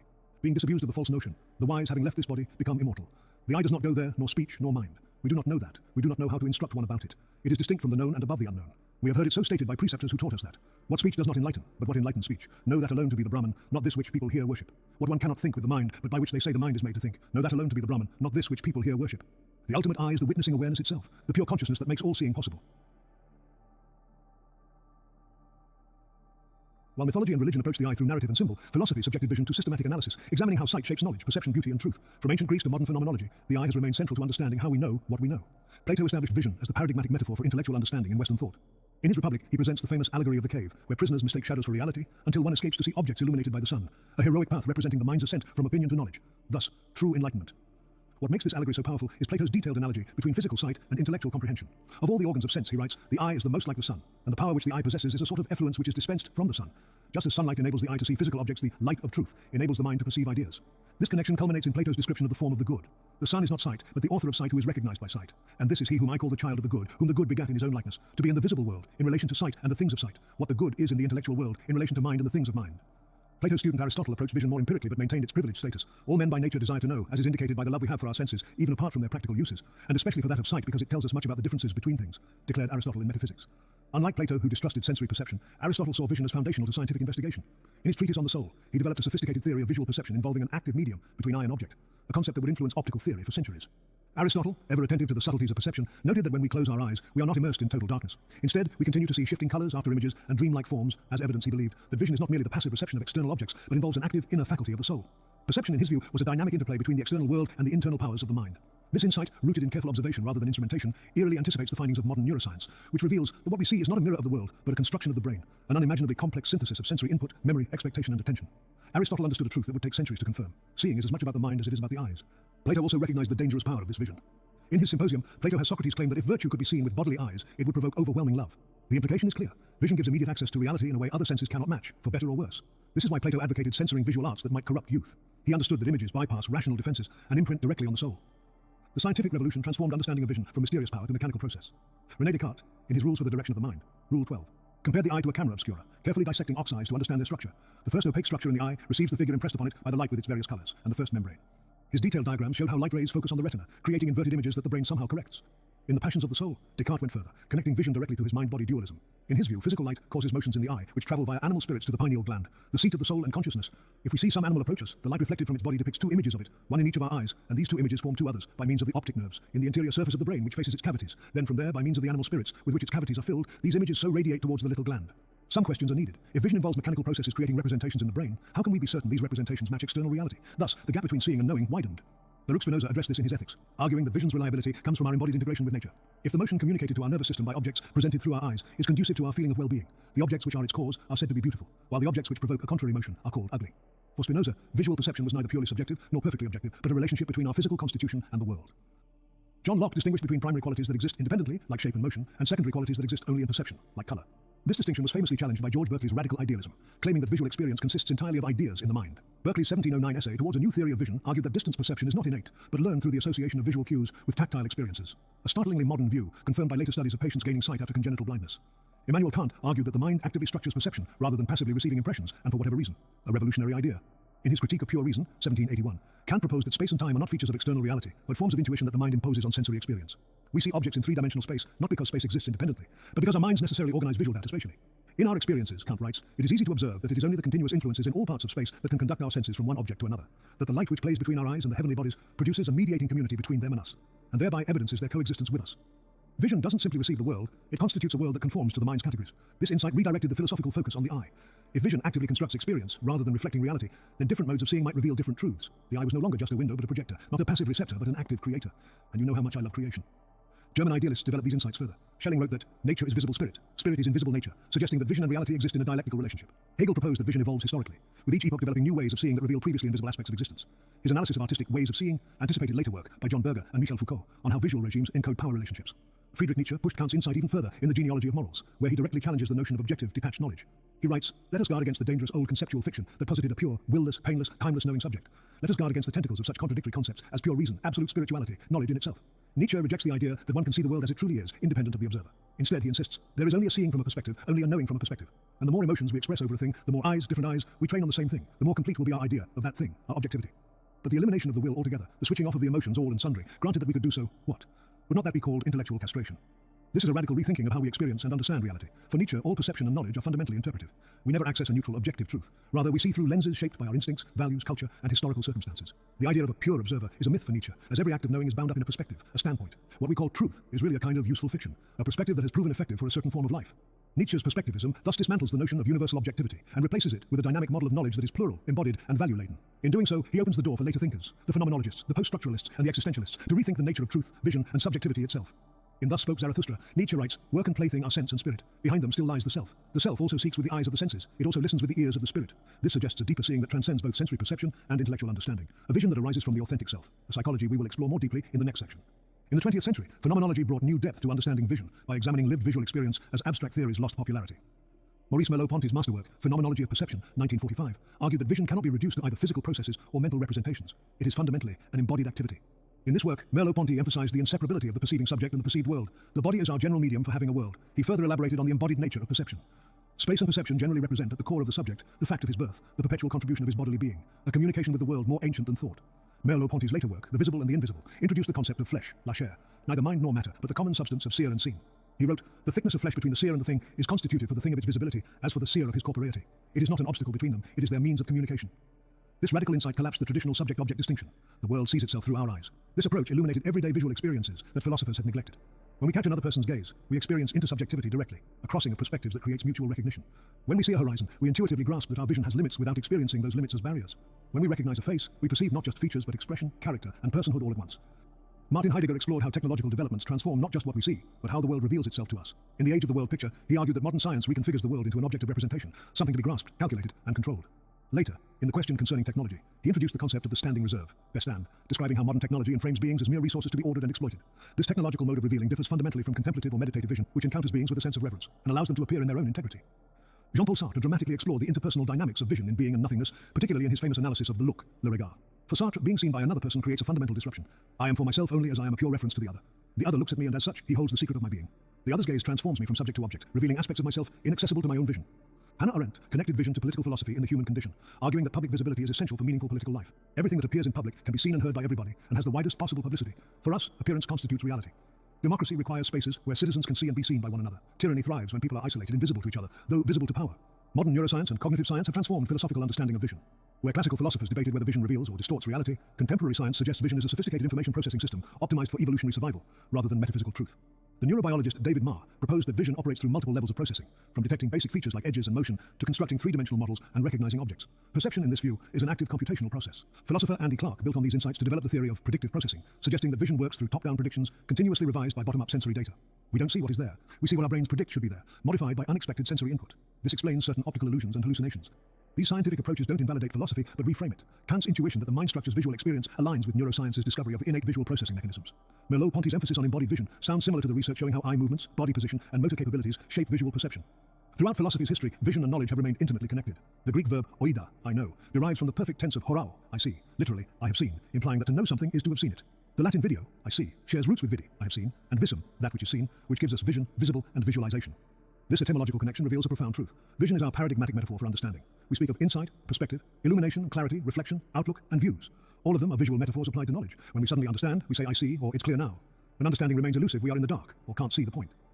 Our philosophical journey of the eye has been a progressive deepening of this relationship between seeing and knowing. From Plato's sun-like illumination to Kant's constructive vision to Merleau-Ponty's embodied gaze, philosophers have recognized that how we see shapes what we know, and what we know shapes how we see. Contemporary philosopher Donna Haraway captures this with her concept of situated knowledge. The recognition that all vision comes from somewhere. There is no view from nowhere, no God's eye perspective available to finite beings. Ex nihilo nihil fit. From nothing, nothing comes. But perhaps the most profound philosophical insight about vision comes from Ludwig Wittgenstein's recognition that seeing is not a single phenomenon, but a family of related activities. In his philosophical investigations, he distinguishes seeing as from simple seeing, the capacity to perceive the same visual stimulus in different ways as when we suddenly recognize a face in a cloud or see the duck-rabbit figure shift from one animal to the other. This aspect perception reveals that vision involves interpretation, not just sensation. We don't just see, we see as. And this aspect of vision connects most deeply to human consciousness, our capacity to perceive possibilities, relationships, and meanings beyond mere physical presence. As Maurice Merleau-Ponty concluded, the enigma is that my body simultaneously sees and is seen. That which looks at all things can also look at itself and recognize in what it sees the other side of its power of looking. This self-reflexive capacity of vision to see itself seeing mirrors the mind's ability to know itself knowing, creating the recursive loop that constitutes human consciousness. The philosophical journey of the eye thus leads us back to ourselves, to the recognition that in questioning how we see, we are ultimately questioning who we are. Vision is not just how we perceive the world, it is how we constitute ourselves as beings in relation to that world. The eye, philosophically considered, is nothing less than the portal through which consciousness encounters reality. While philosophy explores the relationship of vision to knowledge, psychology elaborates on the connection of the eye to the deeper layers of our consciousness. The eye becomes as a powerful symbol of the psyche, revealing the complex interplay between perception, projection, identity, and the unconscious mind. Carl Jung placed the eye at the center of his psychological system, recognizing it as one of humanity's most potent and universal archetypal symbols. In Archetypes and the Collective Unconscious, Jung states directly that the eye symbolizes the observing and discriminating consciousness. For Jung, the eye represented the threshold between conscious and unconscious processes, a living symbol of psychic integration. Consciousness, like the sun, is an eye of the world, he writes in Mysterium Conjunctionis, quoting Renaissance philosopher Pico della Mirandola. This cosmic eye is a universal principle of consciousness manifesting through individual minds. Jung's analysis of eye symbolism in dreams and visions revealed multiple dimensions of meaning, some of which we are already familiar with. We encounter the autonomous eye. Eyes appearing independently in dreams often represent autonomous complexes within the psyche, in other words, fragments of consciousness that have developed their own luminosity or awareness. Jung writes of the multiple luminosities of the unconscious that express themselves through soul sparks, multiple eyes, polyophthalmia, and the starry heaven. Then we meet the divine eye. This eye appears in countless religious visions as a symbol of divine awareness. Jung interpreted this as the self, the archetype of wholeness, manifesting as a witnessing consciousness that encompasses both personal and transpersonal dimensions. The evil eye appears again. Jung recognized the evil eye as a psychological reality representing the destructive power of envy, projection, and unconscious forces. The evil one has many eyes, he writes in Liber Secundus, and losing one amounts to losing none. This multiplicity reveals how negative projections persist, even when partially recognized. We also learn about what might be called the compensatory eye. In Jungian dream analysis, eyes often symbolize awareness, insight, or perception. When eyes appear in dreams, especially when watching the dreamer, they may point to aspects of reality the conscious mind refuses to acknowledge. Such imagery can reflect the psyche's self-regulating function, the unconscious compensating for conscious blind spots by presenting what the ego overlooks. This is consistent with Jung's broader view that dreams serve to balance and correct the one-sidedness of the waking personality. Carl Jung's psychological framework offers a profound exploration of how symbols like Christ, the mandala, and the eye connect to our understanding of the psyche. In his works, Jung weaves together these elements to reveal the path towards psychological wholeness. In Ion, Jung examines Christ as a representation of the self, the archetype of wholeness, and the center of the total personality. He explains that the psychological concept of the self, in part derived from our knowledge of the whole man, but for the rest depicting itself spontaneously in the products of the unconscious, as an archetypal quaternity, bound together by inner antinomies, cannot omit the shadow that belongs to the light figure. This passage highlights Jung's understanding that true wholeness must embrace all aspects of the psyche, including those parts we might prefer to reject. The problem Jung identifies with the Christ symbol is precisely its perfection. Nevertheless, the Christ symbol lacks wholeness in the modern psychological sense, since it does not include the dark side of things, but specifically excludes it in the form of a Luciferian opponent. By externalizing evil as a separate entity, Satan, Christian symbolism creates a split that Jung believes must be reconciled for true psychological integration. This concept of wholeness emerges visually in Jung's work with mandalas. He writes, the eye is the prototype of the mandala. The symbolism is rich. The eye that sees is also the structure that reflects the organization of the psyche itself. We'll expand on this soon. Jung further elaborates on this connection between the eye and consciousness when analyzing mandala imagery. The 16 globes painted in 4 colors just outside the circle derived originally from an eye motif and therefore stand for the observing and discriminating consciousness. Here we see how the eye motif represents awareness itself, the capacity to observe, discriminate, and integrate experience. The mandala, with its circular form often containing a quaternity, fourfold structure, provides the visual template for what the self should embody, a complete integration of all opposing forces within the psyche.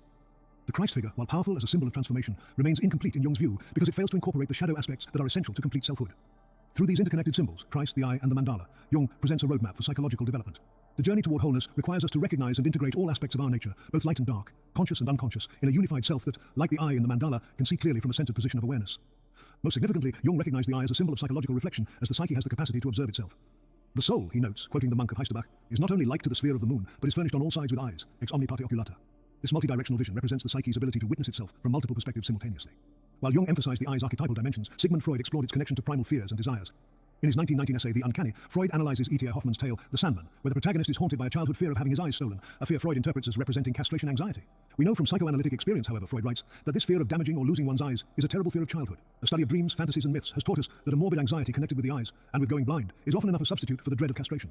This interpretation reveals how the eye functions as a displacement for other anxieties, a symbolic condensation of deeper fears about violation, control, and identity. The vulnerability of the eye represents our existential vulnerability as beings who can be seen, known, and potentially harmed by the perceptions and actions of others. Freud's analysis also emphasized the eye's connection to narcissism. In his theory, the infant's primary narcissism involves visual reciprocity with the mother's gaze, a crucial stage for developing healthy self-regard. When this mirroring fails, psychological development is disrupted. Later psychoanalytic theorists like Jacques Lacan would develop this into the concept of the mirror stage, where the child's recognition of its own image establishes the foundation of identity. The Freudian tradition also recognized the erotic dimension of vision, or the scopophilic drive, or pleasure in looking. Film theorist Laura Mulvey built on this to develop her influential concept of the male gaze, analyzing how visual art and cinema structure ways of seeing that objectify women. This opened new ways, seeing how power operates through vision, how the right to look and define what is seen reflects and reinforces social hierarchies. The psychological exploration of vision revealed its fundamental role in identity formation. Our sense of self emerges largely through visual feedback, both literal, seeing our reflection, observing others' reactions to us, and metaphorical, internalizing how others see us. In Thus Spoke Zarathustra, Nietzsche writes, work and plaything are sense and spirit. Behind them still lies the self. The self also seeks with the eyes of the senses. It also listens with the ears of the spirit. Always the self listens and seeks. It compares, compels, conquers, destroys. It rules and is also the ruler of the ego. Jung commented on this passage in his 1953 seminar, noting, I was already very interested in the concept of the self. The concept of the self continued to recommend itself to me. I thought that Nietzsche meant a sort of thing in itself, behind the psychological phenomenon. I saw then also that he was producing a concept of the self, which was like the Eastern concept. It is an Atman idea. Thus, visual perception is connected with self-awareness. The self both sees and constructs what it sees, a recursive process that creates our sense of identity and reality. As developmental psychologist James Mark Baldwin observed, the infant must learn to distinguish between self-movement and object movement in the visual field, a fundamental perceptual achievement that establishes the boundary between self and world. Psychologist William James captured this reciprocal relationship in his concept of the social self, namely, the identity we construct through imagining how others see us. A man's social self is the recognition which he gets from his mates. Properly speaking, a man has as many social selves as there are individuals who recognize him. Our identity is constructed through this complex interplay of gazes, how we see ourselves, how others see us, and how we imagine others see us. The ancient belief that eyes are windows to the soul found scientific validation in modern psychology's discovery that pupil dilation, eye movement, and gaze direction reveal emotional states and cognitive processes invisible to other observational methods. As the eye to the sun, so the soul corresponds to God, Jung writes in Psychology and Alchemy. Since our conscious mind does not comprehend the soul, it is ridiculous to speak of the things of the soul in a patronizing or depreciatory manner. This analogy between eye and soul runs deeper than metaphor. Neurologically, the retina is actually an extension of the brain itself, and the only part of our central nervous system directly exposed to the external world. The eye is literally externalized brain tissue, capturing the paradoxical nature of consciousness as both internal witness and participant in the world it perceives. The psychological understanding of the eye as soul finds expression in the concept of witnessing consciousness, the aspect of awareness that observes our thoughts, emotions, and sensations without becoming identified with them. Meditation traditions across cultures cultivate this witness perspective as essential for psychological freedom and spiritual development. Psychologist Roberto Assagioli, founder of psychosynthesis, developed this concept through his disidentification exercise. I have a body, but I am not my body. I have emotions, but I am not my emotions. I have a mind, but I am not my mind. The exercise culminates in identifying with the witnessing consciousness itself, the I, that observes all these aspects without being reduced to any of them. Psychology's investigation of attention, which is the mind's ability to focus selectively on certain aspects of experience, revealed a fundamental truth. We see what we attend to, and we attend to what we value. Attention functions as an eye of the mind, determining what enters consciousness and what remains unseen. William James famously defined attention as the taking possession by the mind, in clear and vivid form, of one out of what seem several simultaneously possible objects or trains of thought. It implies withdrawal from some things in order to deal effectively with others. This selective function means that vision is always partial. We necessarily see some aspects of reality at the expense of others. Modern cognitive psychology has confirmed James's insights through phenomena like inattentional blindness, our failure to notice unexpected objects when attention is focused elsewhere. In the classic invisible gorilla experiment, subjects counting basketball passes often fail to notice a person in a gorilla suit walking through the scene, a dramatic demonstration that we literally do not see what we are not looking for. This selective nature of attention has profound psychological implications. As psychologist Mihaly Csikszentmihalyi observed, what we attend to creates our reality. The direction of our mental gaze shapes what we perceive, but how we experience reality. Depression, anxiety, and other psychological conditions involve pathological patterns of attention that create self-reinforcing cycles of perception. Consciousness itself, in many traditions, is understood as fundamentally attentional. The Sanskrit term manas, mind, refers to both attention and awareness. Jung notes in Mysterium Cognitionis that the Sanskrit word manas means mind. It includes all intellectual as well as emotional processes, and can therefore mean on the one hand, understanding, intellect, reflection, thought, etc., and on the other, soul, heart, conscience, desire, will, etc. This connection between attention and mind appears in the Rig Veda, which states, the moon was gendered from his mind, and from his eye the sun had birth. Jung interprets this. This refers to the two eyes of Purusha, the macrocosmic primordial man, Anthropos, who created the world by transforming himself into it. Perhaps Jung's most significant insight into eye symbolism comes through his analysis of the mandala, the circular cosmic diagram that represents psychological wholeness. The eye is the prototype of the mandala, he writes in Mandala Symbolism, quoting the mystic Jakob Boehmer, who calls his mandala the philosophique globe, or eye of ye wonders of eternity, or looking glass of wisdom. Jung elaborates, our mandala is indeed an eye, the structure of which symbolizes the center of order in the unconscious. The eye is a hollow sphere, black inside, and filled with a semi-liquid substance, the vitreous humor. Looking at it from outside, one sees a round-colored surface, the iris with a dark center, from which a golden light shines. This analogy reveals how the eye's structure mirrors the psyche's organization around a luminous center, the self, surrounded by the darkness of the unconscious. The mandala's concentric patterns reflect the eye's structure and function, focusing attention toward a center while maintaining awareness of the periphery. Boehmer calls it a fiery eye, Jung continues, in accordance with the old idea that seeing emanates from the eye. The eye may well stand for consciousness, which is in fact an organ of perception, looking into its own background. It sees its own light there, and when this is clear and pure, the whole body is filled with light. This self-reflexive quality, consciousness perceiving itself, represents the culmination of psychological development. The integrated psyche becomes like an eye that can see in all directions simultaneously, encompassing both conscious and unconscious dimensions without being identified exclusively with either. The soul, Jung quotes Boehmer as saying, is an eye in the eternal abyss, a similitude of eternity, a perfect figure and image of the first principle, and resembles God the Father in his person as to the eternal nature. This description unites psychological and spiritual visions of the eye as a symbol of completed selfhood, or awareness that has recognized its own ground and source. Psychology also reveals how vision operates collectively, shaping cultural consciousness through shared ways of seeing. Social psychologists have documented how group belonging influences what we literally perceive. Members of the same culture attend to different visual features and interpret ambiguous images in similar ways. This social vision extends beyond perception to imagination, where the collective images, ideals, and possibilities a culture constellate. Psychologist Jerome Bruner observed that cultures provide ready-made ways of seeing that both enable and constrain what members can imagine. These shared patterns of attention and imagination constitute what might be called the collective eye of society. Media theorist Marshall McLuhan analyzed how communication technologies transform this collective vision. The medium is the message, he famously declared, meaning that each new visual technology, from writing to printing to photography to television to digital media, restructures perception, creating new possibilities for seeing while closing off others. In his groundbreaking work, Ways of Seeing, art critic John Berger applied this insight to visual art, demonstrating how Renaissance paintings' ways of seeing encoded power relationships and social hierarchies that continue to influence contemporary visual culture. French philosopher Michel Foucault further developed this through his concept of the gaze, the internalized perspective of authority that disciplines behavior even when no one is physically watching. Contemporary surveillance culture represents the logical extension of this disciplinary gaze, what social theorist Shoshana Zuboff calls surveillance capitalism, where our every digital interaction is observed, recorded, and commodified.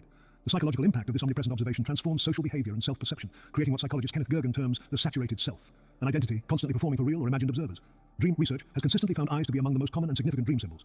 In his extensive dream studies, Carl Jung documented recurring patterns: eyes in unusual places, multiplicity of eyes, the autonomous eye injury or blindness, animal eyes. Jung interpreted these dream motifs as the psyche's attempts to expand consciousness beyond its habitual limitations. The spirit of the depths opened my eyes, he writes in Liber Primus, and I caught a glimpse of the inner things, the world of my soul, the many-formed and changing. Psychologist James Hillman extended this approach through his concept of seeing through, namely the soul's capacity to perceive archetypal dimensions within ordinary experience. Hillman writes in The Soul's Code that the world doesn't consist of merely objects and things. It is filled with useful, playful, and intriguing opportunities. The oriole doesn't see a branch, but an occasion for perching. The cat doesn't see a thing we call an empty box. It sees safe hiding for peering. The bear doesn't smell honeycomb, but the opportunity for delicious feeding. The world is buzzing and blooming with information, which is always available and never absent. This visionary capacity represents the ultimate goal of depth psychology. Not just understanding the unconscious, but developing new ways of seeing that reveal deeper dimensions of reality. The psychological journey of the eye culminates in the capacity for true self-reflection, vision turned inward to witness its own processes. As Plato intuited in the first Alcibiades, then if an eye is to see itself, it must look at an eye, and at that region of the eye in which the virtue of an eye is found to occur, and this, I presume, is sight. Modern psychology confirms this insight through concepts like metacognition, thinking about thinking, and mentalization, understanding mental states in self and others. These capacities represent the evolutionary achievement of consciousness, the ability to observe itself in operation and adjust accordingly. This reflexive vision appears across spiritual traditions as the pinnacle of psychological development. Hindu yoga speaks of witnessing consciousness or higher self, Sakshi Chaitanya. Buddhist mindfulness cultivates bare attention, sati. Christian contemplation involves the prayer of quiet witnessing. And Jewish mysticism describes ayin, the eye void, where ordinary perception dissolves into pure awareness. The common thread in these traditions is the recognition that complete seeing involves witnessing the act of seeing itself, becoming aware of how we construct our perceptions rather than being unconsciously determined by them. This represents psychological freedom in its deepest sense. Not freedom from external constraints, but freedom from unconscious conditioning of perception. Jung's words from Mysterium Conjunctionis are a great conclusion. When consciousness draws near to the unconscious, not only does it receive a devastating shock, but something of its light penetrates into the darkness of the unconscious. The result is that the unconscious is no longer so remote and strange and terrifying, and this paves the way for an eventual union. This illumination represents the psychological culmination of the eye's journey, the integration of conscious and unconscious vision into a more comprehensive awareness. The eye that has completed this journey sees external objects and the processes of seeing itself, the world that surrounds it and the world which is constructed through perception, others and the self that perceives them. It encompasses both the I that sees and the me that is seen, uniting subject and object in a singular act of comprehensive vision. In this integration, the psychological eye fulfills its deepest potential. It becomes a living symbol of consciousness awakened to its own nature and source. We've traced the eye through myth, religion, philosophy, and psychology. The remaining journey continues on Patreon through esoteric traditions, modern surveillance, and tomorrow's vision. So join me there. The deeper mysteries await.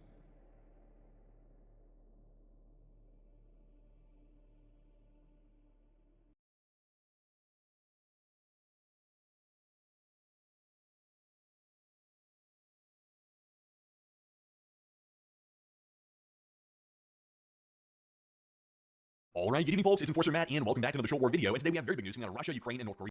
But by far, our biggest piece of news of the day is coming out of Russia, as we have gotten word from Vladimir Putin directly that Russia's now officially announcing a brand new military operation to establish a security buffer zone along the Russia-Ukraine border, which is a very big announcement but very vague, and we don't have many details. And also, we did learn that Ukraine launched its largest drone attack of the war overnight since the very start of the Ukraine war, causing very significant damage to several Russian cities. And as a result of that, Moscow is now officially on lockdown as Putin rolls out air defenses and military checkpoints across the city due to these mass drone attacks. And also, we have gotten satellite imagery showing North Korea's sunken naval destroyer being spotted from satellite, and the prognosis for that ship is not good. And once again, Kim Jong-un is beyond livid right now. He is livid, he is irate, and he is taking it out on the people. So we have a lot of news, so let's jump into our first post of the day, which goes to Live Ukraine Map. And this is one of our biggest stories of the day. Right now, we're getting a direct announcement from Vladimir Putin that a decision has been made to create a security buffer zone along the border between Russia and Ukraine, and the armed forces are currently solving this problem right now, according to Vladimir Putin. So this is a very, very vague announcement. It's not really clear what he means by this, but based on what I can interpret from it, it sounds like Russia is launching a full-scale operation along the entire border of Russia and Ukraine to try to create a buffer zone, as he calls it, to create some space between those two countries. But once again, there is a problem with that because right now Ukraine's already attacking in Kursk and Belgorod, and they're in the Russian territory. So to create a buffer zone, that is something that Russia has really failed to do up to this point, but it seems to be that some type of major military action is effectively underway as of today to try to get this changing very quickly. So we're not told what that is, but we do have a quick snippet of video here of Putin speaking. It's not translated, but notice his facial expressions. He seems to be very angry and very uncouth right now. So let's take a look.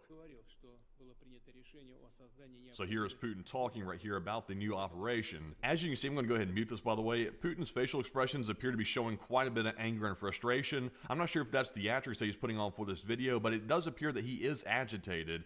Maybe he's very frustrated with the lack of military options he has, or maybe the progress that the military is making, but he appears to be very upset as of today, and in announcing this operation, he is making that known here in the video that he is angry. So whatever the case is, he seems agitated, and the video appears to show that. So that is our one clip. We have Putin speaking about it, but no other details as of right now, and we're waiting for more confirmation of exactly what this means. But jumping into our next post here, this one goes to Visegrad 24. We've also gotten more big news on a different front. We've also heard as well that in addition to this new military operation being deployed by Russia, that Ukraine launched its largest drone attack against Russia yet of the entire war last night and into the morning hours of today, and the airports in Moscow have suspended operations, and oil refineries in Ryazan are officially hit. So we have gotten some confirmed hits as of today, and this is a map showing you the direction of the attacks from these Ukrainian drones. As you can see, they appear to be going into the Bryansk Oblast and also toward Lipetsk and Voronezh, and a lot of them are actually heading straight for Moscow, which is obviously the capital of Russia. So that is why today we are seeing a lockdown inside of Moscow, is because of this very, very large drone attack. And also you do see a couple arrows heading toward Ryazan.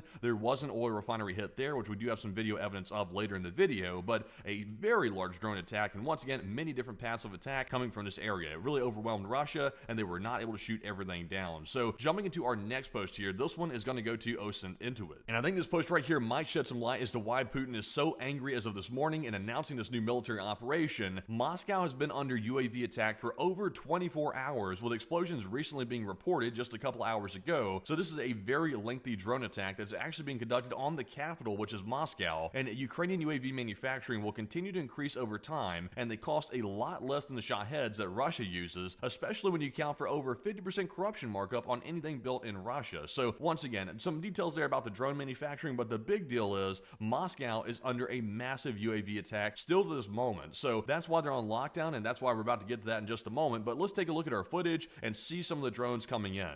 So right here you can see this is a Russian filming from his house around the Moscow region, and there are some drones coming in, which we'll see in just a moment. You'll actually be able to see them fly right above the tree line right here, but he's looking out. He's clearly hearing the drones, and there goes one of them actually above the treetops. You can see it right there. It is flying in. There it is on camera. That appears to be maybe a Bayraktar-style drone of Ukraine's, and we do see that flying in. And of course, there was a ton of them coming in, and the air defense is clearly not taking them out, and they're flying right in, really spooking the Moscow residents quite badly. directly, and also spooking Vladimir Putin himself. So this video right here shows some more evidence of the scale of the drone attack and just how low they're flying to the ground actually that we saw just right there. So massive to see. But jumping into our next post here, this one goes to War Translated. And speaking of Moscow, Moscow right now is the subject of a total lockdown in the city, and right now we are hearing in this post that in Moscow, temporary checkpoints with armored vehicles and electronic warfare systems have been deployed due to an attack by unidentified drones, and they've since been identified as Ukrainian. I can confirm that. And also, meanwhile, the Russians go on assaults riding donkeys and old Zhelugi cars that are seen right here in the city. So they have a full mobilization here in Moscow of security forces to protect the city. So,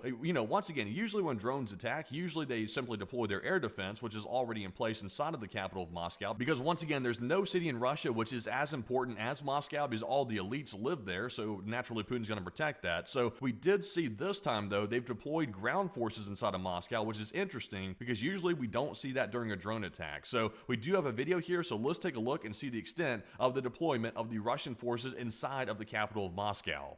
And right here, this is a live look at Moscow. You can see right there is clearly the Russian security forces. They are on the ground with their armored vehicles. Also, you can see there are some police cars as well, and they are armed to the teeth. And they're out here right in the middle of the streets of Moscow. And also, there is electronic warfare systems here on the roof that we could see right there. So there's a lot of defenses being rolled out, and it appears to be that Putin is getting really frustrated with these massive attacks on the capital because that is disrupting the elites of Russia, which might start causing a problem if this keeps going on for quite a while. Also, another thing to note, notice right there, they hate the West so much in Russia that they're driving a nice German car. That appears to be a Mercedes S-Class right there, one of the top spec models that Mercedes makes, even though the Russians just hate the West and they think the West is trying to destroy Russia. They love our vehicles and they love our cars. Very interesting to see. But away from that side note, we're now going to move on to our next post here, and this one is going to go to War Translated yet again. And just to give you an idea of just how large this attack was by the Ukrainian drone forces, we saw that Moscow and other regions of Russia did not sleep last night due to a visit from the quote-unquote friendly drones of Ukraine, and it was loud in the Oryol, Bryansk, Kursk, Moscow, Vladimir, Ryazan, Belgorod, also Tula, Kaluga, and Lipetsk regions. Literally tons of regions. One of the largest attacks we've ever seen, like I said. And at Moscow's airports, the Domodedovo, the Sheremetyevo, also the Venuko,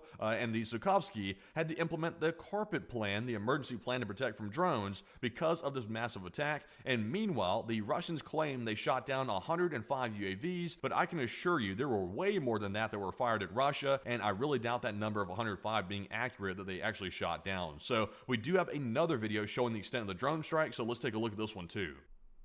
Oh wow, big booms across Russia, as we can see right here on the camera. And this appears to be maybe a high rise in one of, maybe Moscow even, it looks like perhaps. But we can see there was another hit right there. You can see it right out of this high rise window. And it is, and appears to be maybe the morning hours, right in the morning hours before it turns light. And you see here's another Russian panicking and being a terrible cameraman, pointing us at a speaker grill or something. But you could hear, he just yelled, oh, there's a drone coming. So he could definitely hear that drone off camera. But let's take a look right here. As you can see, there are clearly big blotches of red, which indicates fire.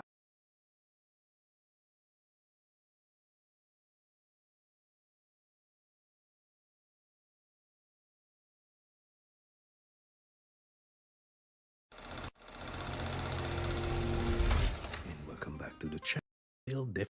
Praise the Lord, baby, all.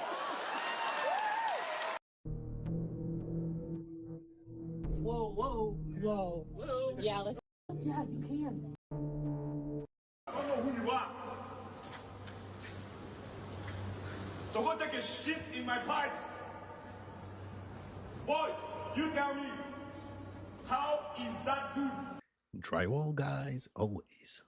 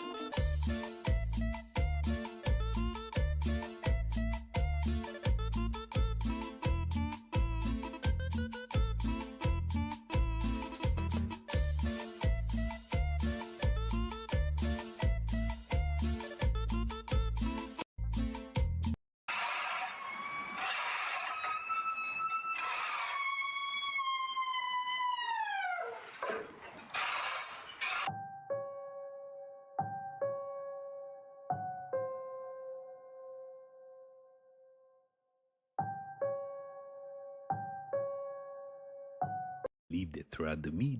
This thing, look at it. It's moving around.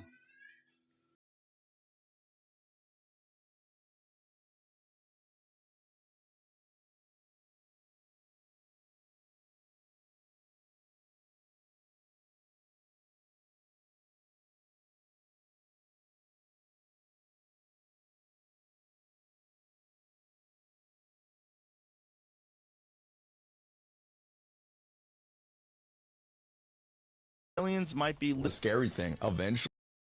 To tell you, you're like, yo, how the hell did they move the rock from that island to this island, or from that area to this island? It just don't make sense.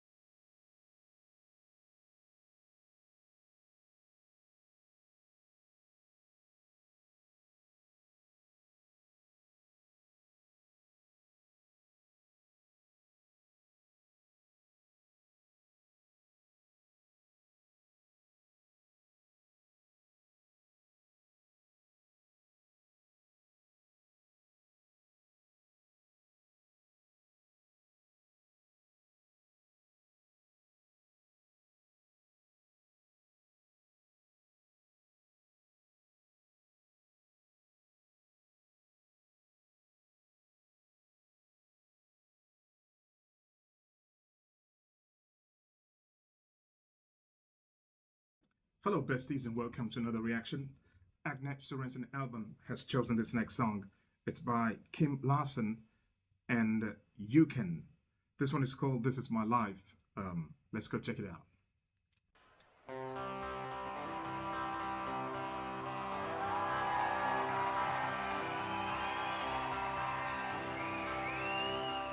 This is my life.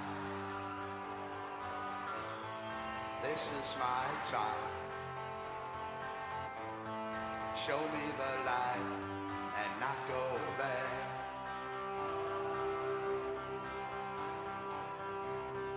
Give me the wine, bitter and sweet, and a little bit of bread. That's all I need. I don't want the gold from Xanadu. I think I leave it all to you. Whoa, whoa, whoa. This is my life, and I don't care.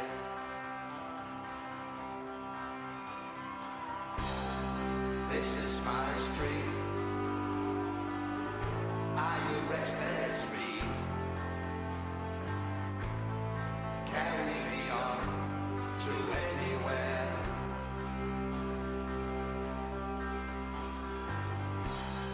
Take the fear, oh, oh, oh, take it away, and leave me some hope for one more day. I saw ghosts behind the door when the kids came home from the war. Whoa, whoa, whoa, with a broken dream and nothing more.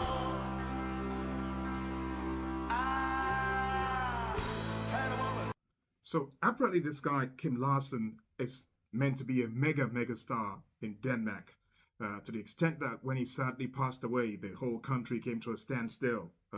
Amazing stuff. And he sings predominantly in Danish, but he does some English stuff as well, because he was in the States for like a 2-year stopover, so to say. I like this, and I'm glad that this is not in Danish, because I can hear those words, and those words are beautiful. I like the melody to the song, and I like his voice. He's got like not a very husky voice, but you know, he's got that huskiness in his voice, you know, which I like a lot. You know, a bit sentimental. I like it, and it's a song that, you know, the whole audience can sing along to when he comes on, as you can see there. So when you got a song like that, you know you're onto a winner. You know you're onto a song that you can sing for the rest of your career. Good stuff. Let's go hear some more. from the wall. Whoa, whoa, whoa, with a broken dream and nothing more. I had a woman singing her song, and it was good and warm and strong. Whoa, whoa, whoa, she made me cry. I don't know why.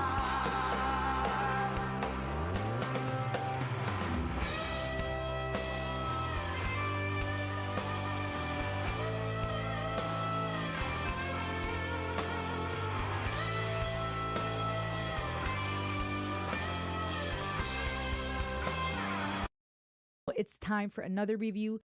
Just like the Danish boy band, man band. Close the doors, I can see the love you keep inside, the love you keep for me.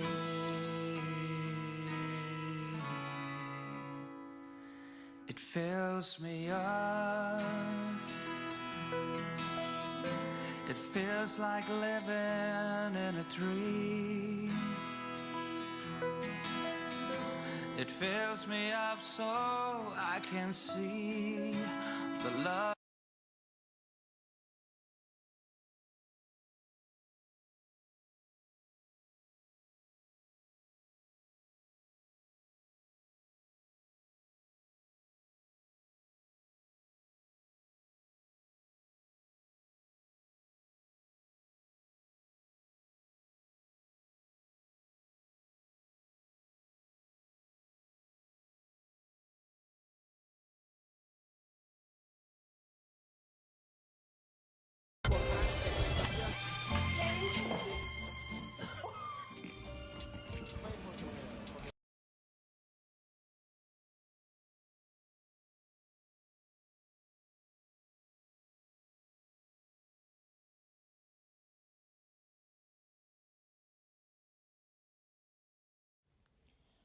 As I enter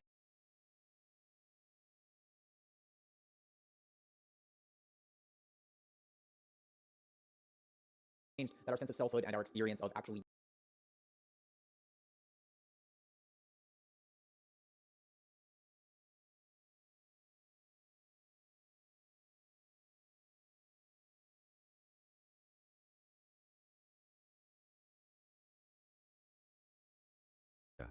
can the plant act as a tool of refinement rather than disruption?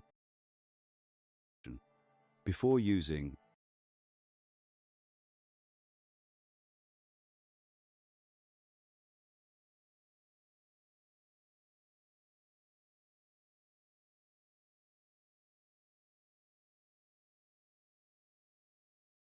Why are you ignoring who you need to become, and what can you do about it?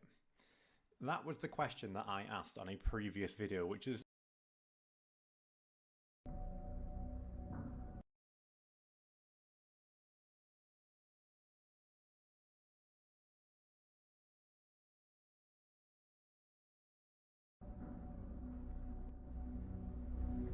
An old soul is not simply someone who is wise or quiet.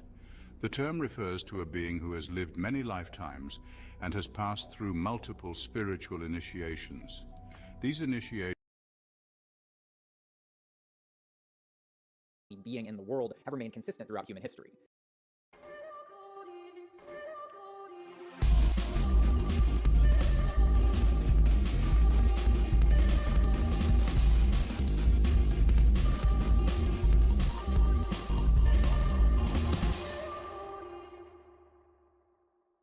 The Ever-Present Origin is a book which is virtually impossible to summarize or categorize. It is, on the one hand, a riveting narrative account of the evolutionary history and future of human consciousness. On the other hand, it is also a highly sophisticated metaphysical treatise in its own right, one which synthesizes, elaborates, and critiques the works of figures such as Hegel, Martin Heidegger, and Carl Jung. It is a work which is equal parts phenomenology, anthropology, and cosmology. And further, it is also a work which has been absolutely central to the Formscapes philosophical project from the very beginning. The first series of videos which I ever created for this channel was a dedicated exposition of the Ever-Present Origin, the magnum opus of the Swiss-German linguist and philosopher Jean Gebser. And in this series of videos, we will once again be returning to Gebser's text in a far more elaborate and thorough manner. This video is going to be the first of what will be by far the single most extensive project I have ever attempted here on Formscapes. I have much more to say now than what I managed to articulate in that initial handful of badly edited videos over a year ago. With that said, I should begin with a bit of a disclaimer. These videos are going to be an interpretation of the text in question, and one which will extend far beyond the contents of the text itself in many ways. This is not simply going to be a long-winded exposition of the book, as I am effectively going to be presenting Gebser's ideas as I have contextualized them within the much larger philosophical framework which I have been attempting to construct throughout the lifetime of this channel. In many places, the boundary is going to get very blurry between what Gebser himself actually states explicitly and my own renditions. The journey I'm going to attempt to take us on in these videos is going to be immense and, in certain regards, very demanding of the audience's own conceptual capabilities. To say that there is a lot to unpack here would be quite the understatement, but if you can stick with the story which I will be attempting to tell, then I can guarantee you that by the end of these videos, you will find yourself with a radically novel way of thinking about culture, developmental psychology, human history, the nature of spirituality, and the significance of human consciousness within our cosmos at large. If that sounds a bit hyperbolic or arrogant on my part, then buckle up. I have no reservations whatsoever in claiming that you will not find anything else even remotely like this on YouTube or anywhere else on the internet for that matter. With that out of the way, let's get started. Jean Gebser was an immensely enigmatic figure. Born in Posen of what was then Imperial Germany in 1905, Gebser would lead a highly nomadic lifestyle throughout his entire life. At 24 years old, Gebser would leave Germany to live for brief periods in Italy, France, and Spain, before eventually fleeing to Switzerland just prior to the outbreak of the Second World War. Though the bulk of Gebser's writing would occur in Switzerland, Gebser would continue to travel widely even into the later years of his life, spending time in India, the Far East, and the Americas. Much like his books and poetry, Gebser himself defies classification. He was a linguist, poet, philosopher, translator, and historian. Throughout the 1930s and 1940s, Gebser would become involved in the emerging world of Jungian and Freudian psychodynamics, though over time his own thinking would come to diverge in crucial ways from the more typical psychodynamic theories. In 1931, Gebser would experience what he would describe as a moment of revelatory insight, which would prove to be the seed of the ever-present origin. In that moment, Gebser saw that the transformations of technology, art, science, philosophy, and society which were unfolding with the 20th century were all in fact outgrowths of a much deeper process of consciousness evolution, a process which had been at work throughout all of human history and which therefore connected us with the deepest roots of our origins. As already indicated, the ever-present origin is in many ways a historical, evolutionary account of human consciousness, one which attempts to bring us into contact with the deepest roots of our experience both as a species and as a cosmological phenomenon. Gebser understands this evolutionary development as the successive unfolding of a number of distinct structures or mutations of consciousness. Each structure represents not only a specific phase in the evolutionary history of human awareness, but also a distinct layer of our psychological and phenomenological architecture. These distinct structures of consciousness, according to Gebser, are the archaic, the magical, the mythical, the mental, and the integral structures, though I will be amending that model somewhat later on. Each structure is a different mode of human awareness, which is characterized by a distinct manner of disclosing the world, and a distinct manner of experiencing the human sense of selfhood. Each structure gives definition to a phenomenological horizon, which is characterized by a unique archetypal constitution, a unique manner of perceiving reality, and a unique domain of meaning. According to Gebser, these transformations of consciousness are not arbitrary demarcations of an undifferentiated continuum or spectrum. Rather, the evolution of consciousness does in fact unfold through major ruptures of continuity. Different structures are qualitatively distinct from one another, and we will be exploring the exact reasons for this discontinuity later on. As we progress through this narrative, we will be branching out at various points to consider the broader metaphysical and psychological implications of the story which is unfolding. But for now, we will simply begin with the beginning, with the origin. Gebser tells us that the most primordial structure of consciousness is the archaic structure. The archaic structure represents a form of awareness which is characterized by a kind of serene, undifferentiated oneness. Expressions of the archaic structure are often nebulous and shrouded in obscurity. As we shall see, our collective remembrances of the archaic structure point us towards epochs of human awareness which preceded the emergence of symbolic language and, by extension, ideational thought. Immediately here we find one of the core concepts needed to understand the ever-present origin as a whole, that there is an intimate relationship between ideation, that is the capacity to experience forms in themselves, and the phenomenological boundary which divides self and world. By examining the archaic core of our being, we find a form of consciousness which is more primordial than subjectivity, that which lies beneath the duality of subject and object. We find gestures towards the archaic structure within the archetypal imagery of Eden, Arcadia, or Elysium, within the mythos of an embryonic oneness, within which there is not yet any sense of division between the internality of selfhood and the externality of otherness. Quote, the archaic structure is zero-dimensional. It is akin, if not identical, to the original state of biblical paradise, a time where the soul is yet dormant, a time of complete non-differentiation of man and the universe. Jean Gebser. There are a number of things to be unpacked here, and so we should first begin by addressing this notion of dimensionality. Within New Age circles, it's very common to encounter vague references to the notion that there are different so-called dimensions of consciousness. But within Gebser's thought, the notion of dimensionality is understood in a very precise way and plays a very specific and central role within this narrative. Here we need to understand that Gebser is thinking of human consciousness in phenomenological terms. We must understand that consciousness itself acts as a kind of space, within which the contents of consciousness may come to arise. The overall architecture of a given structure of consciousness, therefore, will condition the ways in which the contents of consciousness can be rendered intelligible through relating them to one another. As we progress through subsequent structures, we will see how different forms of dimensionality come to manifest. In referring to the archaic structure as zero-dimensional, Gebser is saying that there is not yet any ideational consciousness at all. Consider the consciousness of an infant during the early stages of embryonic development. At this stage of development, there is indeed consciousness, but there is not yet any sense that there is a clear distinction between the world itself and the infant's consciousness of the world. The infant experiences itself as continuous with the body of the mother, and within this embryonic state, the body of the mother simply is the infant's world. As we move on to examining the birth of the magical structure in the next section, we will begin to see exactly how the cognition of abstract form results in such a fissioning apart of self and world. But for now, what we must understand is that the archaic structure represents a mode of consciousness which exists beneath such separation. It is zero-dimensional in the sense that archaic consciousness is not yet relating the contents of consciousness to one another by actively engaging in conceptualization. At this stage of development, there is only world. Gebser tells us that writings which allude to the archaic structure are exceedingly rare, but as one of precious few examples, he points to a cryptic statement by the Taoist philosopher Chuang Tzu. Quote, dreamlessly, the true men of earlier times slept. Gebser takes this invocation of dreamlessness to be indicative of a time in which the soul of humanity remained dormant. Chuang-Tzu also tells us that dreams are the intercourse between soul and world. As the archaic structure lacks distinction between itself and the world, no such intercourse can occur, and the soul itself remains but a potential. The soul is self-identity, and the possibility of this self-identity is conditioned by a delineation which is not yet present within archaic oneness. Now, it is in fact the case that all human beings, and in fact all higher animals in general, do in fact dream. But we must regard Chuang-Tzu's statement here on its own metaphysical terms if we are to understand it. Dreams are the means by which the waking mind plunges back into its own depths by retreating from the waking world. And within the archaic structure, the human ego itself remains submerged and blended within the nebulous oceans of psyche, which within modern consciousness now lie beneath it. Those of earlier times were dreamless in the sense that the dreaming world and waking world had yet to be clearly differentiated. The second fragment which Gebser takes to intimate the archaic structure is one attributed to Plato. Quoted in Aristotle's Metaphysics, the fragment states that the soul came into being simultaneously with the sky. The duality of earth and sky, or of underworld and overworld, is one of the most central cosmological concepts found throughout virtually all human mythical and metaphysical traditions. Within such traditions, the earth is understood as the realm of immanence, transience, chaos, darkness, and death. The sky, conversely, is understood as the realm of form, transcendence, eternality, order, and life-bestowing light. This fragment from Plato, therefore, can be understood as alluding to a time before human beings came to experience the world as characterized by this duality. As ideational thought had yet to emerge, there was not yet any sense of distinction between immanence and transcendence. Immanent reality is the world of appearance. It is the world of particularity which is presented to our physical senses. The transcendental, conversely, is the world of universals, forms, or ideas. Without the ability to cognize forms in themselves, there could be no such distinction. The ancient Greek philosopher Heraclitus can also cast some light on this relation between ideation and selfhood. Heraclitus famously stated that, quote, "No man steps into the same river twice, for it is not the same river, and he is not the same man." Taken out of context, it would appear that Heraclitus is arguing for a kind of monistic anti-realism, in which macroscopic entities such as humans and rivers are not genuinely real. However, Heraclitus is actually making a much more subtle point here, which we must understand in relation to his notion of the logos. For Heraclitus, the logos is the intelligible structure and order of the world. It is that which unifies the world into a coherent totality, and by extension, it is that which also lends coherence to the endless flux which we find in natural entities such as rivers and human beings. The logos of the river is a conceptual reality, not just a concept within the human mind, but also a real pattern which we actually perceive in nature, and which is the actual sense of the word river. A logos is not just a word, but it is the essence of a word, the underlying form which allows for both intelligibility as well as the cohesion and delineation of the processes which constitute the natural flux. We do indeed encounter the same river insofar as we encounter the logos, which is the underlying order of the river. However, if we descend from the conceptual or noetic realm of logos and into the realm of raw sensorial physicality, we find only an undifferentiated chaos of sensory appearances. In order for human awareness to begin experiencing itself as something distinct from the world in itself, human awareness needed to be able to experience itself as something which transcended the contents of its own experience. In other words, human selfhood is itself a conceptual experience which depends upon ideation. Without such a capacity for self-conceptualization, there can be no division between self and world. With the emergence of our awareness of the ideational realm, that is to say, the sky, the transcendental and terrestrial worlds came to fission apart from one another, and the human organism came to experience its own consciousness as something distinct from nature. The archaic structure of consciousness is not simply a developmental phase of human awareness, nor is it simply the deepest and most fundamental stratum of human awareness. It is the underlying omnipresent totality of awareness as such. It is the structure of human consciousness, and in fact all consciousness in general, which is undifferentiated from cosmic consciousness. Archaic consciousness is, for human beings, something which became submerged beneath the structures of self-identity in the deep history of our species. But it is a modality of consciousness which we see in all other life forms which do not experience this duality. It is certainly the case that non-human creatures possess consciousness in the more general sense of awareness as such, and within many higher animals we even find a rudimentary sense of self-awareness. Certain animals, for example, are able to recognize themselves in a mirror, and all biological organisms experience a sense of distinction between that which is internal or external to their physiological bodies. But with human selfhood we find something far more subtle and profound. A non-human animal might be able to recognize itself in a mirror, but lacking the conceptual capabilities we find in human beings, such an animal cannot experience its own awareness as something distinct from the contents of that awareness. It is this self-conceptualization of awareness as such which will come to differentiate human beings from all other life forms, and which will constitute the recursive engine of human evolution. In terms of the human life cycle, the archaic structure corresponds to the uterine, embryonic state of gestation which precedes the awakening of the sense of self-existence, the primeval oneness in which there is not yet any experience of division between infant and mother. In terms of the phenomenology of ordinary human experience, the archaic structure is found within the sense of touch. Tactile sensations are the most foundational in the sense that they are the sensations which emerge even before the experience of sound, and long before the experience of light.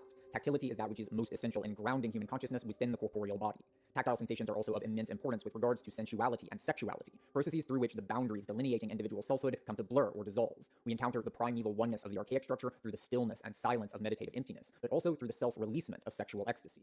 The word ecstasis implies becoming outside of oneself, and here we can see that it is no accident that this term has come to be associated with both spiritual and sexual releasement, nor is it an accident that the term ecstasy is also associated with altered states of consciousness brought about by the use of psychotropic substances. The boundaries which come to form through the fissioning apart of self and world are a source of immense tension, existential anxiety, and primal fears. It is through the dissolution of this boundary that the human being comes to be released from the oftentimes suffocating grasp of its own ego, and it is through such dissolution that we encounter the archaic, either as an oceanic bliss or as the abyssal maw of death.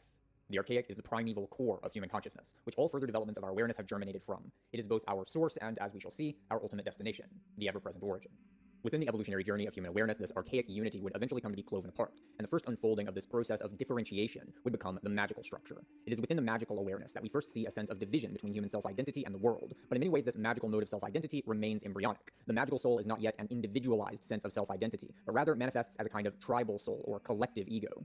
This division would also remain incomplete insofar as there was not yet any sense of division between a distinctly human world and a natural, non-human world which lay beyond our dominion. Within the magical epoch, we had yet to erect settlement walls or reshape the earth into agricultural or pastoral domains which had been fashioned so as to divide a world of imposed order from one of naturalistic primality. Although the human soul had begun to awaken, it nonetheless continued to experience itself as within the womb of the archaic goddess. As already intimated by Plato's gesture to the birth of soul and sky, this uterine awakening was facilitated by an emerging awareness of the transcendental, one which was facilitated by the birth of symbolic language and ideational thought. Here we must be able to clearly distinguish between thought in the more general sense and the distinctly human phenomenon of ideational awareness, and the best way to illustrate this distinction is by looking to the equally human phenomenon of artifice.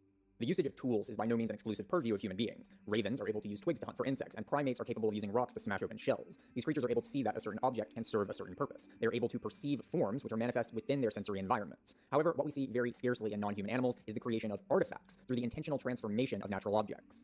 A primate can look at a stone and perceive the fact that the stone might be useful for smashing open a shell, but what the primate cannot see is what the stone could be if it were to be artificially transformed. In order for human beings to fashion an arrowhead from a stone, our awareness must be able to cognize the form of the arrowhead independently of the stone itself, such that we are then able to perceive what the object could be, in contrast to what it immanently is. We must be able to perceive the form of the arrowhead as an archetype, in other words.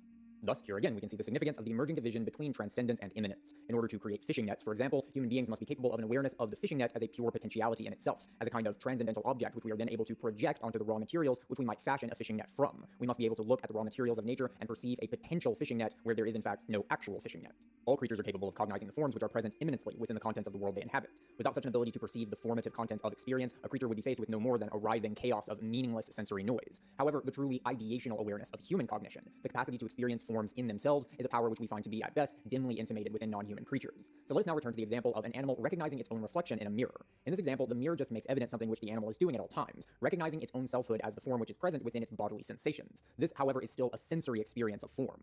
Lacking the ideation which human beings use to create art and artifacts, the animal is not able to cognize its selfhood as a form which is independent of those bodily sensations, for the exact same reason that the primate cannot perceive the latent arrowhead within the flint stone. Animal consciousness, or in other words, archaic consciousness, is therefore unable to cognize its own awareness as something independent of the contents of its awareness. Archaic awareness never encounters awareness as such, and therefore never becomes truly subjective awareness. Ideational awareness, therefore, is that which facilitated the sense of division between self and world, and thereby ruptured the unity of archaic awareness. Just as we came to perceive the arrowhead as a transcendental object which existed independently of arrowhead-shaped entities, we likewise came to perceive ourselves as such transcendental unities, which could be disidentified with the immanent contents of the world. A phenomenological division thus came to arise between subjectivity and objectivity, and this delineation would be facilitated by the birth of symbology. A word is the body of a concept, and a concept is the spirit of a word. Magical awareness comes to emerge from archaic awareness as symbology comes to facilitate the indirect perception of concepts. Within the magical structure, it is not yet possible for the individual human psyche to engage in pure conceptualization in a manner that transcends the bounds of its culture and language. The powers of symbology which mediate between the human organism and the heavens remains very much collectivistic. The imaginative, moral, and intellectual freedom of the human individual remain embryonic. Contact between magical awareness and the transcendental, formative realm remains very much indirect, and the sense of division between the transcendental and the immanent remains incomplete. Magical thinking does not yet distinguish between a natural, mundane world and a spiritual realm which lies beyond it, but rather the natural world itself is understood to actually be spirit. Likewise, there is yet little distinction between word and concept, and words themselves are understood to actually be spiritual powers in themselves. This emerging human awareness thus comes to its first perceptions of the world which lies beyond the body of the Great Mother, through light which remains dimmed and reddened by the walls of the womb. Within this embryonic state, however, sound is perceived much more clearly.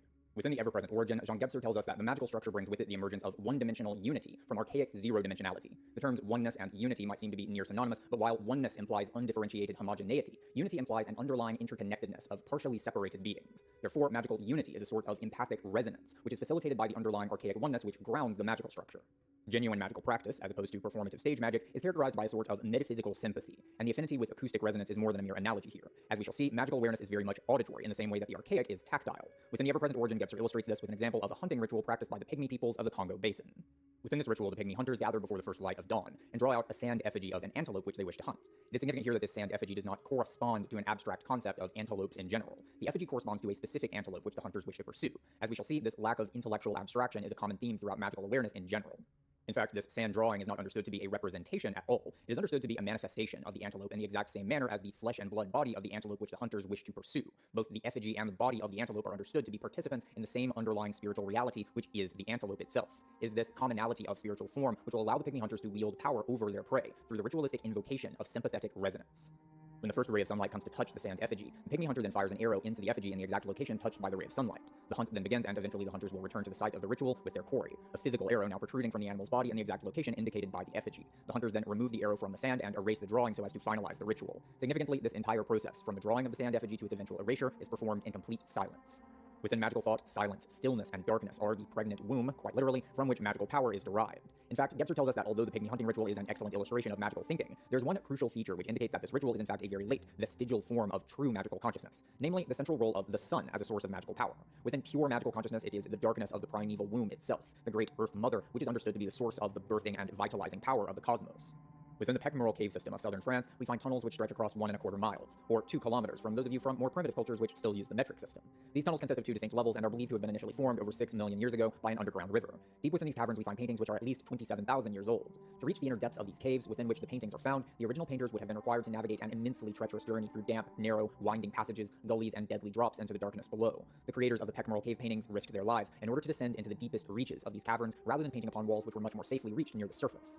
Within other examples of prehistoric cave art, such as those at the Chauvet Cavern and others, we find the same pattern. The prehistoric creators intentionally descended deep into these cave systems such that no sunlight could reach the inner sanctums upon which the paintings would be created. One might assume that the creators of these paintings used primitive torches or lanterns in the creation of these paintings, but Gebser suggests otherwise. Gebser explains that within magical consciousness, darkness itself is understood to be identical with the underlying archaic oneness which lies beneath magical self-awareness. This archaic darkness is understood as the great Earth Mother Goddess, which literally birthed all life from her cavernous wombs. The creation of these cave paintings was certainly a ritualistic, magical practice, as all practices within truly magical culture forms are ritualistic invocations of symbolic resonance. Cave paintings are of unique significance, however, in that they involved the quite literal descent of the magical practitioner into the womb of the Great Mother, such that the ultimate source of animistic power could be called upon. As magical thought understands magical power to be born out of darkness, silence, and stillness, the magical structure emphasizes auditory faculties over visual faculties. Within the pygmy hunting ritual, the sun plays a crucial role as that which guides the hunter's arrow to its quarry. For this reason, Gebser tells us that this practice must be a transformed vestige of what purely magical consciousness must have been prior to the emergence of subsequent structures. It is very tempting to presume that hunter-gatherer peoples of the modern world represent what humanity was like during the epoch of magical consciousness. This presumption, however, would be deeply anachronistic. Although we do see intimations of the magical most prominently within tribal peoples, we must bear in mind that such peoples are not frozen in time. What humanity was actually like prior to the emergence of mythical awareness from magical awareness is in many ways deeply mysterious, but that will have to be a story for later. Nonetheless, there are many ways in which we can perceive the basic characteristics of the magical world. The centrality of the great Earth Mother within magical thought is something which we find within practices involving red ochre and cinnabar, substances of great significance within both modern tribal cultures and Paleolithic cultures. Within many Paleolithic and Neolithic burial sites, we find red ochre used to cover the bodies and clothing of the dead, as well as adorning grave sites themselves. Archaeological evidence of the systematic collection and processing of red ochre found in Africa are dated to approximately 300,000 years before the present. Similar evidence found in Australia is dated to some 50,000 years before the present. Remains uncovered in Asia are dated to 40,000 years, and remains from the Americas are dated to nearly 13,000 years.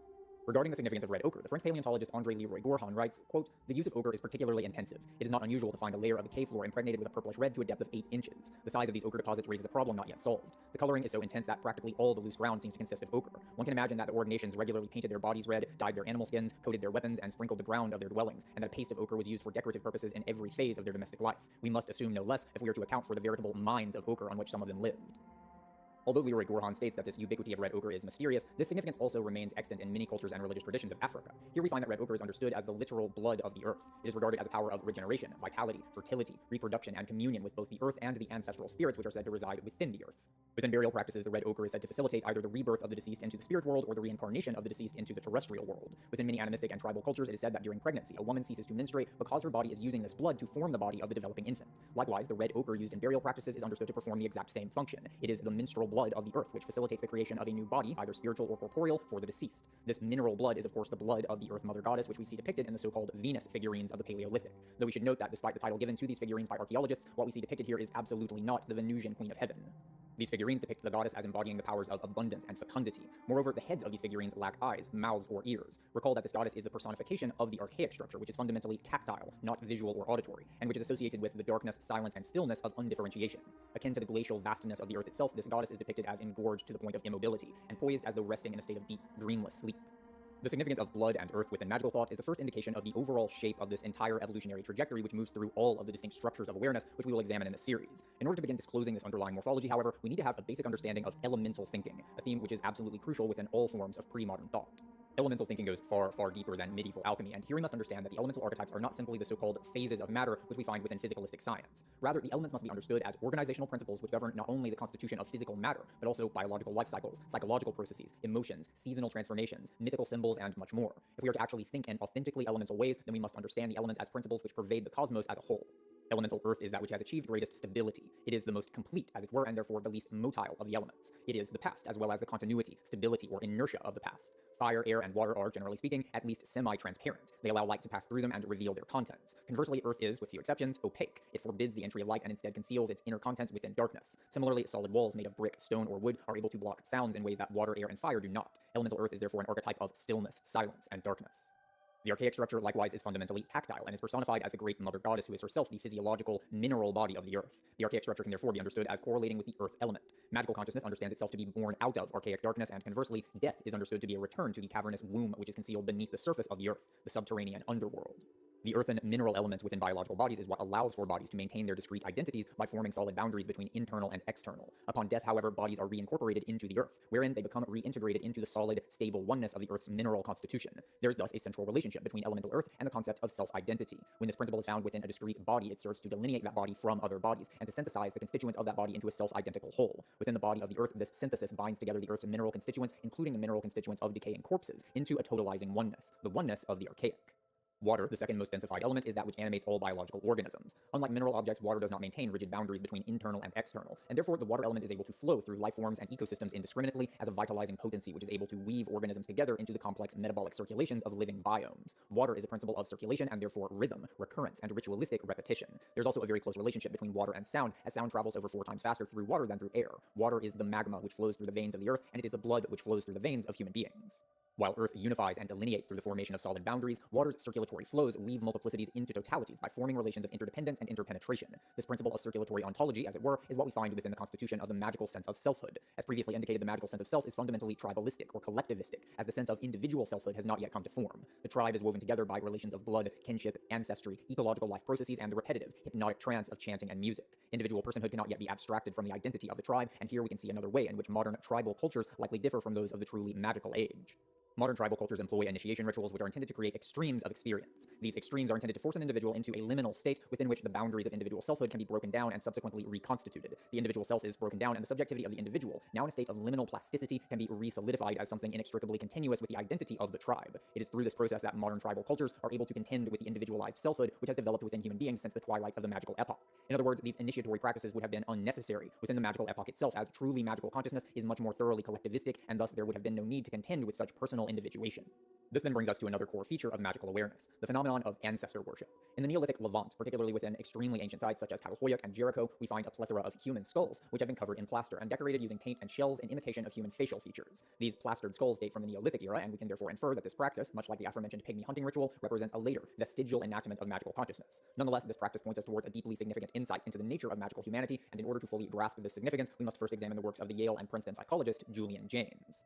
It is very easy for us modern humans to imagine that our own mode of consciousness is simply what human consciousness is like in general, that although our cultures, beliefs, and languages may have changed, that our sense of selfhood and our experience of actually being in the world have remained consistent throughout human history. However, within his 1976 text, The Origin of Consciousness in the Breakdown of the Bicameral Mind, Julian James presents us with a vast plethora of evidence which indicates rather definitively that human consciousness underwent a radical metamorphosis in relatively recent history.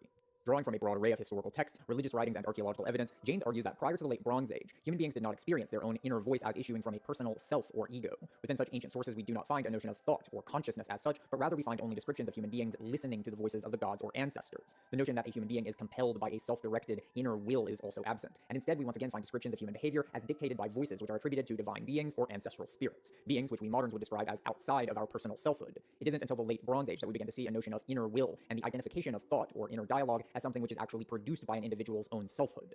Within earlier texts of the Hebrew Bible, such as accounts of the life of Moses, we see indications that the Hebrew God spoke in a direct, almost conversational manner with individual human beings. In later texts, however, we see direct references to the notion that this line of communication with the divine came to gradually diminish, and that such communication needed to be mediated by unique individuals who served as prophets.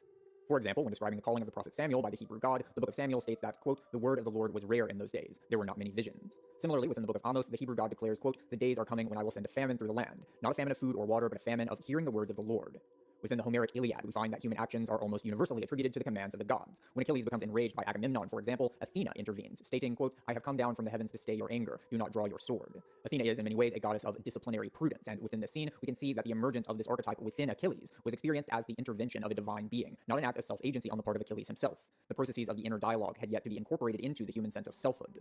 Within the journey of Odysseus, conversely, the interventions of the gods become notably more sparse, and instead we see much more self-reflective planning and decision-making which is attributed to Odysseus himself. The disciplinary prudence of Athena has become internalized within the human individual, and the voices of the gods have become more distant.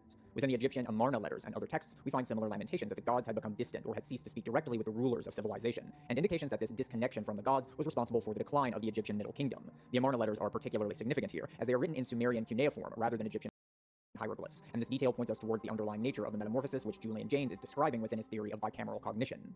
This metamorphosis was in fact the transition from a mythical mode of consciousness to a mental mode of consciousness, and later on we will begin to see exactly why and how this transformation took place, and the significance of cuneiform within the Amarna letters will become much more apparent. For now, however, what is significant is that within pre-mental modes of human consciousness, our inner voices are not experienced as issuing forth from a central locus of individual selfhood, but rather are felt to be the voices of the gods and of ancestral spirits. Jaynes provides us with a wealth of evidence that this was the case during the mythical structure, which we will examine subsequently, and we can induce that this externalization of voices was at least as pronounced within the preceding magical structure. Returning now to the plastered skulls of the Neolithic Levant, we can see much more clearly the role which these effigies must have performed within the life world which produced them.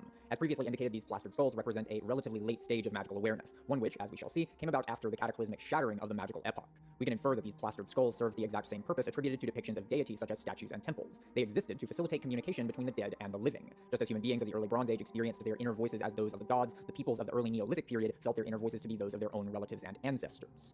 Due to the fact that magical awareness does not yet clearly differentiate between transcendental form and immanent appearance, magical awareness does not abstract from immanent nature in the same manner as mythical awareness. As such, magical awareness does not abstract individual personalities into gods which are understood as personifications of general potencies of nature as a whole. The inner voices, therefore, are not attributed to such universal potencies, but rather are attributed to individual personalities of the natural world, the ancestral spirits. During the mythical epoch, the gods became more distant over time, and human beings came to rely much more upon prophets, oracles, and written texts. Similarly, the reason why we find these plastered skulls in the Neolithic Levant but not within the Paleolithic is precisely because the magical structure itself had become greatly diminished since the end of the Paleolithic. The connection between the living and the dead was becoming much more tenuous, and these plaster skulls were created in an effort to maintain a connection with the dead which was gradually disintegrating.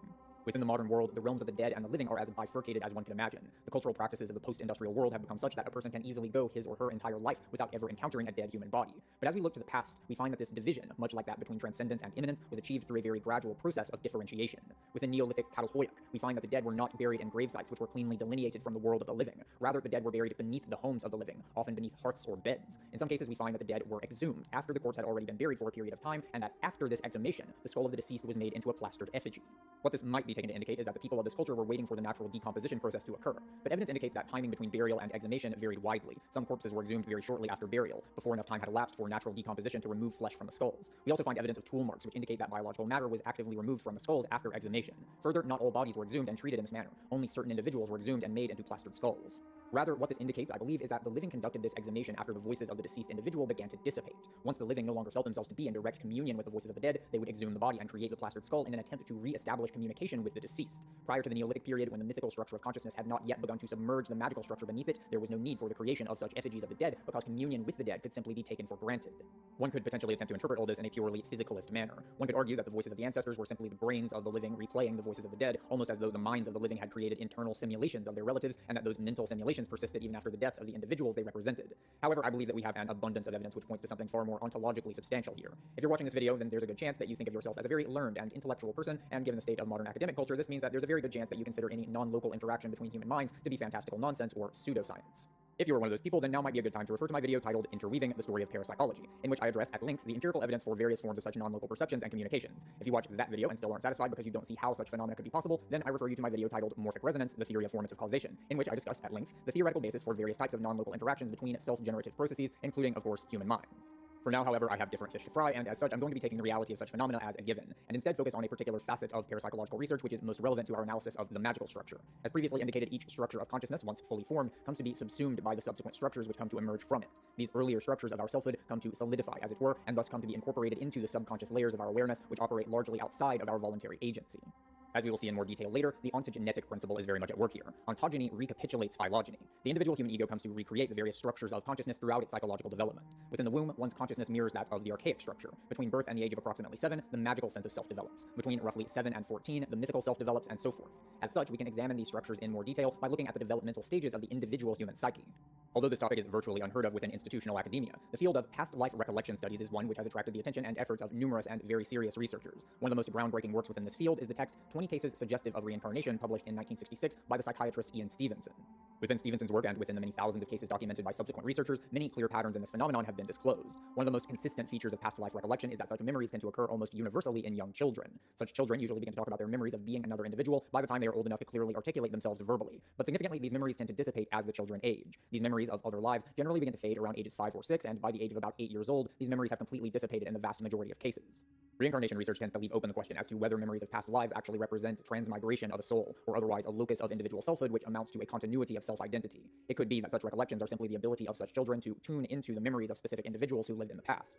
For now, I'll also be leaving that question open, but the significance here is that we find such a capacity for retrieving transpersonal memories during the exact developmental stage within which the magical structure comes to recapitulate itself, and this capacity fades away just as soon as the mythical self begins to emerge from it. The exact reasons why the emergence of the mythical self seems to mitigate this receptivity is something I will address later on, but for certain individuals, even in the modern world, the mythical stage of development does not occur, or at least does not occur in a typical manner, and the receptivity of magical awareness does not dissipate either. Within the 2024 podcast documentary series, The Telepathy Tapes, the Johns Hopkins and Harvard neuropsychiatrist Diane Powell and filmmaker Kai Dickens document their investigations into the relationship between nonverbal autism and parapsychological capabilities. What these investigators have uncovered is absolutely breathtaking, and if you have yet to experience the telepathy tapes for yourself, I will say only this: whatever else you have going on in your life can wait.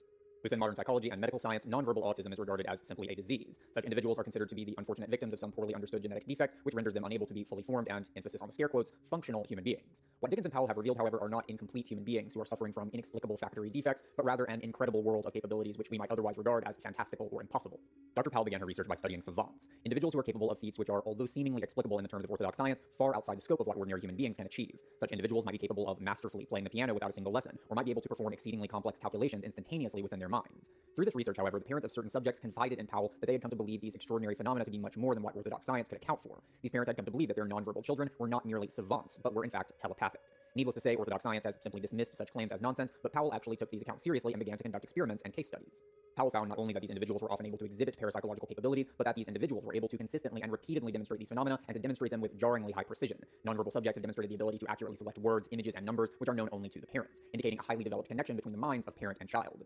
Here, I'm not presenting this research as a smoking gun which demonstrates the reality of parapsychological phenomena. That's a topic which I've already addressed before, and anyone who has bothered to actually examine the wealth of parapsychological research accumulated over the past century knows that we have such smoking guns and have had them for a very long time. Rather, my intention is to highlight the connection between these phenomena and individuals who do not undergo the developmental phases which begin in early childhood for most human beings.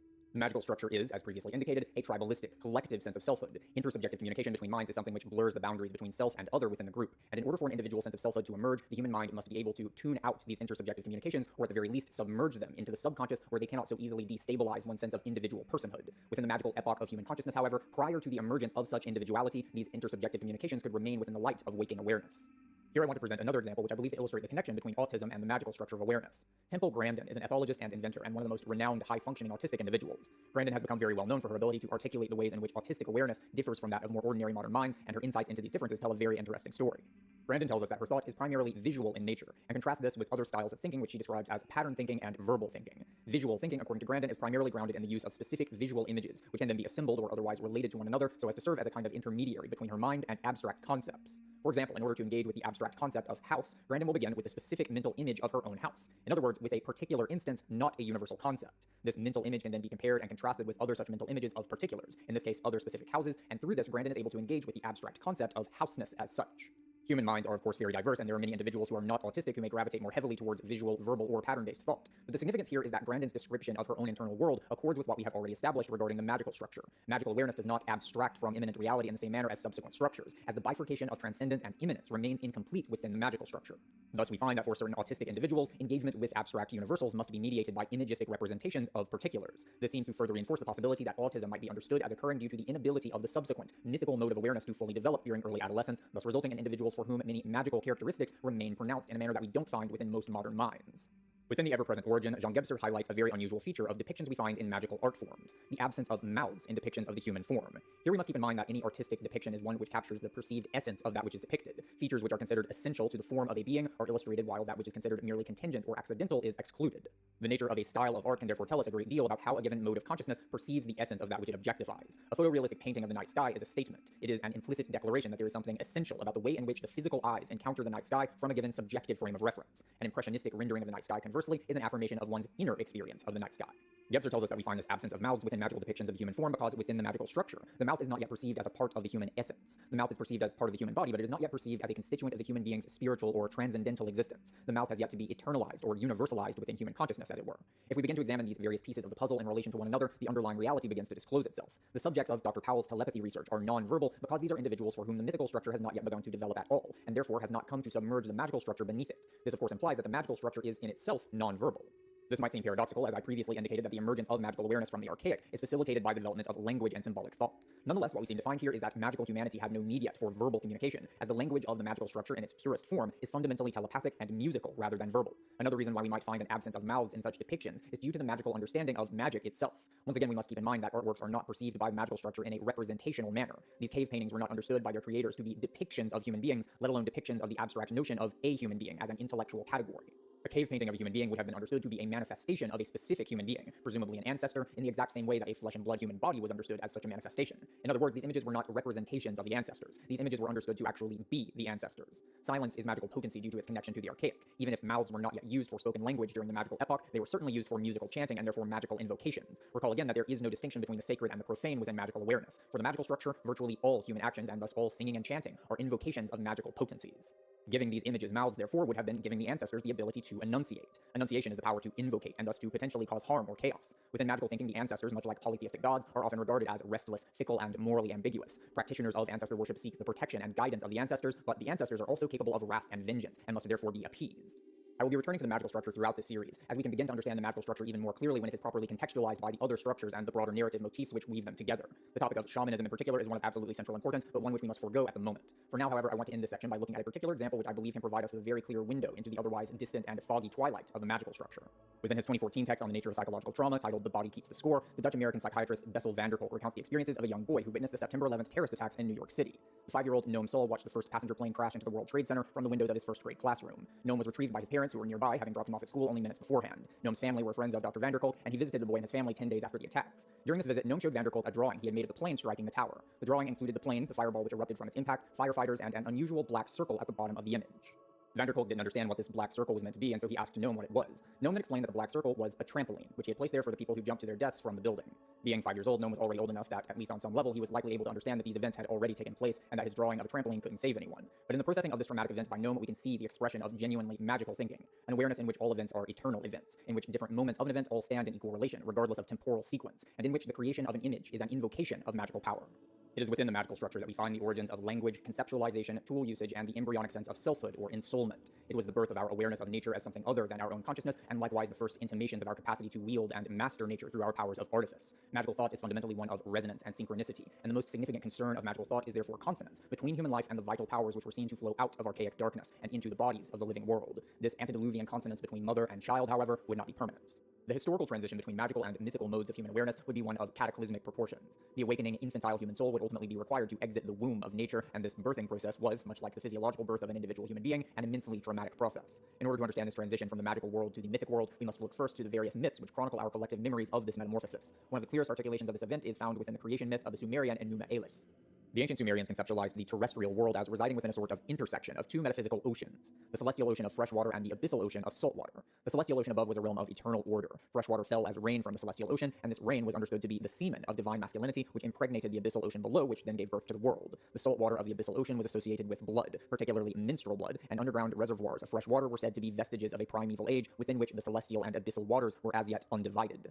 The celestial ocean above was personified as the god Abzu, while the abyssal ocean below was personified as the monstrous Tiamat. These two primordial deities then mated, and Tiamat would give birth to a pantheon of younger deities, which would in turn mate with one another. Through this process, we see the conjugation of order and chaos, light and darkness, form and formlessness, a conjugation through which the natural world comes to be born. The younger gods, however, were perceived by Abzu as immensely disturbing. Abzu, a god of order and consonance, perceived his children's music as chaotic and cacophonous, as their blood was that of Tiamat, and their nature was therefore colored by chaos as well as order. Abzu thus attempted to exterminate these younger deities, who unified to rebel against him, and ultimately came to murder him to take his powers of celestial order for themselves. Enraged by her consort's demise, Tiamat then gave birth to a race of dragons who were sent to devour the younger gods. The Jovian deity Marduk then waged war against the dragons and defeated them, and he then slayed Tiamat herself using a spear and a fishing net, symbols representing the powers of masculinity, order, and artifice. Following his victory, Marduk was then declared the king of the gods. Within this narrative, we find several motifs which are of immense significance. The war against Tiamat and her draconic children represents a drastic transformation in the human attitude towards the archaic darkness, which previously it had seen as the life-bestowing Earth Mother. Now instead, we see the formless mother depicted as the chaotic primality of the ocean, and its blind, ravenous hunger is seen as the ultimate threat to humanity and to the stability of the cosmic order itself. Within Hesiod's Titanomachy, we find articulations of the same fundamental motifs. The narrative begins with a conflict between Ouranos, the father of the celestial realm, and Gaia, the goddess of the earth. This comes to culminate in a war between the Titans and Olympians. The Titans are gods who represent the untamed, primal powers of nature, whose tumultuousness threatens the harmony of the cosmic order. Whether representatives of order or chaos, the Titans are deities whose powers are far removed from the delicate balance of the terrestrial realm, and are therefore hostile to that balance. The Olympians, conversely, are the more domesticated or civilized deities who are thus more conducive to the creation of harmonious, stable flux within which the world is able to persist. Ultimately, the Titans are defeated, and it is Zeus, a Jovian skyfather much like Marduk, who is declared to be the ruler of the gods. The Titans are then imprisoned within the womb of Gaia, with the exception of Prometheus, the Titan deity of forethought who allied himself with the Olympians. We see yet another iteration of this motif in Irish mythology, in the war between the primal Fomorians and the celestial, civilized Taltha de Danann, the latter of whom defeat the former and thereby usher in a world order which is conducive for the existence of human civilization. Much like in the Enuma Elish, we see the motif of oceanic chaos in this narrative, as the Fomorians are said to be sea monsters. Within each of these myths, we have, I believe, remnants of a prehistoric trauma, which led human beings to begin seeing the vital powers of the living earth, and by extension the principles of darkness, bodily immanence, and femininity, as fundamentally hostile, unfeeling, and monstrous. Within the magical epoch, humanity remained interwoven with the natural world. Although magical consciousness experienced itself as distinct from nature, it remained within the womb, as it were, as there was not yet any division between the natural, primal domain and the domain of human civilization. Looking to the Neolithic and subsequent eras, we find that a boundary has come to form which has begun to divide these two worlds. When we look at evidence from the earliest origins of human civilization, we can begin to see the story which must have unfolded. One of the most profound mysteries within human prehistory is the question of why human beings ever came to develop agriculture and, by extension, sedentary civilization at all. Being able to grow domesticated crops might seem like an obvious advantage to us in the modern world, but we must bear in mind that agriculture must have begun in a time in which there were no domesticated plants. The wild precursors of modern crops, such as wheat, barley, and corn, were of far less nutritional value than the sustenance which human beings would have attained from a nomadic mode of life. In order for agriculture to ever come to rival the caloric and nutritional value of nomadic hunting, human beings would have needed to commit themselves to agricultural practices for dozens, if not hundreds, of generations, during which time these peoples would have found themselves in far more tenuous circumstances than would have been the case had they simply remained nomadic hunters. There simply is no clear explanation here which accords with the gradualistic paradigm of academic archaeology, and this has led some researchers to suggest that the origins of agriculture may have been in fermenting alcohol rather than as a food source. This explanation, however, also fails to account for what the evidence actually presents to us.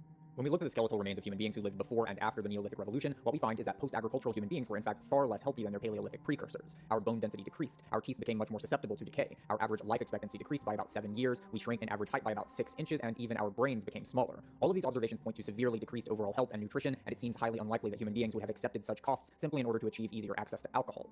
What this all actually implies, I believe, is that the so-called invention of agriculture was not in fact a brilliant and novel ingenuity which uplifted human beings from a state of primal savagery. Rather, it was quite clearly an act of desperation, one which must have been brought on by a cataclysmic break in the stability which had previously allowed for the continuity of human life prior to the Neolithic Revolution. Another phenomenon which is in need of consideration here is the late Pleistocene extinction event, during which a vast amount of the Earth's megafauna disappeared in a relatively brief time frame. The late Pleistocene extinction event is a deeply contested topic, even within academia, and really getting into the details here would drag us far off course in an already massive video essay, so I'll address this as briefly as possible. Overall, academia has been willing to entertain one of two possible explanations for this extinction event: that it resulted from overhunting by humans, that it was caused by changing global temperatures, or both. However, both of these explanations fail to account for the evidence at hand for a variety of reasons. The overhunting explanation fails to account for the fact that in Africa and Eurasia, and potentially the Americas as well, human beings coexisted alongside these megafauna for many tens of thousands of years. Proponents of this theory have tended to point to the seeming coincidence of the first human habitation within the Americas and the disappearance of the megafauna in this region. But as evidence has continued to push the date of initial human habitation back further into prehistory, the lag between these two phenomena has continued to grow, indicating that this mass extinction event occurred at the very least 5,000 to 8,000 years after human beings were already present. Furthermore, this explanation hinges itself upon a very outmoded, Malthusian interpretation of biological life, in which organisms are seen as all-devouring reproduction machines which exist for no other reason than the replication of DNA sequences. As I've argued at length in previous videos, biological organisms simply do not operate in this way. Capitalism does, and it is no accident that Thomas Malthus, the progenitor of this notion, was himself an economist, not a biologist. The closest real-world approximation of what this overkill narrative implies is what we see in the extermination of the buffalo in North America during the 19th century. Even though human populations had exploded exponentially since the late Pleistocene, this extermination of the buffalo was not conducted in order to feed hungry human mouths. Quite the contrary, the actual reasons for this extermination were essentially the exact opposite. The United States government and military during the 19th century actively participated in the annihilation of the buffalo in order to destroy the primary sources of food and hides which the Plains Amerindian tribes relied upon. Hunting buffalo for sport was widely promoted in what was effectively ecological warfare. Buffalo hides were initially sought for economic reasons, but as this massacre continued, the prices of buffalo hides fell dramatically, and the extermination pressed on nonetheless, as the true underlying reasons were not economic. Fields of corpses were simply left to decay, as the killing had become an end in itself. Nonetheless, despite this concerted effort, which was fueled by economic greed, facilitated by modern firearms technology, financed by a modern nation-state, and ultimately perpetuated by the inertia of a blind will to destroy, the buffalo did not go extinct. With that said, does it really seem plausible that our Paleolithic ancestors, using only arrows and spears, somehow managed to completely exterminate not only one species, but dozens simply in order to feed themselves? I won't spend too much time on the climate change narrative here except to say that the evidence for this is also very flimsy, and requires us to believe that relatively minor changes in the Earth's climate, which did not result in mass extinctions in the past, somehow resulted in a global die-off during this particular time period. If we take stock of the evidence at hand, the conclusion is, I believe, rather inescapable. The end of the megafauna and of the Paleolithic mode of human life, and the subsequent birth of agriculture were brought on by some sort of cataclysm. A cataclysm which, as we shall see, resulted in a major transfiguration of human consciousness. Returning to the aforementioned creation myths of Mesopotamia and elsewhere, we can see that the monstrous dragons, Fomorians, and Titans represent primal forces of nature which humanity had come to see as a hostile threat rather than as an enveloping and vitalizing mother goddess. The recurrent motif of water is also crucial here, and this is a theme which we also find within the plethora of flood narratives which are present within virtually all mythic traditions. As magical consciousness came to differentiate itself from the archaic, it looked back to the archaic as a solid foundation and a source of vitalizing power which could be drawn from. The archaic, as previously indicated, correlates with elemental earth and therefore stability. As mythical consciousness emerged from the magical, however, it looked back upon its mother as a writhing oceanic chaos which threatened the integrity of human civilization and the mythical sense of individual personhood which would come to develop in the wake of this mysterious deluge. Elemental water, unlike elemental earth, does not represent the boundaries of settlement walls or the boundaries of individual human egos, and it is elemental water which is the core motif of the magical structure. In response to this cataclysm, human beings would no longer look to archaic darkness as their source of vital powers. Rather, human beings would begin to turn their gazes upward, unto the celestial realm of archetypal order and universality. Human consciousness turned its gaze away from the formless mother, and in the heavens it encountered the archetypal father. This sky father represented the powers of form and universality, and was therefore seen as the source of the powers which would allow human beings to survive against the onslaught of a natural world which was no longer a great mother, but rather the great other.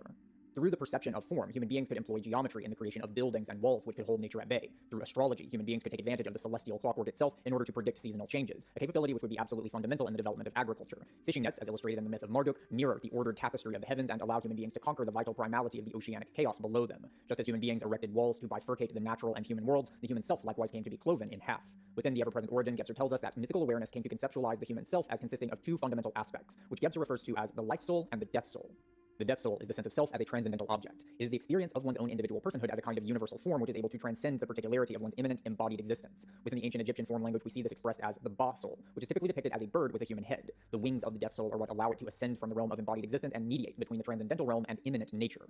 This iconography also discloses the relationship between the mythical structure and elemental air. The wings of the death soul correlate it with notions of pneuma, prana, and chi, the breath of life which mediates between the heavens and the earth and, crucially, which differentiates plant life and animal life. Elemental air is characterized by the principle of levity, which counters the densifying and gravitational principles of earth, such that animals are no longer moored to the earth, but rather are able to move about freely just as air is able to flow above the earth's surface. The death soul can just as easily be understood as the stellar soul, due to its archetypal affinity with the sun. Within mythical awareness, the sun is perceived to be the embodiment of value and valuation. It represents the transcendental aim which lures consciousness forward and which consciousness strives towards. It represents potentiality, which is idealized so as to become an attractor, and therefore that which animates and compels the motions of living bodies. Gold, or aurum, is considered to be the terrestrial embodiment of the solar principle. Its radiance, or aura, is seen as identical to the light produced by the sun. Consciousness does not simply interpret a flood of raw sensory data in its perception of the world. Rather, even our most basic perceptions of physical reality must be organized in relation to implicit hierarchies of relevance. That is, valuation. Solar ideals, therefore, are a kind of luminosity which transmutes incoherent, chaotic darkness into cohesive, navigable perception of the world. Another crucial feature which distinguishes animal life from plant life is the presence of eyes, which obviously have a very intimate relationship with light and, by extension, the sun. Eyes are not merely receptors of light, but are active participants with light in transforming the darkness of materiality into intelligible perception.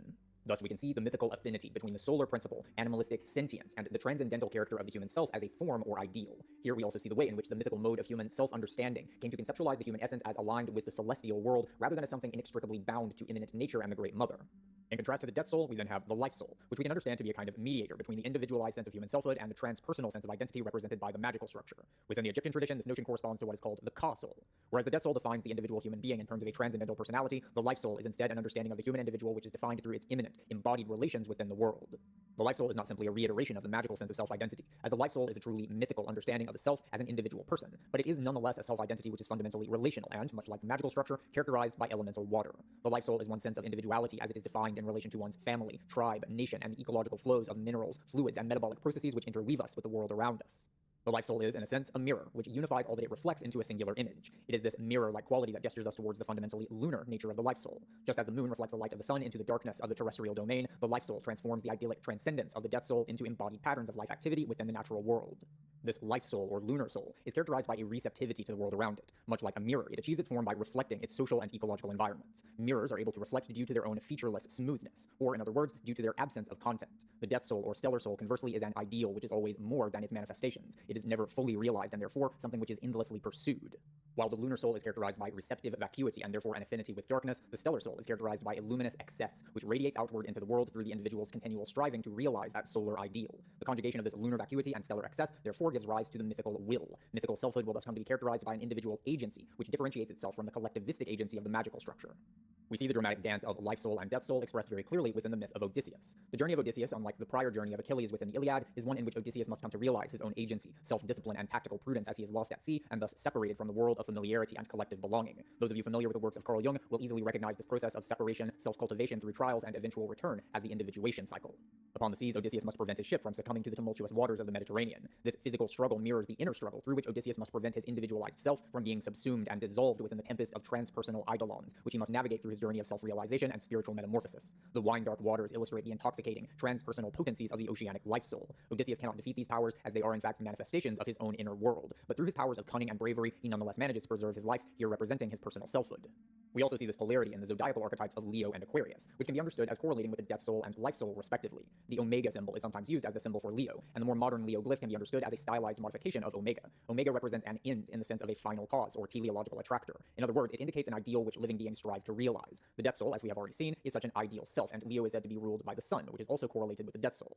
Aquarius, conversely, is associated with water, which is also related to the life soul. Aquarius, however, is considered to be an air sign rather than a water sign. The word Aquarius literally means water-air, and we can thus understand Aquarius as representing mist, fog, and clouds, which are often correlated with phantoms, ghosts, or other such incorporeal eidolons. The mythical structure is associated with elemental air, and therefore, just as the life soul can be understood as a sort of mythical reenactment of the magical self, Aquarius can be understood as the vaporous enactment. Aquarius is instead said to be governed by Saturn, and the significance of this will become even more apparent once we come to examine the notion of the axial age, and the transition from Saturnian culture forms to Jovian culture forms in the next video of this series. Saturn represents conservatism, tradition, stable foundations, and the solidity of that which has been concretely established. Saturn is time, understood in a very specific sense, as the ontological inertia of the past, while Capricorn, the earth modality of Saturn, represents the inertia of that which is physical or institutional. Aquarius, the air modality of Saturn, instead represents the inertia of the subtle realms, the inertia of thoughts, memories, behavioral patterns, cultural forces, and indeed ghosts, which interweave the past into the present, much like the lunar blood of the life soul.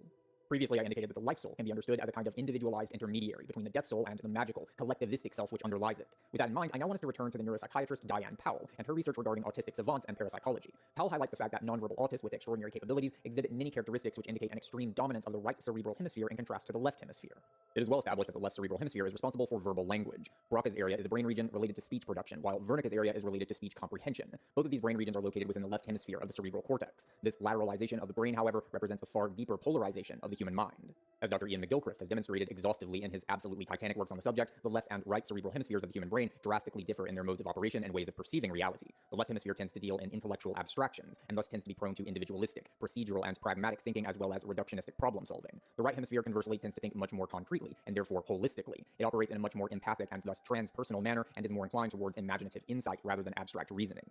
As such, I would argue that this lateralization of the human mind is directly correlated with the bifurcation of what I have termed the stellar soul and lunar soul, or what Debs refers to as the death soul and life soul. As we have seen, the stellar soul is an abstract mode of self-awareness, in which one's selfhood is effectively experienced as an ideal or transcendental form. The lunar soul, or life soul, conversely, understands the self in terms of holistic, embodied relationships which are not demarcated or carved into by intellectual abstractions.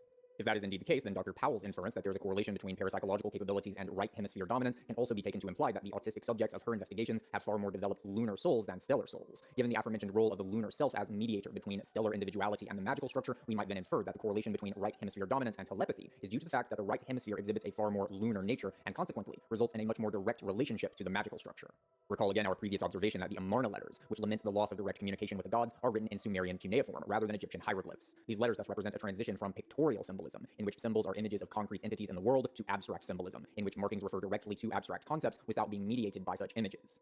As Temple Grandin tells us, severe forms of autism often entail an inability to cognize such abstractions directly, and such individuals must think in a more imagistic, or rather pictographic manner. As such, we can infer that the Amarna letters represent a transition of human consciousness, through which the stellar soul and its abstractive inclinations were becoming much more pronounced in relation to the lunar soul and the underlying magical structure. In neurophysiological terms, this would have manifested as a gradual increase in the dominance of the left cerebral hemisphere over the right hemisphere. Within this bifurcation of the human soul, what we ultimately find is a crucial enactment of a broader pattern which we find in the mythical epoch as a whole, and which is in fact an overarching motif of this entire evolutionary process: the gradual fissioning apart of transcendence and immanence, and correlatively, the gradual awakening of human individuality and subjectivity. This bifurcation of stellar and lunar souls also illustrates for us the fundamental dimensionality of mythical awareness, namely the dimension of polarity. While magical awareness experienced itself as both separate and unified with nature through relations of resonance, mythical awareness instead comes to see itself in a dialectical relationship with the world, and this dialectic nature can be seen reiterated throughout all aspects of mythical consciousness as all things come to be contrasted and defined in relation to their polar counterparts. One-dimensional monopolarity becomes two-dimensional bipolarity. Celestial and abyssal, order and chaos, universal and particular, transcendent and immanent, yang and yin, freshwater and saltwater, death soul and life soul. In each instance, we find that these complementary pairs simultaneously oppose, necessitate, and complete one another. It is within this polar complementarity that we find the core motif of the mythical structure, the mandala. Gebser tells us that magical unidimensionality is point-like, a kind of singularity which, through the emergence of the mythical structure, expands so as to become the circle. The circle represents the unification of the polar opposites, as we see very clearly within the Taoist Taijitu symbol. Carl Jung also saw this in his realization that the mythical mandala represents the higher self, and therefore the alchemical syzygy of opposites which is needed to apprehend the higher self, the deeper soul which transcends both the life soul and death soul. The mythical circle also represents the boundary which comes to form between individual and collective, and between the natural and human worlds. Yet, just as the integrity of the magical structure depends upon its continual connection with its archaic foundations, the integrity of the mythical structure likewise depends upon its connection with its own magical ground. Without magical unity, the syzygy of polar opposites is no longer comprehensible, and the stability of the mythical structure will begin to fragment, a process which will then result in the emergence of what Gebser terms the mental structure of consciousness.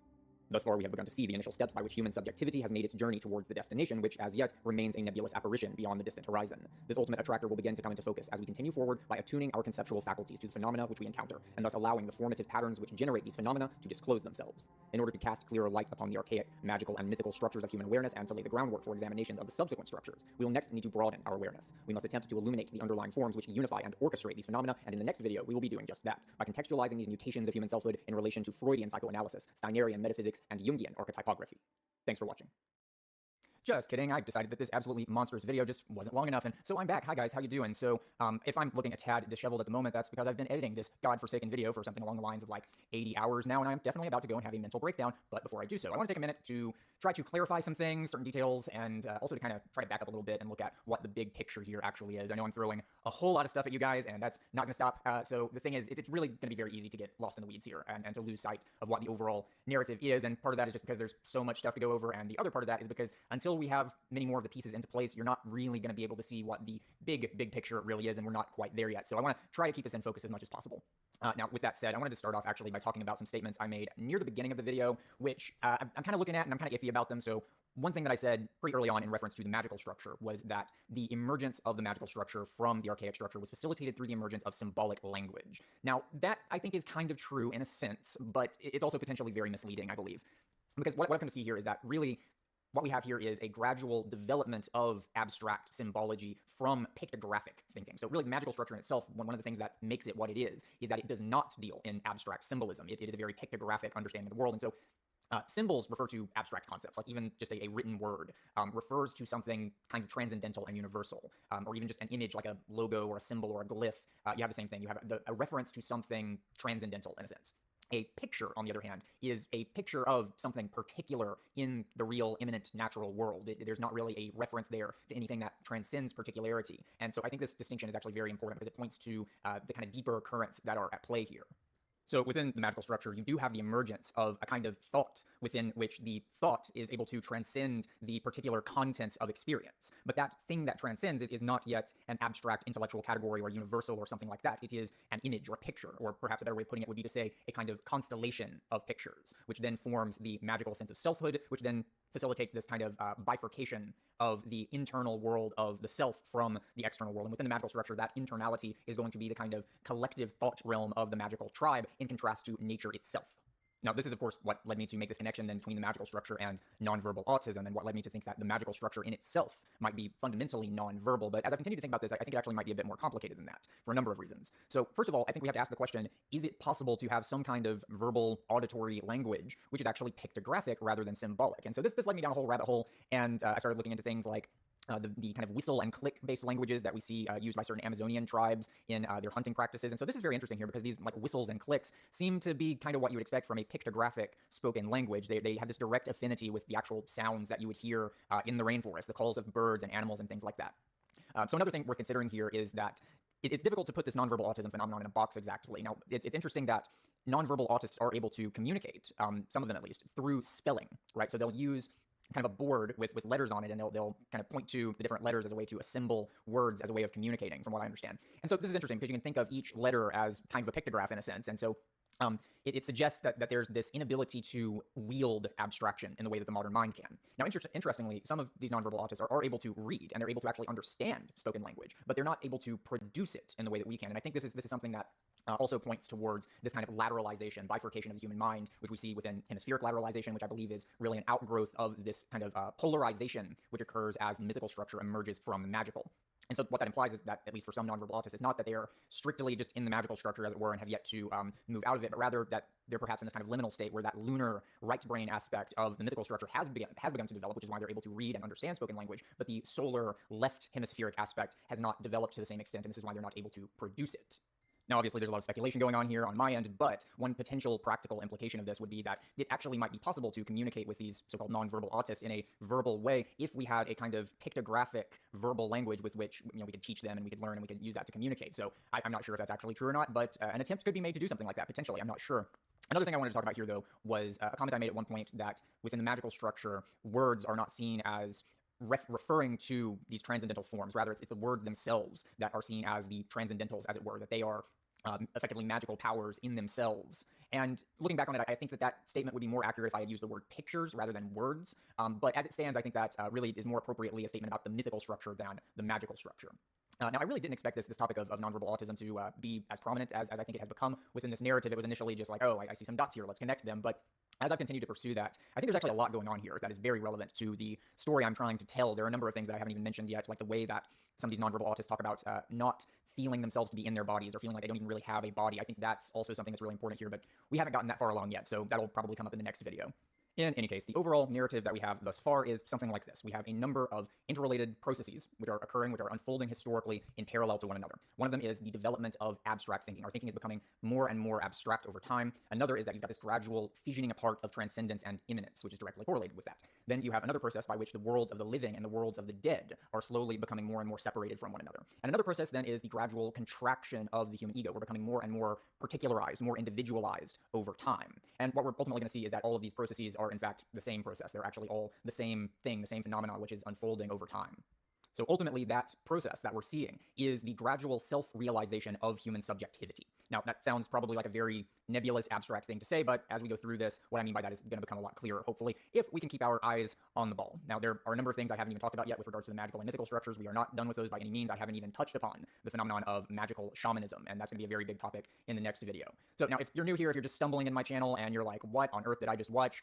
Then you might want to go back and watch some earlier videos. One in particular, even if you're not new here, that I would recommend would be the video Neoplatonism and Divine Darkness, because there's a lot of things in that I'm going to be bringing back in the second or third installment of this series, and I'm not going to be able to give them quite as detailed a treatment as I did in that video, because we're going to have to, keep our focus kind of zoomed out for taking stock of this whole entire narrative, whereas that video is more laser focused on a particular narrative that occurs within this giant overarching meta-narrative. So check that one out if you haven't already. It's going to become important later on.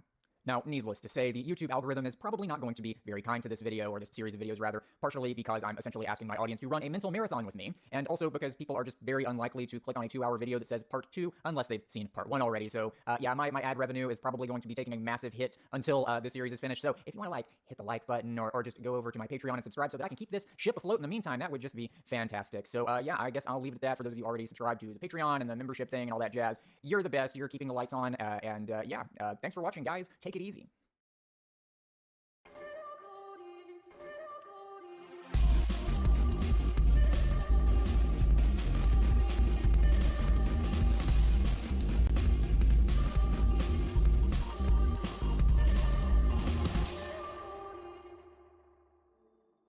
In part 1 of the series, we looked at how the human sense of selfhood has come to develop through a series of distinct evolutionary epochs. The sense of selfhood, or subjectivity, is the sense of our awareness as an internal realm which is distinct from an external world. Over the course of human history, we find distinct phases through which the various structures of human subjectivity have come to emerge and realize themselves. Thus far, we have taken a general overview of what Jean Gebser refers to as the archaic, magical, and mythical modes of consciousness.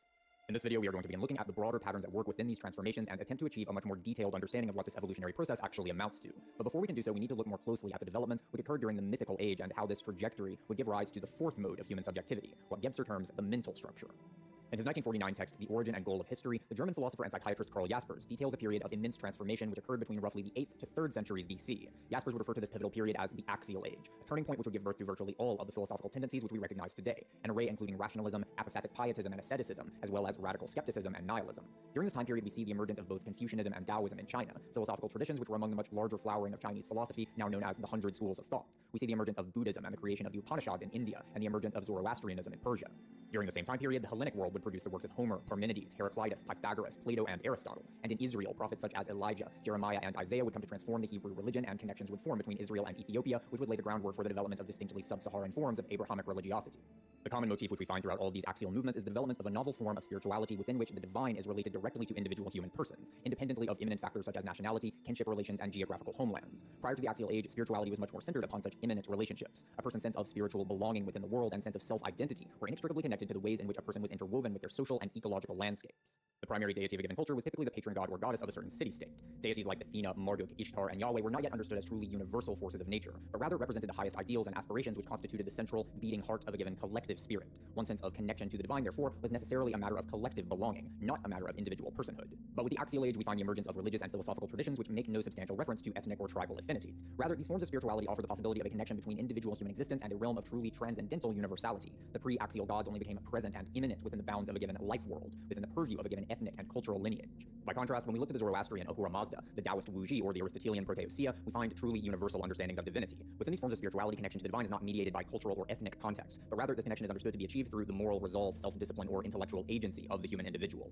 Axial spirituality was not a fully unmediated connection to divinity, to be clear. Axial religions tended to maintain some form of clerical hierarchy or tradition of spiritual masters, which would serve as the worldly messengers of the divine. Nonetheless, what we find here is a process by which the principles of both universality and individuality come to prominence for the first time within human self-understanding. Within the context of the narrative we have traced out thus far, we can understand this dual process as resulting from the increasing capacity for abstraction within human thought, and the correlative increase in the acuity of human subjectivity. Our sense of individuality was becoming much more prominent, and this sense of distinct personhood would prove to be immensely consequential for the development of human civilization. As we examined previously, the mythical sense of human selfhood is polarized between a lunar, relational sense of selfhood and a stellar, individualized sense of selfhood. The lunar soul is defined through relations of kinship and nationality, and through one's sense of place within familial, social, and ecological processes. It is a mode of self-understanding which is incomprehensible except in relation to the circulatory flows of living vitality which situate us within the living world. The stellar soul, conversely, is an abstract sense of individual personhood. It is the self understood as a kind of ideal which is not identical to the actual relationships which ground it in the natural world. Odysseus, for example, maintains his sense of self-identity even as he is torn away from the social and familial relationships which situate him within his homeland of Ithaca. Throughout his voyage, Odysseus struggles to both maintain and more fully realize this sense of abstract self-identity, which is defined in terms of his ultimate values, personal virtues, and capabilities. The lunar sense of self-identity does not operate in this way. A person's self-identity as a parent or spouse, for example, cannot be abstracted from the concrete reality of one's imminent relationships. Odysseus can be a hero wherever he goes and in relation to the vast array of different figures who he encounters throughout his journey, but one cannot be a parent or spouse in general. One is a parent to one's actual children, a spouse to one's actual partner, and the child of one's actual parents. Over the course of the axial age, we see that the stellar, individualized sense of selfhood comes to flower, and in many ways, the stellar soul would come to outshine the lunar, relational self. Significantly, this process occurred in conjunction with an increasing capacity for abstractive cognition. Odysseus can perceive his lunar soul as it is reflected in his actual relationships to other people in his life or to Ithaca itself, but his stellar soul must be perceived as an abstract, conceptual experience, an abstraction which is not identifiable in terms of particular relationships to the immanent world. What we are seeing here is a contraction of the human sense of self-identity, and this contraction will also result in a greater acuity of the human sense of alienation from the world. The more we came to identify with the stellar aspect of our self-identity, the more we came to feel ourselves to be an eternally unrealized ideal. We came to feel ourselves to be ever more out of place within nature, and the stellar soul would also generate a potential for social and familial alienation which would need to be contended with. Axial forms of spirituality thus sought to alleviate this intensification of alienation through a quest for the eternal and transcendent within the human individual, and by bringing that eternal stellar core into connection with forces of cosmic universality which transcended our immanent existence. Ultimately, however, the stellar soul itself would also come to join the lunar soul and magical structure beneath the wine dark waters of the subconscious, as the axial age would ultimately result in the development of a form of human subjectivity which would mark the twilight of the mythical age.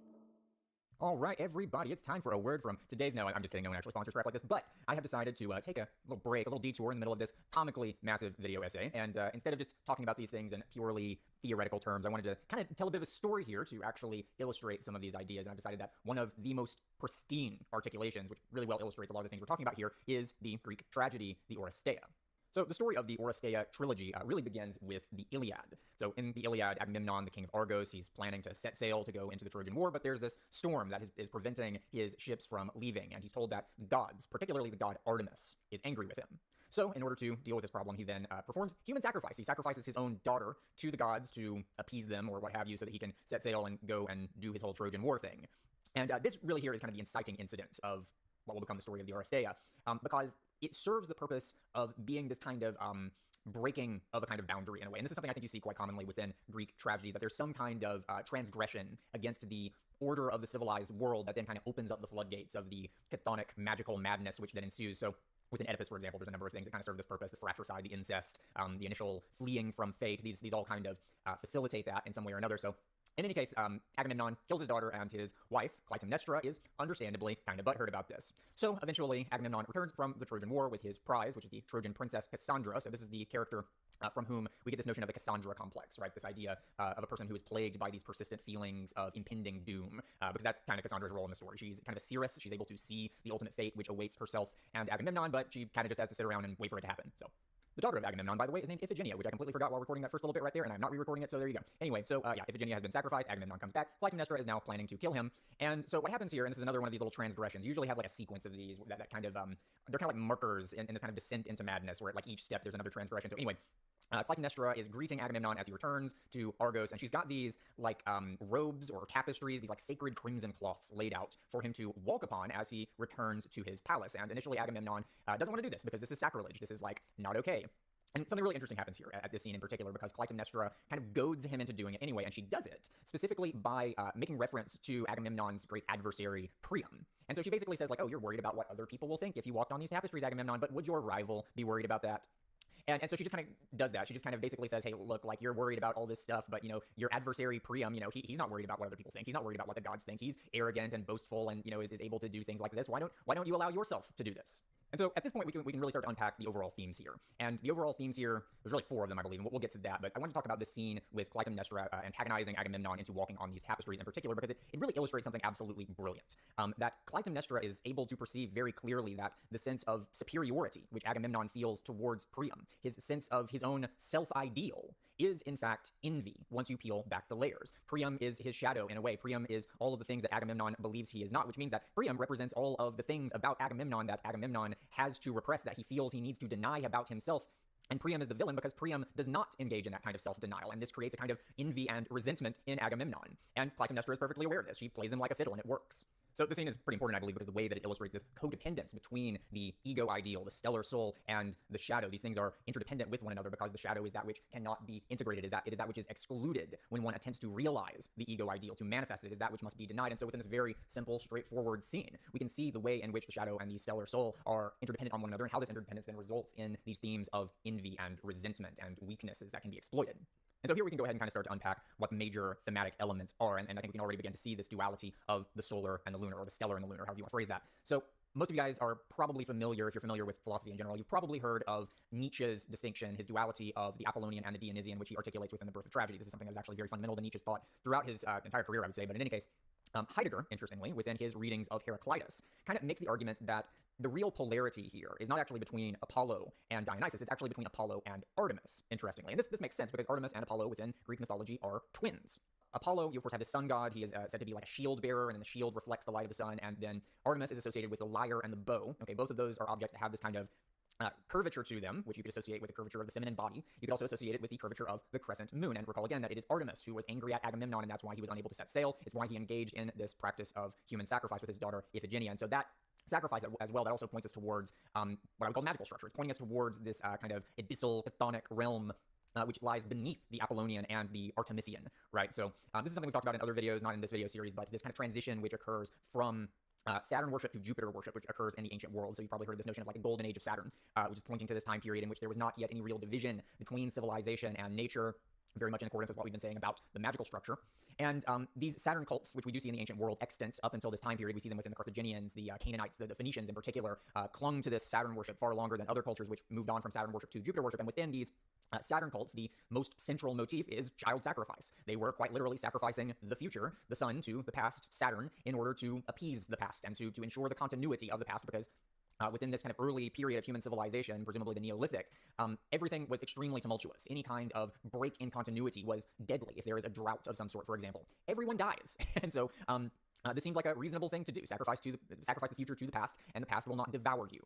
But the Greeks have, by and large, moved on from this. They're looking to this Saturnian age as a golden age in a sense, but they're also seeing it as, they're at least seeing Saturn worship as this very kind of savage, barbaric, magical, bloodthirsty realm that it's better not to descend into, and within the story of the Oresteia, we are seeing such a descent. So if you're going to represent all this diagrammatically, which we will, by the way, we're getting to that later on, then you could see the Dionysian and the Saturnian as in this kind of chthonic realm underneath the Apollonian and Artemisian, the stellar and lunar souls as kind of a polarity, and then they converge into this point beneath them, which is the magical realm. And then above Apollo and Artemis, you then have this convergence into Athena, who is going to be the representative of discursive consciousness, which we will be talking about next, the kind of discernment and prudence of the rational mind.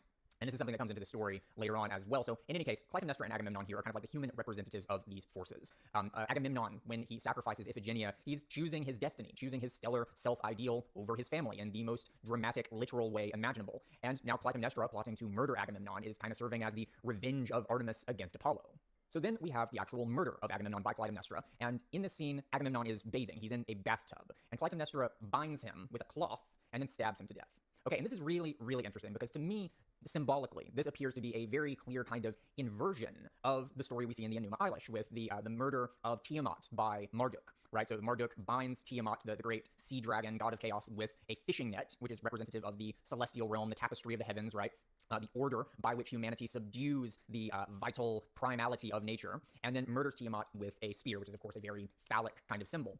But with the murder of Agamemnon, it's cloth which is used to bind Agamemnon. And as we'll see later on, this motif of cloth is very much symbolic of the world of Artemis, the world of the feminine, the world of the lunar.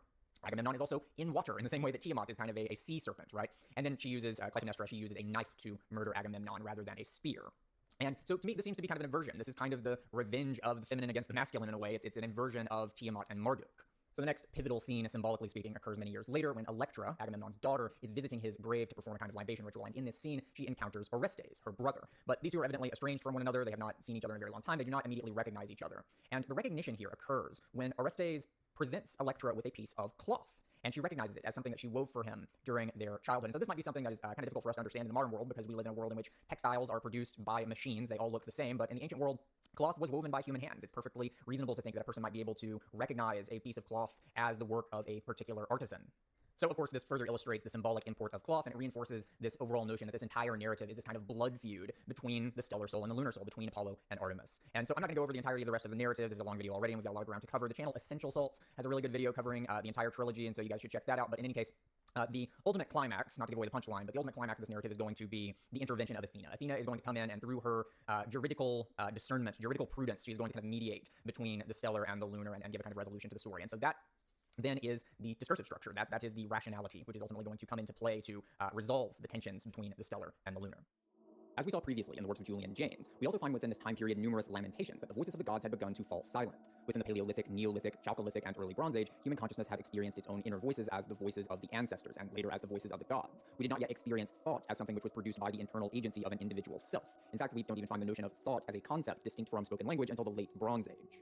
We can see the beginnings of truly abstract cognition in the transition from ancestor worship to deity worship. Within truly magical consciousness and in the transitional consciousness of the Neolithic period, the inner voices are the voices of particular human beings, ancestral spirits, which are identical to specific flesh and blood human beings who actually lived. Later, these voices came to be blended together and distilled into what we could describe in Jungian terms as autonomous archetypal complexes, or to just call a spade, deities. As human thought developed a greater capacity for abstraction, the very thought forms within us came to be ever more abstract themselves, ever more universal. This notion of abstraction is immensely significant within this narrative, and this is something we should look at more closely. Consider these composite images of human faces. These are images which have been created through merging many dozens, hundreds, or thousands of photographs. In this process, commonalities come to be emphasized while divergent features come to be diminished. The end result is a kind of archetype, an abstraction which encompasses a vast range of particulars, but which is in itself a universal or conceptual entity, one which cannot be identified with any particular instances. By understanding abstraction as a kind of compositional coalescence of particulars, we can begin to understand that the emergence of deity worship from ancestor worship coincided with an increasing capacity for abstraction. We can imagine that the voices of the ancestors came to be synthesized and distilled into something akin to composite images, abstract conceptual entities within which the unique characteristics of particulars came to be dissolved into the more universal features of archetypes. Our concern was no longer exclusively upon individual persons who assumed the roles of father, warrior, or priestess, but now also with the archetypal father, archetypal warrior, and archetypal priestess. This process of noetic distillation would result in the self-generation of composite entities, which quite literally guided the development of human civilization from within. Here we need to begin looking at these developments in a much broader and more metaphysical manner in order to understand exactly why and how these distinct structures of consciousness came to emerge from one another. The human ego is a form of agency which directs and controls processes which are within its horizon of awareness. Consider the process of learning a new skill like riding a bike, for example. At first, almost every motion of the body must be consciously directed by the ego. We don't yet know exactly what to do, and so we must consciously feel our way forward, making mistakes as we go and internalizing behaviors which are actually successful. But as we progress in learning this ability, these motions come to be second nature. We don't have to consciously attend to every single twist and turn of the body or remember exactly how to ride a bike every time we attempt to do so. These processes become a part of our muscle memory as the behaviors sink beneath egoic awareness and into the subconscious processes of the body, which are able to operate autonomously without the direct intervention of the ego. The subconscious mind and the human body are composed of such solidified habits. The corporeal realm itself is one of solidified thought. As previously noted, the mythical structure of awareness is characterized by polarity, a syzygy of opposition which depends upon the underlying magical structure and its defining principles of unity, interdependence, and resonance. As the mythical structure came to develop, the magical structure beneath it came to solidify, thus becoming incorporated into the subconscious realm of habit and thus falling beneath the horizon of egoic awareness. As this occurred, the mythical self came to lose its direct connection with the magical structure. The lunar soul, which is necessarily interwoven with the magical structure, came to be subordinated to the stellar soul, thus resulting in the acuity of self-alienation which would become the innermost engine of the axial age. Simultaneously, the very possibility of mythical polarity itself came to be destabilized by this loss of connection with magical unity. Without magical awareness, the human ego could no longer properly cognize the unity of opposites which lay at the core of the mythical structure. This union of opposition had already come to be deeply wounded by the collective birth trauma which divided the Paleolithic and Neolithic epochs. As we saw previously in the Enuma Elish and other myths, celestial order and primal chaos were not necessarily seen as complementary equivalents, as humanity had come to perceive the primal vitality of nature as a hostile threat to its very existence. We had been primed by this collective trauma to begin perceiving chaos as the mere negation of order, darkness as the mere absence of light, and immanence as the deterioration of the transcendent. The union of human and nature, interior and exterior, had been transformed into a paradoxical antinomy of selfhood and otherness. From its very birth, the mythical structure had already contained within itself the seeds of its eventual self-destruction. Here we encounter one of the most central notions within the ever-present origin, the distinction of efficiency and deficiency. According to Gebser, an efficient structure of consciousness is one which is able to properly integrate the human self with the world it inhabits and with the structures of consciousness which underpin it. As a structure of consciousness becomes deficient, it is no longer able to achieve such integration. This results in an inner contradiction between self and world and between the distinct aspects of the human being. This inner friction results in the destabilization of human culture and the human individual, but this friction will also serve as the engine which will bring forth the subsequent structure of consciousness.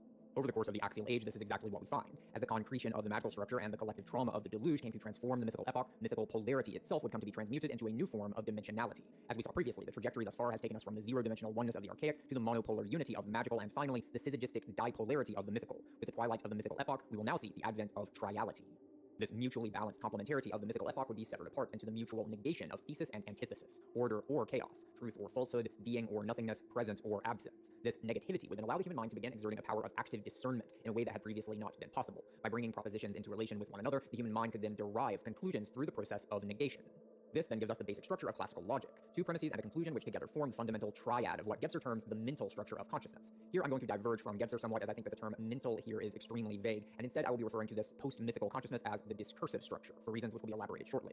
Through this newfound power of logical inference and discernment, the human ego is now able to experience a form of intellectual agency, which then facilitated the internalization of the inner voice. The complexes or spiritual entities which had previously been identified as external gods were now felt to be parts of our own selves. We came to feel that the dialogue within our own minds was actually produced by our own egos, as the ego was now able to actively engage in a process of deriving thoughts from one another and from sensory experiences through inference. We find one of the clearest and most developed examples of this within the Socratic dialogues. Within these narratives, Socrates goes about asking questions of his interlocutors in an effort to bring them to conclusions through the dialectical movements of their own thought. Questions result in answers, which then result in subsequent questions. Propositions are brought into conflict with one another, and conclusions are decisions which must be made as an interlocutor is faced with contradictory alternatives which demand a resolution. Within the Socratic dialogues, we see this process in action as Socrates' interlocutors begin to exercise a novel form of intellectual agency, simply through grappling with this methodical questioning. Thus, we can see the process by which this emerging discursive consciousness would come to internalize the inner dialogue, as the human mind came to experience this dialogue as within the ego's domain of agency. Agency is directly related to the sense of division between internality and externality, and we can make this connection clearer by use of other examples. Most human beings do not experience themselves to have any sense of voluntary control over their own hearts. We experience our hearts as inside our bodies, but we certainly do not feel our egos to be beating our own hearts through an exercise of agency. The heart and other such internal organs thus reside in a kind of liminal realm which is not internal to the ego, but is not an otherness either. Nonetheless, human beings can in fact learn to control their own heart rates through conscious volition, and many professional athletes learn to do this through biofeedback training or similar meditative exercises. Through this process, one's heart rate, previously experienced as completely outside of the ego, comes to be internalized, at least partially, and we see a very similar process of internalization at work within the development of the discursive structure of subjectivity. I've designated the structure discursive, as it is within this structure that the human ego comes to experience itself as being this internal discourse. We see the exact same process at work in a more abstract manner within Pythagorean and Euclidean mathematical mysticism, in which the eternal truths of geometry, music, and numerology are revealed through an equivalent process of dialectical inference. The exclusion of contradiction is absolutely fundamental to this model of thinking. If a contradiction is allowed within a logical system of thought, then a proposition and its negation can be regarded as true within any syllogistic inference, and by extension this would allow one to prove any statement and its negation. The entire system of triadic thinking would implode upon itself if a contradiction were allowed. As with every step in this narrative, the emergence of discursivity would result in an amplification of both individual agency and ego alienation. Within Plato's Apology, Socrates comes to be seen as a threat by the prevailing oligarchs of Athens, who, quite rightly, see Socratic philosophy as a threat to the social order of the Athenian life world. The intellectual liberation offered by Socrates was one which respected no boundaries of social hierarchy. Socrates boasted that his questioning could lead even a slave to the realization of fundamental truths. Socratic philosophy implied that the individual human intellect could discern for itself the ultimate truths of the cosmos, and this intellectual liberation would therefore obviate the need for the transcendental realm to be mediated by a clerical hierarchy. Socrates was put to trial for being a threat to the Athenian religion, and in a sense this was indeed the case. Within the mythical and magical epochs, the divine truths of spiritual traditions were not derived or created by individual human beings at all. Although Homer and Hesiod are known for their literary renditions of epic poems, these writers were not creators in the modern sense we use to describe novelists or artists. The epic poems of ancient Greece, much like all other spiritual narratives of the mythical age, were not created by any individual authors. These stories and the cosmologies conveyed by them were created through the gradualistic processes of cultural evolution, processes which occur in a purely transpersonal rather than individualistic manner. As such, the notion that individual human intellects could discern fundamental truths through the exercise of their own voluntary agency was immensely radical and immensely threatening to established culture forms and the social hierarchies which were codependent with them. During the 3rd century BC, the Chinese emperor Qin Shi Huang ordered the burning of any books produced by the 100 schools of thought. Qin Shi Huang is even said to have ordered that many scholars who he regarded as politically dangerous were to be buried alive. Within the discursive mode of awareness, the dualism of appearance and reality comes to prominence, in conjunction with the agency of discernment between truth and falsehood. Of course, even in mythical and magical awareness, we do find a conception of truth and falsehood, in the more mundane sense of honesty and dishonesty, accuracy and inaccuracy. But it is in discursive thought that we find the first intimations of the notion that the truth of reality itself is something which is somehow concealed behind the appearances, which we encounter through our sensory faculties. Mythical consciousness can certainly distinguish between true and false statements, but this veracity is something which is simply either visible or concealed. Intellectual agency has very little role to perform in actively disclosing truth in contrast to mere appearance within mythical consciousness. With discursivity, however, the human ego becomes an active agent which must utilize its powers of discernment to disclose truth. Just as the duality of thesis and antithesis is actually a triadic structure which includes the synthesis of the former two, we likewise see a corresponding triality in the dualism of appearance and truth. The human ego itself becomes the third element which must mediate between appearances and truths. In order to fully understand the significance of this duality, we need to understand how it manifested in different ways between the Western and Asiatic worlds. To understand this difference in cultural morphogenesis, we need to rewind our story somewhat and begin looking at the ways in which East and West came to diverge during the birth of the mythical epoch. Recall again that the mythical soul becomes polarized between stellar and lunar aspects in the same manner that the mythical world becomes polarized between celestial and terrestrial realms. When we begin to examine the most general distinctions between Eastern and Western cultures, what we find is a very prominent difference in prioritization of the stellar and lunar principles. During the Age of Sail, the Chinese Empire would only accept silver as payment from Spanish and Portuguese merchants. Silver is regarded as a material embodiment of the lunar principle in much the same way that gold is regarded as an embodiment of the solar. Silver is, much like the moon, highly reflective due to its own lack of coloration and texture. Silver also has many very real medicinal properties which are associated with the notion of lunar purity. The Taijitu symbol itself connotates the phases of the moon, and even unto the present day, the Chinese utilize a lunar calendar. Within China, as well as India and other East Asian cultures, morality itself is generally understood in terms of societal duty and familial obligations. One's sense of moral righteousness is understood almost exclusively in terms of one's accordance with interpersonal expectations. One's morality, in other words, essentially is one's honor. The Western sense of morality, in contrast, has always been significantly more idealistic and individualistic. Within texts as early as the Epic of Gilgamesh, we see a distinctly Western emphasis upon the stellar sense of individual personhood as a source of moral power. The Western sense of morality orients itself much more towards transcendental ideals, which are seen as independent from, or even in stark contrast with, one's familial and social duties. Within the book of Matthew, Jesus states, quote, "Anyone who loves their father or mother more than me is not worthy of me. Anyone who loves their son or daughter more than me is not worthy of me." This might seem like a rather callous statement, but the point here is that the underlying ethos of Christianity aspires towards transcendental ideals which can and will come into conflict with one's social and familial expectations. The order of the cosmic logos, in other words, is not necessarily equivalent to the forms of societal or natural order which we find in the manifest world. Social order is definitively not an end in and of itself within such metaphysics. Conversely, the Chinese notion of the mandate of heaven makes no such distinction. The order of social conformity simply is divine goodness, and evil is simply the social chaos which comes about through the breakdown of that order. The right to rule is thus directly contingent upon order itself as the celestial ideal. There is very little notion of an evil social order, except for one that is not able to prevent the breakdown of order into a chaotic fragmentation. Due to its lunar emphasis, there is, in a sense, much less distance between the ideal and the real within Eastern forms of mystical thought, and this directly correlates with a much more ambivalent attitude towards the stellar soul, a modality of self-identity which, as we saw previously, is a kind of individualistic self-ideal. This ambivalence towards the stellar soul is articulated very clearly within the Chinese myth of Sun Wukong.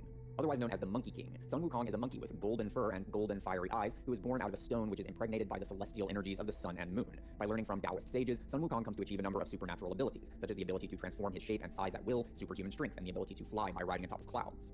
Upon achieving these abilities, Sun Wukong then proceeds to rebel against the order of heaven, leaving a trail of tumultuous chaos in his wake. Eventually, Sun Wukong is subdued by the powers of heaven and is punished by being imprisoned inside a mountain, symbolizing Saturnian order, for 500 years. Within the mountain, Sun Wukong finally learns the virtues of patience and humility. Upon being released from his bondage, Sun Wukong comes under the tutelage of a Buddhist monk who instructs him such that he finally becomes a respectable, acclimated member of society who is in accordance with the heavenly order. Within this myth, stellar individuality is depicted as containing an immense potential for rebelliousness and recalcitrance, which will inevitably result in chaos if it is not tempered, refined, and domesticated by the principles of self-discipline, duty, patience, and selflessness. The stellar soul, in other words, must be subordinated to the sense of interpersonal obligation, which is more deeply associated with the lunar, relational soul. This lunar disposition is also visible within Chinese ancestor worship. Within China's Neolithic archaeological sites, we do not find the plastered skull effigies which we find within the Neolithic Levant. However, we do find an abundance of artifacts composed of jade. Over the course of at least 7,000 years of Chinese history, jade has performed a central role in facilitating communion between the living and the dead, and in protecting the dead from impure spiritual forces which might accost them in the afterlife. Jade is considered to be a substance which contains a perfectly balanced synthesis of the 5 Chinese elements, and is understood to achieve this through its inherent powers of purification. To a greater extent even than silver, jade is regarded as a material embodiment of socialization through purification, a theme which we see articulated in the redemption of Sun Wukong. While silver is certainly lunar in nature, it is a metallic substance, thus signifying a dominance of yin. Jade, an earthen substance, is instead regarded as a perfect balance of both yin and yang, as well as the 5 alchemical elements. Unlike Western cultures, Chinese culture has retained these practices of ancestor worship even unto the modern day. Ancestor worship emphasizes the principles of familial duty above personal self-realization, and privileges traditionalism and social conformity far more than future-oriented progress. In a highly recursive manner, these cultural features both emerge from and reinforce the Eastern emphasis upon lunar rather than stellar self-identity. Conversely, within the Epic of Gilgamesh, Homer's Odyssey, and even within historical narratives such as those of Alexander the Great and Julius Caesar, we find an emphasis upon the self as an individualistic ideal, a soul which transcends one's familial and social context. In the 14th century BC, we see this stellar emphasis manifested in the Egyptian Atenism movement, in which the pharaoh Akhenaten attempted to reform the Kemetic religion such that Aten, a deity identified with the disk of the sun, would be regarded as the highest god and center of the entire cosmos. Within Western cultures, the sun is simultaneously regarded as an image of the individual soul, the highest values to be aspired towards, and the individual will which strives towards the realization of such values. Within Christian cosmologies, the sun is often understood as a manifestation of the cosmic logos, the will of God which generates and sustains the created world, and Jesus of Nazareth is understood to be the ultimate incarnation of this very logos. Christ is therefore the sun in both the familial and stellar senses. This artifact, titled the Lindholm Amulet, dated between the 4th and 6th centuries AD, is of pre-Christic Scandinavian origin. Upon it we find runes which can be approximately translated as, I, the magician, am called the one of the sun. These runes thus articulate an assertion of self-identity which undoubtedly was understood to be a form of magical invocation, and of course the direct invocation of the sun itself is extremely poignant. Many other Scandinavian artifacts are inscribed with similar proclamations of self-identity by their creators, and here we can see that this Western emphasis upon the individualism of the stellar soul was both widespread and deeply rooted historically. Undoubtedly, there are numerous factors which might be at play within this divergence of collective consciousness between East and West. As we will see in more detail later on, Western culture is in many ways far more ambivalent towards the cosmic archetype of divine darkness or primeval formlessness. In the East, conversely, we find this archetype embodied in much more affirmative ways, within the undifferentiated oneness of Brahman or the divine emptiness of Sunyata.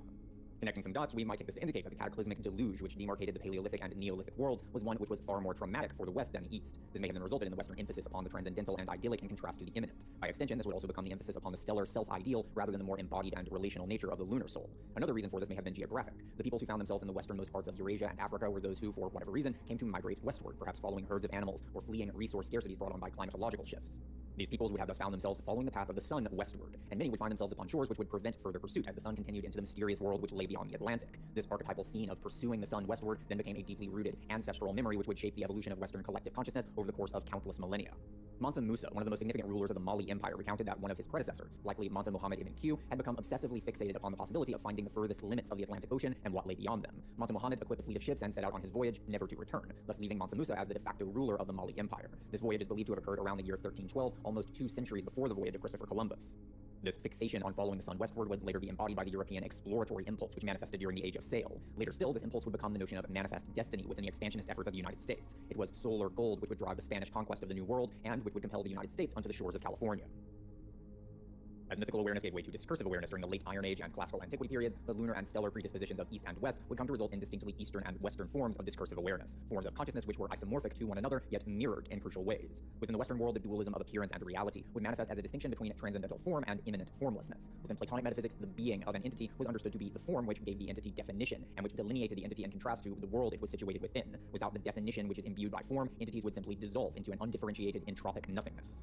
Mere appearance, conversely, was understood as the formlessness of the entity. Platonic thought regarded the transcendental realm of pure being as one of timeless perfection. Entities in the natural world, conversely, were thus understood to change through time as a result of their contamination by formless chaos. The fullest articulation of this is found within the writings of Plotinus concerning the nature of materiality. In his examinations, Plotinus arrives at the conclusion that the materiality of an entity is in fact the darkness which is embodied within it. Plotinus tells us that everything matter tells us is a lie, and that everything that it appears to be, it is not. While forms themselves, allegedly, are fully transparent to the mind, matter always withdraws from us. It conceals within itself its inner fathoms, and as such, our apprehension of matter is never fully exhaustive in the same way that our apprehension of pure form is thought to be.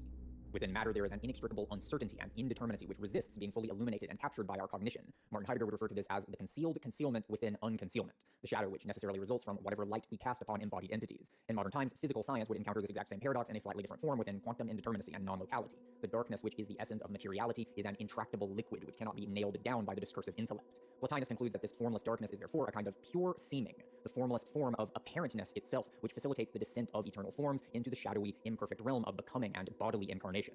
As Western thought conceptualized the transcendental realm of genuine reality as one of form, this transcendental realm was thus one in which distinctions between beings could be maintained, even if the source of all being itself is regarded as the pure unity of the monad. This ultimate monad is effectively the form of unity itself.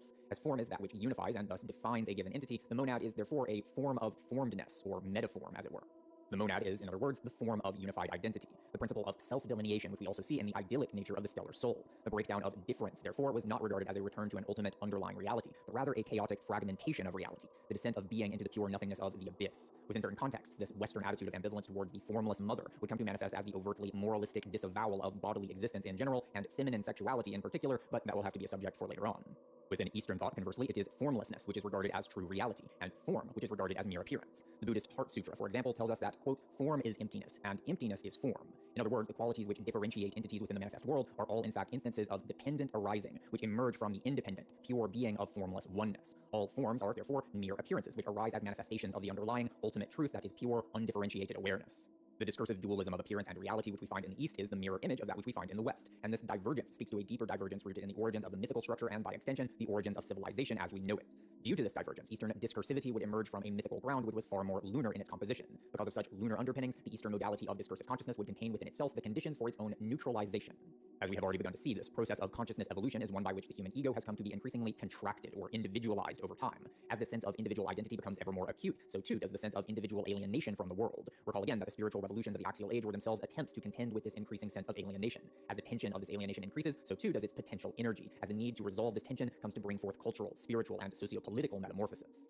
In other words, this increasing individualization is a source of potentially immense philosophical, spiritual, and cultural transformation, and by extension, societal upheaval. But within the Eastern world, this potential threat to social stability was largely counteracted by the nature of Eastern consciousness itself. The lunar soul is in many ways much more formless than the stellar soul. Recall again the reflective nature of the lunar archetype, and that the reflectivity of the surface is due to its formlessness, its own lack of texture and coloration. The lunar soul is fundamentally relational. It is an image of self-identity which is defined through its reflection of one's familial and social context.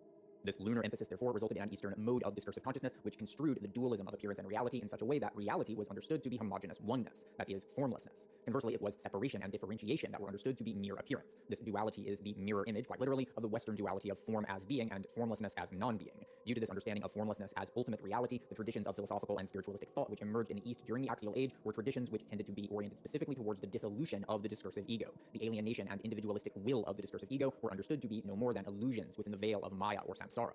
Zen koans are an excellent illustration of this dynamic. Zen koans are brief statements, questions, or aphorisms which emphasize paradox and absurdism for the purpose of achieving kensho, the perception of one's own innermost being. Within Zen Buddhism, this innermost being is understood to be sunyata, a term meaning emptiness, vacuity, or voidancy. It is the underlying formlessness of one's being, which is itself none other than pure, undifferentiated awareness, the empty sky. The Zen koans are able to facilitate this awakening to one's inner formlessness through bringing about the breakdown of the discursive ego. The koans are intended to result in an eventual realization of the paradoxical and artificial nature of discursive thought through the self-annihilation of discursive meaning. To use a somewhat facetious example, this is kind of like saying the same word over and over again until its meaning dissolves and you are left with nothing more than a vocalization which seems alien and absurd. Through this breakdown of discursive meaning, one achieves a sudden awakening to the inherent emptiness of thought itself. One dissociates from one's inner world of dialogue and the discursive ego dissolves, thus allowing one to see through the veil of separation and into the universal awareness which underlies the sense of individual selfhood. Looking to other forms of Eastern spirituality, we find much the same pattern, reiterated in various ways. The ego is regarded as an illusion which must be overcome, and spiritual practices such as meditation, fasting, yoga, or ascetic self-isolation are intended to result in an eventual dissociation from the discursive ego. This enlightenment then results in an awakening to the illusory nature of the sense that one's subjective inner world is entirely separate from the outer world we inhabit. Through these spiritual practices, the acute existential alienation of the discursive ego can be sublimated and thus neutralized. By extension, the individualism of discursivity can then be subordinated to forms of social order which, in the Eastern world, tend to achieve social cohesion through conformity, duty, and familial self-sacrifice. Through these dynamics of self-neutralization, the Eastern mode of discursivity would achieve a kind of self-sustaining equilibrium, and thereby prevent itself from entering into a period of transitional crisis. For the Western mode of discursivity, however, this self-neutralization or extinguishment was much less readily achieved due to the Western form of ontological dualism. As such, the alienation and individualism of Western discursivity would remain an inextinguishable flame, which would come to fuel a sequence of radical metamorphoses, transmutations of human self-awareness which would eventually initiate the complete reworlding of the Earth itself in its entirety. The story of how and why Western awareness would come to radically diverge from the East and transition into the subsequent perspectival structure of awareness will be an absolutely titanic narrative. However, before launching into that endeavor, we have a number of loose ends to tie up, and in order to do this, we need to take stock of the narrative which we have outlined thus far, and begin looking at the more encompassing patterns which are at work here. In part 1, we began to take note of the elemental characteristics of the structures of awareness. Now I want us to return to this notion and begin looking at these correspondences in far more detail. If one asks Google, Wikipedia, or, God forbid, Reddit about the differences between the Western and Chinese elemental frameworks, you will probably find an answer which reads something like this. Chinese elemental thought concerns different kinds of transformative processes, while Western elemental thought concerns different types of substances. The first part of the statement regarding the Chinese tradition is sort of correct, and hopefully I'll get around to addressing that topic later on. However, the second part of that statement regarding the Western elemental tradition is blatantly false. Within Western metaphysics, including both Aristotelian and Neoplatonic modes of thought, there is no notion whatsoever of different types of substances. Within modern physicalist science, we do indeed find an ontology rooted in different substances. The physicalist mythos presents us with a vast array of distinct chemical compounds and atomic nuclei. We are told that different categories of material entities are different because they are made of different types of physical stuff. Within Neoplatonic thought, however, there is exactly one type of substance, and that is the cora, the receptacle of pure darkness or formlessness, which is the condition for the manifestation of form as appearance within the natural world. Within Aristotelian thought, this framework is complicated somewhat by a distinction between substance and materiality. Substance is understood as ousia, as the individuality of an existing entity within the world, while materiality is the participation of form within the prima materia, a notion of pure potentiality which corresponds to the Platonic notion of cora. In either case, we find only one type of substance, as differences between entities are understood to be differences in the forms which give shape to the entities. The Western elements are not different types of stuff, but rather are formative, compositional principles, much like the different compositional motifs which we might find within painting, sculptures, or musical compositions. Each element, as we shall see, is a distinct stratum of organizational forces which give shape to entities within the world. Each stratum is deeply multidimensional and is governed by various formative principles which interact dynamically with those of the other strata. As previously mentioned, the archaic structure is characterized by elemental earth and associated with homogeneity of identity and the enveloping darkness of the subterranean underworld. Earth is the somatic principle. It signifies the solid boundaries which prevent individual entities from blending together into homogeneity, but it also signifies the cohesion which binds together pluralities into wholes that do not simply crumble apart or fragment. As such, this somatic principle is that which maintains the oneness of self and world within the archaic structure. It is the solid surface of the earth which maintains the boundary between the worlds of the living and the worlds of the dead, as well as the boundary between the archaic mother goddess and the world which is born out of her abyssal, inconceivable vastness. Not only is the somatic principle of boundedness that which synthesizes self and world within the archaic structure, but moreover it is also this very principle which is the common feature of both physicality and subjectivity. The boundaries of a physical object consist of extended surfaces, which separate the internal from the external. Similarly, the boundaries of subjectivity demarcate the realms of internal experience and external objectivity. This isomorphism of the somatic and the subjective will become much more significant later on once we begin to examine perspectival consciousness. The somatic principle is found within Indic metaphysics as the notion of the anamaya kosha, the physical body which is said to be the outermost layer of the subtle sheaths which constitute the human organism. The magical structure is then characterized by elemental water. It is a world of circulating vital energies exemplified by semen and blood, rain and magma, and the oceanic world of amniotic fluid, which awakening consciousness first finds itself within. Magical awareness identifies itself as being this circulatory flux of vital energies which weave together the human body and the magical tribe. This elemental water is much more than what physicalist science identifies as a chemical substance. Within Western esoteric traditions, elemental water is identified with the notion of ether. The etheric body consists of the formative principles which shape the physiological constitution of the living organism, in much the same way that physical water vitalizes corporeal matter. We could thus correlate this elemental principle with more modern notions such as that of bioelectric fields. Within Indic metaphysics, the etheric principle is found within the notion of the pranamaya kosha, the sheath of vitality which gives shape to the somatic body, or anamaya kosha. Mythical consciousness is then characterized by elemental air, by the pneuma which mediates between the terrestrial and celestial worlds. Fundamentally, elemental air is sentience. It consists of behavioral patterns, drives, instincts, anxieties, and emotions. While the vital forces of elemental water animate both flora and fauna, it is the sentience of elemental air which differentiates animals from plants. Within the Western esoteric tradition, elemental air is identified with the astral realm. In experiencing itself as this astral body, the mythical soul comes to experience itself as inhabiting a liminal domain between earth and sky, rather than understanding itself primarily in relation to the subterranean womb of the earth mother goddess. Within Indic metaphysics, we find this sentient principle as the Manamaya Kosha. The Manamaya Kosha is illustrated through the imagery of clouds, which are brought forth and driven away by the agency of the wind. It is that which compels the motions of living bodies. It is within the mythical epoch of sentient selfhood that we encounter the first intimations of an individual agency, which is distinct from tribalistic, collective agency. Nonetheless, this agency remains incomplete as the discursive thought which directs this sentience is still attributed to the gods and therefore remains external to the human ego. Discursive consciousness, then, is characterized by elemental fire, the highest organizational stratum among the four classical elements. Unlike the preceding elements, fire requires fuel. It depends upon the principle of sacrifice in order to maintain itself within the terrestrial world. When we do encounter natural fires, these are often the result of lightning which descends from the firmament above us. Fire is therefore understood to be a sort of alien presence within the earthly realm, but above us, we see that the celestial fires of the stars are able to burn indefinitely, as fire is truly native to the celestial realm. Fire is also deeply associated with that which is distinctly human here on Earth. Physical fire is perhaps the most ancient and most fundamental form of human artifice. And as we saw in the previous episodes, there is a deeply intimate relationship between the human capacity for artifice and the human capacity for egoic self-awareness. We see this affinity between fire and thought articulated within the myth of Prometheus, as the power of fire is granted to human beings by the Titan deity of forethought. Aristotle identified elemental fire with the nous, the highest intellectual faculty of the human organism, and various Gnostic sources likewise identify fire with spiritual gnosis. Although the terms psyche and pneuma originally denoted elemental air, later writers of the early Common Era would begin regarding pneuma as a synthesis of both air and fire, and Gnostic philosophers would regard psyche as that which spiritualizes the material world through a kind of conflagration or incandescence. There is much more to say here about the connection between thought and fire and the various mythopoetic expressions of this affinity. Understood in an elemental sense, fire is the realm of thought. As figures such as Heraclitus and Zoroaster saw very clearly, the fires of Noesis are truly primordial, cosmogonic powers. With what we have sketched out thus far, we can now begin to see the more encompassing themes which are at work here. The reason why each structure of consciousness correlates with a distinct elemental principle is because each structure represents the internalization of a certain formative principle into the human ego. The human organism is stratified by these formative elements, and with each structure of awareness, another such stratum is incorporated into the boundary which divides self and world.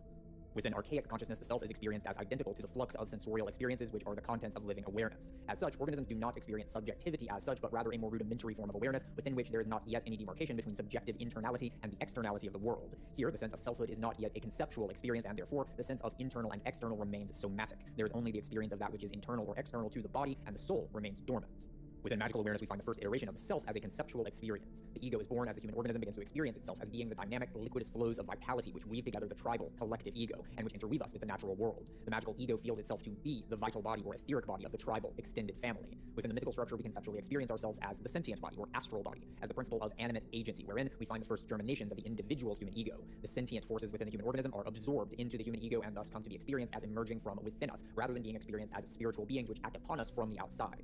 Within discursive awareness, the human ego incorporates into itself the discursive intellect, what the Greeks would have termed dianoia, or the passive intellect. Within the discursive structure, we feel ourselves to be our inner worlds of language, symbols, and memories. A word is the body of a concept, and a concept is the spirit of a word. And the discursive ego is precisely a self-understanding in which the self is identified as being such a linguistic body. With the completion of the discursive ego, there is now nothing corporeal left for the ego to incorporate into itself. The somatic, vital, sentient, and finally mental bodies are now within the boundary between self and world. All of the bodily organizational strata have been absorbed, but as we shall see, this journey is very, very far from being over. For now, however, I want us to begin looking at these patterns within the context of individual human development. The ontogenetic principle tells us that ontogeny recapitulates phylogeny. In other words, that as an individual organism undergoes its own morphological development, it retraces the evolutionary developmental stages through which its form came to be. This phenomenon of ontogenetic recapitulation is why we are not limited to looking at ancient history and speculating in order to fill in the gaps. We can watch this process of ego development occur with our own eyes, albeit in a much more accelerated manner, by examining the psycho-spiritual development of individual human beings.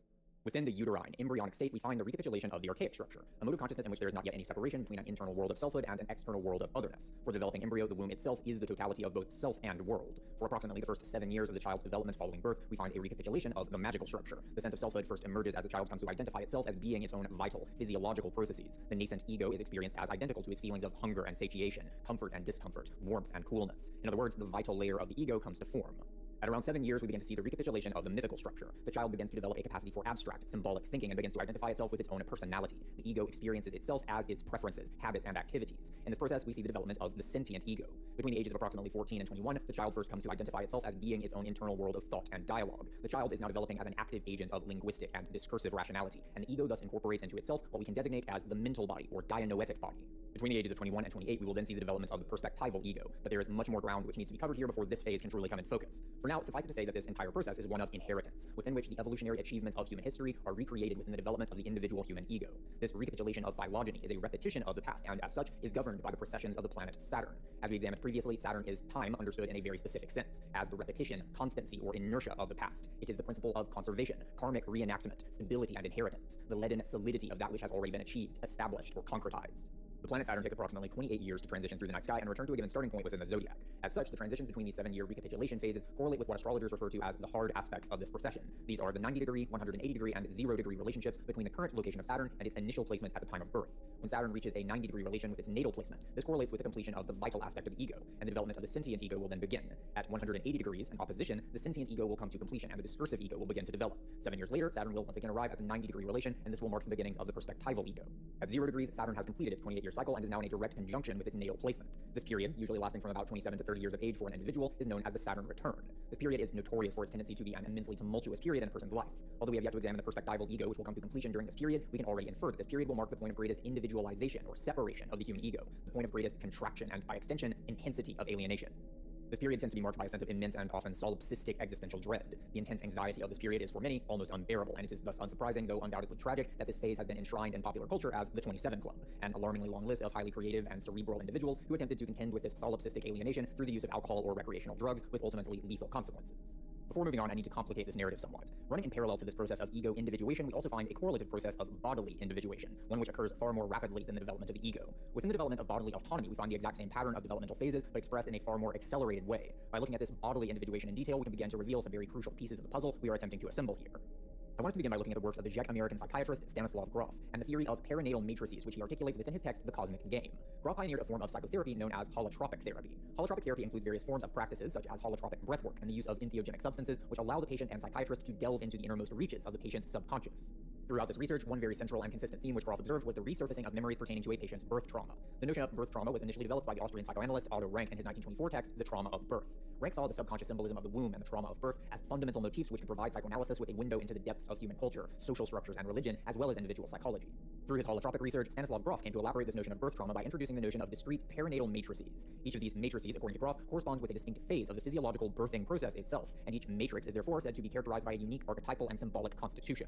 Grof observed that the subconscious mind of his patients seemed to have become fixated on memories associated with a particular phase of the birth process. This fixation then manifested as a constellation of archetypal imagery, thoughts, and emotional states which would surface within holotropic states of consciousness. Grof theorized that specific experiences within the birthing process itself resulted in subconscious fixations upon particular matrices, either as idealized fantasies, or perhaps more commonly, as fantastical sources of primal paranoia. In addition to Grof's own theoretical contributions, the perinatal matrix model was then further elaborated by Grof's colleague, the cultural historian and philosopher Richard Parnas, who noticed that Grof's descriptions of the four perinatal matrices very closely correlated with the archetypal complexes associated with the outer planets within astrological research: Saturn, Uranus, Neptune, and Pluto.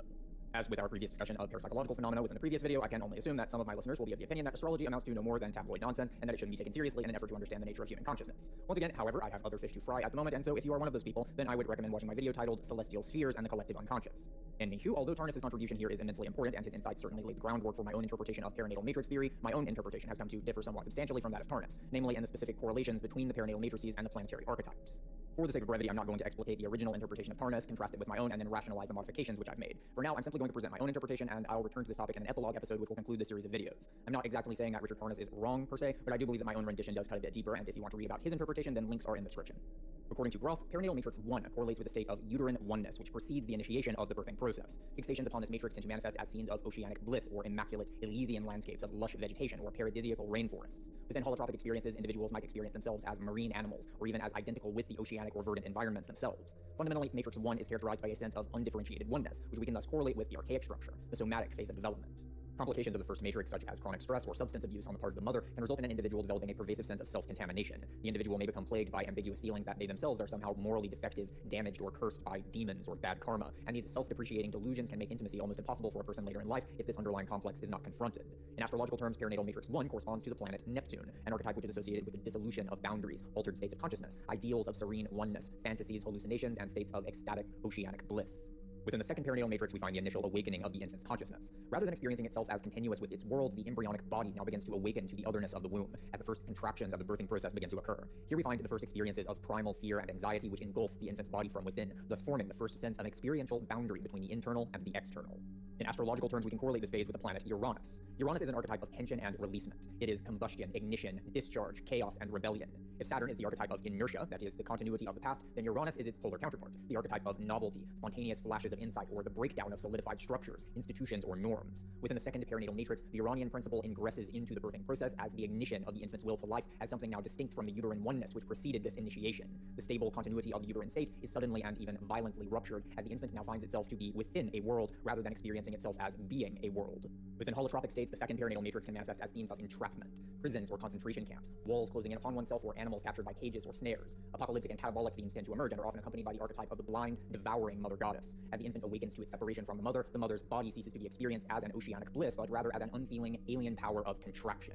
These initial themes of contraction, suffocation, and enclosure will then come to a peak of intensity within the subsequent phase. The third perinatal matrix begins as the contractions of the womb intensify, and the infant begins to be forced through the constrictive, claustrophobic conduit of the birth canal. Here, the Neptunian and Uranian themes are joined by the mother's own Saturnian will to self-continuity, and the birthing process becomes a very real struggle of life and death for both mother and infant. Here, we find the ultimate heights of intensity for a paradoxical amalgamation of physical pain, emotional weight, fear, and libidinal primality, a trauma which will form the nucleus of the human being's psychosexual nature. Within holotropic states, the third perinatal matrix manifests as contradicting tonalities of visceral violence and sexual excitation, choking and suffocation, and mythical themes regarding death and rebirth, the phoenix, the crucifixion, the dismemberment of Osiris. Finally, there's the fourth perinatal matrix, the expulsion from the womb. Here, the infant finds itself in a world which is no longer self or mother. This is a scene characterized by the Neptunian themes of bodily fluids and the embrace of the mother. Uranus is found within the releasement of the immense tension of the birthing process and within the infant's first inhalation of breath. Saturn is found within the stabilization of decreasing heart and breath rates, as the extreme intensity of the birthing process attempts to return to a state of physiological and psychological normalcy. But most significantly, it is within this stage that the Plutonic principle most clearly presences itself. Following the first inhalations, the infant's vascular system will begin to drastically and rapidly reorganize itself. Within the uterine state, the infant's circulatory system is essentially continuous with that of the mother, but following the infant's first inhalations, the detachment of the umbilical cord and the closure of the foramen ovale, the infant's circulatory system becomes a self-enclosed system. Therein, the separation of infantile and maternal bodies is completed, and the boundaries of the infant's own physiological circulations come to be defined. It is within this separation that we find the fullest articulation of the Plutonic. Just as we find an antinomy between Saturn and Uranus, we find a parallel relationship between Neptune and Pluto. Neptune is the principle of oneness, and the Plutonic principle is its polar counterpart, the principle of separation. Such separation from oneness is what comes to define the boundaries of individual self-identity, and this separation therefore gives rise to the sense of division between internal selfhood and external otherness. With the formation of such self-identity also comes the primal anxieties which stem from it. The will to maintain one's self-identity emerges as primal fear and anxiety, and the will to release the anxiety of separate selfhood manifests as the libidinal impulse. The Plutonic principle is thus accompanied by the animalistic impulses of aggression, fear, hunger, and eros. The fourth Plutonic matrix is the closing of newly formed boundaries. In physiological terms, this closure is seen in the reorganization of the infant's circulatory system. In metaphysical terms, this closure is one in which the boundary delineating the infant's self-identity comes to enclose within itself the primal experiences which were undergone within the first three perinatal matrices. Pluto thus represents the outermost membrane of the magical ego, which contains within itself all of the synergies and contradictions contained within the dynamics of the outer gods. Violence, paranoia, and disgust accompanied by sensuality and releasement, horror and bliss, darkness and fire, the claustrophobic alienation of separated self-identity, and the desperate longing for synthesis of self and other.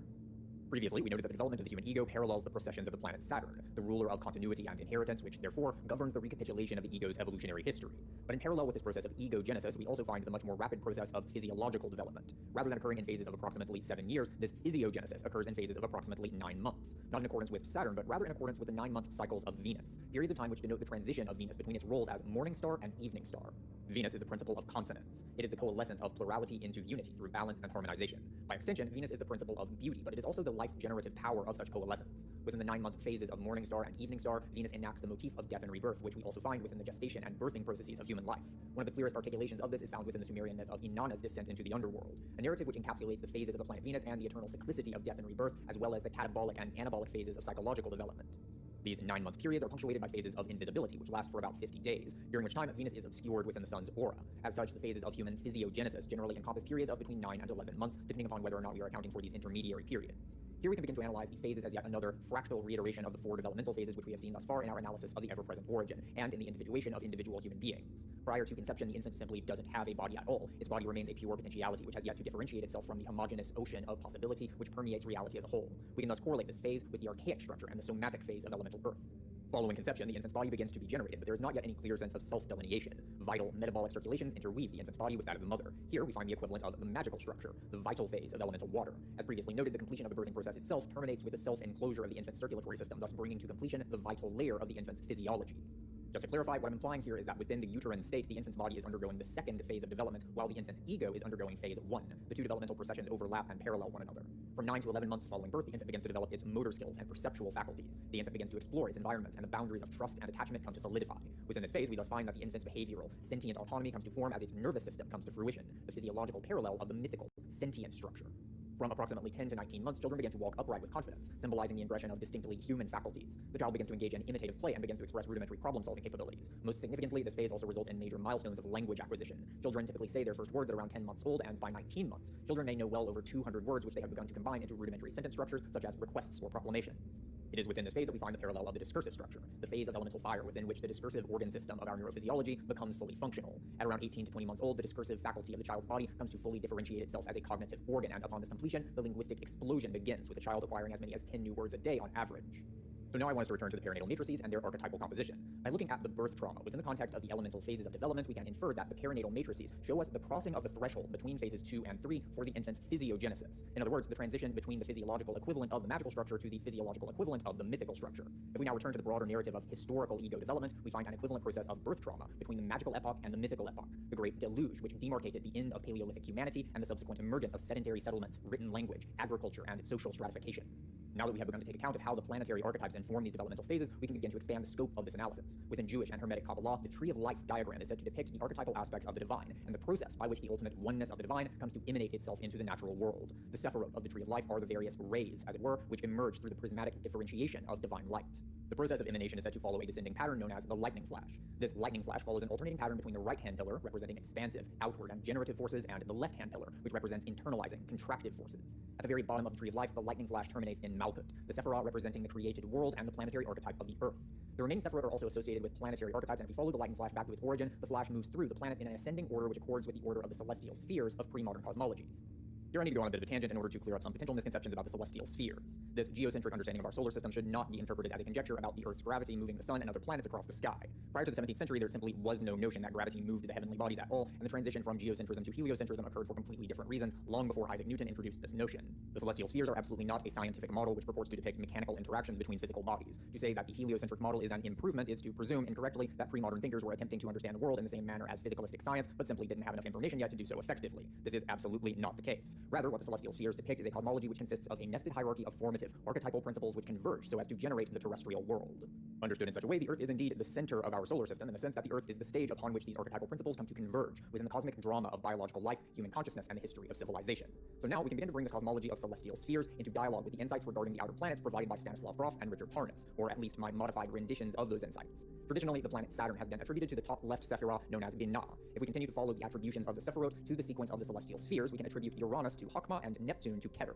Lastly, we can identify Pluto, the archetype of separation, with Da'at, which here delineates the boundary between the world of the living and the world of the unborn, while also delineating the outer bounds of our physical solar system. If we follow these spheres downward from Neptune to Pluto, we outline the basic structure of Grof's perinatal matrices and, by extension, the birth trauma which delineated the Paleolithic, magical epoch from the mythical epoch of sedentary civilization. Continuing downward from Pluto, we find the basic structure of mythical awareness. Here, the sun and moon represent the polarity of stellar and lunar souls, which we discussed in the previous video. Surrounding the sun and moon, we have the planets Jupiter, Mars, Venus, and Mercury. This diagram is a depiction of the human psyche, which was developed by the Jungian analyst Robert L. Moore. Moore conceptualized the development of the human ego in terms of the dynamic interplay of four basic archetypes: the ruler, the warrior, the lover, and the magician. These four archetypes can be understood as the four sides of a pyramid, with the apex of this pyramid representing the higher self. As the ego attempts to blend and balance the four basic archetypes, it moves upward in a continual, asymptotic approach of the self-ideal. Moore then further elaborated this model by adding a second apex, representing the anima or animus, and thus forming an octahedron. Here we can identify the higher self with what we previously termed the stellar soul, or what Gebser termed the death soul. The anima or animus, conversely, can then be identified with the lunar soul, or what Gebser terms the life soul. Moore's four peripheral archetypes, the ruler, warrior, lover, and magician, can then be identified as Jupiter, Mars, Venus, and Mercury, respectively. Together, these six archetypes form an octahedral structure which depicts the basic dynamics of the mythical ego. The mythical ego is ascending towards the stellar soul, and thus attempting to realize its own self-ideal. Simultaneously, it is also descending towards the lunar soul as it attempts to integrate its manifested selfhood with otherness by relating to its own internal image of archetypal otherness, the anima or animus. Finally, we arrive at the discursive structure of consciousness, the Sephirah Malkut, and the planetary archetype of Earth. The Earth is the archetype of coalescence. It can be understood as a sort of prismatic lens which the other archetypes radiate out of, or which they converge into. Here, the Earth represents the power of discursive thought. It is the power of symbols to mediate between the sensorial and conceptual realms in the same manner that the Earth mediates between overworld and underworld. Perhaps even more importantly, we can also see within the glyph of the Earth an indication of crucifixion. We can interpret this quite literally as an indication of Christ's crucifixion and the subsequent advent of Christianity, which occurred at the apex of the discursive age. But we must also begin to understand the deeper, metaphysical denotations here. Within Christic symbology, crucifixion is the completion of the process of incarnation. As previously indicated, the completion of discursive awareness represents the incorporation of all four bodily principles into the human ego. The discursive ego is therefore a fully incarnated ego. It has been fully terrestrialized, in other words. Furthermore, the crucifixion also represents the initiation of yet another process of death and rebirth. As we will see, this death and rebirth will be one in which the ego will be forced into confrontation with the unfathomable abyss of its own internality. Later on, we will be further elaborating this planetary and Kabbalistic model of consciousness in several ways, and further expand on the significance and implications of the Christ event within this narrative. However, I first want us to retrace our steps yet again by using the model we have developed thus far to examine the spiritual practices of the magical and mythical ego structures, and the ways in which the world conception of the ego has evolved throughout these different phases. The story I have sketched out thus far is a number of things, but most centrally, it is a narrative about the birth and gradual self-realization of human subjectivity. Subjectivity is more than simply awareness or consciousness in the more general sense of experientiality as such. Rather, subjectivity is a form of awareness which is characterized by a very specific and highly nuanced archetypal structure. One of the most central features of subjectivity is the dialectical antinomy of selfhood and otherness. For the magical ego, there is a distinction between self and other, but this is a sense of selfhood which is very much fluidic and collectivistic in essence. The ego of a toddler is not yet clearly delineated from the identity of the family itself, and the boundaries of internal and external are particularly permeable between the child and the mother. Likewise, the magical epoch was one in which there was not yet a distinctly human world which cleanly differentiated human beings from nature itself. Much like the magical vital phase of an infant's physiological development, the magical epoch of the human ego was one in which our collective sense of selfhood remained very much intertwined with the great mother goddess. If we now take into consideration the theoretical background we have established throughout this video, we can understand the features of the magical epoch as being due to the elemental essence of this phase of development. While archaic consciousness is fundamentally somatic, characterized by elemental earth, the magical structure is fundamentally vital, characterized by elemental water. In other words, the magical ego is a form of conceptual self-experience within which the self-concept is essentially vital or biophysiological. What this then implies is that within magical egoity, the human ego has yet to incorporate into itself the subsequent layers of our compositional makeup. The sentient and dianoetic strata associated with elemental air and elemental fire remain outside of the boundaries which demarcate interior from exterior. In other words, the sentient and dianoetic forces which animate the human organism's behavioral patterns and form languages were experienced as acting upon us from the outside. One relatively recent story which can begin to illustrate the broader implications of this can be found in the deeply tragic childhood of a Ukrainian woman named Oksana Malaya. Oksana Malaya was born in a small rural village in southern Ukraine in 1983. Oksana was an otherwise normal, healthy child at birth, but her parents were extremely neglectful alcoholics. When she was barely 3 years old, Oksana was locked out of her home by her parents. Desperate for shelter, food, and warmth, she made her way to a kennel occupied by stray dogs. She would live there as one of these stray dogs for the next 5 years. When Oksana was finally discovered by authorities, she had come to fully integrate herself into this family of stray dogs. She walked on all fours, used barks and growls to communicate with the other dogs, and survived on a diet of scraps and raw meat. Oksana was unable to speak, and virtually all aspects of her behavior, from the way she slept to her self-hygiene, were near perfect imitations of the dog's behaviors. The word imitation here needs to be used very carefully, as Oksana was not simply acting. Her barks did not sound like a human being attempting to mimic a dog. There was something far more visceral and primal within those barks, or in the way that she would shake water from herself, something which evoked a chilling sense of uncanniness. Following her discovery by state authorities, Oksana was sent to a foster home for mentally disabled children and would undergo many years of specialized therapy, through which she would eventually learn to speak and behave as a normal human and to repress her animalistic behavioral patterns, though she still says that she walks on all fours whenever she feels lonely. The story of Oksana Malaya is significant here because it illustrates the plasticity which is retained by the human sentient body, or astral body, before it comes to be incorporated into the human ego complex. In many ways, the process of maturation is one of concretization. Insofar as a living structure remains adolescent, it remains in a state of suspended potentiality. As these structures mature, they come to solidify, as our patterns of behavior and thought come to assume stable, repetitive structures which can serve as the foundations of our adult independence. Similarly, the various layers of our composition remain within such a state of plasticity and permeability before being incorporated into the human ego and its expanding sense of individual agency. Within the magical stage of ego development, the sentient body, consisting of our behavioral patterns, emotional processes, and pre-verbal forms of communication, exists in such a state of permeable plasticity. For individual human beings in the modern world, this stage of development is recapitulated between birth and roughly 7 years of age. During this time, the sentient body of the developing child is not directly controlled by the child's juvenile ego, but rather it is shaped from the outside, as it passively absorbs the sentient processes which it finds itself immersed within. Under normal circumstances, the child's sentient body absorbs the basic behavioral and temperamental processes of its caregivers and siblings, thus laying the groundwork for socialization and for the ego to eventually take conscious control of these processes. Within extremely unusual cases, however, such as that of Oksana Malaya, the sentient body instead comes to absorb whatever patterns of life activity allow the child to survive. Significantly, such unusual occurrences can also provide us with a window into the deeply shamanic nature of the magical epoch. The term shamanism originated from interactions between Russians and the indigenous spiritual traditions of Siberia. Over time, the term came to be adopted in a more general sense within the field of anthropology, to refer to a wide range of spiritual traditions, typically in reference to animistic and tribalistic cultures. There is no generally agreed upon technical definition of the term shamanism within academic literature, but here I will be using the term in a very specific manner, to refer to spiritual traditions which involve opening the human sentient body to the influences of animal spirits, nature spirits, or ancestral spirits. In the previous video, I warned against a simple equivocation of modern tribal cultures with the nature of humanity during the magical epoch. Modern tribal cultures typically utilize intense initiation rituals intended to induce liminal states within individuals as they come of age. These rituals are intended to break down the developing ego of the initiate, artificially inducing a state of liminal plasticity such that the ego can then be regenerated and thus grafted, as it were, into the collective ego of the tribe. I argued previously that such initiation rituals would have probably been unnecessary for human cultures which existed within the magical epoch itself, as the magical ego itself is collectivistic by default. These initiation practices therefore can be understood as a method by which magical culture forms have adapted to the development of the mythical ego which has occurred since the end of the Paleolithic era.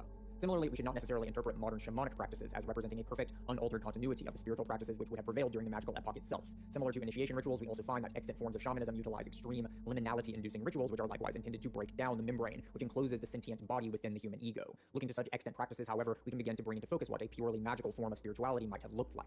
Within Siberian shamanism, an individual is called to become a shaman by being afflicted by certain forms of illness, madness, chronic nightmares, or being struck by lightning. Once it becomes apparent that an individual has been chosen by the spirits, they are taken into the wilderness, often in sub-zero temperatures, wherein they fast for several days. In some traditions, the initiate is buried alive in snow or dirt and left to survive on nothing more than sheer willpower. Initiates undergo excruciating ordeals such as being required to walk barefoot upon the frozen earth for hours on end, or being beaten with branches repeatedly. These horrific experiences are intended to break down the individual's sense of identity and the rational intellect, thereby inducing states of trance, within which spiritual entities might begin to enter into the initiate's body and mind. Within the world of spirit, the initiate experiences himself being dismembered and eaten alive by animals. The initiate will then encounter ancestral spirits who will replace his bones with iron or gemstones, and will serve as both testers and guides for the initiate as he learns to traverse the worlds of spirit. The initiate's physical body may or may not survive this ordeal, but regardless as to whether it does or does not, the initiate himself necessarily dies and is reborn. If his body does indeed return from this initiation alive, then the reborn shaman will then be capable of channeling and communicating with the entities which inhabit the spirit world. An example of this might be that a hunter has gone missing, and the shaman is called upon to help locate the missing person. The shaman will inhale the smoke of sacred herbs and begin a repetitive ritual of drumming and chanting, through which the shaman will enter into a state of trance. Within this trance state, the shaman will encounter animal spirits, which will guide the shaman to the location of the missing individual within the spirit world. The shaman might also enter into trance states in order to communicate with elemental beings, which are identified as the natural processes of rain, wind, snow, thunderstorms, and seasonal changes. The shaman might commune with spirits of snow and wind, which will inform him that the coming winter will be particularly harsh, and the shaman will then offer sacrifices to spirits of fire, which will help to ensure the survival of the tribe. John Gebser tells us that the world of magical consciousness is one which consists entirely of meaningful coincidences, or to use Jungian terms, synchronicities. There simply are no mere accidents for magical awareness, as all events, all decisions, and all details are laden with a kind of inextricable semiotic density. Most of us are most familiar with a perspectival understanding of the world. Perspectival awareness, which we will examine later, will come to understand the reality of an entity as synonymous with the extended surfaces which delineate it as a discrete physical object. Conversely, magical consciousness instead understands the reality of an entity to be identical to its participation in meaning. Things are only real, in other words, insofar as they are participants in the ever-present tapestry of semiosis, which is the world itself. The magical ego is fundamentally vital in essence, but the magical world is fundamentally noetic in essence. It is memory, valuation, and semiosis. All events are coincidences in the sense that all things are animated from within and without by the meaning which is inherent to their very existence. This meaning is not necessarily orchestrated by the gods, let alone projected onto the world by human minds, but rather this meaning is simply present within the immanence of reality. If the archaic structure is the deep, dreamless sleep of mountains and stone, then the magical structure is the eternal wandering through the eternal dream. Despite how far removed we might feel ourselves to be from this mode of experience, it is indisputably the case that within our depths, a part of us is still wandering within that very dream. For the magical understanding of the world, it is meaning which interweaves reality into a coherent tapestry, and this meaning needn't to be created, commanded, or justified by gods of a world beyond us. The violet haze of dusk speaks of dreams and distant memories, but this event is not the enactment of a transcendental will. The violet haze of dusk simply is the utterance of this meaning, and to perceive that violet haze and to understand that utterance are one and the same. Magical awareness is fundamentally pictorial in essence. The spirits of animals are not understood to be archetypal representations of abstract concepts such as war, love, beauty, or justice. The spirit of the wolf simply is the wolf, something which is directly perceptible in specific beings. The spirit of rain simply is the rain, something which human beings directly encounter with their immediate sensory faculties. Following the end of the Paleolithic age and the birth of Neolithic animal husbandry and agriculture, however, this pictorial mode of consciousness would begin to give way to more abstract ways of experiencing and understanding the world. Here again, I want us to look to the Sumerian Enuma Elish, as this mythos provides us with one of the earliest recorded instances of mythical thinking. Within this mythos, we find Abzu and Tiamat to be representatives of cosmic principles which are perceived as sentient agencies, actors who represent the turnings of the various wheels of archetypal potency which together form the cosmic mandala of the mythical universe. If the magical universe consists of pure noesis, then the mythical universe consists of pure sentience. More specifically, it consists of the sentient agencies of universal beings. The deity Abzu within the Sumerian Enuma Elish is not the rain itself, but rather the agency of the cosmic principle which is perceived within rain, fresh water, semen, masculinity, rulership, and technologies such as spears and fishing nets. Tiamat is not simply the ocean, but is the principle of formless potentiality which is found within salt water, blood, the feminine womb, dragons, and darkness. As the magical structure began to concretize beneath the developing mythical ego, mythical awareness would begin to lose its capacity to perceive the world as noesis itself. The power of semiosis came to be attributed to the gods, and as such, the world was no longer seen as a tapestry of meaning in and of itself. Meaning was now seen to be bestowed from elsewhere, from a celestial realm above us or abyssal realm below us, and the natural world was instead seen as the activity of the divine. This is not to say that the mythical ego is unable to perceive meaning, but this meaning is now seen to be derivative from a supernatural domain, whereas magical awareness might perceive the flooding of a river to be an action of the river itself as an animate, thinking being. Mythical awareness would instead see this as the activity of a god of fresh water. In other words, the flooding of the river is seen to be the activity of an abstract generality, which is not identical to any particular, concrete entity in the world, such as a specific river. With the advent of discursive awareness, we see another phase in this gradual de-animation of nature. While mythical thought is characterized by polarity, discursive thought is characterized by duality, the mutual negation of contradiction which we find in Pythagorean deductions, Socratic dialogue, Euclidean geometry, and even the paradoxes of Zen koans, which are intended to break down the discursive ego through toying with its own inability to contend with contradiction. Sentience is motion, and motion requires the tension of opposition. Hellenic philosophers argued that perfect things do not change, and that change is the result of imperfection. Change itself is thus seen as an inner instability or self-contradiction, while the transcendental realm is instead seen to consist of perfect, unchanging crystals of pure form. Hellenistic philosophy would come to see the apex of transcendental reality as the monad, a perfect eternal being of pure unity, of self-identity. The monad is the form of unity itself. Given that the form of any entity is the type of unity which it participates within, we can thus understand the monad as the form of formedness, or rather the form of non-contradiction. The motion of the world, therefore, is seen to derive from what Plato describes as the chora, or receptacle. While the monad represents the ultimate meta-form of unity and being, the chora instead represents the essence of darkness, non-being, and formlessness. The change we see in the world, therefore, is seen to derive from the interaction between the monad and the chora, both of which are in themselves unchanging and eternal. As such, discursive awareness within the Hellenic world no longer saw the flux of the world as immanent sentience. Rather, this mode of consciousness saw static forms and static formlessness, which interacted so as to produce the illusion of motion. The world was no longer seen as the sentience of the gods, as the gods were now coming to be seen as immobile, static forms rather than complex, living personalities. Platonic philosophers were extremely critical of traditional Greek religiosity. They saw the traditional gods as fickle, petty, vindictive, horny assholes, which starkly contrasted with the pristine, immaculate perfection of the Platonic and Aristotelian forms. Conversely, the proponents of truly mythical religiosity saw Platonism as sterile, egotistical, and deeply threatening to the stability of social order. Discursive awareness came to strip away sentience from its phenomenological horizon, specifically through coming to perceive the transcendental realm as a world of ideals. The mythical gods are not Platonic ideals, they are living beings which contain contradictions and flaws in the exact same way that human beings do. The goals of the gods within mythical consciousness are not transcendental ideals, but rather states of the natural world itself. So, for example, if a volcano erupts and destroys a city, mythical consciousness would perceive the destruction of the city as the goal of a divine will. The shaking of the earth, the eruption, the flowing of magma, and the engulfment of buildings are seen to be the sentient activities of the divine. Conversely, discursive awareness would perceive this in a very different manner. The discursive ego would instead perceive the eruption as a release of tension or disequilibrium. The events would be seen as a motion towards an eternal ideal, a state of equilibrium within which tensions or contradictions have been resolved into an unchanging, perfected stasis. The world never actually achieves such perfection due to its inherent darkness, chaos, and flux, and the ideals thus remain within the transcendental realm of eternality and necessity. Sentience is motion, which is compelled by goals. Animal bodies are set in motion by goals which they then strive to realize, and the goal itself is a kind of unmoved mover. It is a static telos which stirs the world into motion. Vitality, conversely, is formlessness, which facilitates the manifestation of form. Water lacks its own shape and definition, and this formlessness allows water to serve as a kind of universal medium or receptacle. The formlessness of water allows it to serve as blood or the vital fluids of plants, transmitting nutrients, oxygen, carbon dioxide, or immune cells, or to transmit hereditary forms as semen or blood. We see this concept illustrated very clearly within the art of cymatics. A cymoscope is a device which consists of a plate which is covered in a thin coating of fluid such as liquid or sand. A certain vibrational frequency is then fed to the plate, and these reverberations then come to manifest as very lifelike patterns upon the surface of the cymoscope. The liquid and vibrations of a cymoscope are both lacking in physiological form in themselves, but it is due to this very lack of form that these vital elements are able to facilitate the realization of living morphology. In much the same way, discursive awareness comes to perceive the natural world to be such a liquid formlessness, as the dark oneness of the Kora, the prima materia or Brahman. Specifically due to the way that it further abstracts the gods so as to transform them into static ideals, discursive awareness removes sentience from immanent nature, leaving only the vital and the somatic, fluidity and physicality. We can now see that throughout the course of human ego evolution, the gulf between transcendence and immanence has continually widened, as successive layers of the world's ontological composition are stripped away from the immanent domain and instead attributed to a divine, transcendental domain. Each step of this process has resulted from increases in the human capacity for abstraction.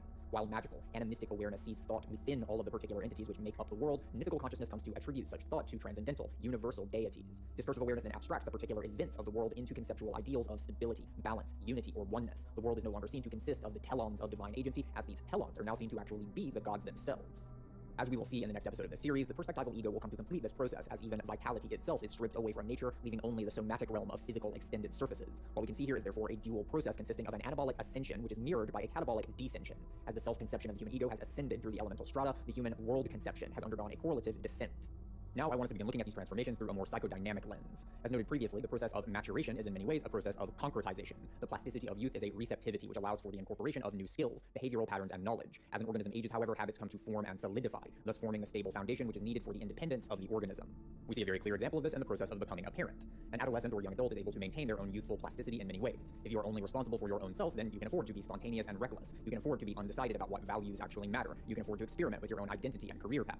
Once a person becomes a parent, however, these luxuries become much more costly. A parent must understand that they are no longer the main character, as it were, because a child needs a stable foundation which can serve to compensate for the child's own youthful plasticity and the vulnerability which that entails. The parent, in other words, must densify. Positive habits need to be established and reinforced so as to become stable norms. Wistful fantasies need to become concrete, actionable values, and these values need to then become invariant compulsions rather than hypothetical ideals. The parent's own life journey must be transmuted into a much slower, more methodical, and repetitive cycle so that the child can assume the role of the adventurer. The teleological current which previously animated the young adult is now passed on to the child. The parent diverges from that journey and densifies so as to become a supporting character rather than a protagonist, at least temporarily. Within the development of the human ego, I believe that we find this exact same process of divergence and densification. As the human ego ascends from the magical realm to the mythical, a sort of binary fission seems to occur. The magical ego splits apart with one half of this divergence ascending upward to become the mythical ego, while the remainder of what was previously the magical ego comes to densify into a subconscious organ. Namely, it becomes the Freudian id. The transition from magical awareness to mythical awareness is an intense birth trauma, within which the basic elements of the psychosexual development come to emerge. The mythical ego emerges as the result of this trauma, and the consequences of this trauma then densify so as to become the innermost engine of the id's primordial instincts. As the discursive ego emerges by fissioning apart from the mythical ego will likewise come to densify into a subconscious organ, or rather a polarity of two distinct organs. The lunar soul will become the anima or animus, the archetypal embodiment of otherness. The anima or animus tends to manifest as an idealized form of the mother or father, an image which comes to define the self in relation to others. As the ego continues to develop, this complex of memories and images will become the living, dynamic motif which will define the ego's interpersonal character. The stellar soul, conversely, will become what is termed the ego ideal within psychodynamic theories. Just as the lunar soul becomes an internal archetype of ideal otherness, the stellar soul becomes an internal archetype of ideal selfhood. Within the Socratic dialogue, Socrates speaks of an inner voice which he refers to as the daimon, an entity which guides him and protects him from making unwise decisions. During the 1st century AD, Plutarch would describe the daimon as being that which mediates between the human being and the transcendental world. More modern thinkers, such as James Hillman, would correlate the notion of the daimon with the Jungian notion of the archetypal self and with the Christian notion of the guardian angel. During his trial, the accusers of Socrates claimed that his daimon represented a heretical religious concept, thus reinforcing their accusation that Socrates was a threat to religious and social order. I believe that this detail is immensely significant, as the daimon is in fact that densified form of the stellar soul. In other words, the very fact that Socrates was able to perceive his daimon as something distinct from his own ego was only possible because his ego had already transitioned from the mythical realm to the discursive realm. The Athenians were more correct than they could have imagined in their accusation that the daimon represented a dangerous spiritual innovation. In fact, what the daimon actually represented was a completely different mode of human subjectivity, one which would come to completely reshape the ancient world. But eventually the ego would come to diverge from the discursive version of itself as well, as discursive awareness would ultimately begin to give way to perspectival awareness, a process which would first begin to truly ignite during the European Renaissance. The discursive ego, like those which came before it, would come to densify and to be incorporated into the human subconscious. The voices of the ancestors became the voices of the gods. The voices of the gods became the discursive ego, and the discursive ego finally would then become the inner critic, what Sigmund Freud termed the superego. Recall that the discursive ego is fundamentally dualistic. It is an organ of conceptualization which deals in contradiction and negation. As such, it is an aspect of our being which is acutely aware of the dissonance between the ideal and the real. While the stellar ego ideal is an image of the ideal self, the superego is rather an organ of discernment, which fixates upon the contrast between the ideal and the immanent. It is an agent of self-discipline and rationality, and is in many ways a necessary faculty in the achievement of human self-reliance and self-cultivation. Nonetheless, it also contains within itself an immense potential for ruthless self-criticism, which can be just as dangerous as the primality and paranoia which characterize the magical id. As the ego ascends, incorporating into itself the various layers of our corporeal constitution, the previous versions of itself come to fission apart and densify, thus becoming the stable, subconscious organs of the human being. Through this lens, we can begin to further refine our understanding of how these various complexes come to form throughout different stages of development, and how these complexes may have manifested in different historical eras. That, however, will have to be an entire project unto itself. Instead, the next stage of this journey will be one in which we examine the advent of perspectival consciousness. We will look at how perspectivity was deeply interwoven with the emergence of modern science, philosophy, and art. We will attempt to unravel the mysterious relationship between perspectival awareness and the metaphysical paradoxes of Christianity, and we will thereby begin to illuminate the truly cosmic implications of this entire evolutionary process. Questions about the nature of human subjectivity will begin to spill over into questions about the nature of consciousness itself and the nature of being as such. Ultimately, these inquiries will bring into focus an understanding of evolution, which is far more deeply metaphysical, organismic, and cosmological than the neo-Darwinian ideology which has come to metastasize within modern academia. The story thus far has been a very weird one, and it is only going to get weirder. Much weirder. Thanks for watching. Experience and external contents of world. Within pre-modern thought, there simply was no notion of consciousness as a private inner space. Throughout the narrative we have covered thus far in this series of videos, we have seen the way in which the human ego has evolved over time. We have seen that human subjectivity has undergone various phases within which our self-conception has evolved. During the magical epoch, the human self was identified as the vital body. We experienced ourselves to be our vital life processes. Within mythical consciousness, we experienced ourselves as our sentient, behavioral agency. Within discursive consciousness, we came to experience ourselves as being our inner voices. But as perspectival consciousness slowly came to germinate in the wake of Christianity, human subjectivity would gradually begin to experience itself as subjectivity. Our own I-amness would begin to conceptually experience itself as I-amness. Through this process, the human ego would begin to awaken to itself as an inner world, and ultimately we would find ourselves in a cataclysmic confrontation with the absolute darkness of that inner world. Another significant intimation of this process can be seen in the radical metaphysics of the Italian philosopher and poet Giordano Bruno. Born in 1548, Bruno would come to champion a metaphysics which starkly contrasted with Christian Aristotelianism. Today, Bruno is typically depicted as a martyr for science who was persecuted and ultimately executed for his belief in an infinite pantheistic universe. Bruno argued that a finite universe was unbefitting of an omnipotent creator god, and thus declared that the Aristotelian cosmos was pathetically minuscule and monotonous. The Aristotelian cosmos was one which consisted of a hierarchy of concentric spheres. Beginning with the lowest realm within the center of the earth and expanding outward, these spheres were each characterized by a certain archetypal composition. The moon acted as a mediator between celestial and terrestrial spheres. The sublunary world was understood as one of material substance, while the superlunary realm was understood as one of psychical substance. Beyond the firmament, one would eventually reach the primum mobile, the sphere of the fixed stars, and then finally the empyrean, the highest stratum of the heavenly domain, which consisted of pure divine fires. Giordano Bruno rejected this cosmology and instead espoused a form of heliocentrism, within which the celestial motions were understood to be a type of physical motion, not unlike that of corporeal bodies here on Earth. Bruno's conception of celestial motions was one in which bodies were compelled by either gravity or levity, the tendencies of objects to ascend or descend to the place in which they are most at home within the whole of a planetary system. Bruno argued that when an object is fully integrated into the whole which it forms a part of, the object becomes weightless and is no longer characterized by either levity or gravity. For example, if an object with the exact same density as water is suspended in water, then it will effectively become weightless and will attempt to neither ascend or descend. Similarly, Bruno argued that planetary bodies operate in exactly the same way. Since the planetary bodies are fully integrated into the whole of the solar system, the bodies are neither ejected from the solar system by levity or slowed down by gravity. They simply continue along their fixed curvilinear paths, as these paths are the trajectories along which the planets are most truly at one with the solar system as a totality. Although Bruno's conception of planetary motion might initially seem quite distinct from the Newtonian model, which would later become dominant, we should notice here that the core of Bruno's conception is a very clear foreshadowing of Newtonian gravity. Both Bruno and Newton would conceptualize planetary motions in such a way that the elliptical paths of the planets were understood as states of rest, and as such, that no active force needed to be at work in compelling such motions. Although his cosmological vision would eventually become obscured by the advent of Newtonian science, Bruno's understanding of the heavens would also lay the groundwork for the interdisciplinary astronomy developed by Rudolf Steiner during the 20th century. Through reconceptualizing the celestial domain in these ways, Bruno was able to envision a cosmos with no true center and no outer limits, a world which consisted of an infinite expanse of potentiality, an outer space which was in fact the inner space of the divine, or we might say the subjective interiority of God. Bruno's most central and most radical departure from Aristotelianism, however, would consist in his reconceptualization of substance. Within Aristotelian cosmology, substance and matter were differentiated. While matter was understood as participation in the formless prima materia or cora, substance was instead understood as ousia, a term which was understood to refer to the immanent particularity of an entity. The ousia of an object was understood to be a unified identity which was formed through a particular coalescence of psyche and matter. Ousia, therefore, is not understood to be something independent of those formal qualities. If one stripped away the psychical and corporeal qualities from a human being, then that person would simply cease to exist. There would be nothing left over, as it were, apart from the psychical forms and their corporeal embodiment. Within the Aristotelian understanding, there is no deeper soul which lies behind the forms. In contrast to the Aristotelian doctrine of ousia, Giordano Bruno instead proposed a cosmology within which the fundamental basis of being consisted of a vast plurality of irreducible monads. While Aristotelian ousia was understood as a fixed substance which was defined and determined by the forms which adhere within it, Bruno's monads were instead understood to exist independently of both psychical and corporeal qualities. Each monad was conceptualized as being an entirely self-determined incorporeal entity, and each monad was understood to be an extension and reiteration of the universal, cosmic monad which was the being of God. Each monad was understood to be an agent of self-organization, and this self-generative activity was understood in terms of the distinction between implication and explication. In many ways, we can see Bruno's cosmology as a precursor of Leibnizian monadology, but his work is equally a precursor of David Bohm's holographic cosmology, which is also grounded in a distinction between implicate and explicate domains of existence.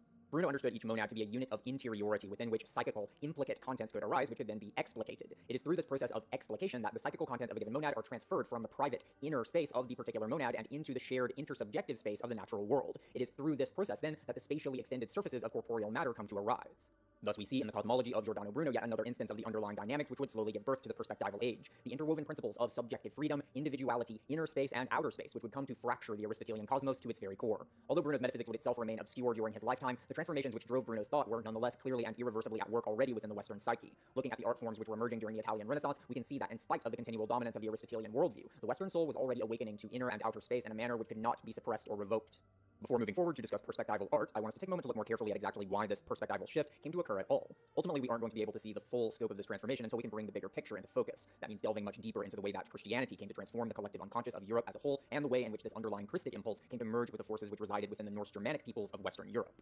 For now, however, we can already see some of the ways in which the medieval world was inherently unstable. Christianity implied that all human beings were, at the most fundamental level, equivalently valued by God, yet within the Aristotelian doctrine of ousia, the divine spark of the human being could only be understood as the rational psyche. The rational psyche consisted of a particular constellation of forms, and this meant that different human beings did not have the same rational psyche. Within Aristotelian metaphysics, there was no deeper soul which could be seen as equivalent for all human beings. Nominalism, conversely, implied that the human psyche was, at least in some sense, a blank slate rather than a complex of pre-existent forms. Likewise, Giordano Bruno's monads were all fundamentally identical in and of themselves. It could thus be said that all human souls were all equally divine sparks which were made in the image of God.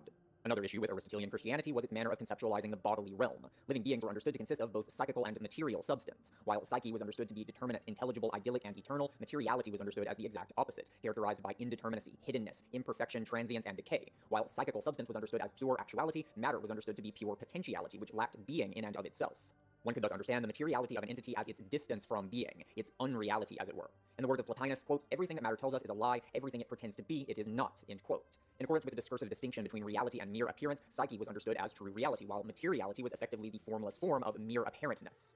As such, Aristotelian Christians conceptualized human salvation as a kind of rebirth in which the resurrection body, or glorified body, would consist entirely of psychical substance. This glorified body would consist of pure psychical actuality, as the darkness, hiddenness, and formlessness of the prima materia would have been purged from its being. As such, the doctrine of Aristotelian Christianity effectively conceptualized salvation as a kind of dematerialization of reality. This manner of interpreting Christianity, however, brought with it some very serious theological problems. If materiality is to be understood as pure fallenness, then how can this be reconciled with the belief that Jesus of Nazareth was both fully man and fully God? Several medieval theologians, including Peter Lombard and Thomas Aquinas, struggled with the possibility that Jesus' body might have been some sort of non-material matter, so as to see it as uncontaminated by the darkness of the Great Mother. Christianity also insisted upon the moral agency of individual human beings in a manner which was far more radical than perhaps any other religious tradition. The ultimate project of Christianity was to become Christ-like. The divinity of Christ was understood to be the identity of his personal will with the will of God. As such, becoming like Christ necessarily implied changing one's own inner will so as to bring it into accordance with the cosmic logos. Each human being was understood to be ultimately responsible for his or her own ability or inability to achieve this concordance. Within medieval Aristotelianism, however, human behavior was understood to be dictated by the composition of one's rational psyche. The forms which constitute the rational psyche were seen to determine human behavior. Insofar as the human being is identified as being that rational psyche, then we could say that a person's thoughts and actions are in some sense free, at least insofar as they are enactments of one's own rational psyche and not compelled by something external. So in other words, if you are your rational psyche and your rational psyche is causing all of your actions, then you could say that all of your actions and decisions are being caused by you. As such, there was a kind of free will here, but nonetheless, the Aristotelian doctrine of ousia, as we have already seen, didn't allow for there to be any sort of truly unconstrained agency which could be seen to reside behind or beneath the rational psyche. This conflicted with the notion of ultimate moral responsibility, as a person could be said to be determined by the forms which constitute the rational psyche, while being unable to choose or alter that constitution. Another equally crucial factor which would lead to the breakdown of the medieval worldview can be seen in the underlying Christian demand for personal authenticity. Christianity is, perhaps above all else, the promise of salvation through the Christification of the individual human person. The figure of Christ is understood to be the embodiment of the will of God. He is understood to be the cosmic logos which generates and sustains reality. Becoming Christ-like, therefore, demands a fundamental accordance of one's own innermost will with the cosmic will which is the logos. As such, Christianity places an immense and even paradoxical demand upon the human soul. It is never truly enough for a Christian to profess belief in a certain creed or adhere to a certain doctrine or code of behavior in order to truly become Christ-like. The innermost will of the human soul must actually become the logos, such that the human being's own inner will and the cosmic will come to be identical. What Christianity demands of the human being, therefore, is an absolutely authentic conviction. In order to truly align one's own inner will with that of the logos and fully submit oneself to the moral demands of that logos, the human being must believe in an absolutely authentic and self-assured manner that this logos is indeed what the Christian narrative implies it to be. Other forms of Neoplatonic religiosity tended to be grounded in a purely transcendental world. Believing in the monad of Plotinus or the unmoved mover of Aristotle is ultimately a matter of pure reason alone. Christianity, however, is very different in this regard. Belief in Christianity must ultimately be a belief in the possibility of salvation for the individual human person. Here it is the resurrection of Christ, not merely as a symbol or allegory, but as a concrete, imminently historical event which is meant to solidify this belief in the salvific power of the Christian faith. Christianity demands ultimate moral and epistemological authenticity, and this authenticity of conviction can never simply amount to a conviction in abstract philosophical propositions. One must actually believe that the resurrection of Christ actually occurred in the natural world as a concrete historical event, which was, and I cannot emphasize these next words enough, actually witnessed by human eyes. The problem then, of course, is that those who are said to have actually witnessed this event are all long dead and had been for centuries, even by the time that Christian theology came to take on philosophically coherent forms. In a way that is utterly unique among all other religious traditions, the problem of belief came to be absolutely central to the Christian faith. The sort of unwavering conviction demanded by Christianity seemed to be virtually impossible, and yet at an unconscious level the Christian soul nonetheless held fast to the promise of salvation. This salvation, however, demanded absolute conviction, and such absolute conviction demanded absolute certainty. The Christian soul thus came to be compelled by the need to witness the truth of the cosmos with its own eyes. Deep within the core of the Christian psyche slumbered the unspoken knowledge that the absolute conviction demanded of it by salvation was only possible through the absolute confirmation bestowed by direct, imminent experience. With René Descartes, we see a metaphysics which was explicitly driven by the turmoils of doubt and faith. Descartes was compelled by the sense that mere profession of belief in the traditional worldview was simply inadequate to the demands of authentic belief. He therefore attempted to establish a new kind of theology which sought God through the pursuit of subjective certainty. And significantly, he sought the path to this certainty through the inner world of subjectivity itself, through the certainty of self-reflectivity. Cartesian truth, therefore, came to be grounded in clear and distinct ideas, which could be directly beheld by the mind, objects of awareness which were fully exposed to the scrutiny of incessant doubt.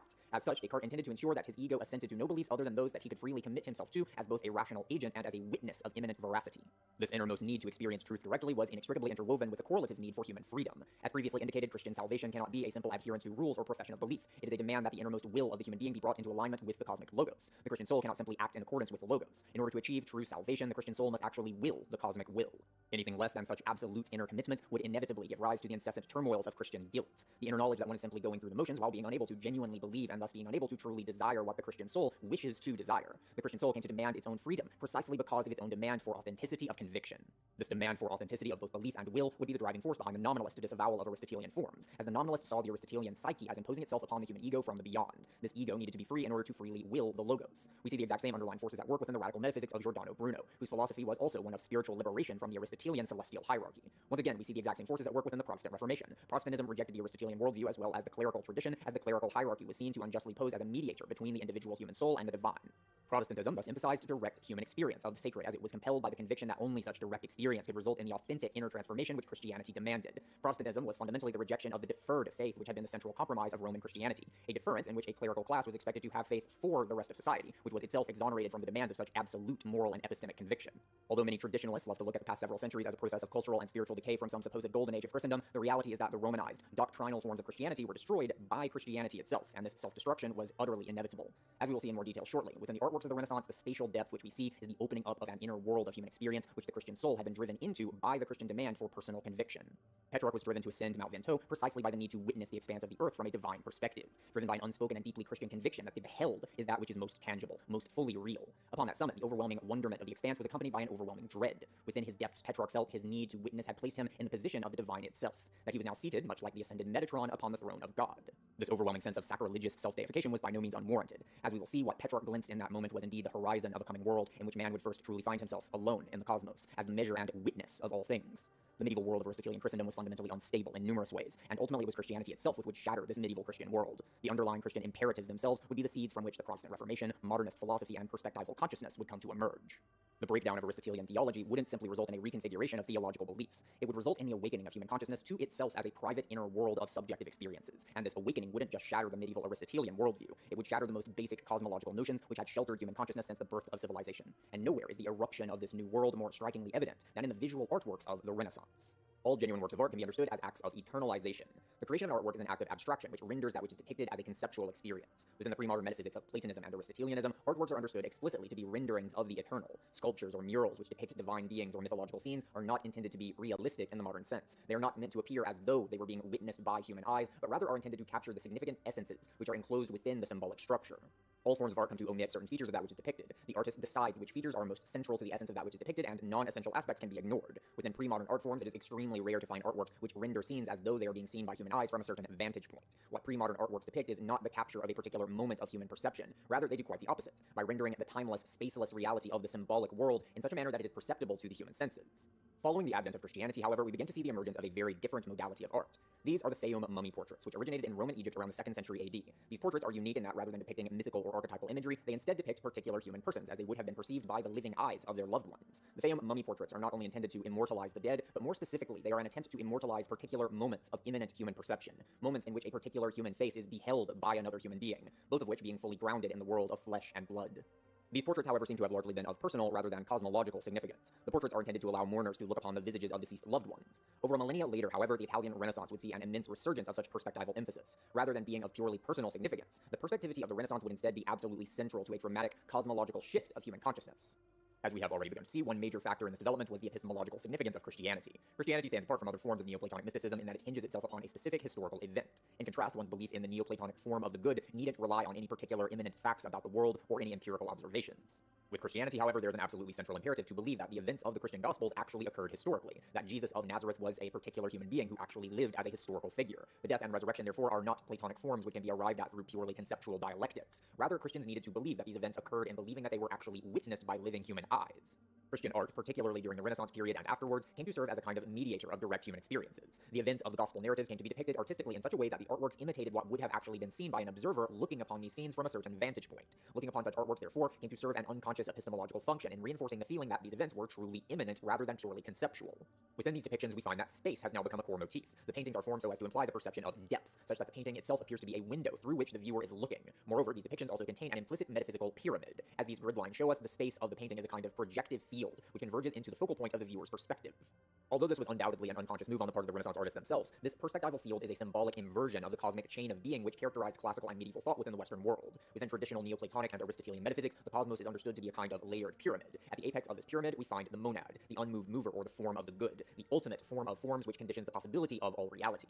As we move down this pyramid, we find more complex and specific elaborations of the archetypal principle embodied by this monad. As we descend further from the apex, we find layers of reality which are more densified, composite, and particularized, until finally arriving at the lowest layer of reality, the formless prima materia, or cora. This pyramid of being is one in which universality is regarded as more fully real than particularity. As we move down the pyramid, we move into realms of greater particularity, greater formlessness, and greater darkness, greater distance from the unifying apex of ultimate universality.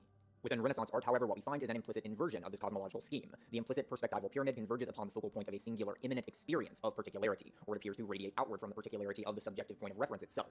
In either case, we have an implicit affirmation of the singular, imminent experience in contrast to the universal. The base of this pyramid is all-encompassing as it expands indefinitely into the infinite distance, but the universality of this base is subordinated to the singularity of the focal point. As will become clearer moving forward, what is happening here is the unconscious reconceptualization of ultimate transcendence, which is now no longer being seen as ultimate universality, but rather as the ultimate singularity of subjectivity. We see this exact same inversion of the Platonic hierarchy within the metaphysics of René Descartes. Descartes' philosophy, much like that of the nominalist and Giordano Bruno, was explicitly framed as a departure from the predominant Aristotelianism of his time. Descartes' metaphysics begins with systematic doubt. Descartes aspires to call into question all that can be questioned in an effort to resituate philosophy upon solid, incontestable grounds. Descartes himself was a mercenary and likely a double agent and spy within the 30 Years' War, one of the most bloody shadows of the Protestant Reformation. He had seen firsthand the horrors of a world which was being torn asunder by an inability to find solid metaphysical foundations which could ground disagreements about theological principles. Moreover, this was an era in which the world of European Christendom was being destabilized on many other fronts as well. The Americas had been discovered within living memory, resulting in immense economic and militaristic developments and thus resulting in rapid transformations of Europe's political landscape. This was also an era which would see the first stirrings of what would become modern science. The developments of Galileo and Kepler had begun to irredeemably shatter the Aristotelian interpretation of the astronomic domain, thus calling into question the whole of the Aristotelian cosmology and, by extension, leaving the world of theology on much less stable footing as well. Descartes' systematic doubt was therefore, ironically, rooted in the desperate need for absolute certainty, the need for an anchor which could ground the human soul within the midst of the chaotic tempest which had begun to make landfall. As such, Descartes' skepticism led him to doubt all that he might claim to know, doubting his beliefs about the world beyond his senses, and then doubting the world even as it appeared to his immediate perceptions, and finally coming to doubt even his own body and the contents of his own mind. Descartes thus retreated further and further into himself in search of that which could not be doubted. Finally, Descartes did arrive at that which could not be doubted, the source of all doubt itself, the perspectival ego. Staking his claim to this absolute certainty, Descartes declared, "I think, therefore I am." Through this meditation, Descartes had achieved two monumental developments which would both come to be of pivotal importance within the narrative of human consciousness for the next 5 centuries. On the one hand, Descartes had brought himself into the first explicit awareness of his own selfhood as I amness, the first philosophically explicit awakening of subjectivity as subjectivity. On the other hand, Descartes had also achieved the first intimations of schizophrenia. There's an intimate relationship between doubt and the membrane which divides self and world. Calling the external world into doubt is itself a kind of externalization of one's own experiences of the world. It is a form of dissociation, precisely because the boundaries of the ego are determined in large part by the dividing line which separates that which can and cannot be trusted. Likewise, calling into doubt one's own body is a dissociation from the body. This dissociation can result in a sense of being imprisoned in one's own mind, and this dissociation is as much somatic as it is psychical. fMRI research has shown that many survivors of severe trauma tend to exhibit significantly less brain activity within a vertical band of the cerebral cortex, which is sometimes referred to as the mohawk of selfhood. These trauma victims also exhibit significantly less physical sensitivity than other individuals. If I place an object such as a key or coin in your hand, then you can likely tell me what the object is while blindfolded by using tactile sensations alone. Patients with decreased activity within the cerebral band, however, are often unable to do so. By dissociating cognitively from the body, these patients seem to have quite literally anesthetized themselves to their own bodies as a kind of defense mechanism. By ceasing to fully integrate the physical body into one sense of selfhood, the body literally becomes more numb to physical and psychological pain. In other words, the re-territorialization of the boundary between self and world is not merely conceptual. It is a process by which the noetic, sentient, vital, and somatic layers of the human organism come to coordinate their relationships to one another within the continual self-generation of the organism as a whole. As such, dissociation from the thoughts inside one's own mind through chronic doubt can result in a devastating spiral, by which the perspectival ego comes to simply collapse into itself, as it comes to experience all other aspects of the extended self as external, alien forces. As we will come to see in more detail later on, this schizophrenic implosion is of immense danger to perspectival consciousness in particular, as it is through the development of perspectival consciousness that the human being must come to take conscious control of its own self-delineation. The neuroscientist and psychiatrist Ian McGilchrist has argued on similar grounds that René Descartes likely suffered from schizophrenia symptoms. McGilchrist considers these schizophrenic symptoms to be indicative of a disconnection between the left and right hemispheres of the cerebral cortex. Although I certainly do think that such a disconnect is likely at play here, I think that the sense of selfhood is the deeper factor, as it is the self-delineation of the human ego, which conditions the integration of the disparate psychical and corporeal organs into a cohesive totality. Returning to Descartes' philosophy, we can see that this contraction of the ego was accompanied by a metaphysical contraction of subjectivity itself. The reason why we do not find an explicit notion of consciousness as such within classical or medieval philosophy is because there was not yet any differentiation between immanent existence and existence within a field of consciousness. The notion of blind, lifelessly objective matter simply did not yet exist, and as such, the notion of consciousness as a unique quality separate from being itself was not yet formulated either.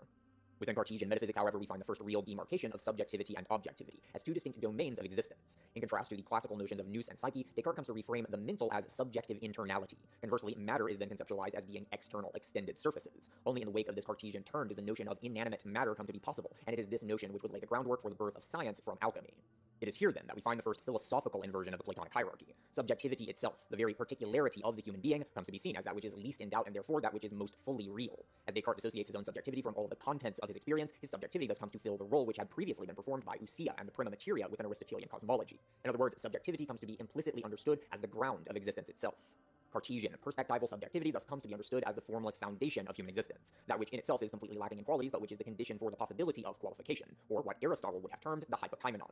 One question yet remains, however, which Descartes does not address explicitly. What exactly is this I amness? What exactly is the nature of this formless inner space which lies beneath all contents of human experience? And how is it that this strange something is able not only to think, but to think itself? Following the developments of the Renaissance and the Cartesian Revolution, Western thought would come to be obsessively fixated upon subjectivity. This was not a fixation upon consciousness or awareness in the more general sense which we find in Eastern traditions. It was rather a fixation upon subjectivity as such, subjectivity as the inner space of experience, which mediates between the interiority of the self and the externality of otherness.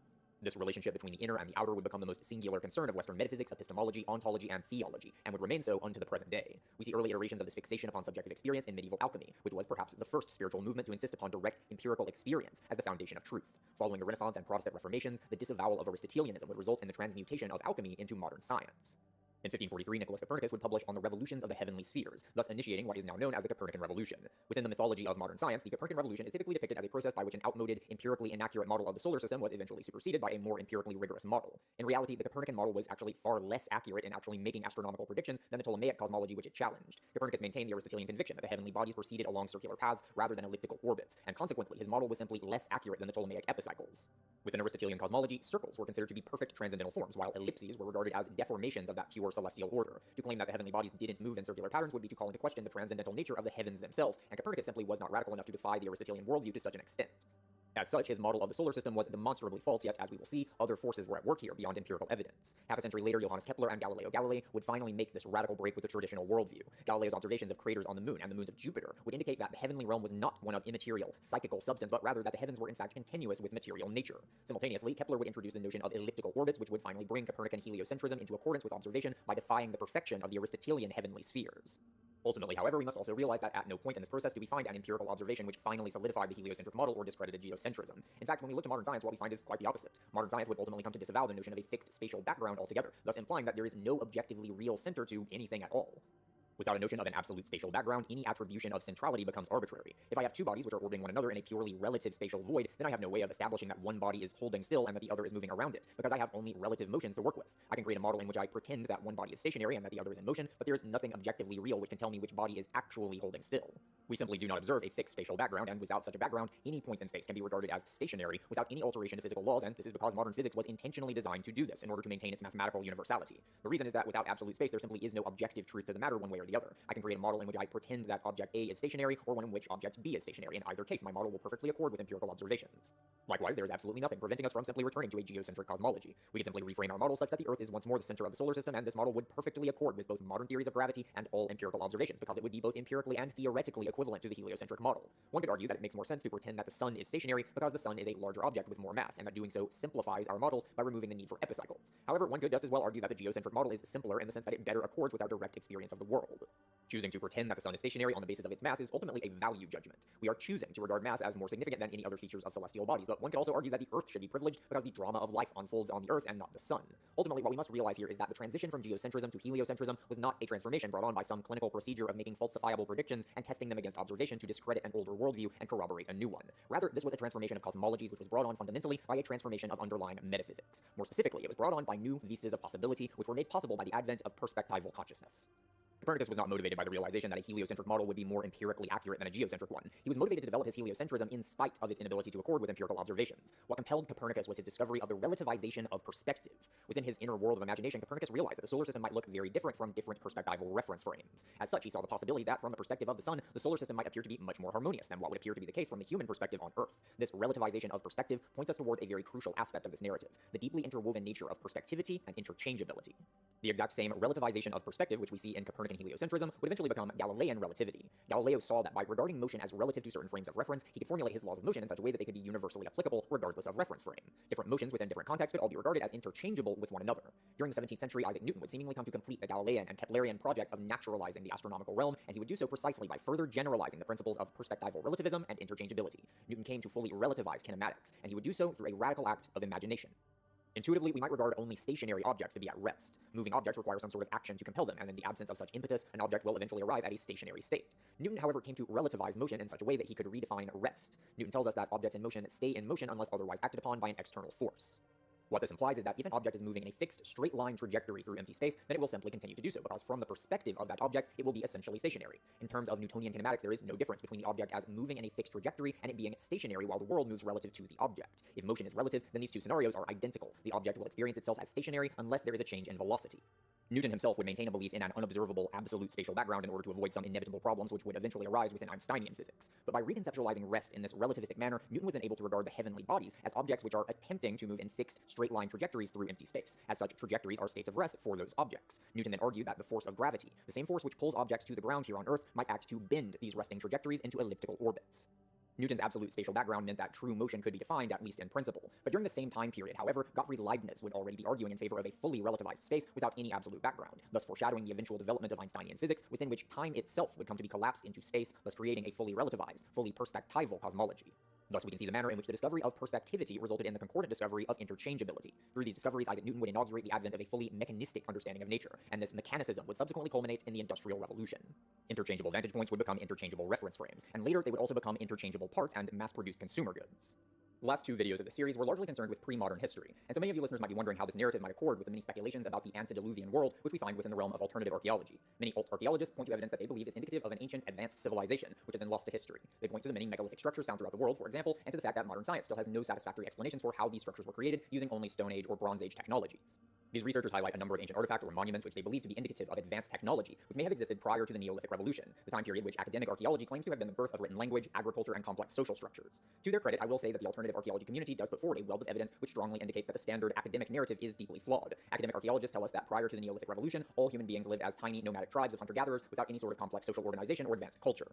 As I see it, this academic narrative is little more than a vestige of a very outmoded story of progress which came to prominence during the 18th and 19th centuries. European academics believed themselves to be the absolute pinnacle of human evolution due to having shed the superstitious baggage of the Christian worldview in favor of the mechanistic sciences. As such, these academics tended to construe human history as a narrative of gradual enlightenment, through which the powers of science and technology came to slowly uplift us from our fallen state as filthy, barbaric, superstitious savages.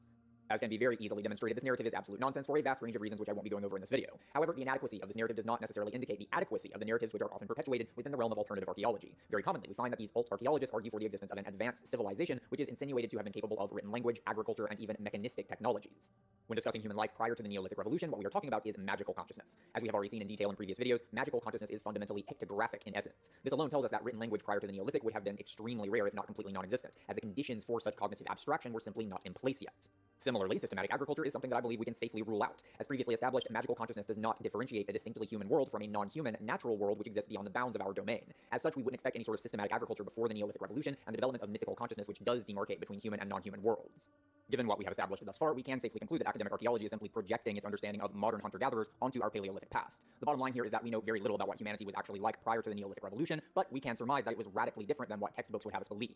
Although magical consciousness is fundamentally tribalistic in nature, this doesn't preclude the possibility that higher-order social structures might have been possible, especially given the fundamentally telepathic nature of the magical structure. It could have been, for example, that many dozens or even hundreds of individual tribes could have been interwoven together into larger social bodies, which could have been capable of architectural achievements which go far beyond what is possible for individual tribes of hunter-gatherers. It is also very possible that such animistic and shamanic consciousness was capable of interacting with nature in ways which would seem utterly fantastical from our modern perspectives. As such, I'm not going to fully write off the notion that there may have been some sort of antediluvian civilization, granted that we are able to drastically reconceptualize what we have in mind when we use a word like civilization. When we use the phrase advanced civilization, we tend to imagine agriculture, written language, complex social hierarchies, and machine technologies. If we are going to take the notion of an antediluvian civilization seriously, then we need to be able to seriously rethink these unspoken connotations. The reality is that we simply do not find any of the machines that were supposedly in use by this alleged civilization. In light of this, certain archaeologists have speculated that perhaps these ancient peoples destroyed all traces of this technology for some sort of ideological or religious reasons. So this, ladies and gentlemen, is a theory which is making excuses for its own lack of evidence right out of the gate, and we should be very skeptical of theories which do this. Being empirical means formulating theories which accord with what we actually see and no more, not fantasizing evidence into existence which isn't actually there. The reason I decided to go on this tangent now is because the claims of advanced machine technologies need to be contextualized by developments which actually led to the advent of industrialization in modern history. Here we need to be very careful not to fall into an overly naive and simplistic understanding of technological developments. Due to the mythology of modern techno-science, we might be led to believe that technological developments come about simply through advances in the human understanding of the world. We get smarter over time, so it is said, and this knowledge then results in technologies which drive civilization forward. This understanding of technological development is, much like the progress narrative of academic archaeology, nothing more than a fantasy, one which completely ignores sociological, religious, metaphysical, and cultural factors, let alone the evolution of human consciousness. So consider for a moment what sort of awareness needs to be at play in order to create a technology such as a steam-powered pump, one of the first technologies which would lay the groundwork for industrialization. One might presume that simply understanding how nature works is enough. If I can see that coal can be burned, then I can infer that this fire can boil water. If I understand that boiling water creates steam and that steam creates pressure, then I can infer that this pressure might act to move a solid object, and so on.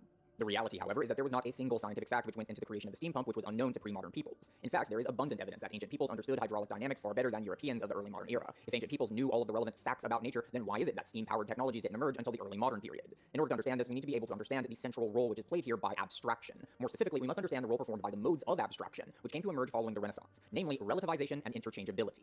In order to conceptualize the steam pump, it simply isn't enough to understand that coal can be burned or that steam creates pressure. One must be able to see that the heat produced by the burning coal is, in some sense, equivalent to the pressure created by the steam. One must see that the pressure created by the steam is somehow equivalent to the motions of the piston, and one must see that this motion is somehow equivalent to the water being pumped from your iron mine. In other words, creating the steam pump requires us to think in terms of a notion which is so abstract that we simply do not see it in nature at all. That abstraction is the notion of energy. Energy is such a fundamental notion within the modern worldview that this might seem like an odd statement. We tend to refer to essentially everything as energy in some sense or another. How can it be said that we do not actually see energy in nature if it is surrounding us at all times? We must realize, however, that this very generality of energy is its abstractness. We can refer to gravity, electrical discharge, burning coal, and chemical bonds all as energy, precisely because it is an invisible abstraction which cannot be identified with any particular object's qualities or processes. It is simply the abstract notion of the possibility of change itself.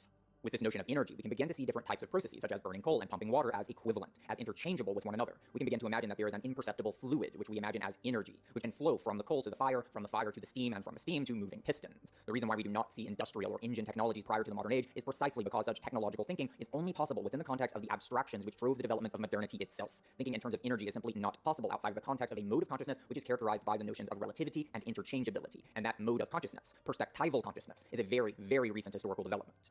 I am, of course, very aware that all archaeologists have examples of artifacts which they believe to be indications of machine technologies. However, I very strongly believe that these are actually examples of something much more bizarre, partially because we do not find even a single instance of such technologies, but even more so because I believe that the kind of thinking required to create modern technologies was simply not possible prior to the European Renaissance. If we are going to speak of a lost antediluvian civilization, then we need to seriously rethink what we mean by civilization. And if we are to speak of lost ancient technologies, then we need to seriously rethink what we mean by technologies. As we saw in detail in the last two videos of this series, each modality of human consciousness has contained within its own foundations a fundamental tension which would eventually necessitate its own collapse, and the advent of the subsequent structure of consciousness. Magical consciousness was grounded in the underlying unity of humanity and nature, and ultimately the violence and primality of nature itself would result in the breakdown of this harmonious unity, and therefore the advent of mythical polarity. Mythical polarity, likewise, would contain within itself an inner imbalance of light and darkness, order and chaos, heavens and earth, and this imbalance would ultimately result in the discovery of negation, and thus the advent of the discursive structure. Discursive consciousness, at least in the Western world, would then come to be destabilized by its own demand for epistemological and moral agency, thus resulting in the advent of perspectivity. Within perspectival consciousness, we once again find an innermost engine, which is fueled by a fundamental imbalance. Now, however, this antinomy becomes the incongruity of internality and externality. The core struggle of the perspectival age would become the seemingly irreconcilable confrontation between the inner world of subjectivity, which we had come to discover, and the objectivity of a world which now more so than ever seemed to be an incomprehensible alien force. Humanity was now poised to enter into a climactic confrontation with the Great Other. This confrontation would result in an almost complete reworlding of our planet, and the central battleground of this confrontation would be a Western soul which, oftentimes in spite of itself, has remained thoroughly Christianized down to its very core. The dialectical unfolding of this antinomy of subjectivity and alterity is what we refer to as the history of modernity. As we have already begun to see, the advent of modern science was the advent of a thoroughly empiricist understanding of nature. Subjective experience was now regarded as the ultimate arbiter of knowledge about the natural world, if not reality itself. This empiricism, however, would come with the additional and almost universally unspoken implication that only sensations are truly empirical experiences. And here we need to understand why this is and what this nuance truly amounts to. Once again, we should recall that the nominalist movement first promoted the notion that ideas are not forms that reside in the world itself, but rather are generalizations, abstractions which are only real within the human mind or the mind of God. This would result in yet another notion which has become so foundational to modern consciousness that it is almost impossible for us to realize just how uniquely modern it is. The notion that concepts are actually created by the human mind and used as a kind of filter for human experiences, in contrast to the traditional notion that concepts, or forms, are actually contents of the world in itself. Quote, and as there is evidently nothing subsisting in disconnection from extended, that is, physical objects perceived by the senses, the thoughts are within the perceived forms, as are the abstract predicates and the various states and affectations of the things perceived. Aristotle, on the Soul. As bizarre as this might seem to our modern eyes, what Aristotle is stating here is that thoughts are things that subsist within the world and thus are perceived by the human mind rather than things which are actually produced within human subjectivity. What Aristotle is claiming here is something that was simply taken for granted as obvious by pre-modern peoples. Yet by the time of the early modern period, the exact converse would be taken for granted by the British empiricists such as John Locke, David Hume, and Isaac Newton. During the 13th century, Thomas Aquinas would claim that, quote, intellectual knowledge in us has its origin from sense. Thomas Aquinas, however, was an Aristotelian and certainly not a British empiricist. Aristotle had contended that form is inseparable from substance, but the Aristotelian world was characterized by both material and psychical substance. As such, it could be argued that forms could be perceived within psychic substances independently of the human senses by use of higher faculties. Aquinas, however, is taking the more radical position that our perceptions of forms are necessarily mediated by the senses and thus mediated by material substance. As such, we can see his proclamation as a foreshadowing of scientific empiricism, but nonetheless, Aquinas did affirm the traditional view that forms actually subsist in the world rather than being fabrications of the human mind.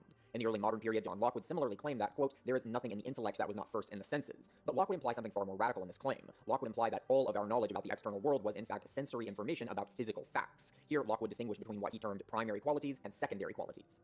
Secondary qualities for Locke were purely subjective affects of the perceiver. The smell of a rose, for example, or the redness of its petals would be considered secondary in the sense that these qualities only existed within the human subject, not in the world itself. The world itself then consisted only of primary qualities, which were understood to be objective facts about physical bodies defined by extended surfaces. All subjective qualities were thus understood to reside within the human mind alone, and these subjective aspects of experience included the conceptual contents which were seen to be applied to the experience by the human mind from within. What this then implies is that the objective world in itself consists only of physical facts such as weight, mass, hardness, acceleration, or density, qualities of extended surfaces which were understood to be truly real, precisely because they were not relative to the subjectivity of the observer.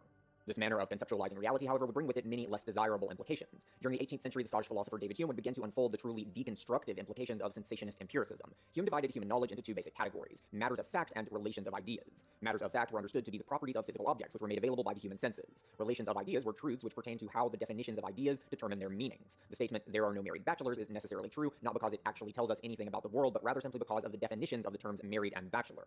In contrast to classical philosophers, David Hume believed that there really were no conceptual contents of reality, and thus believed that the only true matters of fact were achieved by physical sensations. As a consequence, this implied that no generalization could ever be an actual matter of fact. If I state that I am seeing the sun rise, then that is a fact about a sensory experience. However, if I claim that the sun will rise every morning, then I am making a generalization which can never be confirmed by any amount of sensory observations.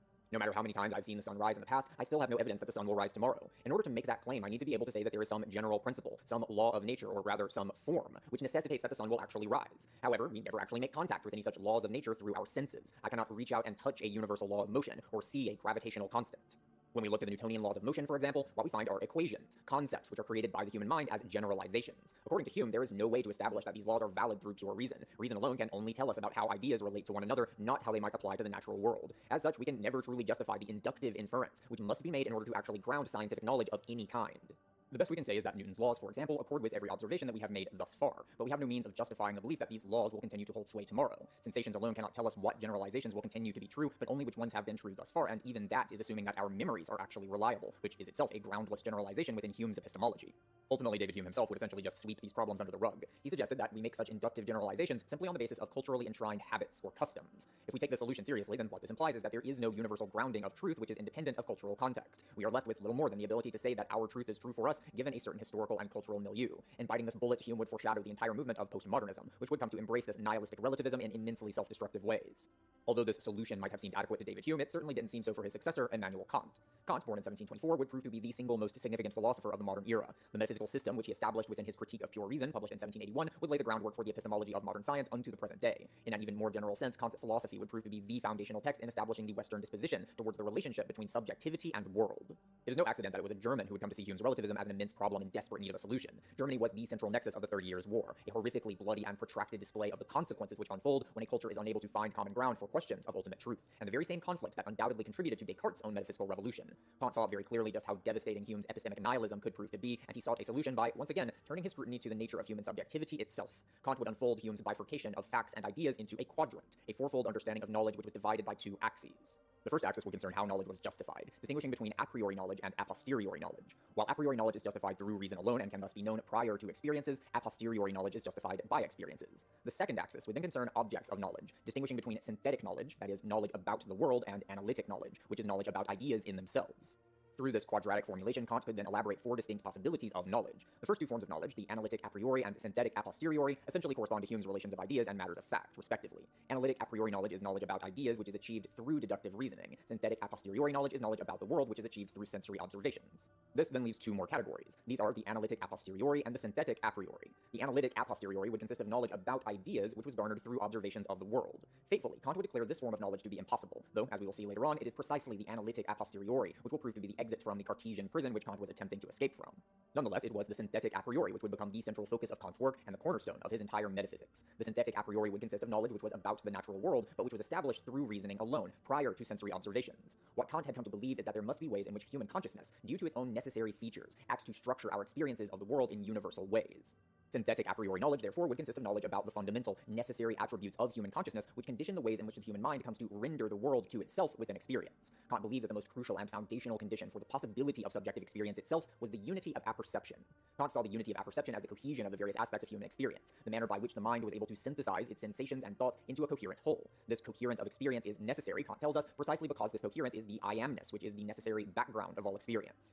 In order for experience to be possible at all, the content of experience must be orchestrated in such a manner that there is a singular I am, which can serve as the receptacle of experiences. Furthermore, this I amness, or subjectivity, must be delineated in relation to an external world such that interiority and exteriority can be defined in relation to one another. If my mind did not achieve such a unity of apperception, then there would be no subjective experience at all, as the basic conditions for the possibility of subjectivity would not be met. Building upon this insight, Kant would go on to argue that the requirements imposed by the unity of apperception necessitated that all human experiences of external reality be organized in relation to a number of synthetic categories, organizational principles which are able to synthesize our experiences in such a way that the unity and delineation of the I amness is maintained. These categories, such as space, time, and causality, can therefore be said to be prior to all experiences, as they are conditions for the possibility of experience. By understanding these categories, we can therefore achieve knowledge about what all human experience must be like, regardless of what the world in itself might actually be, and irrespective of cultural contingencies. Through this metaphysics, Kant believed that he had come to rescue the objectivity of human knowledge by internalizing the universal. But in doing so, Kant came to debar us from the world in itself. Kant seemed to show that we can only ever have genuine knowledge about our own internal representations of the world, as our experience necessarily serves as a kind of filter, or screen, which forever separates us from reality itself. There would appear to be no way to step outside of our experiences and compare what we see with what the world is actually like independently of us. According to Kant, we do have access to a shared world of phenomena. Because our minds all must structure reality in similar ways, we can rest assured that we do experience reality in fundamentally similar ways, but ultimately this universality derives from the fact that we are all locked inside of essentially identical prisons of subjectivity. Kant thus distinguishes between the phenomenal world and the noumenal world. While the phenomenological realm can be understood and encountered directly, the noumenal realm is that which is ever beyond us. We can never make any real direct contact with the true underlying reality of other beings beyond our own subjectivity if our experiences are essentially an impenetrable shell which forever encloses us within the self-certainty of the Cartesian ego. Noumenal reality, the world as it is in itself apart from subjectivity, is something which is forever unknowable to us within this Kantian framework. The great other, that is nature, is thus forever separated from us by an impenetrable wall, and we can only speculate that there actually is an otherness beyond that wall. Our scientific knowledge can only ever be valid insofar as it accords with how our minds structure reality. Our knowledge about nature, therefore, is ultimately no more and no less than knowledge about ourselves, and anything we might believe about the world in itself must be relegated to the domain of religious faith. At this stage, we can now see perspectival consciousness in its most fully elaborated form, at least insofar as it remains efficient and has yet to implode upon itself in a schizophrenic death spiral. Within the ever-present origin, Jean Gebser discusses perspectival consciousness extensively, but ultimately he regards perspectival consciousness as a late-stage form of the discursive structure, rather than a structure of consciousness in its own right. This was, I believe, a massive oversight on the part of Jean Gebser. As I will now elaborate, I believe that perspectival consciousness is indeed a structure of consciousness unto itself, independently of the discursive structure, for several reasons. The first reason is that, like all of the other structures, the perspectival structure can become deficient by dissociating from the structures which underpin it, including the discursive structure. As previously indicated, the deficiency of perspectival consciousness is exemplified by schizophrenia, and we see this exact same dissociation at play within postmodernist anti-realism. One of the most iconic symptoms of schizophrenia is hearing voices, voices that are not experienced as one's own thoughts, but rather as an external presence. What this indicates is that within schizophrenia, the perspectival ego has fully imploded into the void of pure subjectivity in such a manner that all other aspects of the human organism, including the discursive aspects, have become disidentified. The ego comes to feel itself to be pure subjectivity and nothing else, thereby sinking into the groundless, abyssal hall of mirrors, which is disembodied subjectivity. In the previous episode, we began to examine the way in which the Kabbalistic tree of life can be seen to diagram the structures of consciousness. Here, we can now begin to see how the sense of self-locality moves upward through the human physical body over the course of this evolutionary process. As we will see, the sense of where we literally feel ourselves to be inside our own bodies is distinct for each structure of consciousness. Beginning at the lowest level, we find the Sephirah Keter, correlating with the planet Neptune and what is termed the root chakra within Indic philosophy. The root chakra is therefore the point of contact between distinctly human consciousness and the pre-egoic awareness of the archaic structure. Moving upward, we then arrive at Da'at, correlating with the planet Pluto, the sacral chakra and the magical ego, which becomes the Freudian id. As one would expect, the sacral chakra is associated with physical vitality as well as sexuality and primal instincts. Next, we arrive at Tiferet, correlating with the sun, the solar plexus chakra, and the stellar soul of the mythical structure. As we saw previously, the stellar soul is correlated with elemental air, and the solar plexus is a nerve center which controls breathing within our autonomous nervous systems. Governed by the sun, the solar plexus chakra is associated with self-esteem, self-efficacy, and individuality. As the ego ascends from the mythical structure to the discursive structure, the stellar soul then becomes the ego ideal, guardian angel, or daimon. Yasod is then correlated with the moon, the heart chakra, and the lunar soul of the mythical structure, which will later become the anima, or animus. Governed by the moon, the heart chakra is associated with familial and romantic emotions, empathy, compassion, and emotional pain. Next, we then have Malkut, correlated with the planetary archetype of the earth, the throat chakra, and the discursive ego, which will later become the superego. Just as the earth is the convergence point within which cosmic forces are combined in creative life activity, the throat chakra is likewise associated with creativity and self-expression. Much like the discursive structure, it also governs communication and linguistic thinking. Lastly, for now, we then have the third eye chakra, associated with the perspectival ego. Here we need to go beyond the traditional associations of the Tree of Life and traditional planetary archetypes, and I believe that the planetary archetype which is most appropriate here is the planet Vulcan. Within Greek mythology, the fires which uplift humanity are brought down by Prometheus, the titan god of forethought. But the fires themselves did not belong to Prometheus, but were rather stolen from Vulcan. Vulcan is the god of volcanoes, representing the sudden eruption of unexpected change into the world, and he is also the god of the forge, which we can see in the immensely rapid technological developments which followed the birth of perspectival consciousness. But on an even deeper level, I believe that Vulcan actually represents the ultimate destiny of human consciousness, and by extension, the Earth as a whole. Vulcan is a god of magma, which is itself a syzygy of fire and earth. As we elaborated previously, fire represents thought and the highest realms of the heavenly order, the Empyrean. Stone, conversely, represents the lowest form of matter. Elemental earth is the realm of bone and death. It is a state representing the greatest concretization and somnolence of the bodily domain. Magma, therefore, can be understood to represent the spiritualization of the bodily realm, and it represents the Ouroboros union of the transcendental and immanent domains of reality. Within his esoteric cosmology, Rudolf Steiner stated that the final phase of the Earth's evolution would be what he called future Vulcan, a state in which the entire Earth would be spiritualized into what is essentially a kind of superhuman metaconsciousness. Just as volcanoes mediate between underworld and overworld, we will likewise see that perspectival consciousness stands at the threshold between the corporeal and psychical domains of our own composition. Similarly, just as magma represents the syzygy of heavens and earth, perspectival consciousness will ultimately amount to the awakening of the human destiny, which compels us unto the redemption of the Earth through the incandescence of the physical. The third eye chakra is also associated with the pineal gland, and within Western philosophy, René Descartes was the first to indicate that the pineal gland was a kind of bridge between the psychical and corporeal domains of reality. As our consciousness has evolved over the course of history, our sense of where we feel ourselves to be centered within the human body has come to shift. The human ego has been gradually ascending through the chakras, as illustrated by the serpent's ascent within the yogic traditions. In classical Greek and Roman sculpture, eyes were typically featureless spheres, with the iris and pupil being painted on after the sculpture itself was completed. During the late Roman period, however, sculptors began drilling holes into the eyes of busts and statues to represent the pupils. We had begun to see the eyes as windows into the human soul, as the human soul was beginning to be seen, though still unconsciously, as a receptacle of subjective experiences.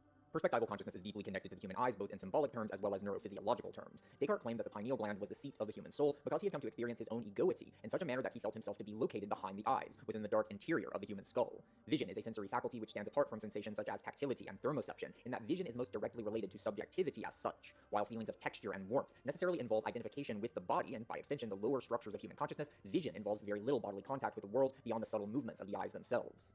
Vision also stands apart from hearing in that visual perception is highly personal in a way that sound is not. Hearing is in many ways a highly interpersonal faculty. Sound spreads out and fills spaces, and human ears are able to detect sounds from a variety of distinct sources simultaneously. Various people can hear the exact same sounds even if they are standing in different locations, and the sound will only differ in terms of volume or an equalization for listeners located at different places.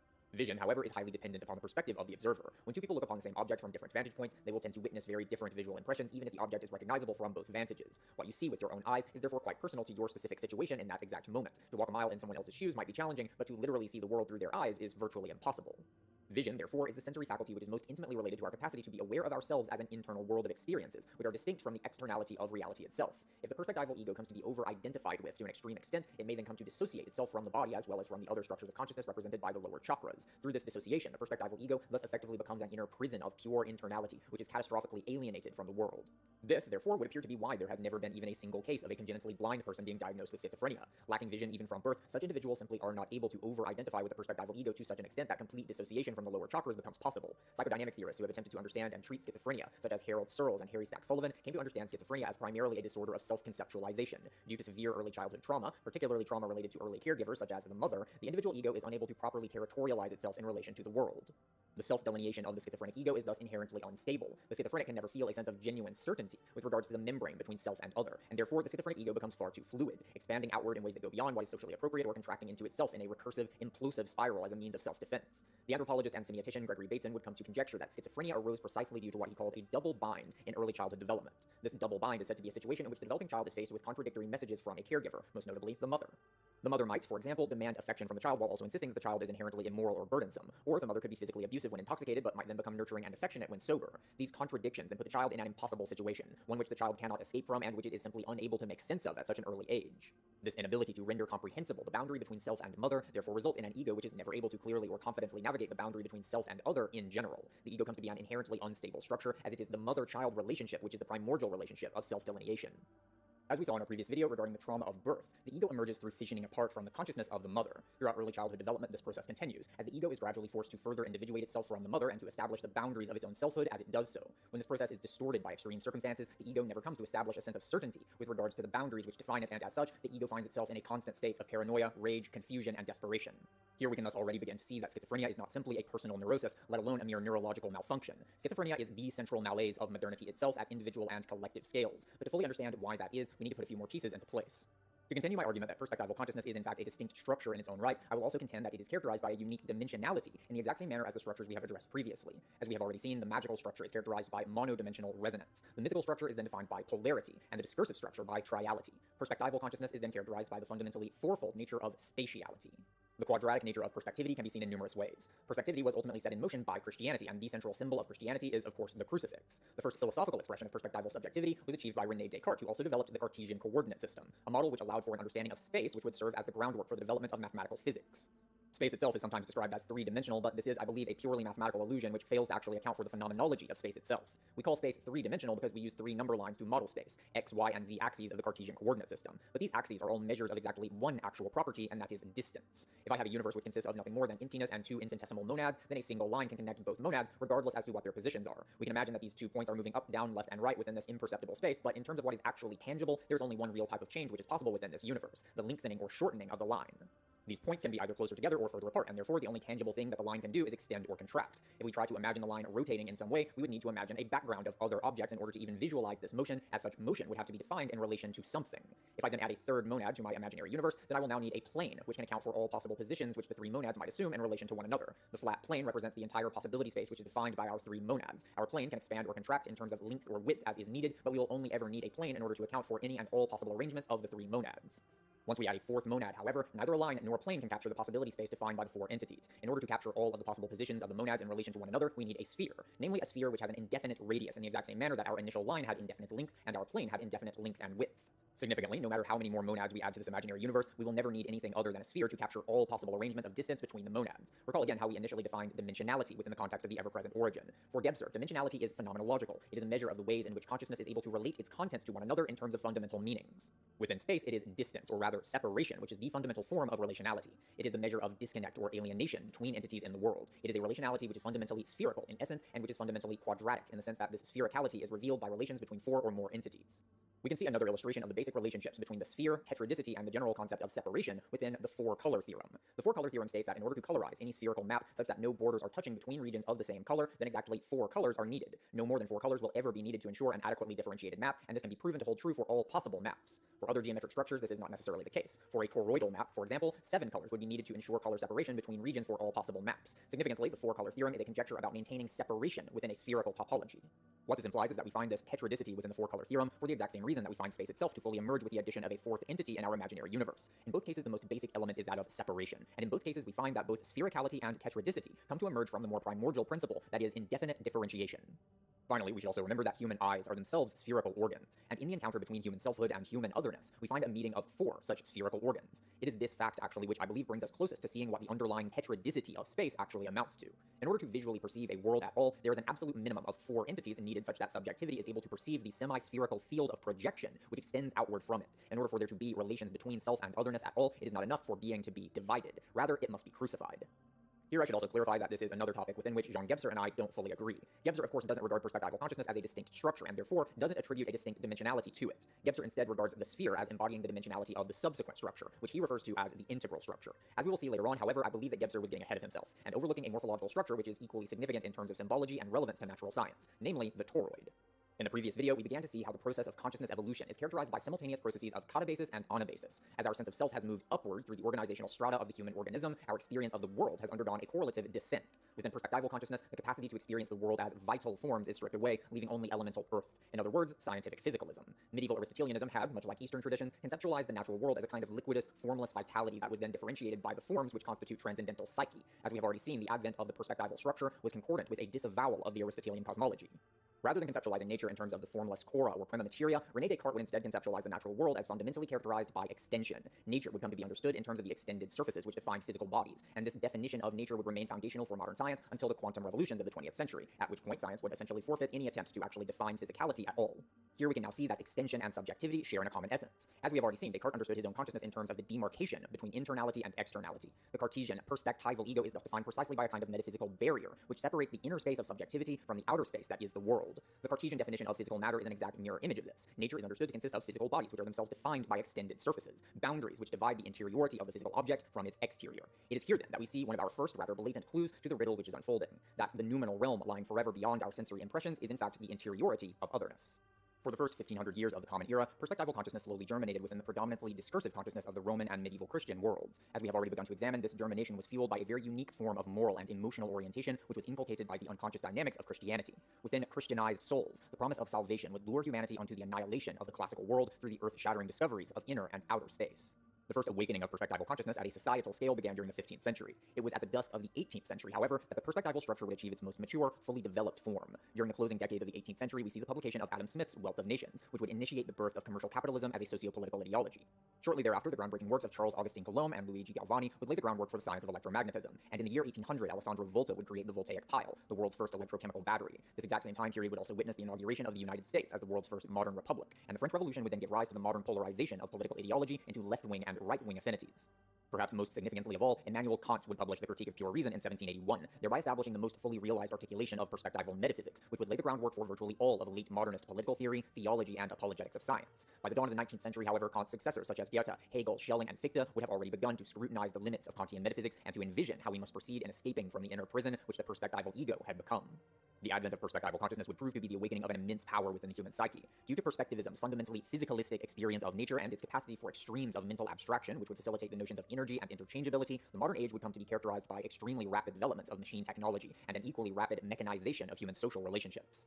Although perspectival consciousness was born in Christian Europe, it would rapidly come to spread itself to each and every continent on our planet, planting its seeds in virtually all human culture forms across the globe. Through the mechanistic development of industrial technology, capitalism, and modern bureaucracies, perspectivity would spread from the insulated backwater of medieval Europe to become a power of truly planetary proportions.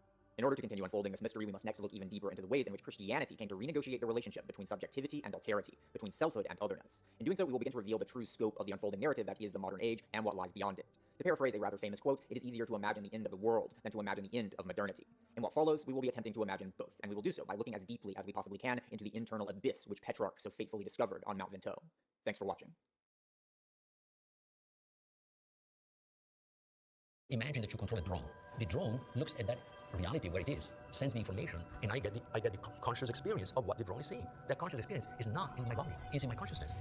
A scientific theory that basically states that our body is operated like a drone from a conscious quantum field, which would mean that experience, qualia, is not in your head. The qualia do not exist in the body, they exist in the field. Okay, people will find this crazy idea. It is crazy, but it is much closer to the truth. Federico Facchin invented the first CPU, the touchpad, and worked on the first neural nets, which gave him the hope of creating conscious AI. It took me 30 years to figure out that mathematics is created by consciousness, and therefore I cannot explain consciousness with mathematics. Many physicists think that there is emergent properties in the purely classical world. It cannot be. Emergentism requires quantumness. Like some other renowned physicists, Facchin is convinced that consciousness cannot be a classical phenomenon and has to be quantum. But his theory of quantum consciousness goes beyond any theories on the table. We have to go way beyond Schrödinger's equation. We have to go into Dirac's equation, but even beyond that, we have to go to quantum fields and quantum information. Quantum information goes beyond the concept of quantum fields. In fact, the only physicist that's been able to show that quantum physics derives from quantum information is an Italian physicist, Giacomo Mauro D'Ariano. He showed that you can derive all the equations of quantum physics from quantum bits. Federico Facchin reached out to Mauro D'Ariano, and together they published a paper, and Federico wrote this book. If they are right, not only will they have an accurate theory of consciousness, they will also solve the mystery of the interpretation of quantum mechanics. Quantum information is the representation of inner experience, and the collapse of the wave function is the representation of the free will. What more do you want? That's crazy. That's crazy. Let's try and really understand this. Welcome to the Essentia Foundation's YouTube channel. Thanks for watching, and may I ask you to like and subscribe, as it really helps us to grow our channel. Now, this interview was recorded when Federico visited the Netherlands to present his new book, Irreducible. A link to the book and scientific papers are in the description below. And in this book, Federico describes how a deeply personal experience led him to start investigating consciousness. Therefore, I found it interesting to start our conversation with this personal experience. Of course, after that, we go into the theory itself. In the chapter marks below, you can see the topics we discussed. Now, without further ado, here is Silicon Hero and consciousness pioneer Federico Fagin. Federico, can you tell us about a pivotal moment in your life, namely the experience you had at Lake Tahoe, do I pronounce it correctly? Yeah. During your Christmas holidays of 1990. Yeah. I wasn't happy, and I reached everything that the world says that if you do all this stuff, you should be happy, and I wasn't. I realized I was faking being happy because I needed to, because I was running a company, I had to be enthusiastic and everything else, but I was dying inside. So what's going on? What's wrong with this picture? And so consciousness then was, became center stage in my life, understanding that consciousness somehow was also connected with feeling, desperate inside. So what's going on? So I wanted to understand what consciousness is. So that's when, and I wanted to understand it for my own sake, for not to do something about it, not to monetize, not to make a new technology, because before it was all about, doing something, and now all of a sudden I turned my attention inside because of the suffering. And it was in this climate that I had this extraordinary experience of consciousness. Now I can go to this Tahoe night, in 1990 during the Christmas holidays. We had a home up in Tahoe, which is Lake Tahoe is a beautiful lake, 2,500 meters, and there are mountains and skiing is great. So one night I woke up midnight, I was thirsty, went to get a glass of water, and went back to bed, and I was just waiting for, go back to sleep, and thinking nothing. And all of a sudden, out of the chest, just energy was coming out of my chest, but it was love, and it was love that was never felt before. It was love that was coming from me. How can love come from me? I mean, it was unthinkable that love could come from me. And it was 10,000 times more powerful than any love that I felt before. I mean, in fact, I never felt that love because it was unconditional love. Now I have a name for it. It was love. Period.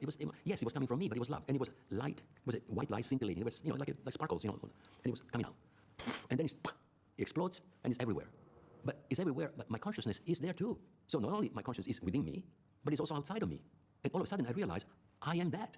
So I am the observer and the observer simultaneously. But I retain my point of view. I retain my identity. I was still the same kid, 5 years old or 3 years old kid that I was then, and that I am now. And so that identity. So the only thing of me that remained was that point of view. And then I realized, oh my God, this stuff is the stuff of which everything is made. Everything comes from this stuff. And my body was hot. It was vibrating. Like the cells of my body were resonating with this thing. Of course, the emotion, the feelings was love, joy, and peace. Because this stuff felt like that's me. I'm at home. This is me. So I'm finally home. This is this is home. But so it was all mixed up. So you cannot separate this stuff. Love, joy, and peace. And then the mind was aligned, saying this is the stuff of everything is made. So I'm everything, but also the observer of everything. So I'm a point of view of one, with which one knows itself. And now is the centerpiece of this new theory of consciousness that we may talk later about. Yeah, beautiful. I was a physicalist. I thought, basically, materialist because I study physics, and everybody knows that consciousness comes from matter, perhaps we don't know how, but it has to come from matter. Where else can it come from? So, that was the mindset that I was. So, all of a sudden, how can, no, this is before matter somehow, so this must be the beginning of it. So, that changed it, and that started me in a completely different, I went orthogonal in terms of my personal development and thinking while I was running synaptics, so that was fine, but I spent from that point on 30 to 40% of my time trying to understand what happened, and studying, doing meditation, figuring, anything that I could understand to understand what happened. But that picture actually is the end. Now I can explain with this new theory of consciousness. I can explain exactly what happened and exactly why that is correct. Every single one of us is a field that is both the observer, the observed, and the actor. Every one of us is a field, and it doesn't exist. This field does not exist in space and time. Space-time exists within these fields that we are. Is us. So this changes the paradigm, right? But we need a change of paradigm because otherwise, if we are machines, like scientism is telling us, we are going to be taken over by the machines, the artificial intelligence that people will control, powerful people will control, and through those machines they can control us if we don't change our mind of who we are. It will become a sort of self-fulfilling prophecy. We'll become a self-fulfilling prophecy because we have not done the personal work to understand who we are. And we are not machines. The body is a machine, but it's a machine that is infinitely more complex than the computers because it is a quantum and classical machine. It's not a machine like a computer. Just to, it's simple to understand it. Every cell of my body is a part whole of the body. What do I mean by that? Every cell of my body has the genome of the egg that created the entire organism. So every part of my body has the potential knowledge of the whole. In this case, the whole is just the body. So we are holographic. We are holographic. We are made of parts. So we have 50 trillion cells. Each has the potential knowledge of the whole organism. So a cell, which is a part, can change within its own life by taking advantage of the potential knowledge of the whole. That's why epigenetics exists. 20 years ago, if you said epigenetics, you would have put into the corner as a crazy guy. Okay, now we know that epigenetic exists. Why? Because every part is a part whole. So we, as human beings, we're fields which are part whole of one, the totality of what exists. Same pattern repeated at different scales. Very nice. We are going deeper right now. And I think good for people to understand this comes from the architect of the first microprocessor. If we have that cell, that part whole, as you mentioned, and we have a modern-day microprocessor that many people attribute sort of the same intelligence or complexity to, because that's the idea, right? Because it's just so many connections, so many computing power, so many people think we will achieve sort of cell-like and then, of course, organism-like intelligence. Can you just, on the ground level, make that comparison, the cell versus the microprocessor? Yeah, a microprocessor is made of switches. On, off, on, off, on, off. What does a switch know about the whole computer? Nothing. It doesn't know anything. All that it could possibly know is that it's open or closed. But it can do nothing else. Every cell in my body is connected to the whole through these quantum fields, because a cell is a quantum classical thing. It's not a classical thing. It has been studied as biochemistry by biologists. It's an informational system of a kind that we have still to understand the foundation. It's quantum and classical. Quantum and classical, nobody understands how life works. It goes way beyond what we understand. We think it's a mechanism. And that's because those cells remain connected with the fields, because they're made of particles. And quantum physics is telling us that particles are not objects. Particles are states of a field. They cannot be taken away from the fields. They're not separable from the fields. They are like a wave of the sea, cannot be taken out of the sea. But what many people, I think, and this we really need to clarify, I think, okay, in a cell we have proteins bumping around, which are in the end complex molecules. In a computer we have electrons that are also particles. What exactly makes the molecules, the particles within the cell, quantum classical and a computer purely classical? Because I'd say, okay, aren't there quantum effects as well in computers that connect them to that field you were talking about? Yeah, but the quantum effects are incoherent and they cancel out. So the quantumness is canceled out. The bit is the average of quantum phenomena. They cancel out, and that therefore first of all, the bit is not a physical thing, it's an abstraction that we have created. What is 0 and what is 1, we have determined. And as long as within the system, the 0 and the 1 as the simplest possible symbols can be recognized as 0 and 1, that's all that is needed. So if you maintain that coherence, but it's a classical coherence, because the 0 and the 1 are classical information that can be reproduced. A quantum bit cannot be reproduced, a quantum bit. When you measure the quantum bit, you get 0 or 1 in the direction in which you measure it. But you have to set the direction, because if you don't know the direction, any direction that you choose, you will find 0 or 1. It's the Olivos theorem says that the maximum information that you can get from a quantum bit is a classical bit. The quantum bit cannot be known. The not cloning theorem says that you cannot clone even a quantum bit. Yeah, once we want to know the quantum state, it will collapse in a state which is a 0 or 1, and we are in a classical world. Yeah, you are in classical. So quantum information cannot be reproduced. Quantum information cannot be reproduced. Classical information can be reproduced. We are quantum fields. What we feel within can be represented by quantum information. But what we feel goes beyond the representation. The representation is mathematics, is the map. What we feel is the territory. It's what we feel is only within the field. That's how we know. The meaning is within us, is within the field, is not in the information. Physics, the information in physics has no meaning. And the problem with the current worldview is that if you start with this type of information, there is no meaning. Then you cannot conclude that the universe is without meaning and purpose just because you have started that way. But in fact, if you start with quantum information, people cannot explain why you cannot copy quantum information. Why can I not copy quantum information? Then the new theory says consciousness and free will are foundational, cannot be explained with anything simpler, but if you start with that, you can explain why quantum physics must be the way it is. Exactly the opposite. Yeah. Again, the silicon gate technology turning around the problem. You go from here to there instead of going from there to here. And there is collapse of the wave function, which are free will's decision of the field, of the various fields that are interacting and creating this thing that emerges from these fields. The particle is not separable